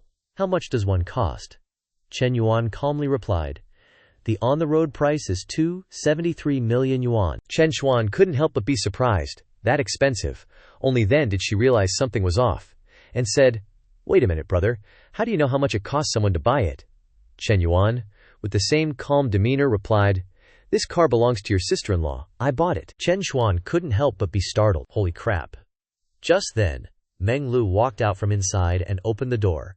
She said cheerfully, "Chen Yuan, you're here. Come inside quickly." Seeing that he had also brought a girl with him, Meng Lu immediately froze.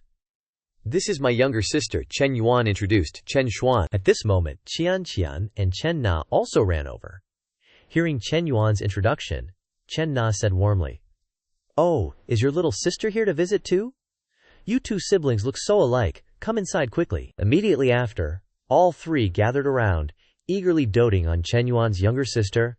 Qian smiled and said, "Little sister is so cute." Chen Na took out a slice of apple and offered it. "Little sister, have some fruit," Meng Lu, standing nearby, brought over a glass. "Little sister, would you like some coffee?" Seeing their enthusiastic attention, Chen Xuan couldn't help but break out in a cold sweat, thinking, all three beautiful older sisters are so enthusiastic towards me. Their tone even has a hint of trying to curry favor. What in the world is going on? She cast a bewildered look towards Chen Yuan, who was smiling slyly, and thought to herself, "Wait a minute, brother. Who exactly is my sister-in-law then?" Meng Lu then said, Qian and I knew Na was moving, so we came specifically to celebrate her new home." She turned to Chen Xuan and said, "Little sister, let me introduce myself. My name is Liu Meng Lu. You can call me Sister Meng Lu from now on." Then she gestured towards Chen Na. "And this is the owner of this house. Her name is Chen Na. You can call her Sister Nana, okay?" Hearing this, Chen Xuan's eyes lit up, and she looked at Chen Na and asked, "So, you're my sister-in-law, right?" Startled by this unexpected question, Chen Na couldn't help but feel flustered. She looked at Chen Yuan for help, softly calling, "Chen Yuan." Beside her, Meng Lu wore a smug expression, thinking to herself, "Let's see how you explain this." Chen Yuan didn't hide anything, calmly replying, "Actually, both of these ladies are her sisters-in-law." Hearing this answer, Chen Xuan was shocked and stunned. Both of them are my sisters-in-law. She thought to herself, "Is this really my brother? This is so messed up, and they can actually get along in the same house like this." Seeing her expression, the three women each had a different look. Meng Lu was extremely smug. Chen Na blushed shyly, while Qian's eyes showed a hint of helplessness. Chen Xuan still couldn't believe her ears, her eyes darting between the three women, and she hesitantly asked, "Is what my brother said true?" Both Meng Lu and Chen Na nodded in unison, confirming, "That's right, little sister." Hearing this, Chen Xuan immediately turned to her brother and scolded, "Brother, you're such a damn playboy." Chen Yuan smiled to himself, thinking, "My dear Xuan, this is just the beginning. You can't even accept two people. What will happen when my harem expands in the future? Won't your worldview completely collapse? You might as well get used to it gradually." After the introductions, Meng Lu and Chen Na stepped forward. Meng Lu took Chen Xuan's hand, smiling warmly, and said, Xuan, is there anywhere you want to go? Just tell us, and we'll go together." Chen Na then spoke up. "My sister also just finished her college entrance exams, and she'll be coming to Star City tomorrow. You all will probably have a lot to talk about, but my sister is quite introverted." Chen Xuan smiled in response. "Don't worry, sister-in-law, she'll open up after hanging out with me for a few days, I guarantee it." Qian, who had been standing aside as a guest celebrating the housewarming, witnessed this classic scene. Qian sighed, thinking, "I didn't expect them to become so close so quickly." Sure enough, birds of a feather flocked together. In Chen Yuan's family gathering, I'm really just an outsider. She remembered when she first spoke to Meng Lu. Qian asked in surprise, "You two are already like this, and you can still get along in the same house," Meng Lu calmly replied. "Men are men, best friends are best friends. In ancient times, there were many cases of sisters serving the same husband, let alone best friends sharing a husband." Hearing these words, Qian couldn't help but feel helpless. "If you two are really still the same as before, then just talk to each other directly, okay? Why do you always make me the messenger?" The key point is that Chen Yuan bought supercars for the two of you to enjoy, and I don't even get a whiff of it, yet I have to endure this fatigue. Thinking of this, Qian couldn't help but sigh, "Hi, you two are really terrible sisters." Just then, Chen Yuan got up and went upstairs, saying, "You guys keep talking. I'm gonna rest for a while." Hearing this, Chen Na took Chen Xuan's hand and said, Xuan, your brother wants to sleep? How about we go shopping, buy you some clothes, shoes, and bags? What do you think? Chen Xuan said with some worry. Although my sister-in-law's fashion sense is top-notch, can I even pull off the same vibe as you? Meng Lu smiled and replied, Don't worry, Xuan. I'll teach you all my styling secrets. Chen Xuan's eyes lit up. Wow, that's great. With that, the four of them headed down to the garage. Suddenly, Meng Lu turned to Qian and said, I forgot my bag upstairs, Qian. Can you wait for me a moment? Qian replied, Oh, okay. With that, Meng Lu went back inside the house. After Qian had been waiting for a good 10 minutes, Meng Lu sent a message. Qian, just take a taxi ahead. We're a bit busy. And then didn't forget to send a red envelope as fare. Looking at this message, Qian couldn't help but think with dissatisfaction. What important business could you be doing at Nana's house? She's going shopping with her husband's sister? And you're taking the opportunity to sneak around for some secret rendezvous? Unbelievable. You get to go have fun alone, and you leave the explanation to Nana to me. The most important thing is to think of some excuse, which is really tiring. At the same time, upstairs in the house, Chen Yuan had just fallen asleep when Meng Lu slowly approached and gently sat on top of him. Afterwards, that girl gently used her wicked tongue to do something to Chen Yuan's ear. He startled awake, thinking, What's pressing against my face? This feeling. Looking up, Chen Yuan immediately recognized. Is that Instructor Liu? He jolted upright and asked. Are you crazy? Meng Lu put on a longing expression and replied. They went out shopping. Now it's just the two of us at home. Hearing this, Chen Yuan asked again. Then why didn't you go with them? Meng Lu pushed him back down onto the bed and replied, I wanted to stay here and keep you company. Upon hearing that, Chen Yuan leaned in close, a sinister look on his face, and said, I think you're playing a feint to the east and attack in the west. Meng Lu took off her outer garment, revealing her ample bosom behind the bra, and feigned innocence, replying, Feinting to the east and attack in the west? I don't understand. At this point, Chen Yuan didn't dilly-dally anymore, directly grabbed her hand and pushed her onto the bed. Meng Lu startled and cried out twice. Ouch, darling, I missed you so much. Chen Yuan reached his hand downwards, a lewd look on his face, and asked, Seems like you messed up the way you address me again, huh? Hearing this, Meng Lu immediately corrected herself. Daddy, I miss you. As soon as the words left her mouth, Chen Yuan's as-you-wish cudgel thrust straight into her water curtain cave. While thrusting, Chen Yuan urged, Not loud enough, say it again. Meng Lu's cheeks flushed red, and she shouted, Daddy, Papa! Time flew by to an hour and a half later. On a certain street, Chen Xuan, carrying several bags of items, called Chen Yuan and said, Bro, Sister Qian went ahead. She said sister-in-law Lulu has other things to do with her. Nana and I are almost done shopping too. When will you arrive? Chen Yuan was almost there at this time, and he replied, Wait for me, I'll be right there. His G63 stopped in front of a store. The clerk inside saw it, and couldn't help but sigh in his heart. What a fancy car. Suddenly realizing something, his eyes paused. Wait a minute. Seeing the person getting out, he thought to himself, I'm impressed with that boy. Let me think back. In his memory, the image of Chen Yuan quickly appeared, the time he bought a bag for Li Zhao. The clerk thought to himself, I remember now. It's that kid who came to me 3 months ago to withdraw cash. He drained all the money from Huawei, buyout, credit cards and stuff, then ran to the Guojin shopping center to buy a bag, and even thanked me profusely when he left. Thinking of this, he thought to himself, that guy hasn't even met for a month, and he's already driving a G-Class. How did he make money so fast? Did he go to the Golden Triangle or Northern Myanmar to do big business and strike it rich? At this time, outside, Chen Yuan had also met Chen Na and Chen Xuan. Seeing the pile of things they were carrying, he smiled and said, Looks like you've spent quite a bit of my sister-in-law's money, huh? Having overheard the story for a while, the clerk continued to speculate.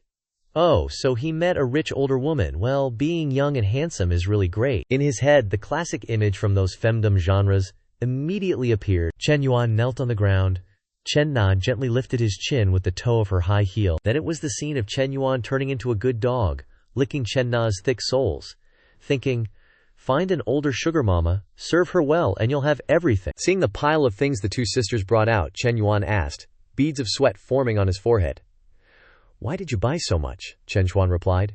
It's not like I wanted to. It's just that sister-in-law was too enthusiastic. Hearing them talking, Chen Na stepped forward to smooth things over, saying with a bright smile, Xuan is going to college soon, of course she needs new clothes and bags. I also bought some small gifts for uncle and auntie, I wonder if they'll like them. Seeing these actions, Chen Yuan was a little touched, thinking, 5 million for Nana's pocket money, she usually never dares to spend a penny. But she's so generous with my parents and Chen Xuan. Just as he was thinking this, Chen Na waved goodbye, saying, Chen Yuan, I'm going back to the cafe first. Xiao Qiu is doing good business today, she's a bit busy. Chen Yuan nodded, replying, Okay, I'll come see you tonight. After Chen Na left, Chen Yuan and Chen Xuan also got into the car. Looking at his younger sister, who couldn't stop smiling, Chen Yuan gently asked, Smiling like that? How much money did you spend of your sister-in-law's? Chen Xuan, while testing out the new makeup she bought, replied with a bright smile, It seems to be more than $400,000. Hearing this, Chen Yuan said, Anyway, you're the Tang family's precious princess. Smiling like that over a few $100,000, what kind of behavior is that? Chen Xuan leaned on her brother's shoulder, laughing happily.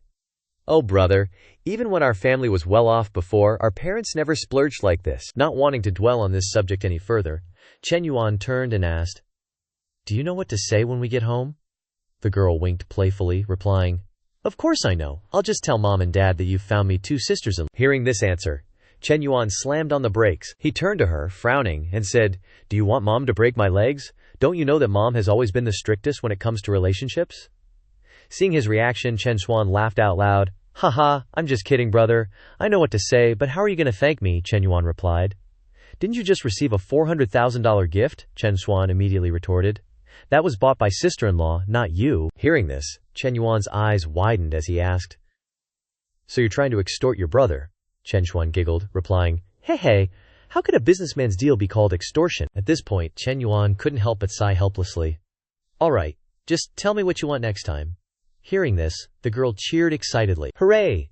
A moment later, Chen Xuan and Chen Yuan arrived home. Seeing the pile of things they brought back, Chen Yuan's parents couldn't help but widen their eyes. In surprise, his mother asked, Didn't you say you were just going out for a walk? Why did you buy so much stuff? Chen Xuan quickly spoke up, replying with a smile, Mom, this is a gift that I and sister-in-law bought for you and Dad. Hearing his daughter's words, Chen Yuan's father turned to him, asking in surprise, Sister-in-law, son, when did you get a girlfriend? In contrast to his worried expression, Chen Yuan's mother smiled brightly and eagerly asked, What's her personality like? Why didn't you bring her home since you bought so much stuff? Chen Yuan replied with a smile. We've been dating for a while. I didn't say anything before because I didn't feel like the time was right, Chen Xuan quickly added. Mom, sister-in-law has a great personality. She's gentle, considerate, and virtuous. Hearing this, Mr. and Mrs. Chen pulled Chen Xuan aside, asking her all sorts of questions about their daughter-in-law. The girl also happily recounted everything. Seeing this scene, Chen Yuan chuckled to himself, feeling lucky. Luckily Xuan Mei is here, or I definitely wouldn't have been able to handle it. Next, there are many things to do. Tomorrow I have to pick up my sister-in-law, Xin Yu. This weekend I have to go shopping with my consultant. And I also have to take my junior classmate, Xiaolong Nu, to get a consumer rebate. Next week, the re-evaluation exam will begin at the entrepreneurship base. Once the project is approved, I can receive Tongdaji's mysterious reward. I'm really looking forward to it. Time flew by quickly to 10 p.m. Chen Yuan had now arrived at Chen Na's new home. As soon as she opened the door, he said, Na, I have to pick up Xin Yu tomorrow. Can I sleep here tonight? The girl agreed, replying, Okay, I just learned a few new things. I've always wanted to try them out with you. Saying this, she took Chen Yuan's hand and led him inside. Seeing this, he asked enthusiastically, What new things, Na? Tell me. I'll wake up immediately.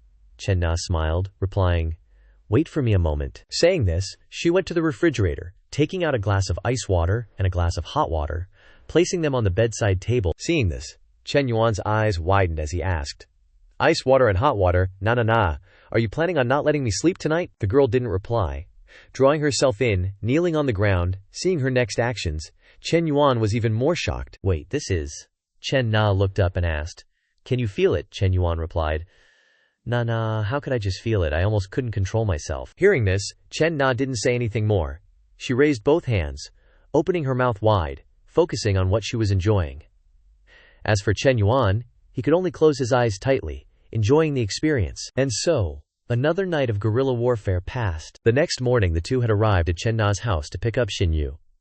Watching her daughter leave, Chen Na's mother carefully instructed, Help your sister out a lot at her place. After all, your sister is busy with work. Hearing this, Xinyu replied, Mom, brother-in-law said he's hiring a nanny for her. There's nothing she has to do herself. Hearing her daughter's words, Chen Na's mother immediately reminded, A nanny. No need to waste money. We can do things like laundry and cooking ourselves. Xinyun, you need to be more understanding and help your sister share the burden. Seeing this, Chen Na smoothed things over. Mom, Xinyu is just coming early to get acquainted. With me and Chen Yuan here, everything will be fine. Chen Yuan, who had been standing outside for a while, finally spoke up. Auntie, don't worry, we will definitely take good care of Xinyu. After a while, the farewell scene finally ended. Chen Yuan, Chen Na, and Xinyu got into the car and left. At this time, an auntie approached Chen Na's mother and exclaimed, Oh my, her son-in-law has changed cars again. That one looks like a G-Class. It must cost 2 to 3 million yuan, Chen Na's mother replied. Actually, we don't understand these things, as long as Nana and Xiao Chen like it. That's what she said, but in her heart, another worry arose. Last time Xiao Chen came to the house, Xin Yun especially admired him. I don't know if this is a good thing or a bad thing. Back with Chen Yuan and the others, he looked in the rearview mirror and asked, Xin Yun, you did well on the college entrance exam, right? Which school did you apply to? Xin Yu replied. Right here in Xingcheng. Chen Yuan nodded and said, That's good. Being in Xingcheng means there's someone to take care of you. Your sister has already prepared a room for you. Hearing this, the image of her sister and Chen Yuan playing charades flashed in Xin Yu's mind. A room at my sister's house. Then I can. Her face flushed, and she shyly replied, No, that's not right, brother-in-law. Sister? I'm afraid of bothering you two. Chen Yuan said. What's the bother? Your sister gets lonely at home alone. You should come and stay with her, Chen Nas added. That's right, your brother-in-law isn't home often. At this time, Xin Yu was intently looking at Chen Yuan, her eyes filled with infatuation as she thought, Brother-in-law isn't that much older than me. He speaks to me so gently, and my parents are respected by the neighbors because of him. The family has completely changed, but why do I feel my heart racing when I see brother-in-law today? Along with that, a number 60 began to appear above her head, indicating her favorability. Seeing this, Chen Yuan couldn't help but break out in a cold sweat, thinking to himself, Why is favorability appearing? Has this girl developed feelings for me? Or is she trying to seduce me into committing a crime? A moment later, the car arrived. After dropping Xin Yu and Chen Na off, Chen Yuan lowered the car window and said, Na, take Xin Yu out to play. I have work to do. Don't wait for me for dinner. Chen Na waved goodbye and replied, I know, go to work. A moment later, Chen Yuan arrived below Li Xiao's apartment. As soon as he entered the parking lot, he saw an idiot parking attendant standing there talking on the phone. He didn't know what the other side was saying, but he kept rattling off, Meng Meng, give me another chance. I just made a mistake that any man could make. Don't be like this. I didn't even want to that time. How about this, Meng Meng, come downstairs, give me a chance to explain in person. Overhearing this, Chen Yuan immediately understood, thinking, so he's Li Meng's ex-boyfriend. No wonder Li Meng is so angry about men cheating. He's the one who caused her to scold someone at the club last time. He's already a jerk, and he's still clinging to her after the breakup. Thinking of this, an idea popped into Chen Yuan's head. Then I have to help Li Meng out of this trouble. Although I don't expect her to be grateful, the advisor will understand my feelings. After all, loving someone means loving everything about them. Just as he thought this, the young man outside honked his horn loudly and cursed. What kind of parking is that? You're blocking my car. Chen Yuan was speechless, thinking, what's with the temper? It's already impolite to take up 2 parking spaces, so I'm too lazy to be polite. Thinking this, he lowered the car window and said, So what if I parked here? I'm blocking you, so what? Anyway, the car inside isn't mine, the other guy retorted. You're blocking my car and you're still being loud, just because you have money. Without further ado, Chen Yuan went straight to the point and asked, Are you Li Meng's ex-boyfriend? The other guy was stunned and asked, Who are you? Chen Yuan replied, Guess who I am. Hearing this, the other guy immediately got out of the car, raised his neck and said, You, could it be that you are Li Meng's current boyfriend? Hearing him ask this, Chen Yuan didn't answer, letting him make up his own story. After a while, the other guy continued, Good. No wonder she wouldn't see me, so she's hooked up with a sugar daddy. But Li Meng has such a bad temper, you two won't have a good ending. He lightly adjusted his glasses and sneered, You still don't know, do you? Li Meng dated me for 2 years, and she still hasn't found a boyfriend because she can't forget me. So even if you are with her now, you won't get a complete Li Meng. In his heart, he evilly thought, What? Are you disgusted yet? Hearing the words he had just said, Chen Yuan thought uncomfortably, This guy is so funny. Isn't this the trick I used to mess with Hao Jun's mind right in front of the school gate? Compared to me, this guy's tricks are much worse. Thinking this, he said, It's okay. I never wanted to have a complete her.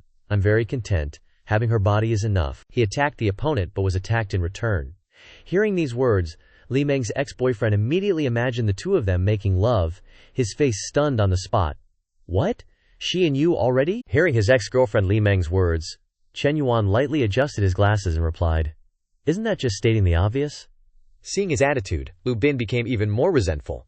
He thought about how he'd been with her in university, loved her for 2 years but never got her, and this bastard got her instead. He had thought Li Meng wasn't dating because she still remembered him. Damn, she's worse than a dog. Just as he thought of this, Chen Yuan suddenly raised his hand and called out, Counselor, over here, over here. Li Xiao walked over, looking displeased, and replied, Wait a moment. After saying that, she walked straight towards Li Meng's ex-boyfriend, saying in a serious tone, Lu Bin, from now on, don't come around anymore. My sister will definitely not see you again. Having said that, Li Xiao walked straight towards Chen Yuan. Let's go, Chen Yuan. Lu Bin was stunned. Huh, aren't you Li Meng's boyfriend? Why does it feel like something's off? Why do you look like a couple with her sister? Chen Yuan turned his head back and replied with a sly smile. Don't ask so much about rich people's business. Haven't you heard the saying? A good treat can even please the ancestors. Goodbye, country bumpkin. Watching Chen Yuan and Li Xiao get into the car, Lu Bin still couldn't believe his ears. What the hell, is this for real? He howled with resentment. With money, you can do whatever you want, do whatever others can't. The highest level of playing is one emperor with 2 empresses, 2 sisters serving 1 husband. This is insane. Turning back to Chen Yuan's side, Li Xiao turned around and questioned, Chen Yuan, what nonsense are you talking about? 2 sisters serving 1 husband? The guy smiled sheepishly and replied, Counselor, I just don't want that idiot to bother your sister anymore. Affecting your sister-in-law's mood, wouldn't that also affect your mood? Li Meng blushed shyly. You're talking nonsense again. Who's your sister-in-law? I haven't agreed to anything with you yet. But after being dealt with by you like that, he probably won't dare to pester Li Meng anymore in the future. Without him, Li Meng will definitely get out of the darkness soon. Chen Yuan listened and smiled, saying, Well, alright, let's not mention that spoil sport anymore, counselor. Let's go shopping at Guojin first, then go have dinner and watch a movie. Li Xiao, hearing this, replied with some worry. Don't go to Guojin anymore, it's too expensive there, I can't afford it, Daixinqin is fine. Chen Yuan listened and said, What's expensive or cheap, I'll buy it for you. Li Meng quickly refused, replying, No need, I don't want to spend your money, besides you've already bought me such an expensive bag. Seeing her refuse, Chen Yuan then made up an excuse. Actually, my sister's birthday is coming up. I want to surprise her, so this time going to Guojin is to ask you to help me choose a gift, Li Xiao asked with some surprise. Really? Chen Yuan replied with a smile. Of course. The girl listened and said, Anyway, we've already made it clear. Okay, if you still buy it for me at that time, I definitely won't accept it. Chen Yuan replied with a smile. No problem. Although he said that, in his heart he thought, HMPH. When we get there, I'll naturally have a way to make you accept the gift. Time flew by, and a moment later, Chen Yuan and Li Xiao appeared in a fashion store at Guojin. Seeing Li Meng looking at one model after another, the saleswoman said with a warm smile, Hello, if you like it, you can also try it on. Chen Yuan, hearing this, immediately added, That's right, if you like it, just try it on. Li Xiao, hearing this, didn't stand on ceremony anymore. She turned to the saleswoman and said, Then please, beauty, help me get this one in size S to try on. The saleswoman, hearing this, thought to herself, With such a full bust, size S definitely won't fit. I wonder if size M will work. A moment later she brought out a dress, saying, Please try this one. Having said that, she led Li Xiao to a fitting room, not forgetting to instruct, This is the fitting area. If you need anything, just call me. Just as Li Xiao entered, Chen Yuan's phone rang. He answered the phone and asked in surprise, Counselor, what's the matter? Li Xiao replied in a flustered voice. Chen Yuan, the zipper on my back is stuck. The saleswoman isn't outside. Can you call her in to help me? Chen Yuan, hearing this, immediately stood up and said, This doesn't need to bother the saleswoman. Just let me handle it. Wait for me. After saying that, he walked in, saying, Turn your back, I'll help you, Li Xiao. Seeing this, couldn't help but panic, quickly putting her hands over her breasts, saying, You, don't come over here. Seeing her reaction, Chen Yuan said helplessly, Oh, what are you thinking? I'll just help you pull up the zipper and then I'll leave. Li Xiao then turned her back. Then do it quickly. Chen Yuan approached and pulled up the zipper on Li Xiao's back. Looking at her bare back, he couldn't help but be stunned. I think Counselor has a really beautiful back. Seeing him just standing there in a daze, Li Xiao urged, Chen Yuan, Help me pull it up. Chen Yuan then began to pull up the zipper, not forgetting to take the opportunity to touch Li Xiao's bare back, saying, I know you're in a hurry, but don't rush, consultant. If you break someone's dress, you'll have to pay for it. The girl was startled and said, Chen Yuan, don't do that. There are people outside. Chen Yuan leaned closer and whispered, Let me ask you something. Do you like me calling you teacher or consultant? Li Xiao blushed shyly and replied, Don't call me teacher, and don't call me consultant either. Just call me by my name when we're dating. As soon as she finished speaking, Chen Yuan snapped her bra open, startling her. Chen Yuan, you! Chen Yuan hugged her tightly and said, Li Xiao, this is the first time I've called you by your name like this. You have to remember this feeling, because I'm remembering it carefully too. The two stayed like that for 5 minutes, before Li Xiao's reason kicked in. She pushed him away and said, Stop, stop, if you keep going, I'll. Chen Yuan then let go, covering his eyes with one hand and patting his little brother with the other, muttering to himself, I understand, continuing to play with fire will get me into trouble. It's starting to hurt, it's really tense and painful as hell, and I can't do anything to relieve the pain here. Li Xiao turned her back and urged, Hurry up and zip me up, then get out of here. The guy covered his mouth and coughed softly. I understand. Chen Yuan then began to seriously pull up the zipper, but then he realized the problem and said, Li Xiao, your breasts are too big, I really can't pull up this size. Li Xiao then said, So just now you, oh Chen Yuan, get out. Saying that, she pushed him out. Chen Yuan walked out, still dazed, not understanding what was going on. A moment later, Li Meng brought the dress back to the saleswoman. The saleswoman saw this and asked, Beautiful lady, is this style not fitting? Should we try another one? Li Xiao replied. Thank you.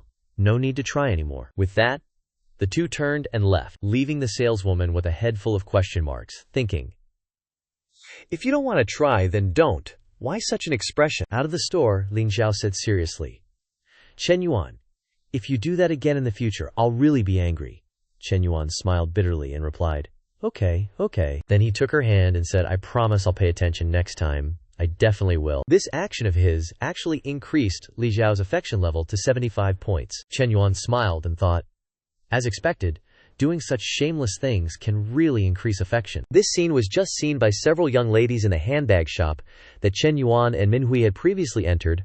One of them said, Oh, isn't that Mr. Chen? He has a new girlfriend again. What a player. Is this the third one already? The person next to her then spoke up, Not just that, it's the fourth one. Have you forgotten the first one, Ms. Zhu? The girl then said, Isn't that Ms. Zhu with some guy now? She and Mr. Chen are no longer a couple. Moreover, she hasn't been here in a long time, it seems. The girl next to her sighed and said, Every time I see Mr. Chen, I regret choosing Ms. Zhu back then. In her mind, the image of Chen Yuan swiping his card and spending tens of thousands of yuan domineeringly appeared. Then she whispered, Mr. Chen, bring this new girlfriend in, give me a chance. I will wholeheartedly serve you well. The girl next to her, looking disgusted, thought, Now you know how to regret, huh? But there's no regret medicine in this world. On this side, Chen Yuan and Li Xiao had arrived at a restaurant. Chen Yuan looked inside and said, Li Xiao, let's eat hot pot. Li Xiao smiled and replied, Okay. Then, the two went inside and chose a table to sit down. Chen Yuan turned to the waiter and said, Waiter, we're thirsty. Bring us 2 bowls of iced Tang Yuan first, he said. Then he looked at Li Xiao and smiled lewdly in his heart, thinking, With Hui Hui's experience, I've leveled up in the art of seduction now. There's basically no need to ask Li Xiao about such things. If she can't drink it, she will naturally ask to change to something else when she gets cold. But if she can drink it, then today, hee. A moment later, a table full of food was brought out. Li Xiao softly asked, Chen Yuan, summer vacation is coming up. Do you have any plans? Chen Yuan replied with a smile. My plan is to be with you. Hearing this, Li Xiao said seriously, Stop talking nonsense. I heard that the startup incubator selection is almost done, right? Lately, stories about you have been spreading like wildfire throughout the campus buildings. Everyone in the school probably knows about you now, don't they? Being scratched where it itches, Chen Yuan broke out in a cold sweat. Thinking he had to quickly change the subject, Li Xiao was even more aware of the increasing possibility of being exposed. Among those selected, although there were 2 males, the rest were top beauties of the school. He then replied, I don't know, I don't care about those things. Oh right, the textbook you gave me before, I've memorized all the important knowledge points. Li Xiao couldn't help but be surprised. All of it. That fast? Chen Yuan nodded. Yeah. Then he asked, Do I have to memorize the Human Resources Management course too? Do you have the textbook? Li Xiao replied. Yes, I do. Chen Yuan immediately seized the opportunity. Then I'll come to your house tonight to get it. Hearing him say that, Li Xiao asked in surprise. So soon? Chen Yuan replied with a sly look. Anyway, this is knowledge that needs to be used in the startup incubator. The faster and more prepared, the better. In his heart, Chen Yuan thought. Actually, just now in the fitting room, Li Xiao's affection points increased. I have to strike while the iron is hot and seal the deal immediately. After hearing him, Li Xiao said, Then you're not allowed to mess around at my house. My younger sister is home. Chen Yuan picked up a piece of meat with his chopsticks and put it in the hot pot, replying with a serious expression, You know my character. Hearing him say that, Li Xiao recalled the previous times and blushed unconsciously. It's that line again. Just then, the waiter brought the drinks and placed them on the table, saying, Sir, madam, your drinks are here. As soon as she saw the glass of water, Li Xiao turned to the waiter and said, Is this cold water? I can't drink this. Please change it to a hot one for me. The waiter happily replied, Yes, madam. Seeing this scene, Chen Yuan felt a little disappointed, thinking, It seems like tonight is still not going to work out. Oh well, let's raise the affection points of other NPCs. Thinking of this, Chen Yuan went through his wives one by one, saying to himself, Na has to go with his sister-in-law. Hui is also in her. Beard shedding, period. Instructor Liu has passed 90 affection points and is still rapidly increasing. The remaining focus should be on Sister Lin and Dragon Girl. Speak of the devil. Just then, Chen Yuan's message tone rang. It was Long Jinghan. She messaged Chen Yuan, What are you doing? I miss you. After reading it, Chen Yuan smiled to himself, thinking, Cao Cao has arrived. I made her cry last time and haven't made any moves since. After thinking for a moment, he messaged back, I'm having dinner, I'll pick you up later. Jiang Han read it and messaged back, Okay, where should I wait for you? Chen Yuan replied, Codename Cafe. I'll send you the time later. Seeing her expression, Chen Yuan contentedly thought, She really is a smart junior, knows that she can't make the relationship public, knows how to find a place where no one can see. Seeing him bury his head in his phone for so long, Li Xiao turned to ask, Chen Yuan, is there something you need to be busy with? The food is getting overcooked. Eat it and then get busy. Hearing this, Chen Yuan replied, I have something urgent. I'll take you home first after eating, and I'll get the materials another day. Li Xiao nodded. Okay. Dealing with important matters is the top priority. Time flew by to an hour later. At this time, Long Jinghan was already at the meeting point. After eating and drinking, Chen Yuan took Li Xiao home, and then went to the meeting point. As soon as she saw his car, Zheng Han immediately got in. She turned to ask, Chen Yuan, where are we going? Chen Yuan bluntly replied, To a hotel. Hearing these words, Jing Han fastened her seatbelt, feeling disappointed in her heart. After what happened last time, the burden of her thoughts was no longer as heavy as before, but being treated as a tool by Chen Yuan still made her a little disappointed. If there could be a little bit of affection between me and him, that would be great. Time flew by to a moment later. Chen Yuan and Jing Han had arrived at the hotel. As soon as they entered the room, Chen Yuan pounced on her like a beast, tearing the clothes off Jing Han's body. Seeing this, she panicked and covered her ample breasts, saying in a wronged voice, Chen Yuan, can you be a little gentler today? Can you not treat me like this? In her heart, she resentfully thought, even if there is no emotional foundation between us, being treated like this by Chen Yuan is too unfair. Chen Yuan didn't reply, coldly pushing Jing Han down. This action of his was like the last straw, and tears finally welled up in the corners of Jing Han's eyes. Her voice choked. Chen Yuan helplessly said to himself, this time it's even more excessive than last time. Just then, Chen Yuan leaned closer and placed a kiss on her cheek, then gently wiped away her tears and said softly, I was just in the mood to play a role-playing game. Are you okay? Jing Han asked in surprise. Role-playing? Chen Yuan smiled and replied, yeah, you know, the classic domineering CEO and innocent girl combo. Jing Han finally relaxed, bursting into tears and saying, Then couldn't you have warned me, I thought you were really like that. Chen Yuan reached out and stroked her cheek, consoling her softly. Okay, I'll tell you next time, but your reaction made me strangely addicted, Jing Han then said. But my clothes are torn. What am I going to wear to school tomorrow? Before she could finish, Chen Yuan leaned in, placing a kiss on her lips to stop her. Don't worry, I've already had someone bring some over. How could I let my woman not have clothes to wear? The rest is left to your imagination. Time flew by, and 2 hours later the battle finally ended. Chen Yuan turned his phone towards Jiang Han, saying, Junior, take a look at these new bags and clothes. Someone will bring them to the room early tomorrow morning. Jing Han was surprised and asked, Can I really have all this? Chen Yuan nodded. Of course, don't worry about the price, just choose what you like. Jing Han took the phone, thinking to herself, a wealthy man can not only make saleswomen get up at 11 p.m. to work, but also buy things without looking at the price. This surreal feeling is amazing. She turned to Chen Yuan, feeling a sense of accomplishment, thinking happily. Out of so many girls involved, I've made it this far with Chen Yuan. I must be one of the few, right? Just as she thought this, Chen Yuan's phone rang. It was Manhua. Chen Yuan was startled, thinking, Hui is really pulling a surprise room check again. He reached for the phone in Jing Han's hand, putting a finger to his lips, signaling, Shh. As soon as he answered, Minhui's voice came from the other end. Hello, Yuan Bao. Why haven't you called me in the past few days? Chen Yuan got up and stepped off the bed, replying, I've been very busy recently, you know. Manhua then said, But I miss you so much. When are you coming to see me? Chen Yuan walked into the bathroom, replying, Aren't you in your period? It'll have to wait until Monday or Tuesday at least. Hearing this, Manhua smiled. You're annoying. I have to wait a few more days. It's too hard to wait. Ah, you have to be good, okay? Chen Yuan smiled and replied, Okay.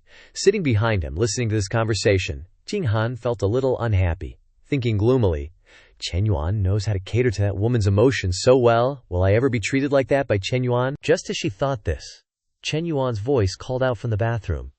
Hey, come in and help me. Hearing this, Jing Han hurriedly reached for her robe, quickly putting it on and walking in. As soon as she poked her head in, Chen Yuan saw her and snapped. Why are you wearing a robe? Take it off. Jing Han heard this, feeling frightened, and said softly, Can you not be so fierce? Chen Yuan heard this and smirked. It's role-playing. How could you forget your lines? And so, the two of them went at it for another round. Time flew by to the next morning. After Chen Yuan left to see Coach Liu Tiying, two customer service staff brought the items over, serving Jing Han while enthusiastically saying, Long miss, are you satisfied with these? If you're not satisfied, I'll go back to the store and get new ones. Jing Han said expressionlessly, No need, thank you. Everything fits perfectly. She looked at herself in the mirror. Long Jing pondered. Chen Yuan paid for all of these and had the store staff bring them over, spending a total of 112,000. Is my dream life really coming true like this? But now that I've actually gotten these things, I seem to care more about Chen Yuan's feelings. Do I even exist in his heart? Will he always be gentle with me? The emotions seem to have become complicated. At the same time, on Chen Yuan's side, a system notification rang out. Ding ding. Due to Long Jing Han's affection points increasing inexplicably, consumption has triggered a critical hit with 4 times the damage, successfully earning 448,000. After seeing the notification, Chen Yuan chuckled to himself. Long Jr. unexpectedly has such a high critical hit rate. It seems that she is a very suitable NPC candidate. Very good. It is necessary to increase efforts to develop her. Next time, besides role-playing, what other game should I play with her? A moment after leaving the hotel, Chen Yuan was already at the military training gym. Seeing him training so hard, Meng Lu handed him a bottle of water, looking worried as she said, It's just being a little late, right? You don't have to push yourself this hard. Hurry, drink some water. Chen Yuan took the bottle, drinking while checking his stats. Weight 73, 2 kilograms, health value 71, BMI 28, body fat percentage 17, 5%, immunity 71, brain activity 72. After looking, he thought to himself, all that hard work and the stats barely changed. Body fat down by 0, 2%, and weight didn't budge. There's only half a month left on the celebrity experience card. Looks like I need to speed up my training. Thinking this, he turned to Meng Lu and said, Starting tomorrow, we need to increase the intensity and adjust the diet. Gaining weight is still too slow, she replied. Okay, got it, Chen Yuan then added. Let's go upstairs and shower. A little later, the two returned to their room. Meng Lu looked at Chen Yuan, gushing, Wow, Bei is getting more handsome the more I look. Chen Yuan, while toweling his head, smiled and said, You little minx, why are you being so sentimental all of a sudden? Stop beating around the bush, what are you up to? Meng Lu moved closer, grabbing Chen Yuan's shirt, her eyes sparkling. What, I'm just hungry? With that, she reached for a sausage. Chen Yuan rubbed his chin and said, Deserves a reward. Put on a good show for me. Just like that. Chen Yuan stood silently looking out the window, his eyes half closed in bliss. Time flies like a dog running in a field. Before they knew it, the next day had arrived. Chen Yuan was now at the investment signing ceremony for the startup project held in a small auditorium. Looking at Chen Yuan in a shirt and tie on the podium, Li Zhao's eyes showed clear admiration as she thought, It's the first time I've seen him dressed so formally. Unexpectedly, he's completely different from usual, a stark contrast to those pot-bellied leaders. Suddenly, an older woman beside her leaned over and whispered, Miss, Leah, your class is pretty good. With a student who's both rich and handsome, I heard many female students in the school are eyeing him. Does he have a girlfriend yet? Struck by the question, Li Xiao blushed, stammering, Probably not. Seeing this, the older woman asked in surprise, Wait a minute, why are you blushing? Li Xiao became even more flustered. Is there... At this moment their eyes refocused on the podium, where Chen Yuan was signing a large check to present to the school. The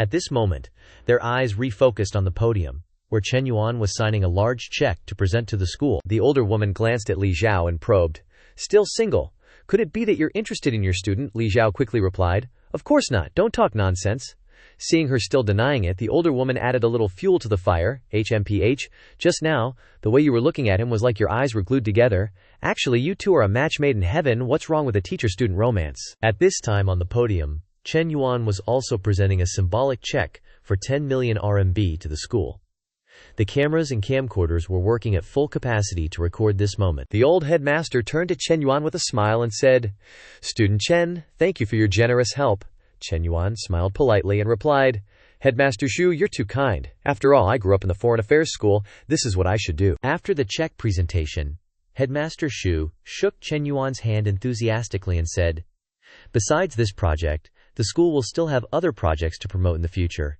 If you see anything suitable, I hope you will continue to cooperate with the school. Chen Yuan smiled and replied, If the project is suitable, I will of course consider it. Speaking of this, Headmaster Xu turned to the reporters and said, comrades reporters, take good pictures of Chen Yuan and write some special articles about him and publish them. Remember, you must build him into a source of pride for our Foreign Affairs School. The crowd replied in unison, Yes, Headmaster Xu. Chen Yuan turned to the camera and waved, thinking to himself, Looks like Headmaster Xu has started paving the way for the future. But, am I that easy to be taken advantage of? If it weren't for the prestige mission from the system and the beauties in the Foreign Affairs School, I wouldn't bother investing in this startup area. At this time, backstage, Headmaster Xu turned to the teacher next to him and asked, Does this Chen Yuan have any other identity at the moment? He replied, No, he's just in charge of the startup area. Headmaster Xu listened and said, Is that so? Then let's make him a model. This year's 3 Good Student title at the school level should be approved for him. In addition, put him on the list of candidates for the school's top 10 outstanding students. Speaking of this, he looked at Chen Yuan's back with satisfaction. The teacher next to him said softly, But his grades are very poor. He basically doesn't attend any classes this semester. He will definitely fail the subject. Headmaster Xu smiled and replied, This is not a big problem. The selection criteria for these 2 titles don't just look at academic performance. Ability is just as important. In particular, this type of student can not only create influence within the school but also make a difference in the competition between universities. The teacher listened and bowed deeply. Headmaster's thinking is so thorough. You truly have great vision, I understand. I will implement it immediately. After the speech and check presentation, Chen Yuan also stepped down from the stage. A female reporter saw this and quickly followed, calling, Student Chen, wait a moment. She held up a card and introduced herself. I am Jihan Ai, a trainee reporter from Xincheng Television. At the end of this month, we will be doing a special feature, interviewing outstanding students from universities in the city, and would like to invite you to participate. Are you interested? Chen Yuan listened and took out his phone, coldly replying, Just leave your contact information. I'll consider it then. With that, they became WeChat friends. Chen Yuan glanced at the end of the auditorium, thinking to himself, My academic advisor is coming over. If she misunderstands that I have something going on with this female reporter, I'm doomed. I must pay attention to keeping my distance to avoid misunderstandings. With that settled, he turned to leave. Let's keep in touch via WeChat for the specifics. I need to head out. Seeing this, Annie asked, Won't student Chen join us for dinner? Chen Yuan replied, No need. I have other plans for the evening. Goodbye. Hearing this, Annie felt a sense of disappointment in her heart. In contrast to her, Li Xiao, facing his gaze, couldn't help but feel a chill down her spine. Witnessing this scene, the older woman next to Li Xiao commented, Miss Li, doesn't your student seem like the fickle type? Such a beautiful reporter offering dinner? And he turns it down. Li Xiao didn't reply, only offering a faint, satisfied smile. Cut to a moment later, Chen Yuan had returned to his office at the school. As he entered, a stack of documents was handed to him. At this time, Jinghan had also become an accountant and was present in the office, Yingzi reported. Boss, following yesterday's re-examination, this is the list of personnel selected for the entrepreneurship zone. There are 2 male students, Yan Song and Mo Zhen Wang, and 5 female students, Tan Ji, Nan Si, Japanese Studies major Lu Xinyu, Shi Zhichuan, Bai Yayun from the ethnic dance troupe, Flight Attendant Major Ai Suo, a freshman from Xinjiang, and Xiao Lei, who loves cosplay. Saying this, she turned to Jinghan. Jinghan and I have estimated the share allocation ratio, which will be divided into 3 stages. First, you, boss, as the investor, will take 70%, and the project entrepreneurs will take 30%. Jinghan stood up and continued. Second, after recovering the investment, 20% of the shares will be transferred back to the students at the project's valuation price. Third, when your profit, boss, reaches 5 times the investment amount, another 20% of the shares will be transferred to the students at the project's valuation price. The final share ratio will be 70% for students and 30% for the investor. Chen Yuan picked up the documents and reviewed them. He thought to himself, I'm investing in this entrepreneurship zone to expand the school's influence and reputation. I never really expected to make much money from the project. This share allocation can encourage the students to do well in their ventures, that's fine. Most importantly, recruiting these 5 golden flowers can be said to kill 2 birds with 1 stone. Thinking this, Chen Yuan looked at Ying Zi and asked, Are Tan Ji and Lu Xinyu from the Japanese Studies Department scheduled to speak with me today? Ying Zi replied, Yes, I'll let her in right away. Just as she said this, a beautiful figure entered from outside, raising her hand in greeting. Chen Yuan, hello. Seeing this face, Chen Yuan was stunned on the spot. Images of the 2 of them together immediately flashed through his mind. Damn, a Tan Jihe who is both intellectual and mature like this. It's really hard to control my emotions. Seeing him standing there dumbfounded, Xin Yu spoke again. Chen Yuan, hello. Still without any reaction, Xin Yue said with some bewilderment, Hey, Chen Yuan. Chen Yuan finally snapped out of his daze, smiling apologetically. Ah, yes, senior, you're here. Don't just stand there. Let's go over there and sit down to talk. Just after sitting down, Chen Yuan turned and asked, Your entrepreneurship plan is a supermarket on campus, and you plan to expand the supermarket outside in the future, developing it into a chain enterprise like Mudong Lai. Xin Yue replied, It can be regarded as my ideal. Chen Yuan took the opportunity to move closer and asked, Then why can Mudong Lai be so successful? I want to hear your take on this. Xin Yue replied with a smile, I think the problem lies in the distribution of benefits. The owner is willing to share profits with employees, thereby building a good reputation when competing with competitors in the same industry. They rely on trump cards, such as low selling prices, good service, and good employee benefits. This has severely squeezed the living space of other supermarkets. Chen Yuan thought to himself after listening. The case of Mudong Lai is also explained in detail in Hong Kong's Program 3. It seems that Senior has done her research very thoroughly, but I have to show off my skills at this time. With that thought, he said, That's right, it's not just competition in the same industry, but also their service management model and corporate culture, their supply chain and even the support of the local government, gathering all the right timing, location and people. But the difficulty of such an enterprise appearing in other cities is too high. Xin Yue replied after listening. Yes, Chen Yuan continued, but your thinking is also bold, we can try together. Okay, let's talk about something else. Since you study Japanese, why not consider related translation and interpretation jobs or jobs in foreign invested enterprises? Xin Yue's eyes showed some contemplation as she replied. Actually, this major was chosen for me by my parents. My parents work for Japanese companies. At that time, I didn't understand anything, so I just chose it vaguely, Chen Yuan asked after listening. Then, how are your Japanese studies? Xin Yu replied with a smile. It's okay, I have the Japanese Language Proficiency Test JLPT certificate, and I also passed the Practical Japanese Proficiency Test JTST, and I also passed the Japanese Major Level 8 exam, Chen Yuan asked again. So does that mean your Japanese can communicate normally with Japanese people without any problems? Xin Yu replied. Most daily communication is not a problem. Hearing this, Chen Yuan immediately imagined himself surrounded by Japanese girls. That's great. First, Senior's conditions are already extraordinary.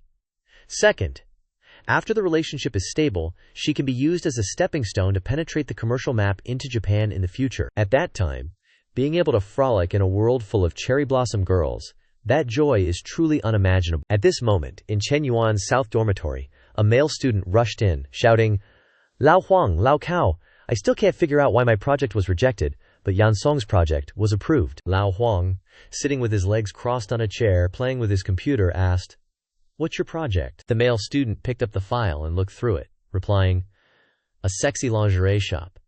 There are so many couples involving foreigners, the market is huge. Upon hearing this, Lao Huang immediately turned around and scolded. Is there something wrong with your head? Opening a sexy lingerie shop in school? Let me ask you, if there really was such a shop, who would dare to go in? Who could be so thick-skinned? Lao Kao then said. Actually, it doesn't have much to do with your project. To get into Lao Tam's startup incubator, it's about gender. The male student, after hearing this, questioned. But if Chen Yuan only chooses females, why were Yan Song and another male student selected? He helplessly replied. Are you stupid? Those two are obviously just added to make up the numbers? The guy then asked. If that's the case, why couldn't I be the one added to make up the numbers? Hearing these nonsensical words, Huang Hai said, I'm speechless. You're hopeless. You have no self-awareness at all. I and Lao Kao haven't even gotten in, and you think it's your turn. What an idiot. Just then, Lao Kao held up his phone, excitedly saying, Look at this! The school's news site is talking about Lao Tam signing a contract with the principal. And you have to admit, Lao Tam looks pretty handsome after changing his style of dress. Huang Hai. That Lao Tam, ever since he won exclusive privileges with all the female students in the school, he's forgotten about us old brothers. It's been a long time since he's been back to the dormitory. That guy picked up the phone, looked at it, and replied, If I were him, I wouldn't come back either. What's so fun about being with a bunch of guys? Wouldn't it be better to change girlfriends every day? But still, if he came back to the South dormitory now, the guys from other classes would probably be green with envy. Huang Hai, hearing this, turned to ask, Why? He turned back to answer. The list of those selected for the startup incubator, he's got all 5 school flowers in his grasp, shattering the dreams of countless otaku. Hearing his words, Huang Hai couldn't help but feel it made sense, sighed, and said, Lao Tam is so lucky and cunning. Lao Kao, hearing this, also chimed in. If you had his money, you'd probably be even more extravagant than him. I wonder how far that damned Lao Tam has gone now. Back in Chen Yuan's office at the school, the guy was still sitting next to Xin Yu, brushing aside the idea of expanding to the land of the rising sun with the cherry blossom girls, thinking to himself, let's talk about the future later. The first step now is to smoothly develop a good relationship with Senior. Then, so why don't you say a few words in Japanese for me to hear? Xin Yue, hearing this, turned to ask Chen Yuan. What do you want to hear? Chen Yuan replied. Whatever you want, I'm fine with anything. Xin Yu, hearing this, began to show off with some basic Japanese phrases. Kon, owa. Chen Yuan asked, What does that mean? Xin Yu replied, It means hello. Chen Yuan added, One more sentence. Xin Yue immediately said, Arigato. Xin Yuan asked again, What about this one? Xin Yue replied, It means thank you. Xin Yuan continued to ask, Anything else? Xin Yue read, Shizuka kudasai. Xin Yuan asked, What is that? Xin Yue replied, It means keep listening. At this point, Chen Yuan said with a sinister look, Add something more interesting. Xin Yue, hearing this, couldn't help but blush, stammering, I understand. I guess what you want to hear is some lines from adult movies, right? Chen Yuan didn't deny it. He leaned closer and said, Looks like Senior's quite knowledgeable. Then say one sentence. Xin Yu covered her mouth with her hand, stammering, Yamate, Yamate. Hearing this voice, Chen Yuan felt his auditory senses stimulated, squinting his eyes. You're well prepared. I wonder if we Chinese people would go crazy if we heard these 2 power-up buffs in our ears during battle. His gaze shifted to Xin Yue, who was blushing, and moreover, Senior seemed to be very cooperative, progressing even more smoothly than he had imagined. Thinking this, he stood up and said, Okay, Senior. Let's sign the contract. Little secretaries, come in here. Immediately, Yingzi and Jinghan brought a copy of the contract and handed it to Xin Yu. Yingzi pointed at it and said, According to Junior Jinghan's calculations, the investment amount for Senior Lu Xin Yu's project is 220,000. Please sign your name here. Xin Yu picked up the pen and replied, Okay. Watching this scene unfold, Chen Yuan chuckled to himself, thinking, For the rest, I'll have to observe for a while to see Senior's actual combat ability. Just as he thought this, the system rang an announcement. Ding! Congratulations to the host for completing 10 million in investments. The system is distributing rewards. Seeing this announcement, Chen Yuan couldn't help but exclaim, Wow, Big Brother System's industry reward is coming. What will it be? I'm so nervous. Immediately following was the announcement, Ding! Mission reward received. 100% equity of Jingcheng Healthview Co., Limited, Healthview, under the umbrella of 2 health examination centers, 3 fitness centers, and a yoga studio. Chen Yuan, after reading it, chuckled to himself, Holy crap, the system is really domineering. This reward is too generous. Just throwing me an entire business. Feeling elated, Chen Yuan's phone suddenly rang. It was a message from Manhua, saying, Chen Yuan, I miss you again. Reading the message, Chen Yuan chuckled to himself, thinking, HMPH. This little Hui Hui really has a good appetite. She gets cravings every few days. He then messaged back, "Come here, I'll wait for you at the cafe." At this moment, Minhui and Chen Ling were shopping at a clothing store. Chen Ling leaned over and asked, "Minhui, are you going to meet Chen Yuan again?" Minhui replied with a smile, "Yep." Chen Ling then raised her phone and said, "Oh, by the way, have you seen the list of successful applicants for the startup incubator? There are 5 stunning beauties on it. Have you thought about making your relationship public?" Hearing these words, Minhui thought to herself, "Those things really don't concern me. I don't care either, after all. If Chen Yuan isn't making our relationship public, he naturally has his reasons. After being with him, I've found that he's not like other ordinary boys." Beneath his extremely easygoing exterior is a maturity far beyond his peers. Although I've never heard him say what he wants to do, I can feel that he's someone who will achieve great things. I especially like that side of him. A moment later, looking at the outfit Minhui was trying on, Chen Ling exclaimed, "Minhui, wow, if I were a guy and saw you like this, my legs would give out. I'm really jealous of Chen Yuan. That guy gets to enjoy this again today." Minhui, now wearing a very sexy outfit, replied, "Stop talking nonsense." Back to Chen Yuan's side. After finishing work in the office, he returned to his G63.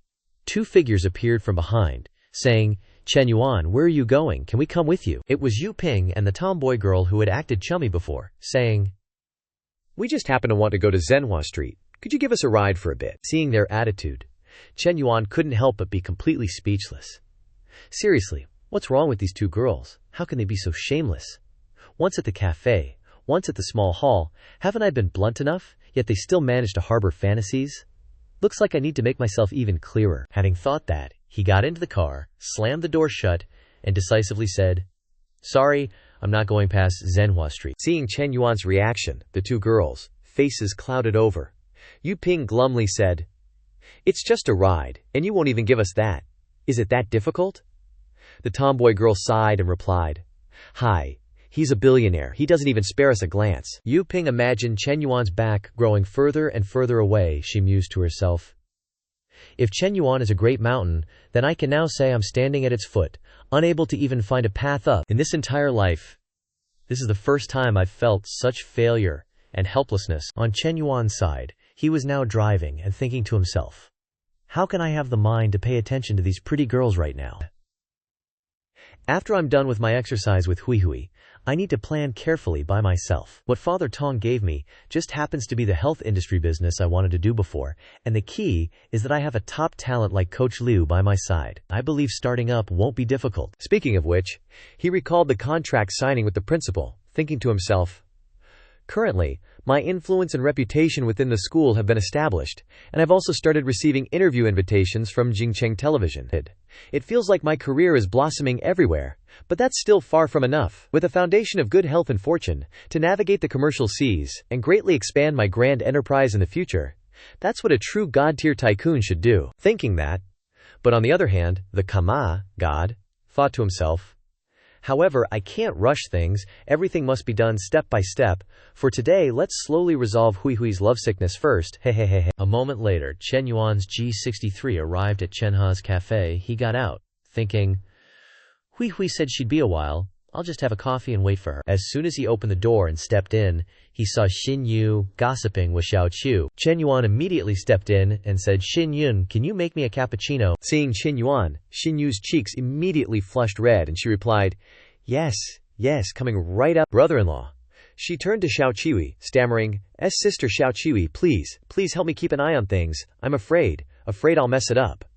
Xiao Qiu saw this and couldn't help but be surprised, thinking, "Gosh, why is she stammering and blushing and her heart racing when talking to her own brother-in-law?" But then something occurred to her, and Xiao Qiu couldn't help but break into a cold sweat, thinking to herself, "Oh my God, with the boss lady's style, is it really going to be like that?" In her mind, the image of the 2 sisters, Chen Yi and Xin Yu, embracing Chen Yuan left and right immediately appeared, and she secretly exclaimed, "Wow, the upper class is truly chaotic." A moment later, Xin Yu brought Chen Yuan a cup of coffee, stuttering, Brother-in-law, try this.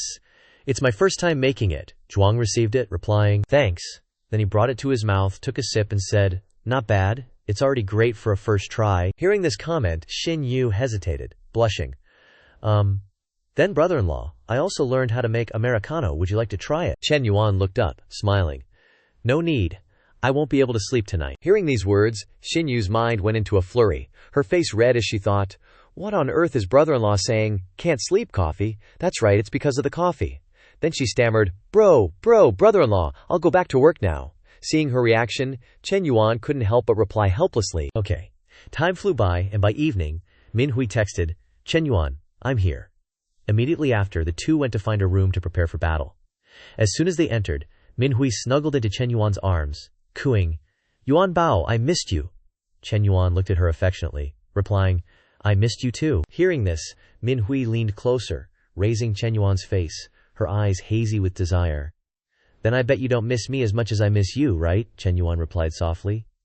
How could I not? I remember everything about you. Manhua, hearing this, pretended to be sulky, asking, What you remember is just my body, right? Chen Yuan laughed.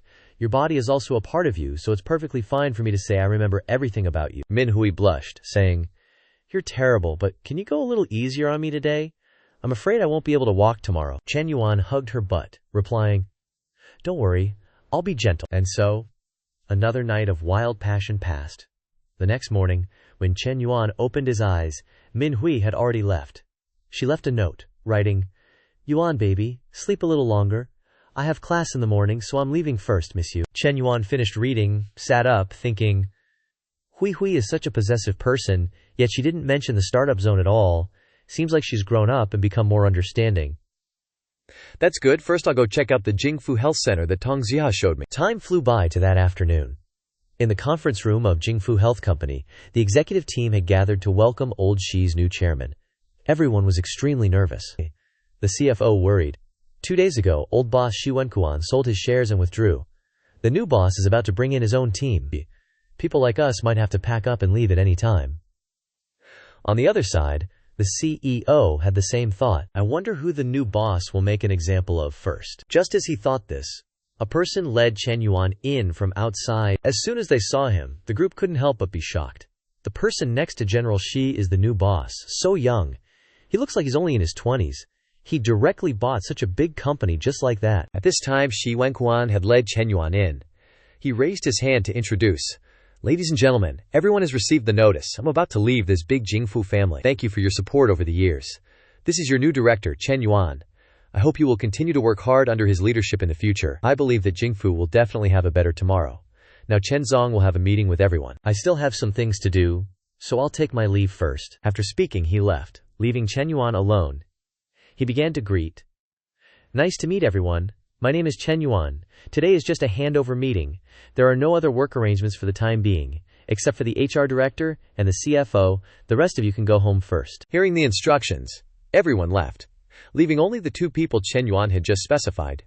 HR director Zhong Yu stood up and asked, Chen Zong, do you have any work instructions? Chen Yuan walked over, saying, I need the company's financial reports for the last 3 months, and also the monthly reports from the HAR department.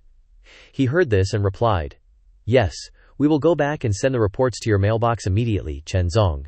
Do you have any other instructions? Chen Yuan went to the table, pulled out a chair, and sat down, asking, How long have Director Zhang and Director Liu been in their positions? Director Zhang replied, I've been here for more than 5 years. Director Liu also spoke, I've just been here for 3 years. Hearing the answer, Chen Yuan took out his phone, saying, I see, you two can go now. He thought to himself, the most important things in managing a company are 2 things, personnel power and financial power. Therefore, these 2 senior managers need to be observed first to see if they can be used. However, the key is to have my own people. Thinking this, he called Yingzi. The little secretary answered immediately. Boss, please give your orders, Chen Yuan said. The Startup Zone project is basically completed.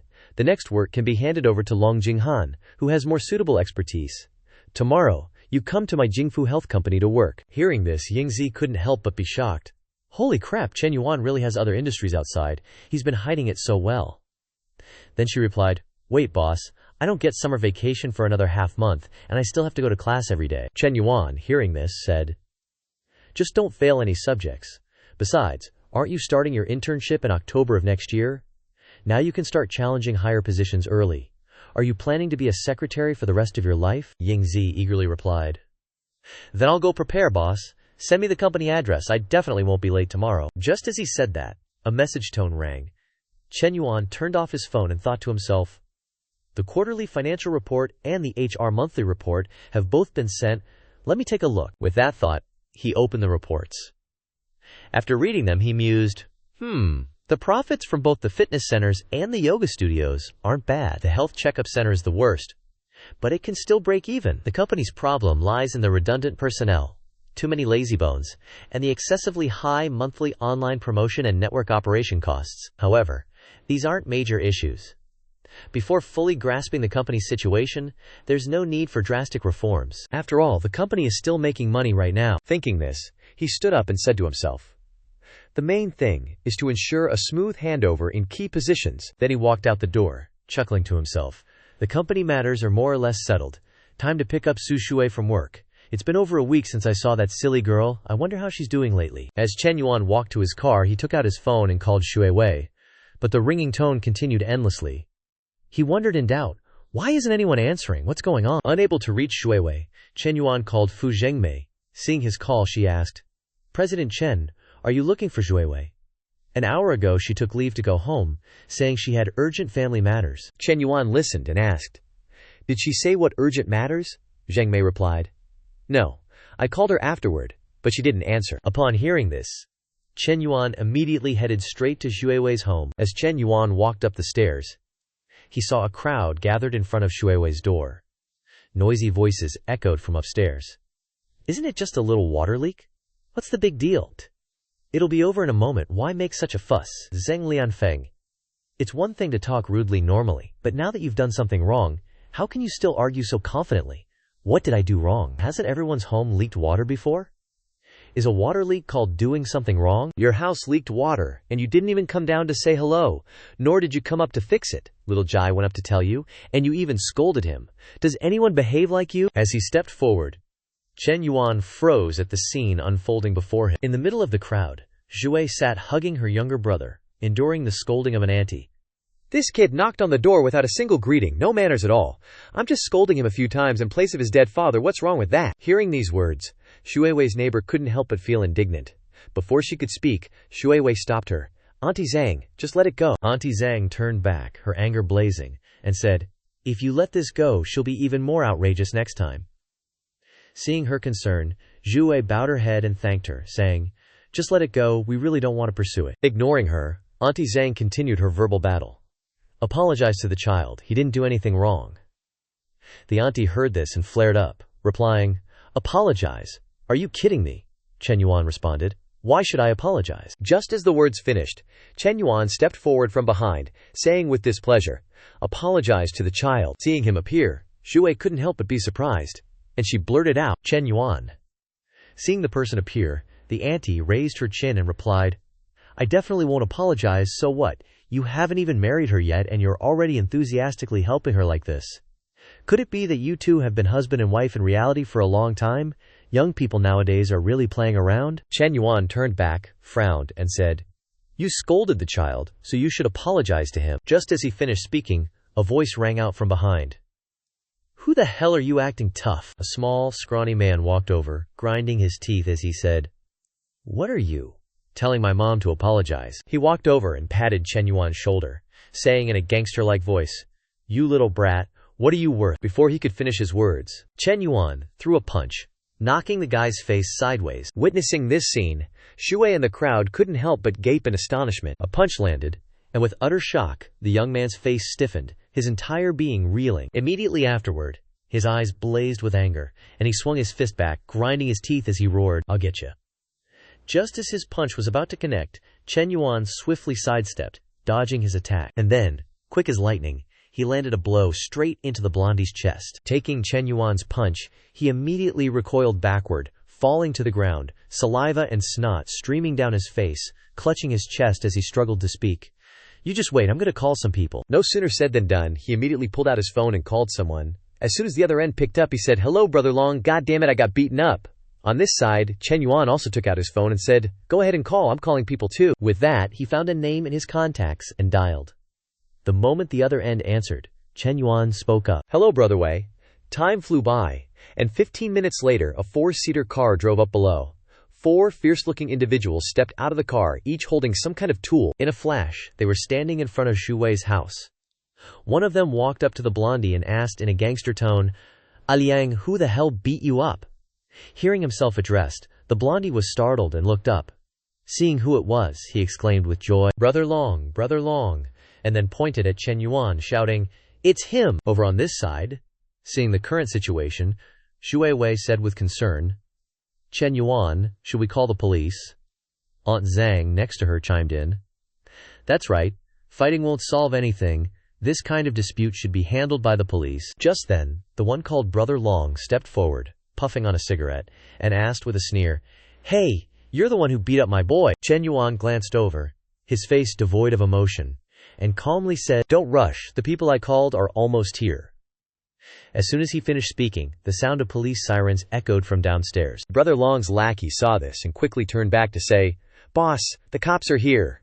The one called Brother Long couldn't help but panic and turned to Liang, saying, "Damn it, Liang, you called the cops and still called me here for what?" Liang was also clueless and replied in confusion, "I don't know. He said he was calling people too. I just assumed he was calling thugs as well." Hearing this, Brother Long couldn't help but curse, "Damn it, you idiot." Soon after, a police officer came up from downstairs, and as soon as he saw the thug, he said, "Li Wenlong, why are you everywhere? What are you doing here again?" This person is the deputy captain of the Quanjia police station's public order team, Chen Wei, Chen Yuan's cousin. Brother Long's face was as meek as a lamb at this moment, and he replied with a flattering smile, "Officer Chen, I didn't do anything. I just came to watch the fun." Chen Wei heard him say this and asked, "Watching the fun? You brought so many people just to watch the fun? You stand right there. I'll get to you after I understand the situation." With that, he pulled Chen Yuan aside and asked in a low voice, "Little bro, what exactly happened?" Chen Yuan began to recount everything from the beginning to Chen Wei. At this moment, realizing that the situation was not good at all, Li Wenlong turned to Liang and scolded angrily, "These two look so alike, they're obviously brothers. You told me to come join the fun, goddammit, are you brain dead?" Liang's face fell, and he replied in a flustered voice, "Sorry, Brother Long, I didn't know this kid had such connections. I saw he had some money, so I thought maybe we could extort some from him." Li Wenlong was furious when he heard this. "You're on your own. I'm not getting involved in this muddy water." Over on this side, after hearing Chen Yuan's story, Chen Wei lightly punched him in the chest and said, "Not bad, little rascal, playing the hero saving the damsel, huh?" Chen Yuan smiled and replied, "This is called drawing one's sword to help when injustice is seen. Your station should definitely give me an award." Speaking to this point, Chen Wei asked in a serious tone, "No more joking around, tell me, how do you want to handle this? Do you want to take all these people back to the station for questioning?" Chen Yuan smiled and said, "Can we simplify things a bit? If that woman is willing to apologize to the child and fix the leaking roof properly, we can let this matter go." Chen Wei heard this and replied, "All right, I'll handle it." So Captain Chen began to mediate between the two sides, and also warned Li Wenlong and the others. Hearing these words of instruction, the whole group could only nod like woodpeckers, not daring to utter a single word of protest. That loud-mouthed hag who used to be so arrogant is now bowing obsequiously before Xiaoji, saying, "I'm so sorry, Xiaoji, I spoke out of turn earlier. Please don't take it to heart. I apologize." Seeing her, Xiaoji hurriedly hid behind his sister, cowering in fear. Seeing this, Chen Yuan waved his hand and said, "All right, just go back and deal with the leak." Liang, hearing this, rushed up the stairs, waving his hand in a salute, saying, "Yes, Team Leader Chen." The old hag quickly followed, saying, I'm going. I'll fix it in a jiffy, Team Leader Chen, rest assured." Chen Yuan replied, "Go." Only then did he look at Xu Wei, asking quietly, "That brat, is that your girlfriend?" Chen Yuan's eyes were still fixed on Xu Wei, comforting his younger brother. Hearing Chen Yuan's question, he was startled and replied, "Not yet, brother. You have to keep this a secret for me. After this incident, they won't dare to make things difficult for the Su family anymore. The other neighbors will also have a different view of the Su family." Chen Yuan didn't care about this, turned and laughed, "I didn't expect you to have dirt on me now." As Chen Yuan left, Xiaoji also toddled away. Xu Wei then stood up, turned to look at Chen Yuan, her cheeks slightly flushed. She said hesitantly, Chen Yuan, thank you for today." At that moment, after all this time, a favorability rating finally appeared above Xu Wei's head, 61 points. Seeing this, Chen Yuan couldn't help but be surprised, thinking, "This girl finally has a good impression of me." Then he said, "How are you going to thank me?" "How about returning the favor?" Xu Wei was startled, replying in confusion, "There are so many people on the field, upstairs." Chen Yuan said, What's there to be afraid of? It's just a hug. Just think of it as friends saying goodbye. Faced with this suggestion, Shu Wei hesitated, thinking, what he said makes sense. Then she slowly raised her hand, finally gently embracing Chen Yuan. Waiting for just this moment, Chen Yuan immediately wrapped his arms around her tightly, thinking to himself, the full feeling of those snow pears, Shu Wei is really rich. Faced with his actions, Shu Wei was startled, thinking wide-eyed, huh?